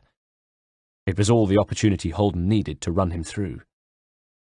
With a nod, I turned and ran back up the stairs, in time to see a figure appear on the landing, and I ducked at the crack of gunfire as a ball slapped into the stone wall behind me. It was John Harrison, and I was upon him before he had a chance to draw his dagger, snatching a fistful of his nightshirt and forcing him to his knees, drawing back my blade arm to strike. "Did you know?" I snarled. "Did you help take my father and corrupt my life?" He dropped his head in assent, and I plunged the blade into the back of his neck, severing the vertebrae, killing him instantly. I drew my sword. At Reginald's door, I halted, throwing a look up and down the landing, then leaned back and was about to kick it open when I realized it was already ajar. Crouching, I pushed it, and it swung inwards with a creaking sound. Reginald stood, dressed, at the centre of his chamber. Just like him, always such a stickler for etiquette, he had dressed to meet his killers. Suddenly there was a shadow on the wall cast by a figure hidden behind the door, and rather than wait for the trap to be sprung, I rammed the sword through the wood, heard a scream of pain from the other side, then stepped through and let the door swing closed with the body of the final guard pinned to it, staring at the sword through his chest with wide, disbelieving eyes as his feet scrabbled on the wooden floor. "Haytham," said Reginald coolly. 4. "Was he the last of the guards?" I asked, shoulders heaving as I caught my breath. Behind me, the feet of the dying man still scuffed the wood, and I could hear Jenny and Holden on the other side of the door, struggling to open it with his writhing body in the way. At last, with a final cough, he died. His body dropped from the blade, and Holden and Jenny burst in. "Yes," nodded Reginald. "Just me now."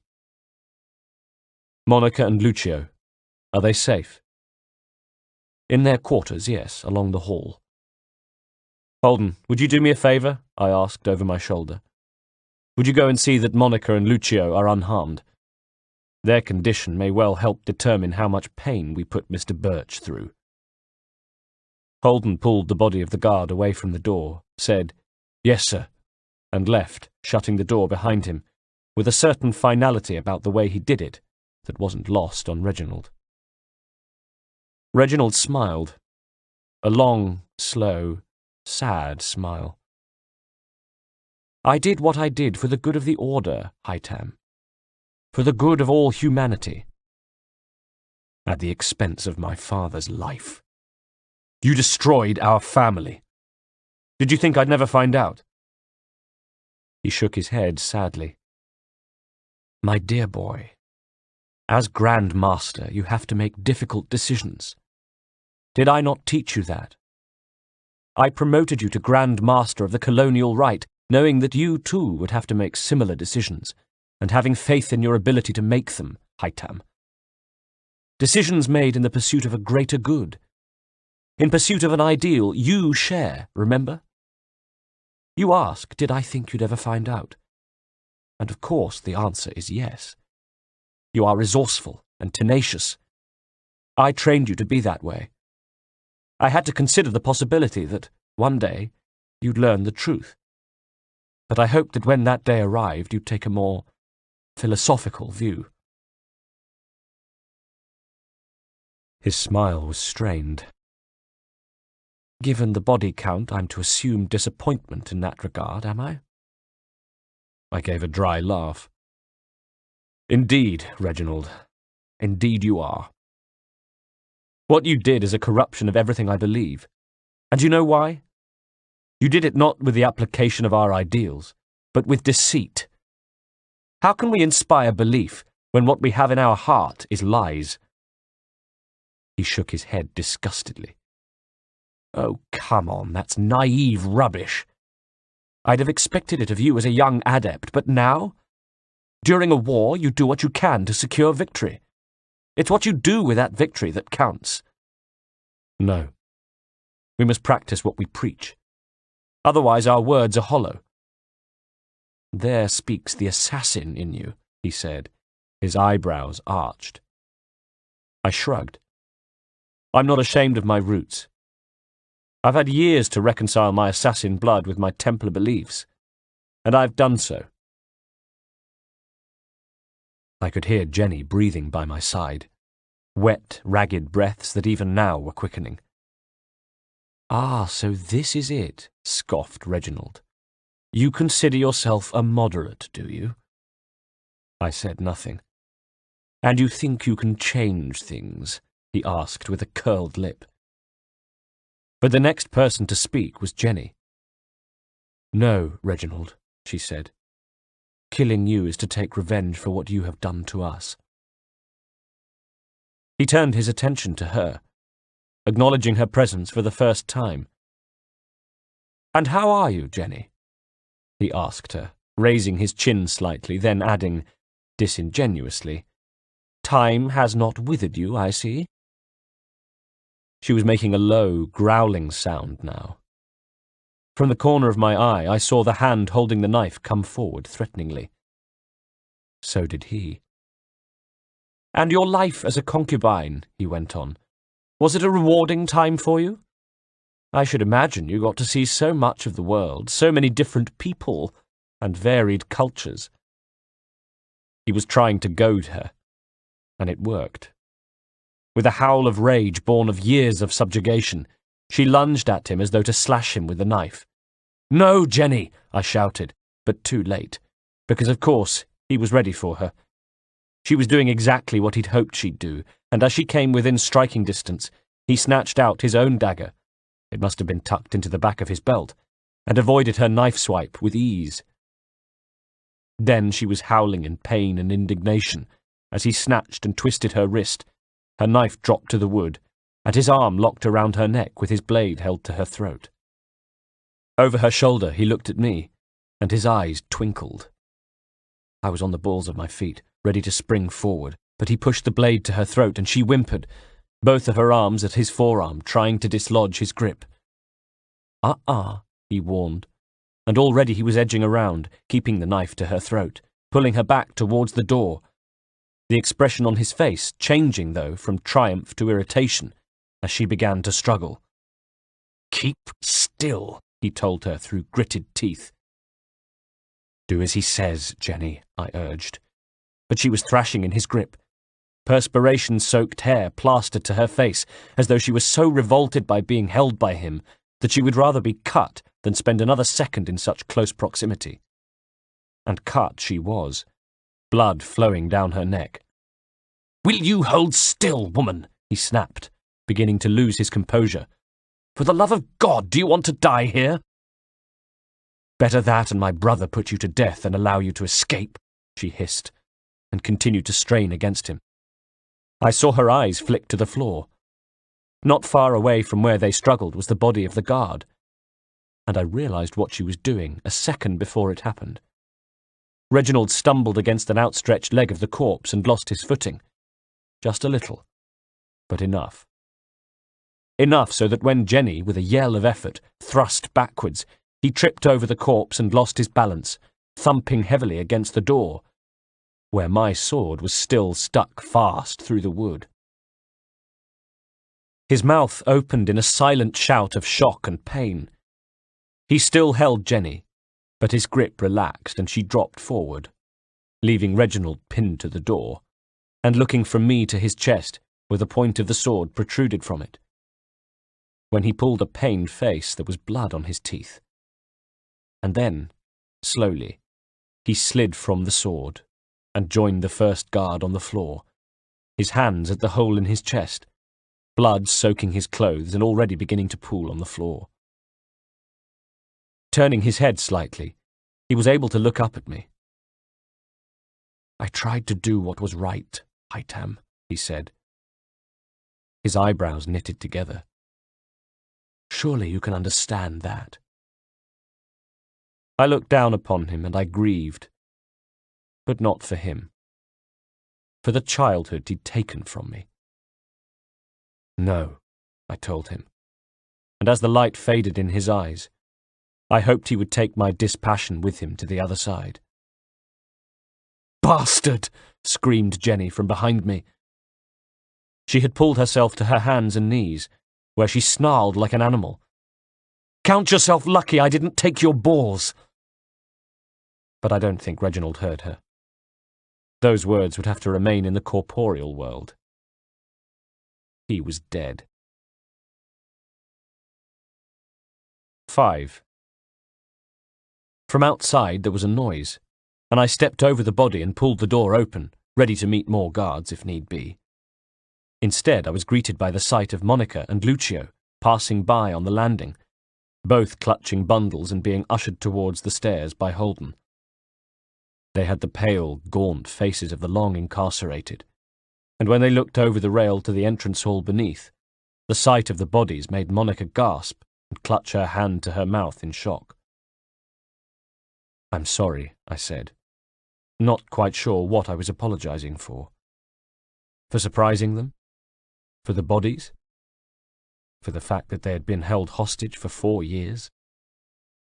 Lucio shot me a look of pure hatred, then looked away. "We don't want your apologies, thank you, sir," replied Monica in broken English. "We thank you for setting us free at last." "If you wait for us, we'll be leaving in the morning," I said. "If that's all right with you, Holden." "Yes, sir." "I think we would rather set off as soon as we have gathered together what supplies we need to return home," replied Monica. "Please wait," I said, and could hear the fatigue in my voice. "Monica, Lucio, please wait, and we shall all travel together in the morning to ensure you have safe passage." "No, thank you, sir." They had reached the bottom of the stairs, and Monica turned her face to look up at me. "I think you have done quite enough. We know where the stables are. If we could help ourselves to supplies from the kitchen and then horses." Of course, of course. Do you have anything to defend yourselves with, should you run into bandits?" I bounded quickly down the stairs and reached to take a sword from one of the dead guards. I handed it to Lucio, offering him the handle. "Lucio, take this," I said. "You'll need it to protect your mother as you make your way home." He grasped the sword, looked up at me, and I thought I saw a softening in his eyes. Then he plunged it into me. 27th of January, 1758. Death. There had been so much of it, and would be more to come. Years ago, when I had killed the fixer in the Black Forest, it was my mistake to stab him in the kidney and quicken his demise. When Lucio thrust his sword into me in the entrance hall of the chateau, he had quite by chance missed any of my vital organs. His blow was struck with ferocity. As with Jenny, his was an anger born of years of pent-up anger and vengeful dreams. And as I myself was a man who had spent my entire life seeking revenge, I could hardly blame him for it. But he didn't kill me, obviously, for I'm writing this. It was enough to cause me serious injury, though, and for the rest of the year I had lain in bed at the chateau. I had stood on a precipice over death's great infinity, drifting in and out of consciousness, wounded, infected and feverish, but wearily fighting on, some weak and flickering flame of spirit within me refusing to be doused. The roles were reversed, and this time it was Holden's turn to tend to me. Whenever I recovered consciousness and awoke from thrashing in sweat-soaked sheets, he would be there, smoothing out the linen, applying fresh cold flannels to my burning brow, soothing me. "It's all right, sir. It's all right. Just you relax. You're over the worst now." Was I? Was I over the worst? One day, how long into my fever I've no idea, I woke up and, gripping Holden's upper arm, pulled myself into a sitting position, staring intensely into his eyes to ask, "Lucio, Monica, where are they?" I'd had this image, an image of a furious, vengeful Holden cutting them both down. Last thing you said before you blacked out was to spare them, sir, he said, with a look that suggested he wasn't happy about it. So spare them's what I did. We sent them on their way with horses and supplies. Good. Good, I wheezed, and felt the dark rising to claim me again. You can't blame... Cowardly is what it was, he was saying ruefully as I lost consciousness again. No other word for it, sir. Cowardly. Now just you close your eyes, get your rest. I saw Jenny too, and even in my feverish, injured state, couldn't help but notice the change in her. It was as though she had achieved an inner peace. Once or twice I was aware of her sitting by the side of my bed, and heard her talking about life at Queen Anne's Square, how she planned to return and, as she put it, take care of business. I dreaded to think. Even half-conscious, I found it in my heart to pity the poor souls in charge of the Kenways' affairs when my sister Jenny returned to the fold. On a table by the side of my bed lay Reginald's Templar ring, but I didn't put it on, pick it up, even touch it. For now, at least, I felt neither Templar nor assassin, and wanted nothing to do with either order. And then, some 3 months after Lucio had stabbed me, I climbed out of bed. Taking a deep breath, with Holden gripping my left forearm in both of his hands, I swept my feet out from underneath the sheets, put them to the cold wooden floor, and felt my nightshirt slide down to my knees as I stood upright for the first time in what felt like a lifetime. Straight away I felt a twinge of pain from the wound at my side, and put my hand there. It was badly infected, sir, explained Holden. We had to cut away some of the rotted skin. I grimaced. Where do you want to go, sir? Asked Holden after we'd walked slowly from the bed to the doorway. It made me feel like an invalid, but I was happy for the moment to be treated like one. My strength would soon return, and then I would be back to my old self? I wondered. I think I want to look out of the window, Holden, please, I said, and he agreed, leading me over to it so that I could gaze out over the grounds where I'd spent so much of my childhood. As I stood there, I realized that for most of my adult life, when I'd thought of home, I'd pictured myself staring out of a window, either over the gardens of Queen Anne's Square or the grounds of the chateau.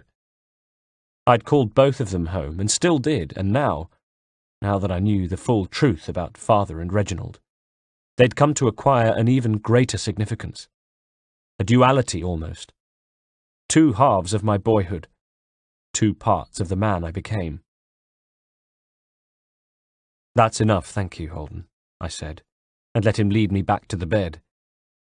I climbed in, suddenly feeling, I hate to admit it, but frail, after my long journey all the way to the window and back again.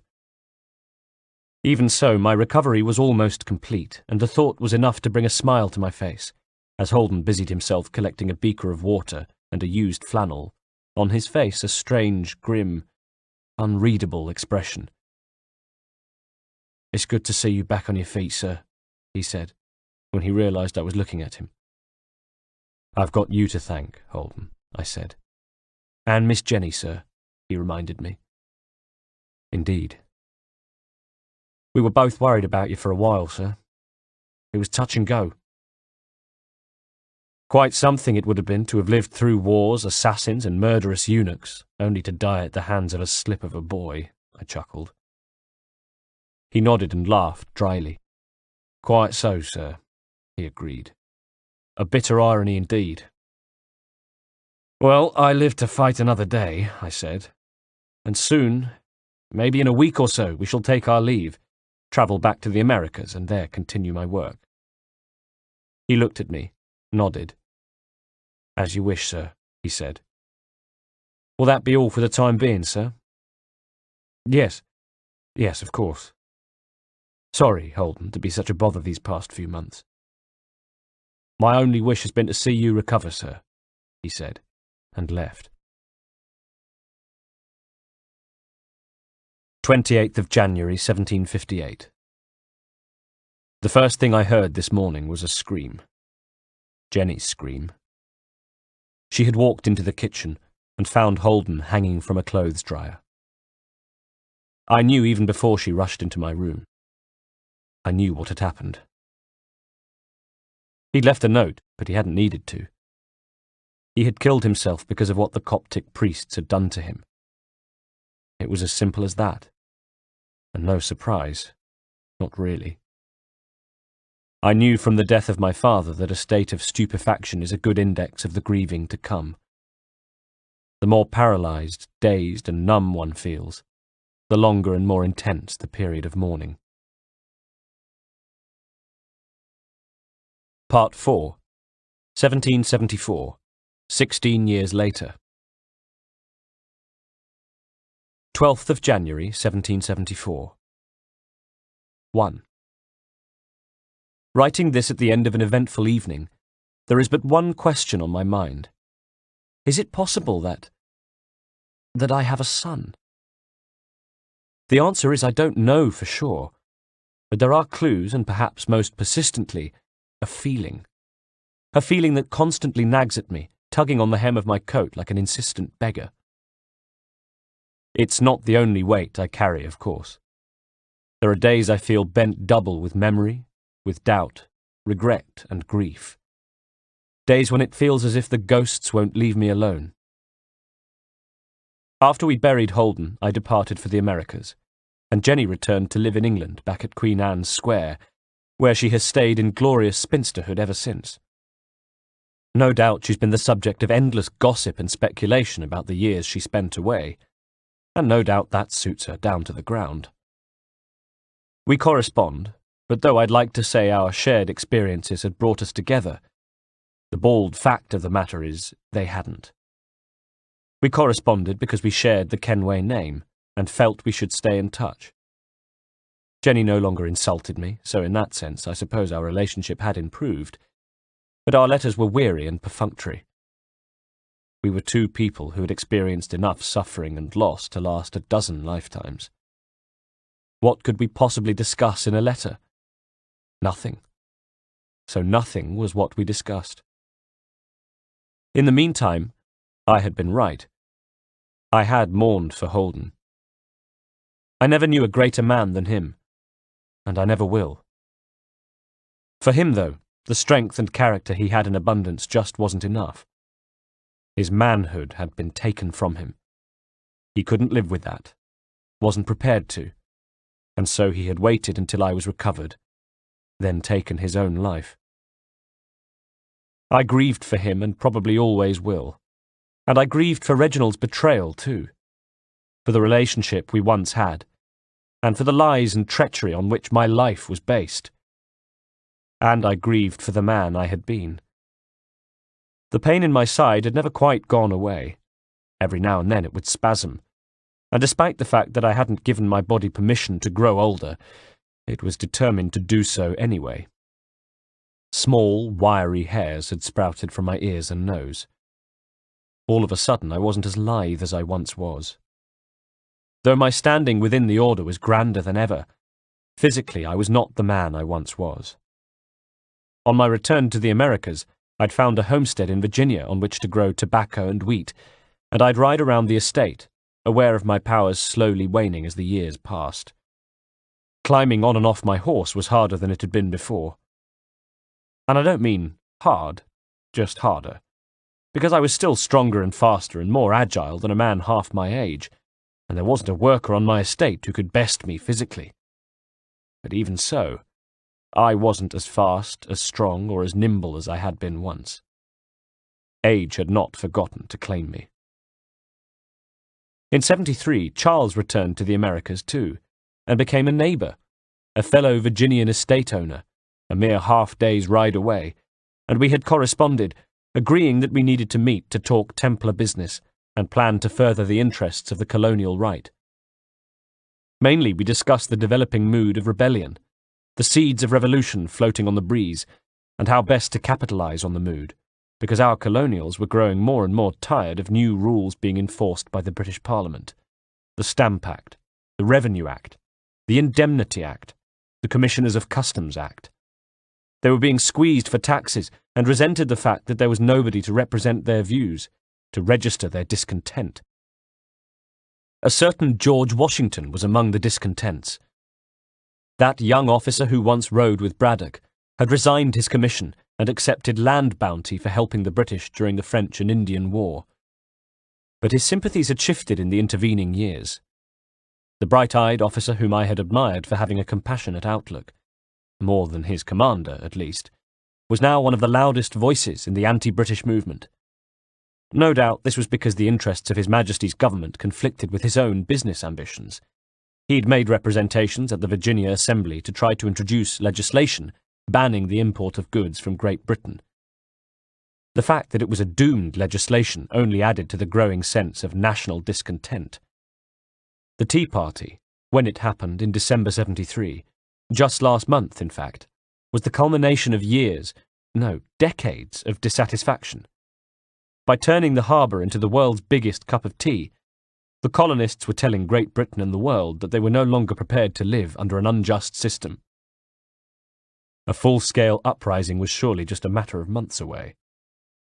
So, with the same amount of enthusiasm as I tended my crops or wrote to Jenny, or climbed out of bed each morning, in other words, very little, I decided it was time for the order to make preparations for the coming revolution, and I called a meeting. 2. We assembled, all of us together for the first time in over 15 years, the men of the colonial right with whom I had shared so many adventures 20 years ago. We were gathered beneath the low beams of a deserted tavern called the Restless Ghost on the outskirts of Boston. It hadn't been deserted when we'd arrived, but Thomas had seen to it that we soon had the place to ourselves, literally chasing out the few drinkers who were huddled over the wooden tables. Those of us who usually wore a uniform were wearing civilian clothes, with buttoned-up coats and hats pulled down over our eyes, and we sat around a table with tankards close at hand, me, Charles Lee, Benjamin Church, Thomas Hickey, William Johnson, and John Pitcairn. And it was here that I first learnt about the boy. Benjamin addressed the subject first.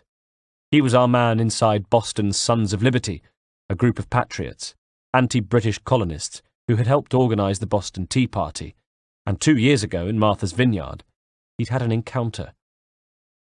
"A native boy," he said. "Not someone I'd ever seen before." "Not someone you remember seeing before, Benjamin," I corrected. He pulled a face. "Not someone I remember seeing before, then," he amended. "A boy who strode up to me and, bold as brass, demanded to know where Charles was." I turned to Charles. "He's asking for you, then? Do you know who it is?" "No." But there was something shifty about the way he said it. "I'll try again, Charles. Do you have a suspicion who this boy might be?" He leaned back in his seat and looked away, across the tavern. "I don't think so," he said. "But you're not sure?" "There was a boy at—" An uncomfortable silence seemed to descend on the table. The men either reached for their tankards or hunched their shoulders, or found something to study in the fire nearby. None would meet my eye. "How about somebody tells me what's going on?" I asked. These men, not one of them was a tenth of the man Holden had been. I was sick of them, I realised, heartily sick of them, and my feelings were about to intensify. It was Charles who was the first to look across the table, hold my gaze, and tell me, "Your Mohawk woman." "What about her?" "I'm sorry, Haytham," he said. "Really, I am." "She's dead?"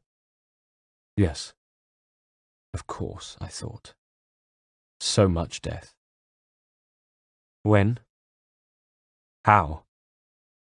"It was during the war, in '60, 14 years ago now. Her village was attacked and burned." I felt my mouth tighten. "It was Washington," he said quickly, glancing at me.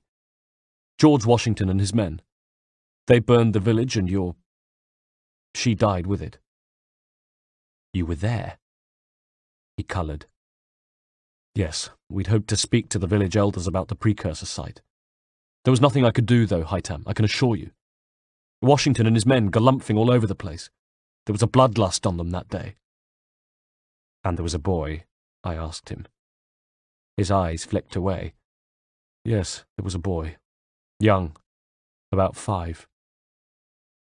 About 5, I thought. I had a vision of Zio, of the face I'd once loved, when I was capable of doing such a thing, and felt a dull backwash of grief for her, and loathing for Washington, who had obviously learned a thing or two from serving with General Braddock. Lessons in brutality and ruthlessness.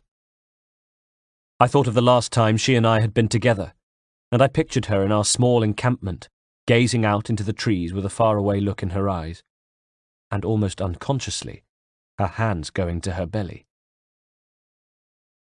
But no, I cast the idea aside. Too fanciful. Too far-fetched. He threatened me, this boy, Charles was saying. In different circumstances, I might have smiled at the image of Charles, all 6 foot of him, being threatened by a 5-year-old native boy. If I hadn't been trying to absorb the death of Zio, that was. And I took a deep but almost imperceptible breath, feeling the air in my chest, and dismissed the image of her. I wasn't the only one of us there, said Charles defensively, and I looked around the table inquiringly. Go on then. Who else? William, Thomas, and Benjamin all nodded, their eyes fixed on the dark, knotted wood of the tabletop. It can't have been him, said William crossly. Can't have been the same kid, surely. Come on, Haytham, what are the chances? Chimed Thomas Hickey. And you didn't recognize him at Martha's Vineyard? I asked Benjamin now. He shook his head, shrugged. It was just a kid, an Indian kid. They all look the same, don't they? And what were you doing there in Martha's Vineyard? His voice was testy. Having a break. Or making plans to line your pockets, I thought, and said, Really? He pursed his lips. If things go as we think, and the rebels organize themselves into an army, then I'm in line to be made chief physician, Master Kenway, he said. One of the most senior positions in the army. I think that rather than questioning why I was in Martha's Vineyard that day, you might have some words of congratulation for me. He cast around the table for support, and was greeted with hesitant nods from Thomas and William, both of them giving me a sideways look at the same time. I conceded. And I have completely forgotten my manners, Benjamin. Indeed, it will be a great boost for the order the day you achieve that rank. Charles cleared his throat loudly. While we also hope that if such an army is formed, our very own Charles will be appointed its commander-in-chief. I didn't see exactly as the light in the tavern was so low, but I could sense Charles redden. We do more than merely hope, he protested.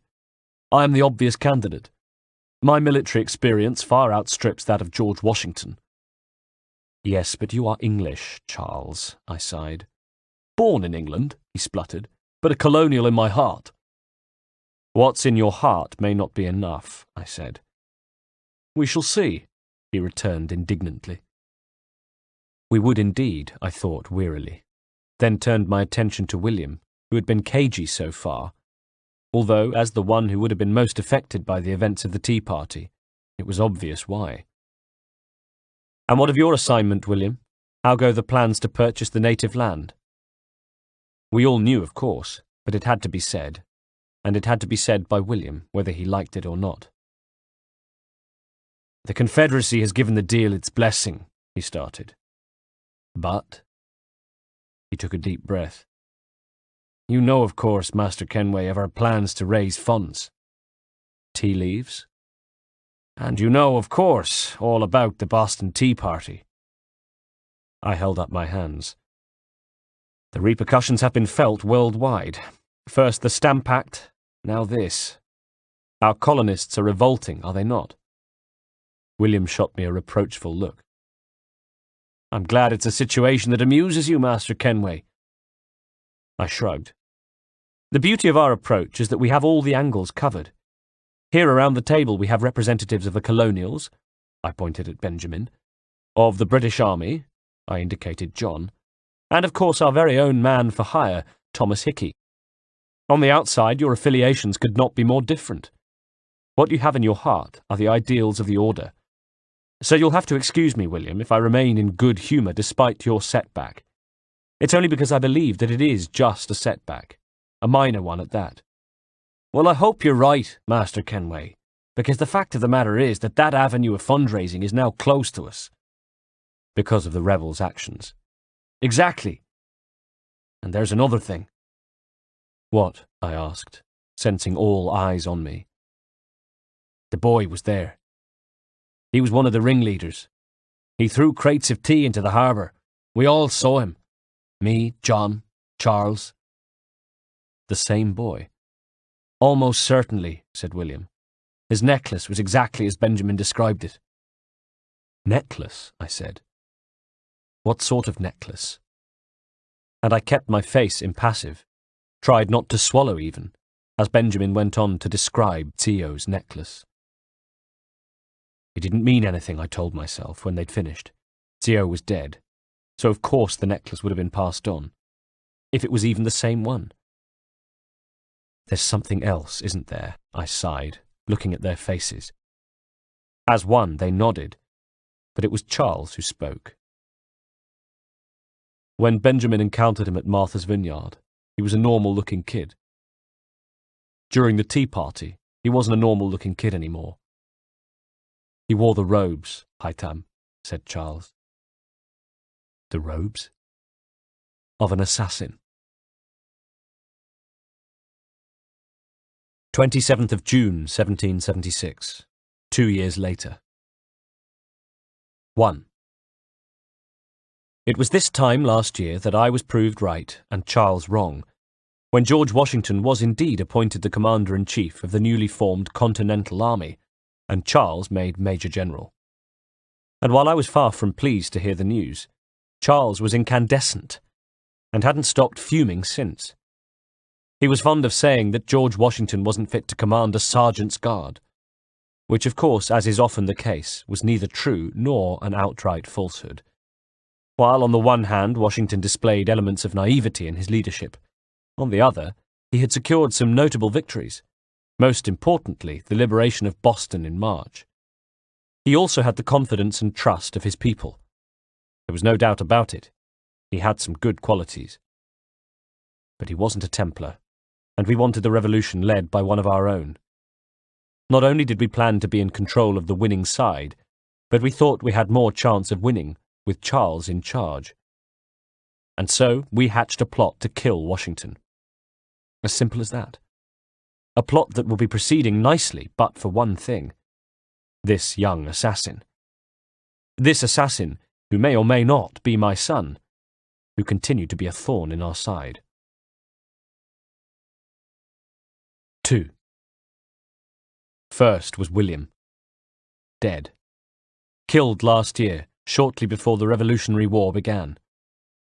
After the Tea Party, William began to broker a deal to buy Indian land. There was much resistance, however, not least among the Iroquois Confederation, who met with William at his home estate. The negotiations had begun well, by all accounts, but as is the way of things, something was said, and things took a turn for the worse. "Brothers, please," William had pleaded. "I am confident we will find a solution." But the Iroquois were not listening. The land was theirs, they argued. They closed their ears to the logic offered by William, which was that if the land passed into Templar hands, then we could keep it from the clutches of whichever force emerged victorious from the forthcoming conflict. Dissent bubbled through the members of the Native Confederation. Doubt lurked among them. Some argued that they could never contend with the might of the British or colonial armies themselves. Others felt that entering into a deal with William offered no better solution. They had forgotten how the Templars freed their people from Silas's slavery 2 decades before. Instead, they remembered the expeditions William had organized into the forest to try to locate the precursor site, the excavations at the chamber we had found. Those outrages were fresh in their minds, impossible to overlook. "Peace, peace," argued William. "Have I not always been an advocate? Have I not always sought to protect you from harm?" "If you wish to protect us, then give us arms. Muskets and horses that we might defend ourselves," argued a Confederation member in response. War is not the answer, pressed William. We remember you moved the borders. Even today your men dig up the land, showing no regard for those who live upon it. Your words are honeyed but false. We are not here to negotiate, nor to sell. We are here to tell you and yours to leave these lands. Regrettably, William resorted to force to make his point, and a native was shot, with the threat of more deaths to come unless the Confederation signed the contract. The men said no, to their credit. They refused to be bowed by William's show of force. What a bit of vindication it must have been, as their men began to fall with musket balls in their skulls. And then the boy appeared. I had William's man describe him to me in detail, and what he said matched exactly what Benjamin had said about the encounter in Martha's Vineyard, and what Charles, William and John had seen at Boston Harbour. He wore the same necklace, the same assassin's robes. It was the same boy. This boy, what did he say to William? I asked the soldier who stood before me. He said he planned to ensure an end to Master Johnson's schemes, stop him claiming these lands for the Templars. Did William respond? Indeed he did, sir. He told his killer that the Templars had tried to claim the land in order to protect the Indians. He told the boy that neither King George nor the colonists cared enough to protect the interests of the Iroquois. I rolled my eyes. Not an especially convincing argument, given that he was in the process of slaughtering the natives when the boy struck. The soldier bowed his head. Possibly not, sir. 3. If I was a little too philosophical when it came to William's death, well, there were extenuating factors. William, though diligent in his work and dedicated, was never the most good-humoured of people, and by meeting a situation that called for diplomacy with force, he'd made a pig's ear of the negotiations.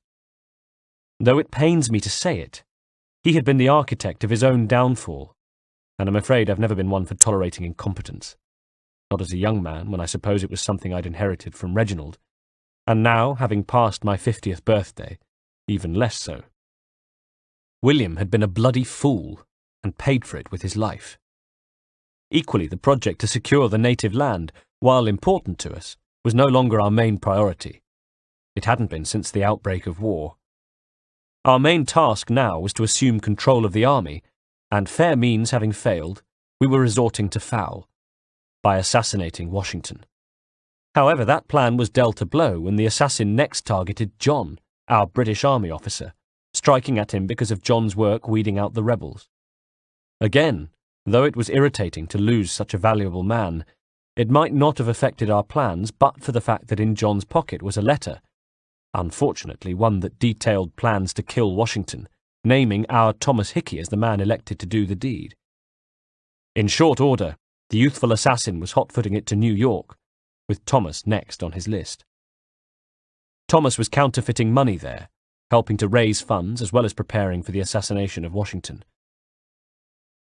Charles was already there with the Continental Army, so I slipped into the city myself and took lodgings. And no sooner had I arrived than I was given the news. The boy had reached Thomas, only for the pair of them to be arrested, and both of them tossed in Bridewell prison. There can be no further mistakes, Thomas. Am I understood?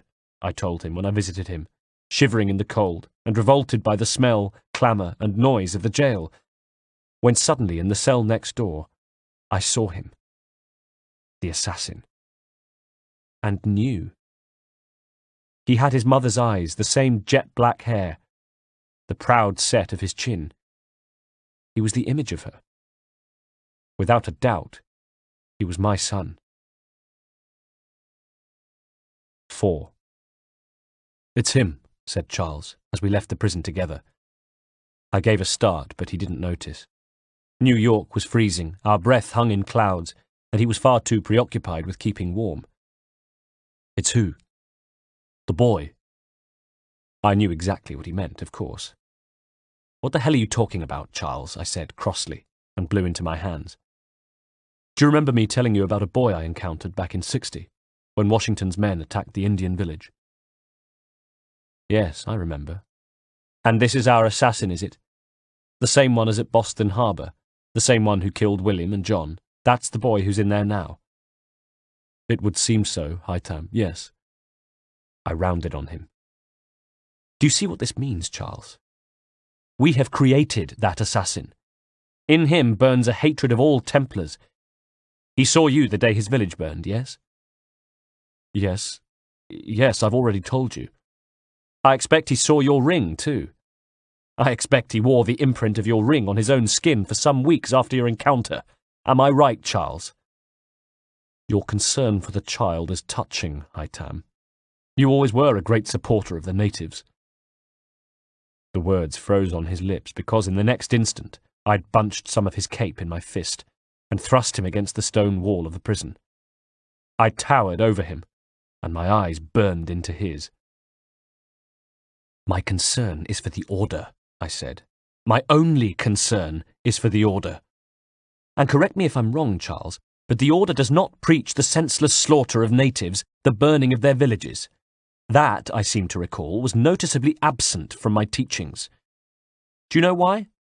Because it's the kind of behaviour that creates, how would you describe it? Ill will among those we might hope to win over to our way of thinking.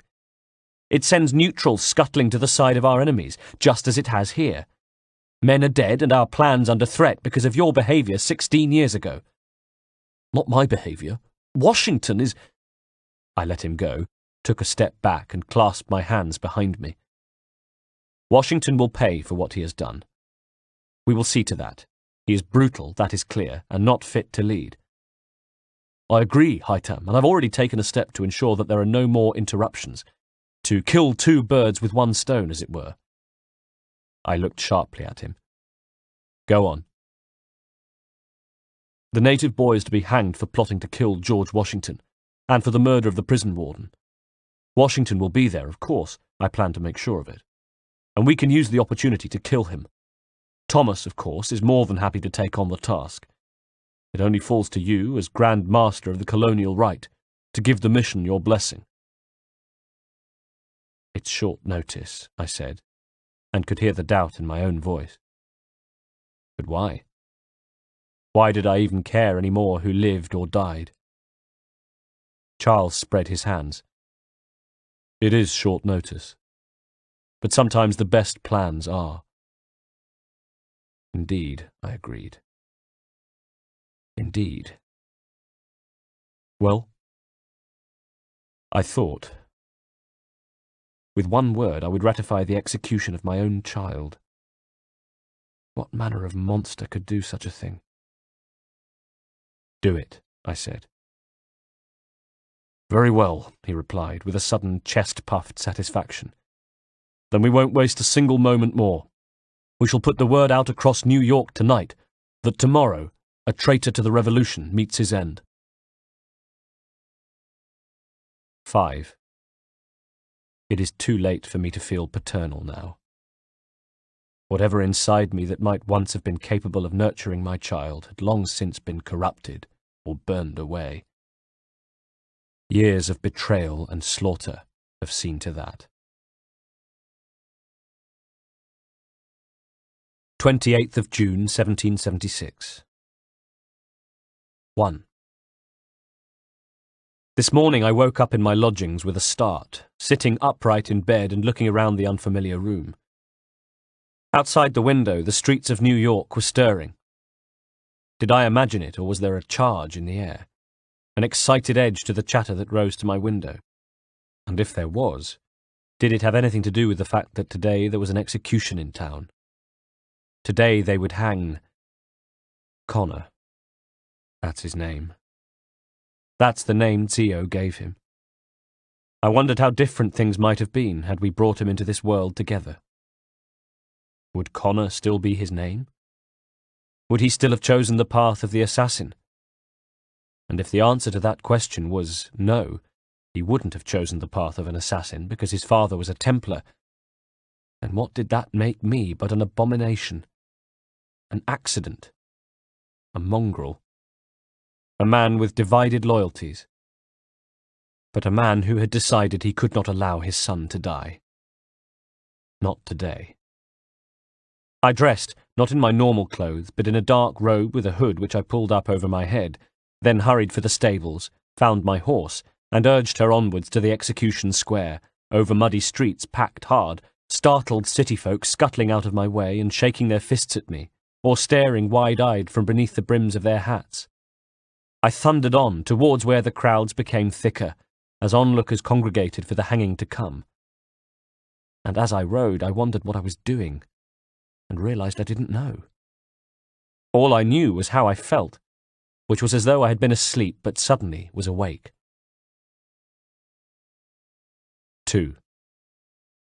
There, on a platform, the gallows awaited its next victim, while a decent-sized crowd was anticipating the day's entertainment.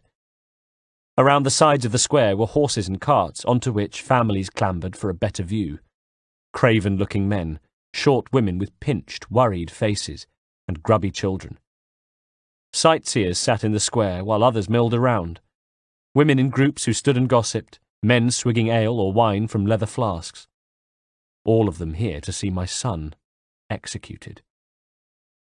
At one side, a cart flanked by soldiers arrived, and I caught a glimpse of Connor inside, before out jumped a grinning Thomas Hickey, who then yanked him from the cart too, taunting him at the same time. "Didn't think I'd miss your going-away party, did you? I hear Washington himself will be in attendance. Hope nothing bad happens to him." Connor, with his hands bound in front of him, shot a look of hatred at Thomas, and once again I marvelled at how much of his mother was to be found in those features. But along with defiance and bravery, today there was also fear. "You said there'd be a trial," he snapped, as Thomas manhandled him. "Traitors don't get trials, I'm afraid. Lee and Haytham sorted that out. It's straight to the gallows for you." I went cold. Connor was about to go to his death, thinking I had signed his death warrant. "I will not die today," said Connor, proud. "The same cannot be said for you." But he was saying it over his shoulder, as the guards who had helped escort the cart into the square used pike-staffs to jab him towards the gallows. The noise swelled as the parting crowd reached to try to grab him, punch him, knock him to the ground. I saw a man with hate in his eyes about to throw a punch, and was close enough to snatch the punch as it was thrown, twist the man's arm painfully up his back, then throw him to the ground. With blazing eyes he looked up at me, but the sight of me glaring at him from within my hood stopped him, and he picked himself up and in the next moment was swept away by the seething, unruly crowd. Meanwhile, Connor had been shoved further along the gauntlet of vengeful abuse, and I was too far away to stop another man who suddenly lunged forward and grabbed him, but near enough to see the man's face beneath his hood, near enough to read his lips. "You are not alone. Only give a cry when you need it." It was Achilles. He was here to save Connor, who was replying, "Forget about me. You need to stop Hickey. He's—" But then he was dragged away, and I finished the sentence in my head. Planning to kill George Washington. Talk of the devil. The commander-in-chief had arrived with a small guard. As Connor was pulled onto the platform, and an executioner fastened a noose around his neck, the crowd's attention went to the opposite end of the square, where Washington was being led to a raised platform at the back, which even now was being frantically cleared of crowds by the guards.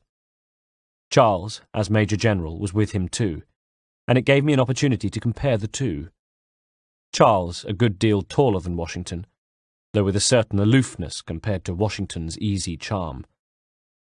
Looking at them together, I saw at once why the Continental Congress had chosen Washington over him. Charles looked so British. Then Charles had left Washington and with a couple of guards made his way across the square, swatting the crowd out of his way as he came, and then was ascending the steps to the gallows, where he addressed the crowd which pushed forward. I found myself pressed between bodies, smelling ale and sweat, using my elbows to try and find space within the herd. "Brothers, sisters, fellow patriots," began Charles, and an impatient hush descended over the crowd. Several days ago we learnt of a scheme so vile, so dastardly that even repeating it now disturbs my being.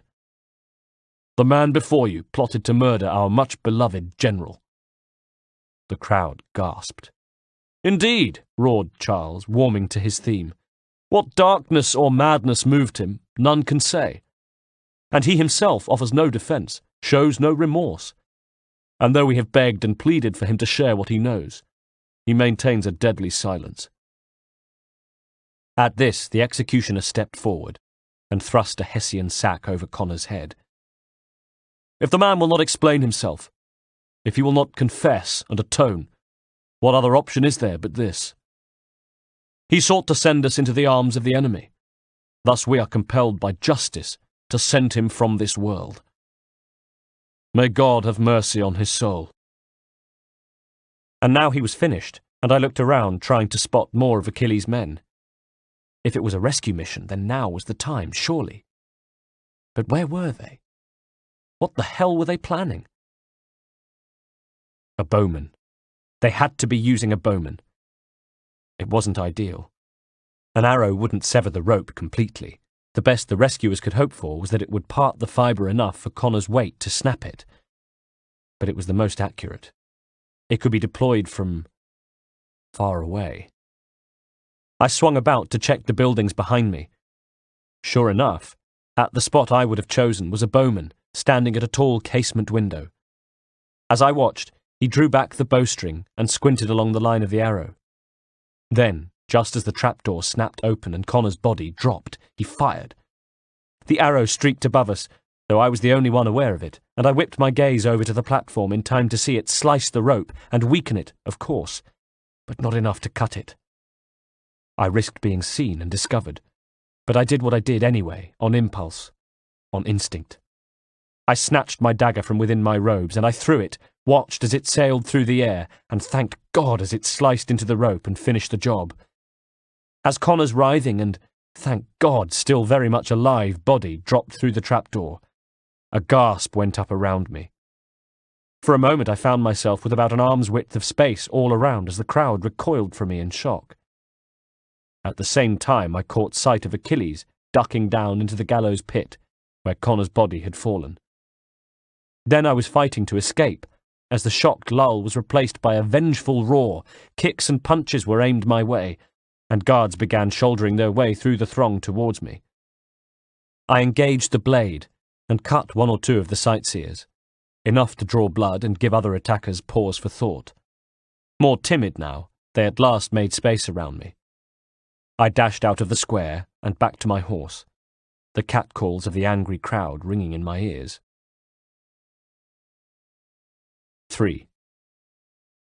"He got to Thomas before he could reach Washington," said Charles despondently later, as we sat in the shadows of the Restless Ghost Tavern to talk about the events of the day. He was agitated and constantly looking over his shoulder. He looked like I felt, and I almost envied him the freedom to express his feelings. Me? I had to keep my turmoil hidden. And what turmoil it was. I'd saved the life of my son, but effectively sabotaged the work of my own order. An operation that I myself had decreed. I was a traitor. I had betrayed my people. "What happened?" I asked. Connor had reached Thomas, and before he killed him, was demanding answers. Why had William tried to buy his people's land? Why were we trying to murder Washington? I nodded, took a sip of my ale. What was Thomas's reply? He said that what Connor sought he'd never find. Charles looked at me, his eyes wide and weary. What now, Haytham? What now? 7th of January, 1778. Nearly 2 years later. 1. Charles had begun by resenting Washington, and the fact that our assassination attempt had failed only increased his anger. He took it as a personal affront that Washington had survived. How dare he? So never quite forgave him for it. Shortly afterwards, New York had fallen to the British, and Washington, who was almost captured, was held to blame, not least by Charles, who was singularly unimpressed by Washington's subsequent foray across the Delaware River, despite the fact that his victory at the Battle of Trenton had renewed confidence in the Revolution. For Charles, it was more grist to the mill that Washington went on to lose the Battle of Brandywine and thus Philadelphia. Washington's attack on the British at Germantown had been a catastrophe, and now there was Valley Forge. After winning the Battle of White Marsh, Washington had taken his troops to what he hoped was a safer location for the new year. Valley Forge in Pennsylvania was the high ground he chose.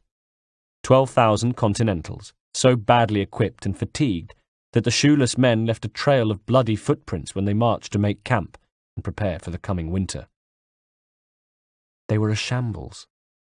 Food and clothing was in woefully short supply, while horses starved to death or died on their feet. Typhoid, jaundice, dysentery and pneumonia ran unchecked throughout the camp and killed thousands. Morale and discipline was so low as to be virtually non-existent. Still, though, despite the loss of New York and Philadelphia, and the long, slow, freezing death of his army at Valley Forge, Washington had his guardian angel, Connor. And Connor, with the certainty of youth, believed in Washington. No words of mine could possibly persuade him otherwise, that much was for certain. Nothing I could have said would convince him that Washington was in fact responsible for the death of his mother. In his mind, it was Templars who were responsible. And who can blame him for coming to that conclusion? After all, he saw Charles there that day. And not just Charles, but William, Thomas, and Benjamin. Ah, Benjamin. My other problem. He had these past years been something of a disgrace to the order, to put it mildly. After attempting to sell information to the British, he had been hauled before a court of inquiry in 75, headed by who else but George Washington. By now, Benjamin was, just as he'd predicted all those years ago, the chief physician and director general of the medical service of the Continental Army. He was convicted of communicating with the enemy, and imprisoned, and, to all intents and purposes, he had remained so until earlier this year, when he had been released, and promptly gone missing. Whether he had recanted the ideals of the order, just as Braddock had done all those years ago, I didn't know. What I did know was that he was likely to be the one behind the theft of supplies bound for Valley Forge, which of course was making matters worse for the poor souls camped there, that he had forsaken the goals of the order in favour of personal gain, and that he needed to be stopped, a task I'd taken upon myself, starting in the vicinity of Valley Forge, and riding through the freezing, snow-covered Philadelphia wilds until I came to the church where Benjamin had made camp. 2. A church to find a church. But abandoned. Not just by its erstwhile congregation, but by Benjamin's men. Days ago they'd been here, but now, nothing. No supplies, no men, just the remains of fires already cold, and irregular patches of mud and snowless ground where tents had been pitched.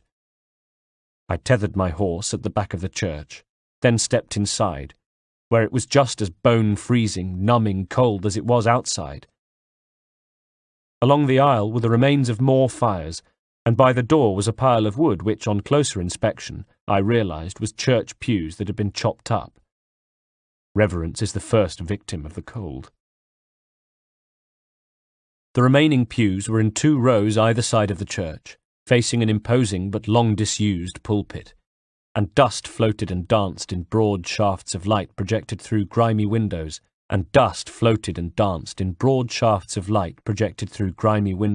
up in imposing stone walls. Scattered around a rough stone floor were various upturned crates and the remains of packaging, and for a few moments I paced around, occasionally stooping to overturn a crate in the hope that I might find some clue as to where Benjamin had got to. Then, a noise. Footsteps from the door. And I froze before darting behind the pulpit just as the huge oak doors creaked slowly and ominously open, and a figure entered. A figure who could have been tracing my exact steps, for the way he seemed to pace around the church floor just as I had done, upturning and investigating crates, and even cursing under his breath, just as I had. It was Connor. I peered from the shadows behind the pulpit. He wore his assassin's robes and an intense look, and I watched him for a moment. It was as though I were watching myself. A younger version of myself, as an assassin. The path I should have taken. The path I was being groomed to take, and would have done, had it not been for the treachery of Reginald Birchs. Watching him, Connor, what I felt was a fierce mixture of emotions, among them regret, bitterness, even envy. I moved closer. Let's see how good an assassin he really is. Or, to put it another way, let's see if I still had it. 3. I did. "Father," he said, when I had him down and the blade to his throat.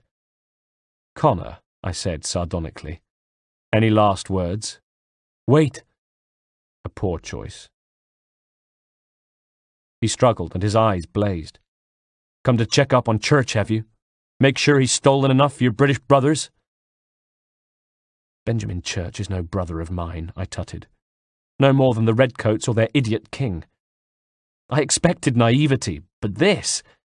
The Templars do not fight for the crown. We seek the same as you, boy. Freedom, justice, independence." But what?" I asked. "Johnson, Pitcairn, Hickey. They tried to steal land, to sack towns, to murder George Washington." I sighed. "Johnson sought to own the land that we might keep it safe. Pitcairn aimed to encourage diplomacy, which you cocked up thoroughly enough to start a goddamned war. And Hickey? George Washington is a wretched leader. He's lost nearly every battle in which he's taken part. The man's racked by uncertainty and insecurity. Take one look at Valley Forge and you know my words are true. We'd all be better off without him." What I was saying had an effect on him, I could tell. "Look, much as I'd love to spar with you, Benjamin Church's mouth is as big as his ego. You clearly want the supplies he's stolen. I want him punished. Our interests are aligned." "What do you propose?" he said warily. What did I propose? I thought. I saw his eyes go to the amulet at my throat, and mine in turn went to the necklace he wore. No doubt his mother told him about the amulet. No doubt he would want to take it from me. On the other hand, the emblems we wore around our necks were both reminders of her. "A truce," I said. Perhaps some time together will do us good. You are my son, after all, and might still be saved from your ignorance." There was a pause. "Or I can kill you now if you prefer," I laughed. "Do you know where Church has gone?" he asked. "Afraid not. I'd hoped to ambush him when he or one of his men returned here. But it seems I was too late. They've come and cleared the place out." "I may be able to track him," he said, with an oddly proud note in his voice. I stood back and watched as he gave me an ostentatious demonstration of Achilles' training, pointing to marks on the church floor where the crates had been dragged. "The cargo was heavy," he said. "It was probably loaded onto a wagon for transport. There were rations inside the crates, medical supplies and clothing as well." Outside the church, Connor gestured to some churned-up snow. "There was a wagon here, slowly weighed down as they loaded it with the supplies. Snow's obscured the tracks, but enough remains that we can still follow. Come on." I collected my horse, joined him, and together we rode out, Connor indicating the line of the tracks as I tried to keep my admiration from showing. Not for the first time I found myself struck by the similarities in our knowledge, and noted him doing just as I would have done in the same situation.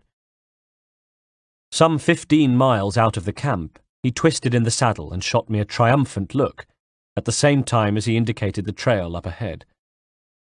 There was a broken-down cart, its driver trying to repair the wheel and muttering as we approached. "Just my luck. Going to freeze to death if I don't get this fixed." Surprised, he looked up at our arrival, and his eyes widened in fear. Not far away was his musket. but too far to reach. Instantly I knew, just as Connor haughtily demanded, "Are you Benjamin Church's man?" that he was going to make a run for it. And sure enough, he did. Wild-eyed, he scrambled to his feet and took off into the trees, wading into the snow with a pronounced trudging run, as ungainly as a wounded elephant. "Well played," I smiled, and Connor flashed me an angry look, then leapt from his saddle and dived into the tree line to chase the cart driver.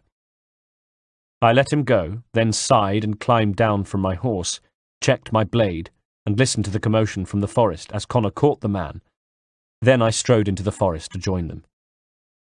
"It was not wise to run," Connor was saying. He'd pinned the driver against a tree. "What do you want?" the wretch managed. "Where is Benjamin Church?" "I don't know. He was riding for a camp just north of here. It's where we normally unload the cargo. Maybe you'll find him His eyes darted to me as if looking for support. So I drew my pistol and shot him. "Enough of that," I said. "Best be on our way, then."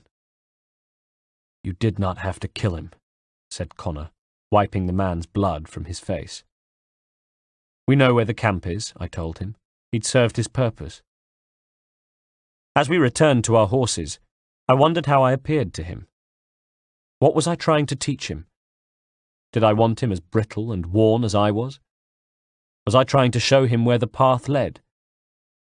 Lost in thought, we rode towards the site of the camp, and as soon as we saw the telltale wafting smoke above the tips of the trees, we dismounted, tethered our horses, and continued on foot, passing stealthily and silently through the trees. We stayed in the trees, crawling on our bellies and using my spyglass to squint through trunks and bare branches at distant men who made their way around the camp and clustered around fires, trying to keep warm. Connor left to make his way into the camp, while I made myself comfortable, out of sight. Or at least, I thought so. I thought I was out of sight, until I felt the tickle of a musket at my neck, and the words, "Well, well, well, what have we here?" Cursing, I was dragged to my feet. There were 3 of them, all looking pleased with themselves to have caught me. As well they should, because I wasn't easily sneaked up on. 10 years ago I would have heard them and crept noiselessly away. 10 years before that, I would have heard them coming, hidden, then taken them all out. 2 held muskets on me while one of them came forward, licking his lips nervously. Making a noise as if impressed, he unfastened my hidden blade, then took my sword, dagger, and pistol. And only when I was unarmed did he dare relax, grinning to reveal the tiny skyline of blackened and rotting teeth. I did have one hidden weapon, of course. Connor. But where the hell had he got to? Rotting Teeth stepped forward. Thank God he was so bad at hiding his intentions that I was able to twist away from the knee he drove into my groin, just enough to avoid serious hurt, but make him think otherwise. And I yelped in pretend pain and dropped to the frozen ground, where I stayed for the time being, looking more dazed than I felt, and playing for time. "Must be a Yank spy," said one of the other men. He leaned on his musket to bend and look at me. "No, he's something else," said the first one, and he too bent to me, as I pulled myself to my hands and knees. "Something special. Isn't that right? Haytham." "Church told me all about you," said the foreman. "Then you should know better than this," I said.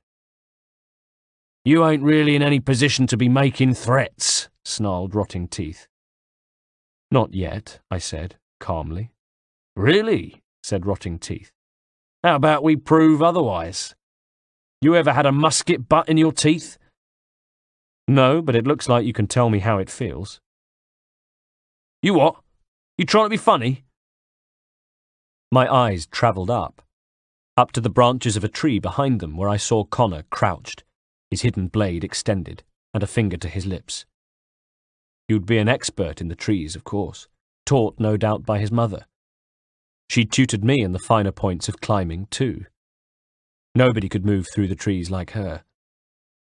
I looked up at rotting teeth, knowing he had mere seconds' life to live. It took the sting out of his boot as it connected with my jaw, and I was lifted and sent flying backwards, landing in a heap in a small thicket. Perhaps now would be a good time, Connor, I thought. Through eyesight glazed with pain, I was rewarded by seeing Connor drop from his perch, his blade hand shoot forward, then its blood-flecked silver steel appear from within the mouth of the first luckless guard. The other two were dead by the time I pulled myself to my feet. "New York," said Connor. "What about it?" "That's where Benjamin is to be found." "Then that's where we need to be." 26th of January, 1778. 1. New York had changed since I last visited, to say the least. It had burned.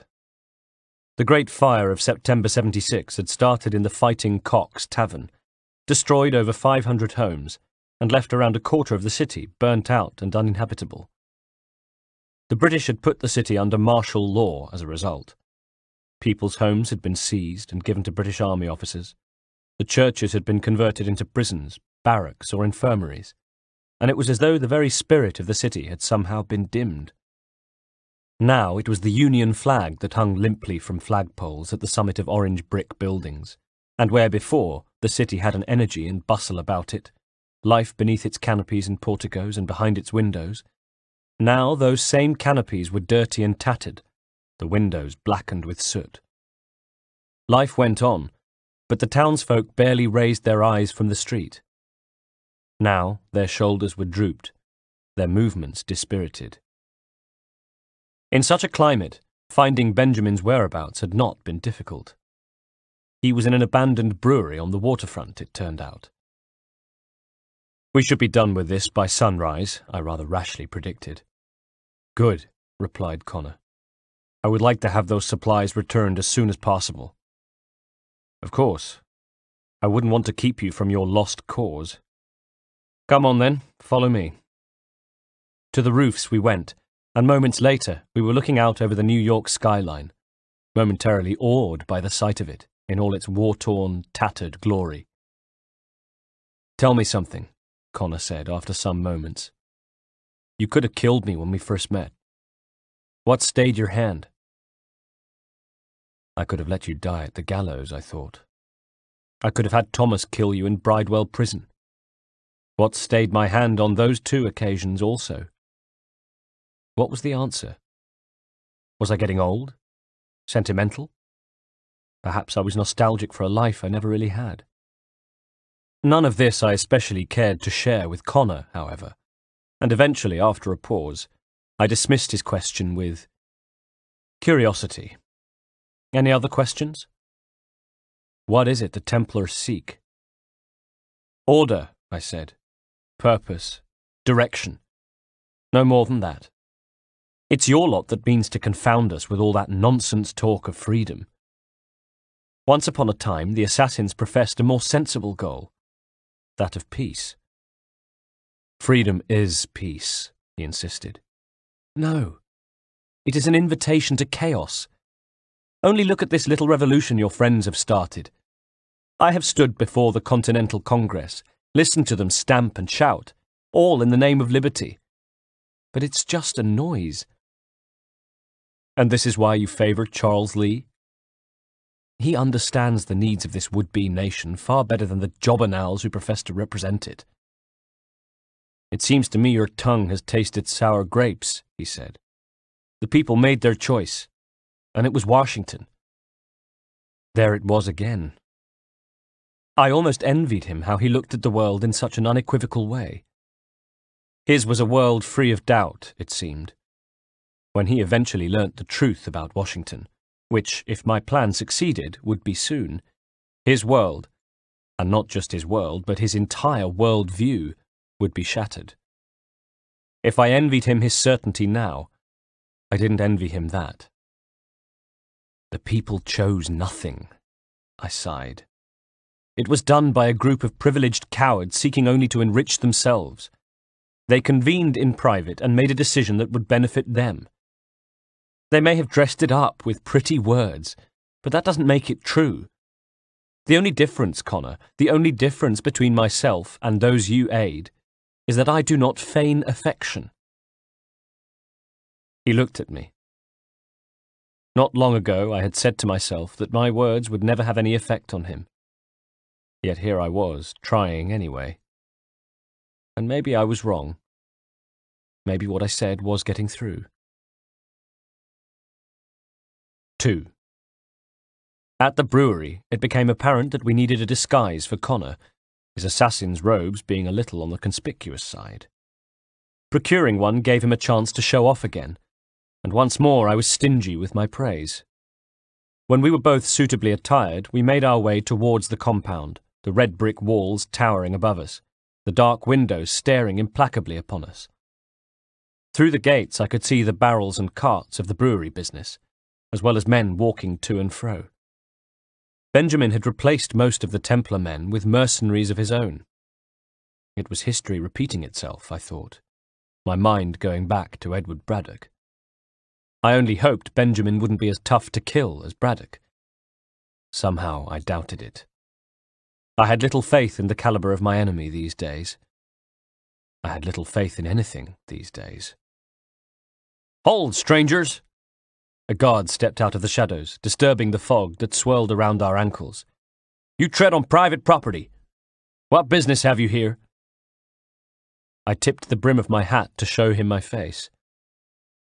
"The Father of Understanding guides us," I said, and the man seemed to relax, though he looked warily at Connor. "You I recognize," he said, "but not the savage." "He's my son," I said, and it was odd, hearing the sentiment upon my own lips. The guard, meanwhile, was studying Connor carefully, then with a sideways glance said to me, "Tasted of the forest's fruits, did you?" I let him live. For now. Just smiled instead. "Off you go, then," he said, and we strode through the arched gate and into the main compound of the Smith & Company brewery. There we quickly ducked into a covered section with a series of doors leading into warehouses and office space. Straight away I set to picking the lock of the first door we came to, as Connor kept watch, talking at the same time. "It must be strange to you, discovering my existence as you have," he said. "I'm actually curious to know what your mother said about me," I replied, working the lockpick. I often wondered what life might have been like, that she and I stayed together. Acting on an instinct, I asked him, "How is she, by the way?" "Dead," he said. "She was murdered."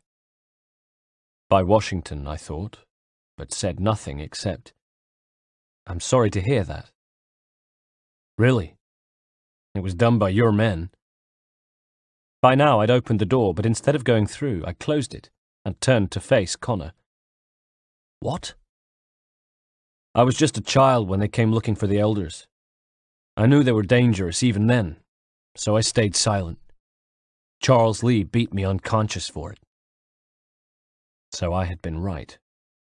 Charles had indeed left the physical as well as the metaphorical imprint of his Templar ring on Connor. It was not hard to let the horror show on my face, although I pretended to be shocked as he continued. "When I woke, I found my village in flames. Your men were gone by then, as well as any hope for my mother's survival." Now was an opportunity to try to convince him of the truth. "Impossible," I said. "I gave no such order. Spoke of the opposite, in fact. I told them to give up the search for the precursor site. We were to focus on more practical pursuits." Connor looked dubious, but shrugged. "It doesn't matter. It's long done now." Oh, but it did. It did matter. "But you've grown up all your life believing me, your own father, responsible for this atrocity. I had no hand in it." "Maybe you speak true. Maybe not. How am I ever to know?" 3. Silently, we let ourselves into the warehouse, where stacked barrels seemed to crowd out any light, and not far away stood a figure with his back to us. The only sound the soft scratching he made as he wrote in a ledger he held. I recognized him at once, of course, and drew a long breath before calling out to him. "Benjamin Church," I announced. "You stand accused of betraying the Templar Order and abandoning our principles in pursuit of personal gain. In consideration of your crimes, I hereby sentence you to death." Benjamin turned. Only it wasn't Benjamin. It was a decoy, who suddenly cried, "Now! Now!" at which the room was full of men who rushed from hiding places, holding pistols and swords on us. "You're too late," crowed the decoy. "Church and the cargo are long gone, and I'm afraid you won't be in any condition to follow." We stood, the men assembled before us, and thanked God for Achilles and his training, because we were both thinking the same things. We were thinking, when facing superior strength, wrest from them the element of surprise. We were thinking, turn defense into attack. So that's what we did. We attacked. With a quick glance at one another, we both released our blades, both sprung forward, both embedded them into the nearest guard, whose screams echoed around the brick walls of the warehouse. I kicked out and sent one of their gunmen skidding back and smashing his head against a crate, then was upon him, my knees on his chest, driving the blade through his face and into his brain. I twisted in time to see Connor whirl, keeping low and slicing his blade hand around at the same time, opening the stomachs of two luckless guards who both dropped, clutching at their gaping stomachs, both dead men who didn't know it yet.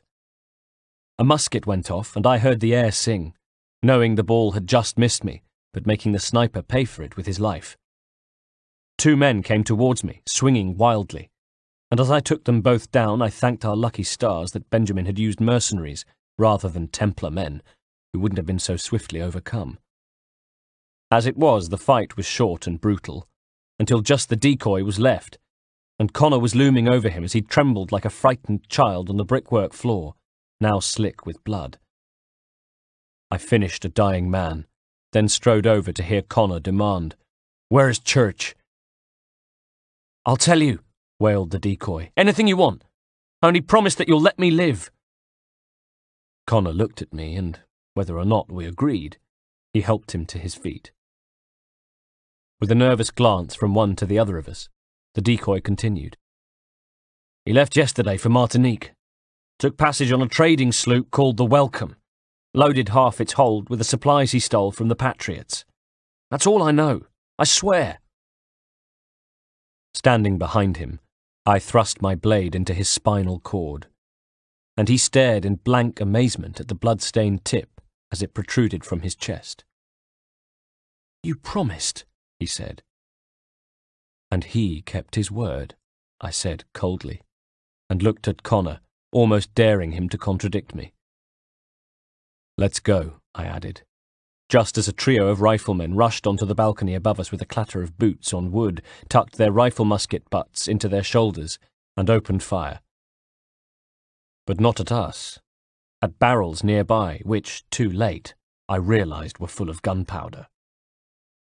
I just had time to heave Connor behind some beer barrels as the first of the kegs went up, followed by the ones around it, each exploding with a deafening thunderclap that seemed to bend the air and stop time. A blast so fierce that when I opened my eyes and took my hands away from my ears, I found I was almost surprised the warehouse was still standing around us. Every man in the place had either hurled himself to the ground or been thrown there by the force of the explosion. But the guards were picking themselves up, reaching for their muskets, and still deafened, shouting at each other as they squinted through the dust for us. Flames were licking up the barrels, crates catching fire. Not far away, a guard came running onto the warehouse floor, his clothes and hair ablaze, screamed as his face melted, then sank to his knees and died face down to the stone.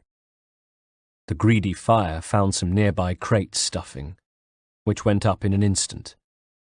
All around us, an inferno. Musket balls began zipping around us. We felled 2 swordsmen on our way to the steps leading up to the gantry, then hacked our way through a squad of 4 riflemen. The fire was rising quickly. Even the guards were beginning to escape now. So we ran to the next level, climbing up and up until at last we'd reached the attic of the brewery warehouse. Our assailants were behind us, but not the flames. Looking out of a window, we could see water below us, and I cast around for an exit. Connor grabbed me and swung me towards the window, smashing the 2 of us through the glass so that we dropped to the water before I'd even had a chance to protest.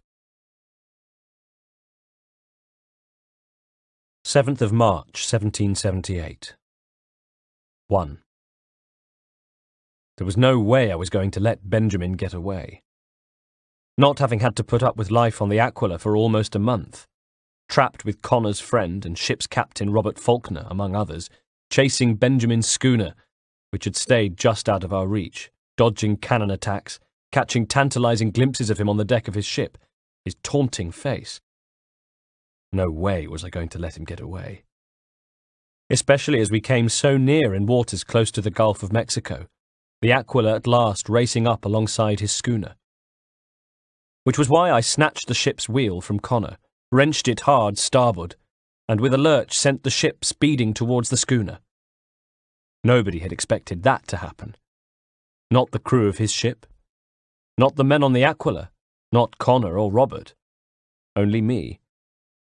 And I'm not sure I knew until I did it, when any crew member who wasn't hanging on to something was thrown violently to the side, and the prow of the Aquila crunched into the schooner's port side at an angle, breaching and splintering the hull. Perhaps it was rash of me.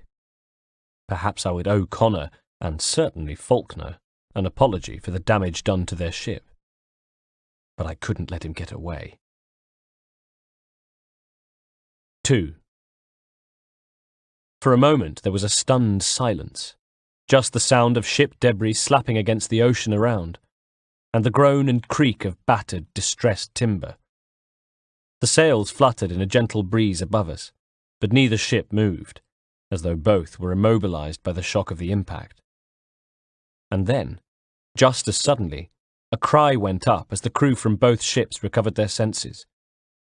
I was ahead of Connor and had already dashed to the prow of the Aquila, swinging to the deck of Benjamin's schooner, where I hit the wood with extended blade and killed the first crew member who raised a weapon towards me, stabbing him and swinging his writhing body overboard. Spotting the hatch, I ran to it, hauled out a sailor trying to escape, and punched the blade into his chest before taking the steps and, with a final look at the devastation I'd caused, as the 2 huge ships locked together and began slowly to turn in the ocean, I slammed the hatch closed behind me. From above came the thunder of feet on deck, the muted screams and gun blasts of battle, and the thud of bodies hitting the wood. Below decks there was a strange, damp, almost eerie silence. But from further along, I realized, came the slosh and drip that told me the schooner was taking on water. I grabbed a wooden strut as it suddenly listed, and somewhere the drip of water became a constant flow. How long would it remain afloat, I wondered. Meantime, I saw what Connor would soon discover, that the supplies we'd spent so long in pursuit of were non-existent, or on this ship anyway.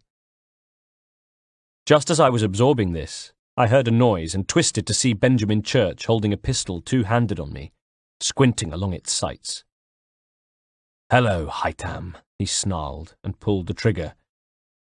He was good. I knew that. It was why he pulled the trigger right away, to put me down while he still had the element of surprise. And why he didn't aim directly for me, but at a spot slightly to my right, because I'm a right-sided fighter, and would naturally dive to my strongest side. But of course I knew that because I'd trained him. And his shot smacked harmlessly into the hull when I dived, not to the right, but to the left, rolled, then came to my feet, pounced, and was upon him before he could draw his sword. With a fistful of his shirt in my hand, I snatched his pistol and tossed it away. "We had a dream, Benjamin," I snarled into his face. "A dream you sought to destroy. And for that, my fallen friend, you will be made to pay." I kneed him in the groin. When he doubled over, gasping with pain, I drove my fist into his abdomen, then followed it up with a punch to the jaw that was hard enough to send 2 bloodied teeth skittering along the deck. I let him drop, and he fell to where the wood was already wet, his face splashing into a wash of incoming seawater.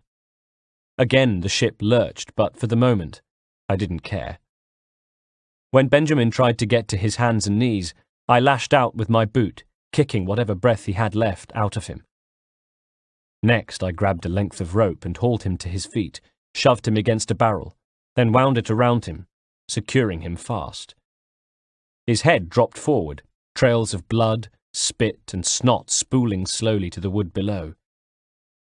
I stood back, took hold of his hair, then looked into his eyes, drove a fist into his face, and heard the crunch of his breaking nose. Then stood back, shaking the blood from my knuckles. "Enough!" cried Connor from behind me, and I turned to see him staring at me, and then at Benjamin, with a disgusted look on his face. "We came here for a reason," he said. I shook my head.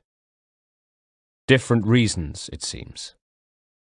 But Connor pushed past me and waded through water now ankle-deep to Benjamin, who regarded him with defiance in his bruised and bloodshot eyes.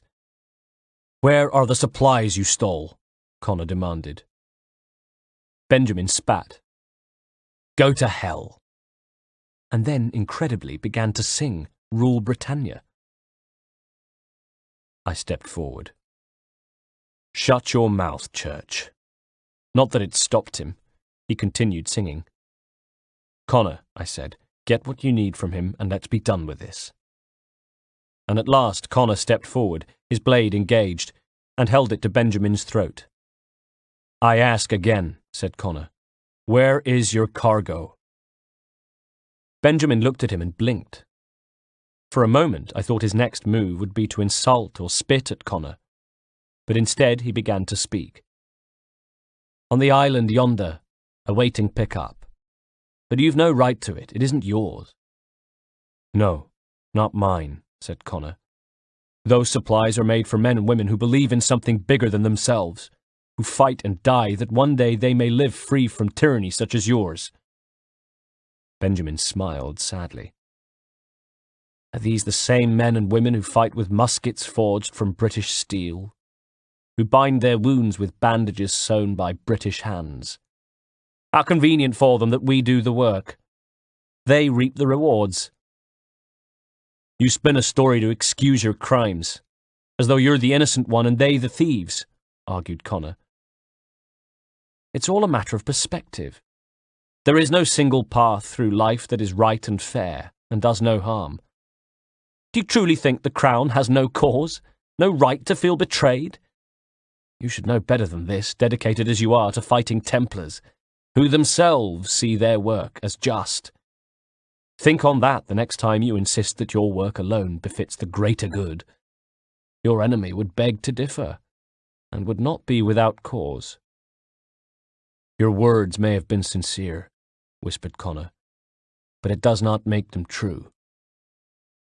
And he finished him. "You did well," I said, as Benjamin's chin dropped to his chest, and his blood splashed to the water that continued to rise. "His passing is a boon for us both. Come on, I suppose you'll want my help retrieving everything from the island." 16th of June, 1778. 1. It had been months since I'd last seen him. Yet I cannot deny I thought of him often. When I did, I thought, what hope is there for us? Me, a Templar forged in the crucible of treachery, but a Templar nevertheless, and him an assassin, created by the butchery of the Templars. Once upon a time, many years ago, I dreamed of one day uniting assassin and Templar. But I was a younger and more idealistic man then. The world had yet to show me its true face, and its true face was unforgiving, cruel, and pitiless, barbaric and brutal. There was no place in it for dreams. And yet he came to me again, and though he said nothing, not so far, anyway. I wondered if the idealism I'd once had lurked behind those eyes. And it was that which brought him once more to my door in New York, seeking answers, perhaps, or wanting an end to some doubt that nagged at him. Perhaps I was wrong. Perhaps there was an uncertainty that resided within that young soul, after all. New York was still in the grip of the redcoats, squads of them out on the streets. It was years later, and still nobody had been held responsible for the fire that had plunged the city into a grimy, soot-stained depression. Parts of it were still uninhabitable. Martial law continued, the redcoats' rule was harsh, and the people more resentful than ever. As an outsider, I studied the two groups of people, the downtrodden city folk giving hateful looks to the brutalized, unruly soldiers. I watched them with a jaundiced eye, and dutifully I continued.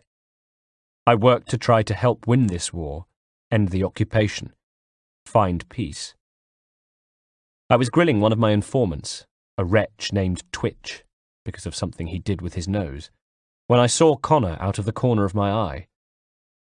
I held up a hand to stop him while I continued listening to Twitch, and wondered what he wanted. What business did he have with the man he believed had given the order to kill his mother? "We need to know what the Loyalists are planning if we are to put an end to this," I said to my man. Connor loitered, overhearing. Not that it mattered much. "I've tried," responded Twitch, as his nostrils flared and his eyes darted to Connor. "But the soldiers themselves are told nothing now, only to await orders from above." "Then keep digging. Come and find me when you have something worth sharing." Twitch nodded, slunk off, and I took a deep breath to face Connor. For a moment or so we regarded one another, and I looked him up and down, his assassin's robes somehow at odds with a young Indian boy beneath, his long dark hair, those piercing eyes, Zio's eyes. What lay behind them, I wondered. Above us, a flock of birds made itself comfortable on the ledge of a building, cawing loudly. Nearby, a patrol of redcoats lounged by a cart to admire passing laundrywomen, making lewd suggestions and responding to any disapproving looks and tuts with threatening gestures. "We're so close to victory," I told Connor, taking his arm and leading him further down the street, away from the redcoats. "Just a few more well-placed attacks and we can end the civil war and be rid of the crown." An almost smile at the edges of his mouth betrayed a certain satisfaction. "What did you intend?" "Nothing at the moment, since we're completely in the dark." "I thought Templars had eyes and ears everywhere," he said, with just a hint of dry humour. Just like his mother. "We did until you started cutting them off." He smiled. "Your contact said it was orders from above. It tells us exactly what we need to do. Track down other Loyalist commanders." "The soldiers answer to the Jaegers," I said. "The Jaegers to the commanders, which means we work our way up the chain." I looked up. Not far away, the redcoats were still being lewd, letting down their uniform, the flag, and King George. The Jaegers were the link between the army high-ups and the troops on the ground and were supposed to keep the redcoats in check, stop them aggravating an already hostile populace. But they rarely showed their faces, only if there was real trouble on the streets. Like if someone, say, killed a redcoat. Or two. From my robes I drew my pistol and pointed it across the street. I saw Connor's mouth drop open out of the corner of my eye as I took aim at the unruly group of redcoats near the cart, picked one who even now was making an off-colour suggestion to a woman who walked past with swishing skirts and her head bowed, blushing beneath her bonnet, and pulled the trigger. The report of my gun cracked open the day, and the redcoat staggered back, a penny-sized hole between his eyes already beginning to leak dark red blood as his musket dropped and he fell heavily back into a cart and lay still. For a moment the other redcoats were too shocked to do anything, their heads swinging this way and that as they tried to locate the source of the gunshot while pulling their rifles from their shoulders. I began to make my way across the street. "What are you doing?" called Connor after me. "Kill enough and the Jaegers will appear," I told him. "They'll lead us right back to those in charge."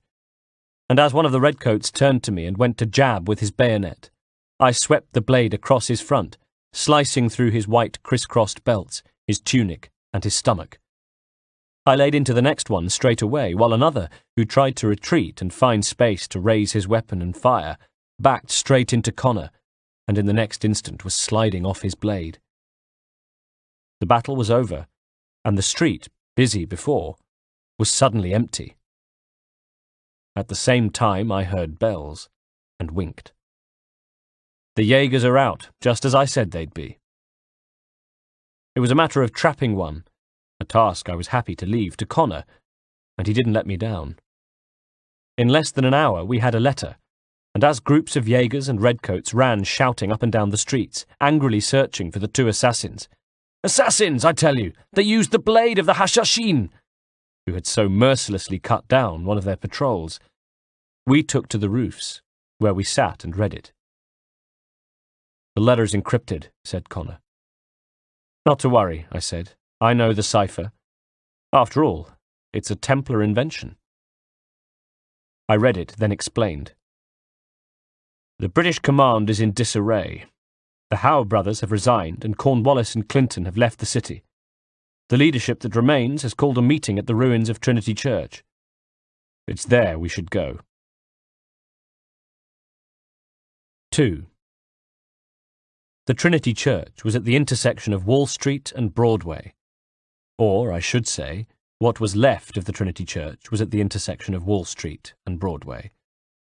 It had been badly burned in the Great Fire of September 76, so badly burned, in fact, that the British hadn't bothered to try to convert it to use as barracks or to imprison patriots.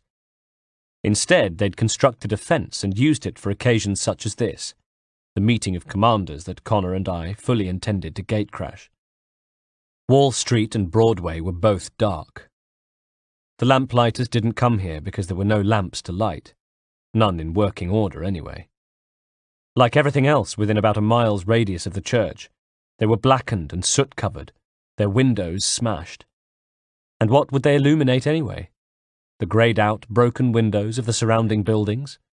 Empty stone and wooden carcasses, fit only for habitation by stray dogs and vermin. Above it all towered the spire of Trinity. And it was there we headed, scaling one of the remaining walls of the church, in order to take up position. As we climbed, I realised that what the building reminded me of was an enlarged version of my home at Queen Anne's Square, how it had looked after the fire. And as we crouched in the shadowy alcoves awaiting the arrival of the redcoats, I recalled the day I'd gone back to the house with Reginald, and how it had looked. Like the church, its roof had been taken by fire. Like the church, it was a shell, a shadow of its former self. Above us, the stars twinkled in the sky, and I stared at them for a moment through the open roof, until an elbow in my side roused me from my reverie, and Connor was indicating down to where officers and redcoats were making their way along the deserted rubble of Wall Street towards the church. As they approached, two men ahead of the squad were pulling a cart and hanging lanterns in the black and brittle branches of the trees, lighting the way. They reached the church, and we cast our eyes downwards as they hung more lanterns below. They moved quickly among the truncated columns of the church, where weeds, moss, and grass had begun to grow, nature claiming the ruins for herself, and placed lanterns on the font and lectern, then stood to one side as the delegates strode in, 3 commanders and a squad of soldiers. Next, we were both straining to hear the conversation and having no luck. Instead, I counted the guards, 12 of them, but I didn't think it too many. "They're talking in circles," I hissed to Connor. "We'll learn nothing watching as we are." "What do you propose?" he replied. "Do we get down there and demand answers?" I looked at him, grinned. "Well, yes," I said. And in the next instant I was climbing down until I was close enough, and jumped down, surprising 2 of the guards at the rear, who died, their mouths making an O shape. "Ambush!" went the cry as I piled into 2 more of the redcoats. From above, I heard Connor curse as he leapt from his perch to join me. I was right. There weren't too many. The redcoats, as ever, were too reliant on muskets and bayonets, effective on the battlefield, perhaps, but useless at close-quarter combat, which was where Connor and I excelled. We were fighting well together by now, almost a partnership.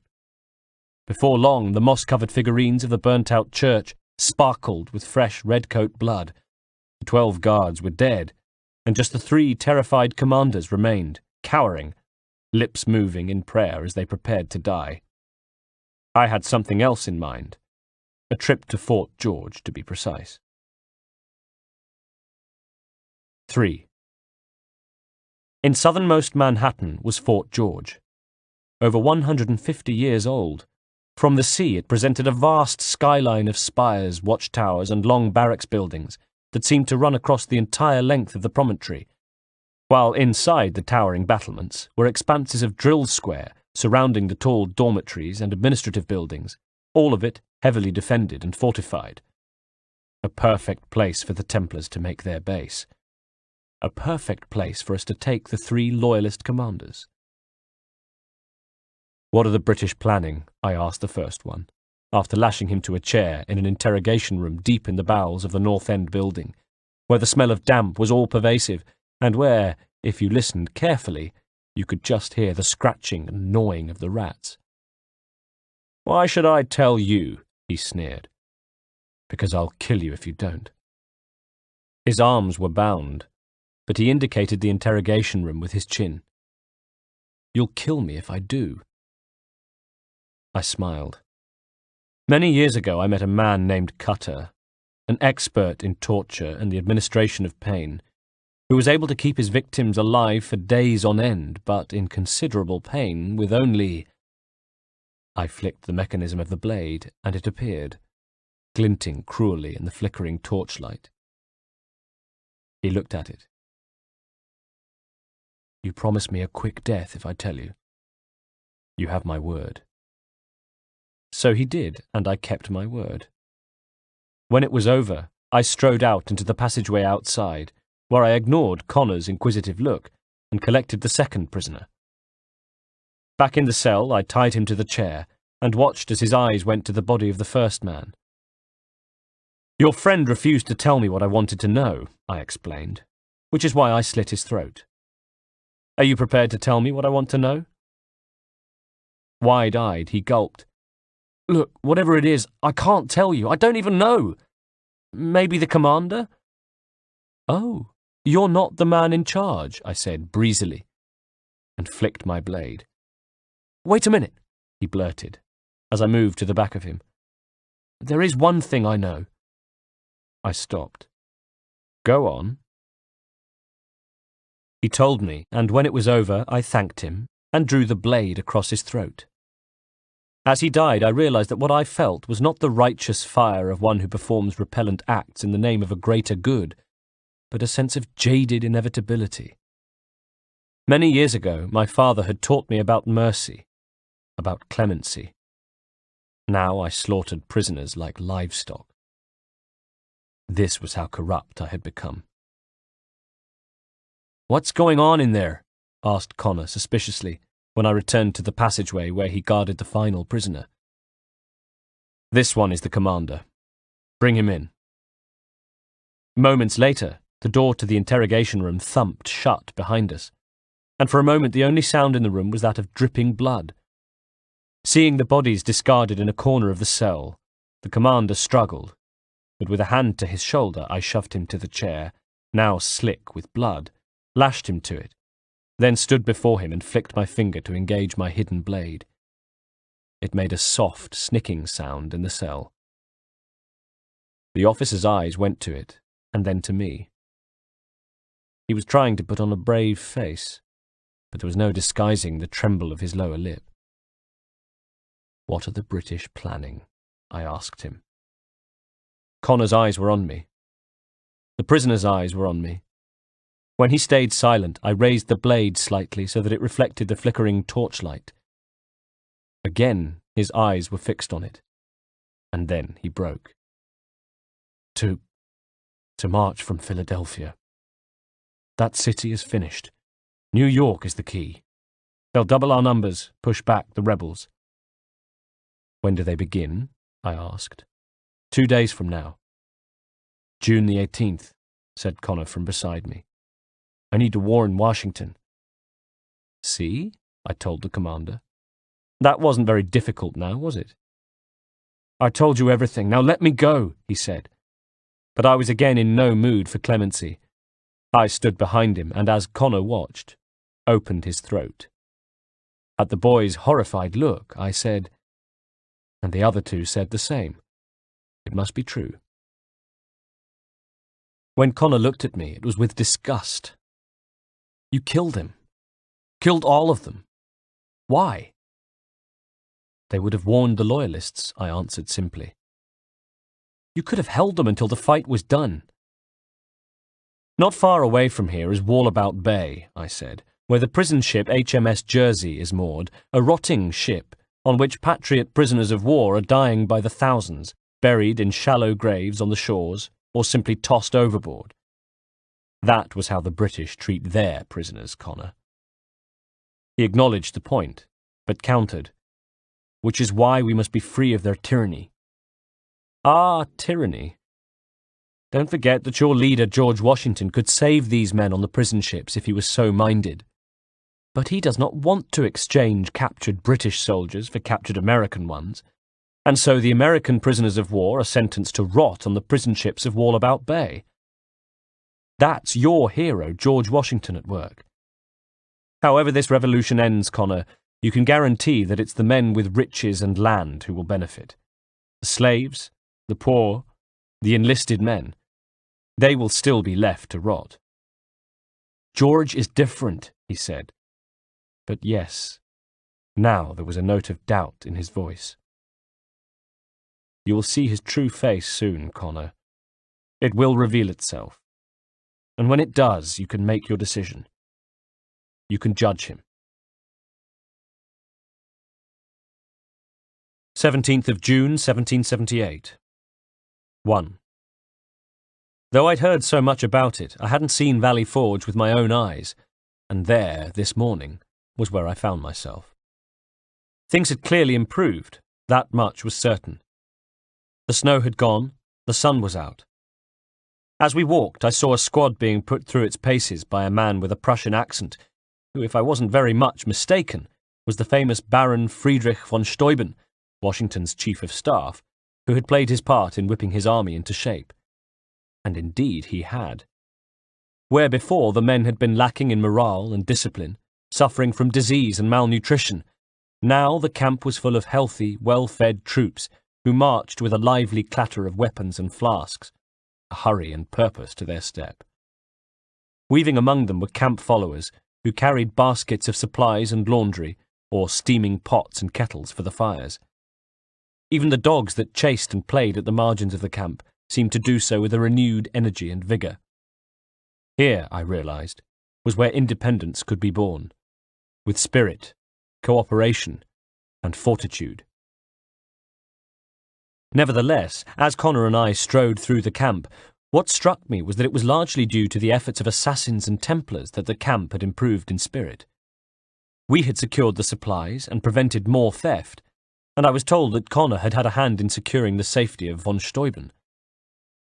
What had their glorious leader Washington done, except for leading them into that mess in the first place? Still, though, they believed in him. All the more reason his mendacity should be exposed. All the more reason Connor should see his true face. We should be sharing what we know with Lee, not Washington, I said irritably as we walked. You seem to think I favour him, replied Connor. His guard was down and his black hair shone in the sun. Here, away from the city, it was as if his native side had bloomed. But my enemy is a notion, not a nation. It is wrong to compel obedience, whether to the British crown or the Templar cross. And I hope in time that the Loyalists will see this too, for they are also victims. I shook my head. You oppose tyranny, injustice, but these are symptoms, son. Their true cause is human weakness. Why do you think I keep trying to show you the error of your ways? You have said much, yes, but you have shown me nothing. No, I thought, because you don't listen to the truth when it comes from my mouth, do you? You need to hear it from the very man you idolize.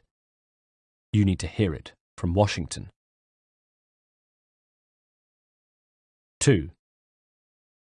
In a timber cabin we found the leader, who had been attending to correspondence, and, passing through the guard at the entrance, we closed the door on the clamour of the camp, banishing the drill sergeant's orders, the constant clanking of implements from the kitchen, the trundle of carts. He glanced up, smiling and nodding at Connor.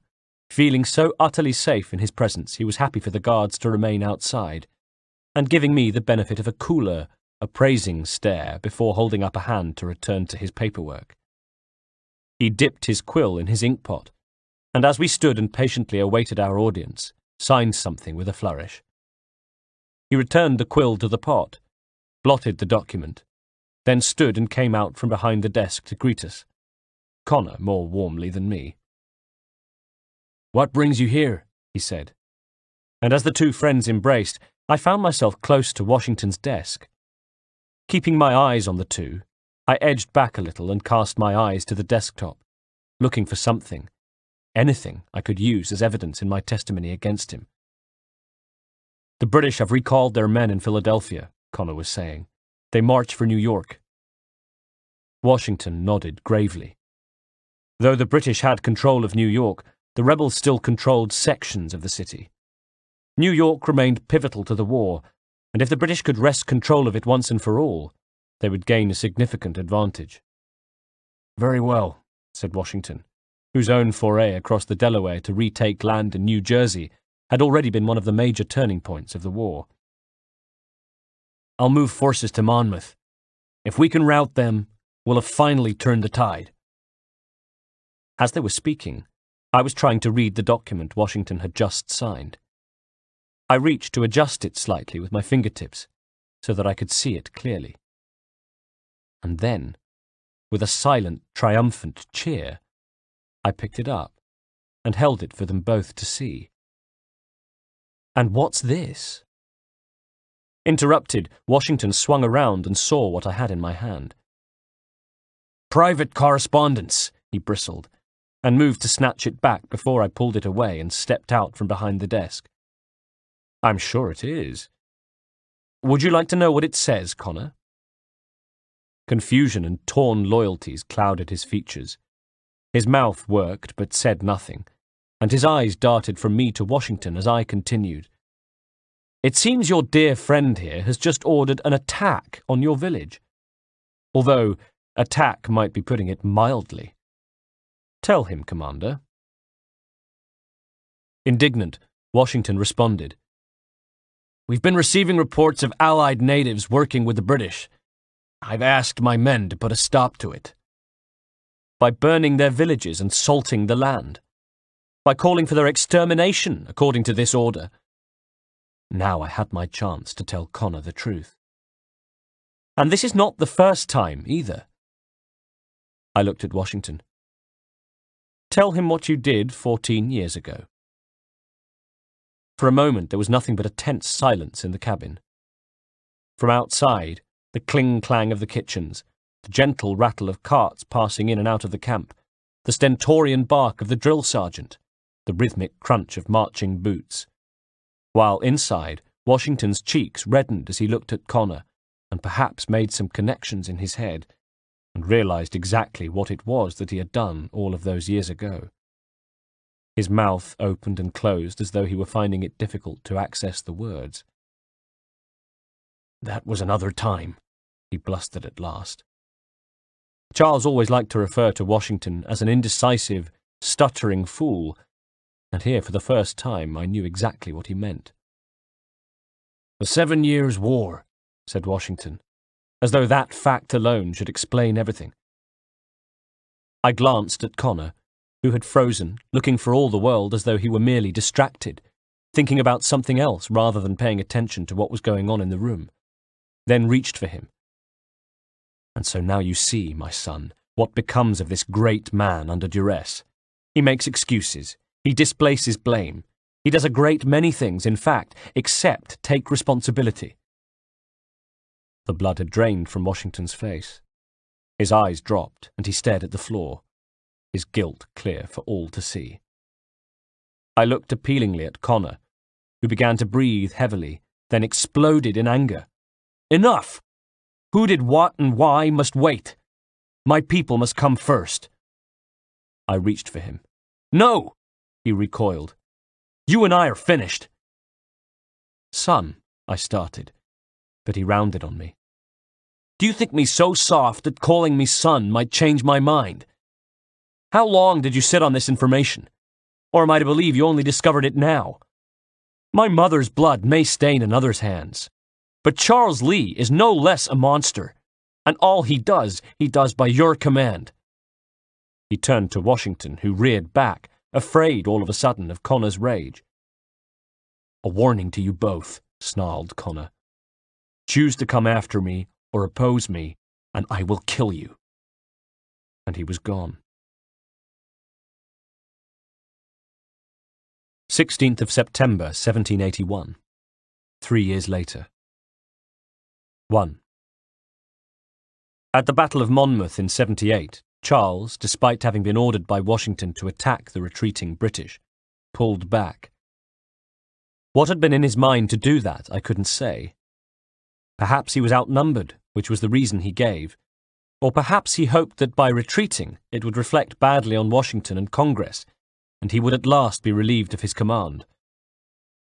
For one reason or another, not least of which the fact that it didn't really matter anymore, I never asked him. What I do know is that Washington had ordered him to attack. Instead, he had done the opposite, and the situation rapidly became a rout. I'm told that Connor had a hand in the ensuing battle, helped the rebels avoid defeat, while Charles, retreating, had run straight into Washington. Words had been exchanged, and Charles in particular had used some rather choice language.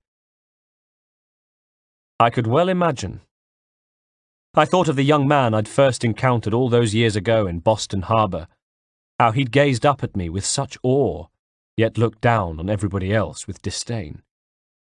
Ever since he had been passed over for Commander-in-Chief of the Continental Army, his resentment towards Washington had, like an open wound, festered, growing worse, not healing. Not only had he talked ill of Washington on any available occasion, denigrating every aspect both of his personality and leadership, but he had embarked on a letter-writing campaign, attempting to win Congress members around to his side. True, his fervour was inspired partly by his loyalty to the order, but it was also fuelled by his personal anger at having been overlooked. Charles might well have resigned his commission with the British Army, and to all intents and purposes become an American citizen, but there was a very British sense of elitism to him, and he felt keenly that the Commander-in-Chief position was rightfully his. I couldn't blame him for bringing his personal feelings into it. Who among those knights who had first assembled at the Green Dragon Tavern was innocent of it? Certainly not me. I'd hated Washington for what he'd done at Zio's village. But his leadership of the revolution, though sometimes ruthlessly clear-eyed, had not been tarred by brutality, so far as I knew. He had chalked up his fair share of success, and now that we were surely in the closing stages of the war, with independence just a declaration away, how could he possibly be thought of as anything but a military hero? The last time I'd seen Connor was 3 years ago, when he left Washington and I alone together. Alone. Completely alone.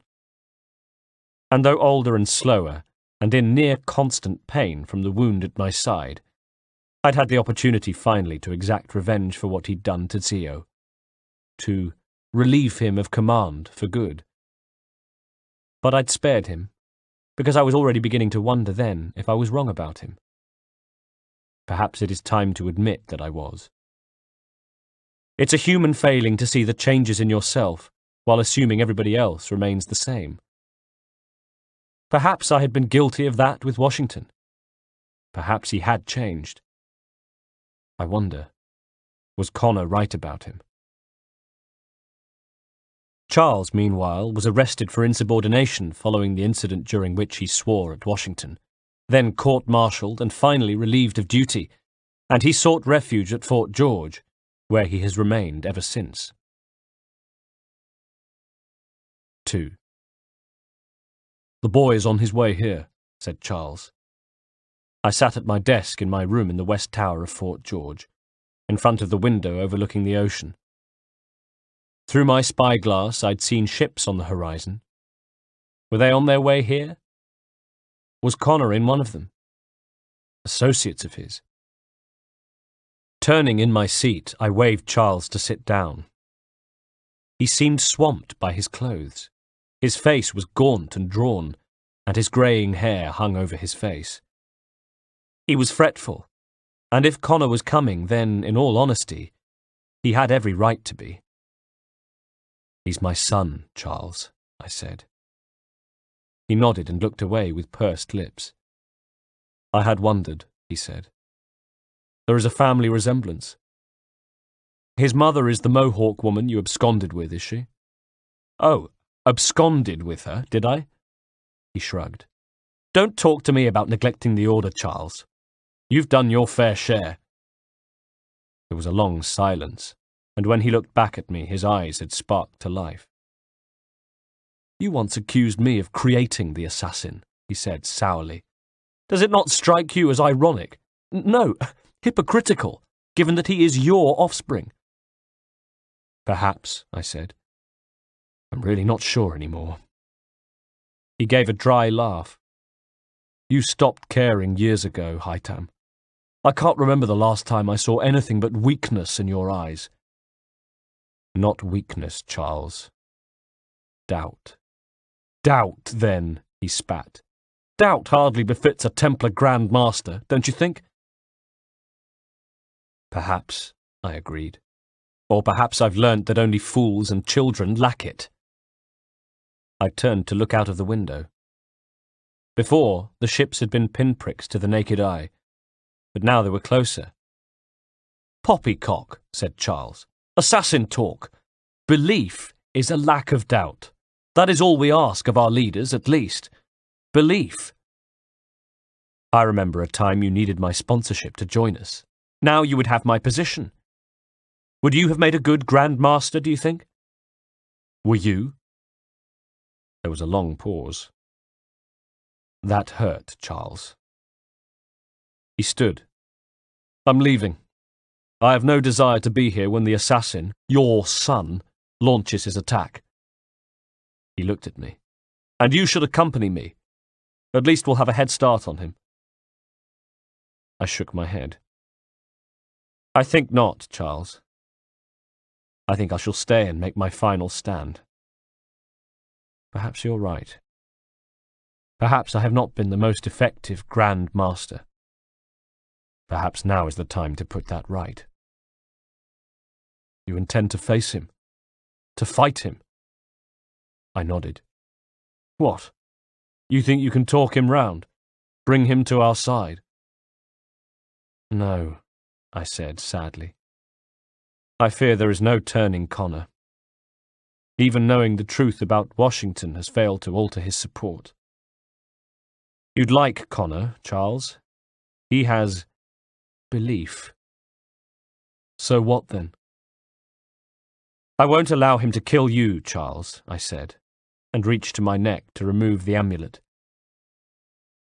"Take this, please. I don't want him having it, should he beat me in battle. We worked hard to take it from the assassins. I've no desire to return it." But he snatched his hand away. "I won't take it. You need to keep it safe. You're quite capable of doing that yourself." "I'm almost an old man, Charles. Let's err on the side of caution, shall we?"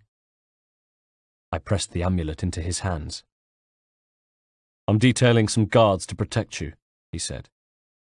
"As you wish." I glanced at the window again. "You might want to hurry, though. I have a feeling the time of reckoning is near." He nodded and went to the door, where he turned. "You've been a good Grand Master, Haytham," he said. and I'm sorry if you ever thought I felt otherwise. I smiled. And I'm sorry for giving you cause to. He opened his mouth to speak, thought better of it, then turned and left. 3. It struck me when the bombardment began and I began to pray Charles had made his escape, that this might be my final journal entry. These words, my last. I hope that Connor, my own son, will read this journal, and perhaps when he knows a little about my own journey through life, understand me, maybe even forgive me. My own path was paved with lies, my mistrust forged from treachery. But my own father never lied to me, and with this journal I preserve that custom. I present the truth, Connor, that you may do with it as you will.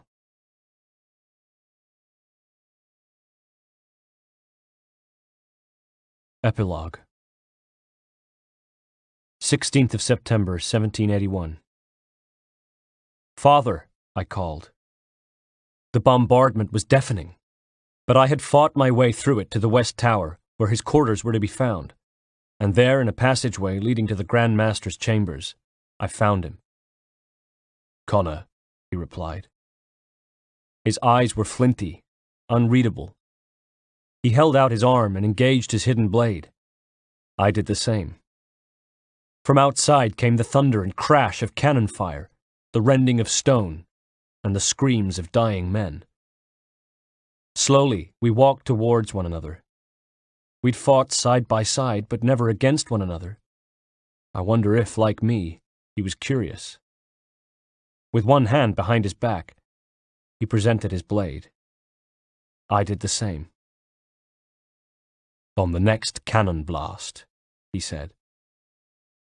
When it came, it seemed to shake the walls, but neither of us cared. The battle had begun, and the sound of our chiming steel was piercing in the passageway, our grunts of effort clear and present.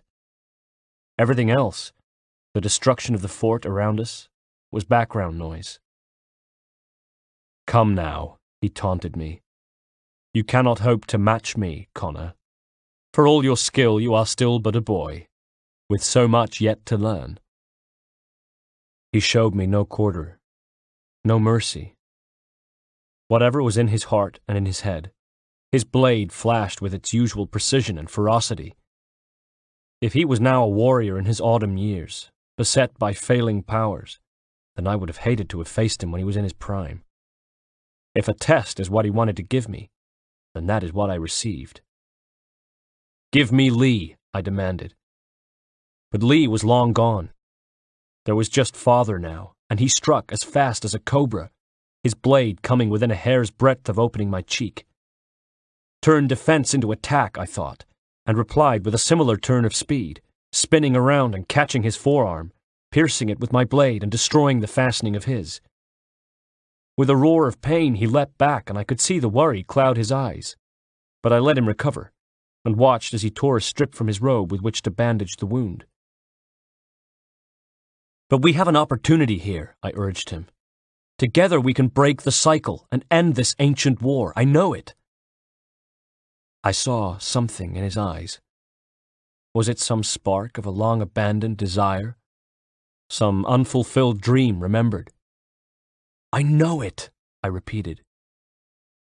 With the bloodied bandage between his teeth, he shook his head. Was he really that disillusioned? Had his heart hardened that much? He finished tying the dressing. No, you want to know it. You want it to be true. His words were tinged with sadness. Part of me once did as well. But it is an impossible dream. We are in blood, you and I urged him. Please. For a moment I thought I might have got through to him. No, son. We are enemies, and one of us must die. From outside there came another volley of cannon fire. The torches quivered in their brackets. The light danced on the stone and dust particles rained from the walls. So be it. We fought. A long, hard battle. Not one that was always especially skillful. He came at me with sword blade, fist, and even at times his head. His fighting style was different to mine, something more rough-formed about it. It lacked the finesse of my own, yet was just as effective, and I soon learnt, just as painful. We broke apart, both breathing hard. He wiped the back of his hand across his mouth, then crouched, flexing the fingers of his injured forearm. "You act as though you have some right to judge," he said, "to declare me and mine wrong for the world. And yet everything I've shown you, all I've said and done, should clearly demonstrate otherwise. But we didn't harm your people. We didn't support the crown. We worked to see this land united and at peace. Under our rule, all would be equal. Do the patriots promise the same?" "They are for freedom," I said, watching him carefully, remembering something Achilles once taught me, that every word, every gesture is combat. "Freedom," he scoffed. "I've told you, time and time again, it's dangerous. There will never be a consensus, son, among those you have helped to ascend. They will differ in their views of what it means to be free. The peace you so desperately seek does not exist." I shook my head. "No. Together they will forge something new, better than what came before. These men are united now by a common cause," he continued, sweeping his bad arm around to indicate us, I suppose. "The revolution. But when this battle is finished, they will fall to fighting among themselves about how best to ensure control.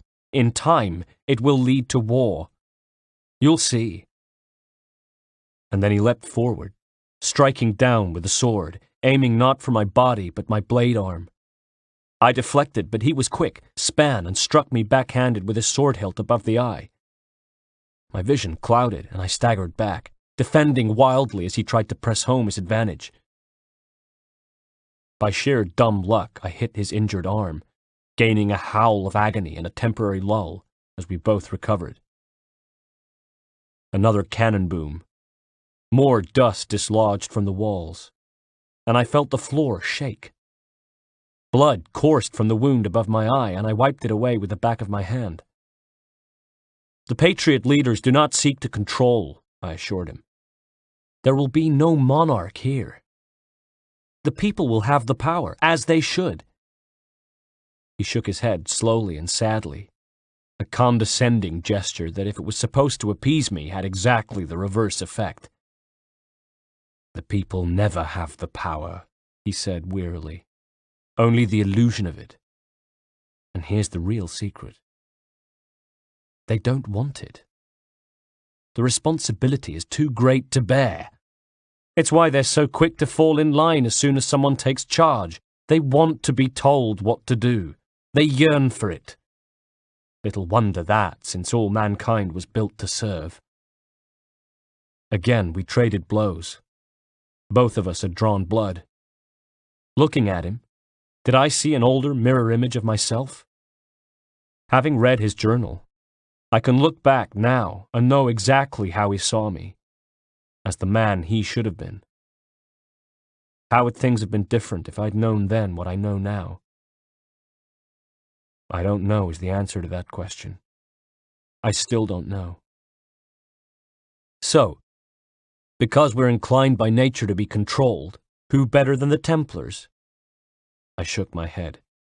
It is a poor offer. "It is truth," exclaimed Haytham. "Principle and practice are two very different beasts. I see the world the way it is, not as I wish it would be." I attacked and he defended, and for a few moments the passageway rang to the sound of clashing steel. Both of us were tired now. The battle no longer had the urgency it had once had. For a moment I wondered if it might simply peter out. If there was any way that the two of us would simply turn, walk away, and go in our separate directions. But no. There had to be an end to this now. I knew it. I could see in his eyes that he knew it too.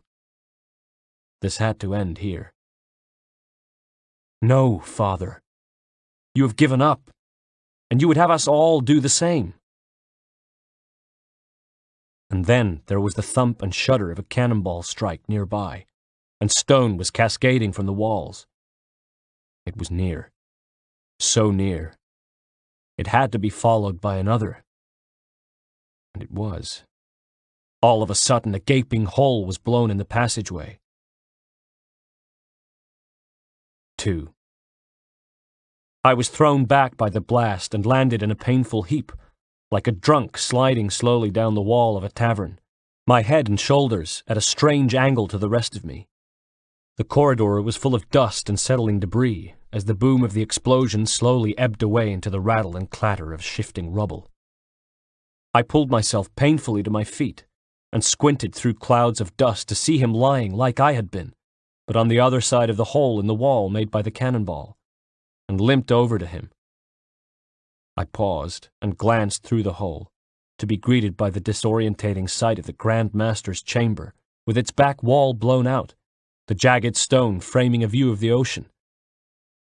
There were 4 ships on the water, all with trails of smoke rising from their cannons on deck, and as I watched, there was a boom as another was fired. I passed by and stooped to Father, who looked up at me and shifted a little. His hand crept towards his sword, which was just out of his reach, and I kicked it, skittering away over the stone. Grimacing with the pain, I leaned towards him. "Surrender, and I will spare you," I said. I felt a breeze on my skin, the passageway suddenly flooded with natural light. He looked so old, his face battered and bruised. Even so, he smiled. Brave words from a man about to die. "You fare no better," I replied. "Ah," he smiled, showing bloodied teeth. "But I am not alone." And I turned to see 2 of the fort's guards come rushing along the corridor, raising their muskets and stopping just short of us. My eyes went from them to my father, who was pulling himself to his feet, holding up a restraining hand to his men, the only thing stopping them from killing me. Bracing himself against the wall, he coughed and spat, then looked up at me. "Even when your kind appears to triumph, still we rise again. Do you know why?" I shook my head. "It is because the order is born of a realization. We require no creed, no indoctrination by desperate old men. All we need is that the world be as it is. This is why the Templars can never be destroyed. And now, of course, I wonder, would he have done it? Would he have let them kill me? But I'll never have my answer. For suddenly there was the crackle of gunfire, and the men span and dropped, taken out by sniper fire from the other side of the wall. And in the next moment I had rushed forward, and before he could react, knocked Haytham back to the stone and stood over him once again, my blade hand pulled back. And then, with a great rush of something that might have been futility, and a sound that I realized was my own sob, I stabbed him in his heart. His body jerked as it accepted my blade, then relaxed, and as I withdrew it, he was smiling. "Don't think I have any intention of caressing your cheek and saying I was wrong," he said softly, as I watched the life ebb out of him. "I will not weep and wonder what might have been. I'm sure you understand."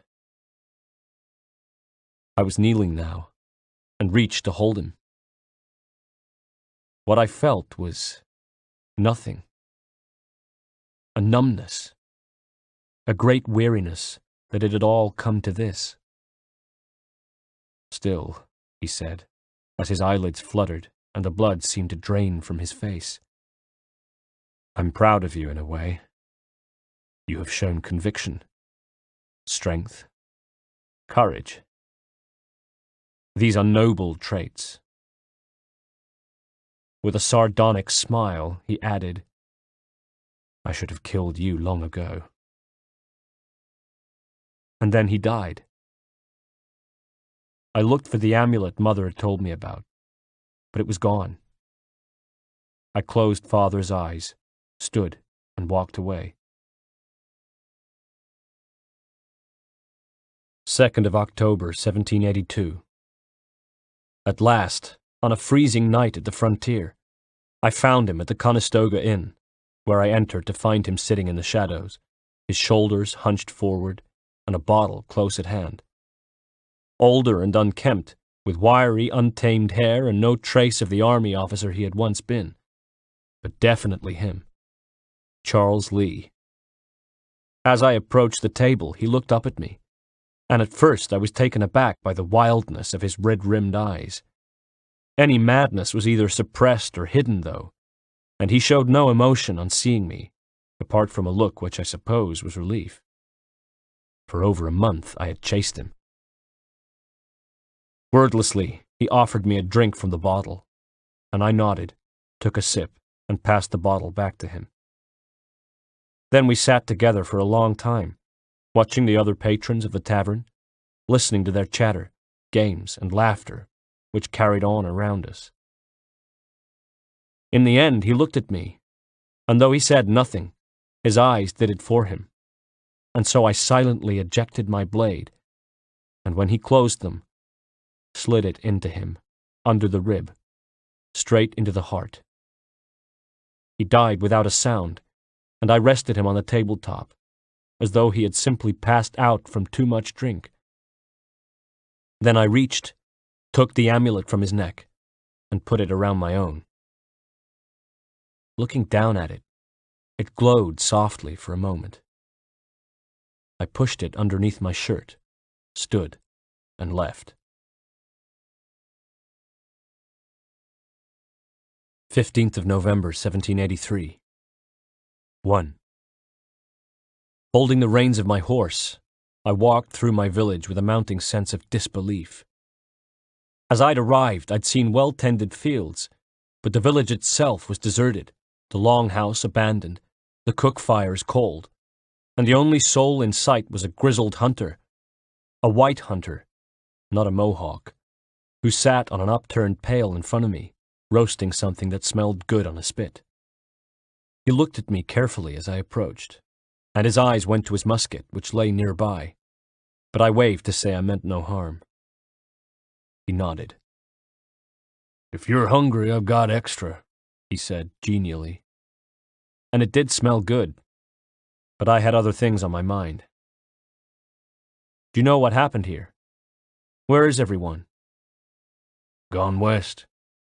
Been a few weeks since they left. Seems some fella from New York was granted the land by Congress. Guess they decided they didn't need approval from those that lived here to settle." "What?" I said. "Yep. Seeing it happen more and more. Natives pushed out by traders and ranchers looking to expand. Government says they don't take land that's already owned, but, here you can see otherwise." "How could this happen?" I asked, turning around slowly, seeing only emptiness where once I had seen the familiar faces of my people, the people I had grown up with. "We're on our own now," he continued. "No jolly old English parts and labor. Which means we gotta go at it ourselves. Gotta pay for it, too. Selling land is quick and easy, and not quite so nasty as taxes.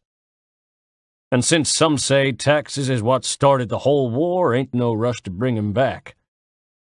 He gave a full, throaty laugh. "Clever men, these new leaders of ours. They know not to push it just yet. Too soon. Too British." He stared into his fire. "But it will come. Always does." I thanked him and left him, to go to the longhouse, thinking as I walked, I have failed. My people were gone, chased away by those I thought would protect them. As I walked, the amulet around my neck glowed, and I took it, held it in my palm, and studied it. Perhaps there was one last thing I could do, and that was to save this place from them all, patriots and Templars alike. 2. In a clearing in the forest, I crouched and regarded what I held in my hands, my mother's necklace in one, my father's amulet in the other.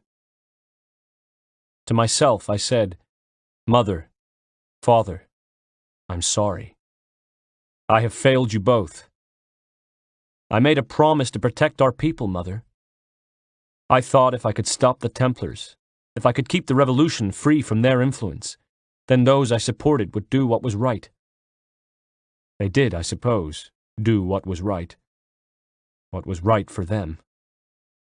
As for you, Father, I thought I might unite us, that we would forget the past and forge a better future. In time, I believed you could be made to see the world as I do, to understand. But it was just a dream. This, too, I should have known. Were we not meant to live in peace, then? Is that it? Are we born to argue, to fight? So many voices, each demanding something else. It has been hard at times, but never harder than today. To see all I worked for perverted, discarded, forgotten. You would say I have described the whole of history, Father. Are you smiling, then? Hoping I might speak the words you longed to hear, to validate you, to say that all along you were right? I will not. Even now, faced as I am with the truth of your cold words, I refuse. Because I believe things can still change. I may never succeed. The assassins may struggle another 1,000 years in vain. But we will not stop. I began to dig. Compromise. That's what everyone has insisted on. And so I have learnt it. But differently than most, I think. I realize now that it will take time, that the road ahead is long and shrouded in darkness. It is a road that will not always take me where I wish to go, and I doubt I will live to see it end. But I will travel down it nonetheless. I dug and dug until the hole was deep enough. Deeper than that which was needed to bury a body. Enough for me to climb into. For at my side walks hope. In the face of all that insists I turn back, I carry on. This is my compromise. I dropped the amulet into the hole, and then, as the sun began to go down, I shoveled dirt on top of it until it was hidden, and then I turned and left. Full of hope for the future, I returned to my people, to the assassins. It was time for new blood.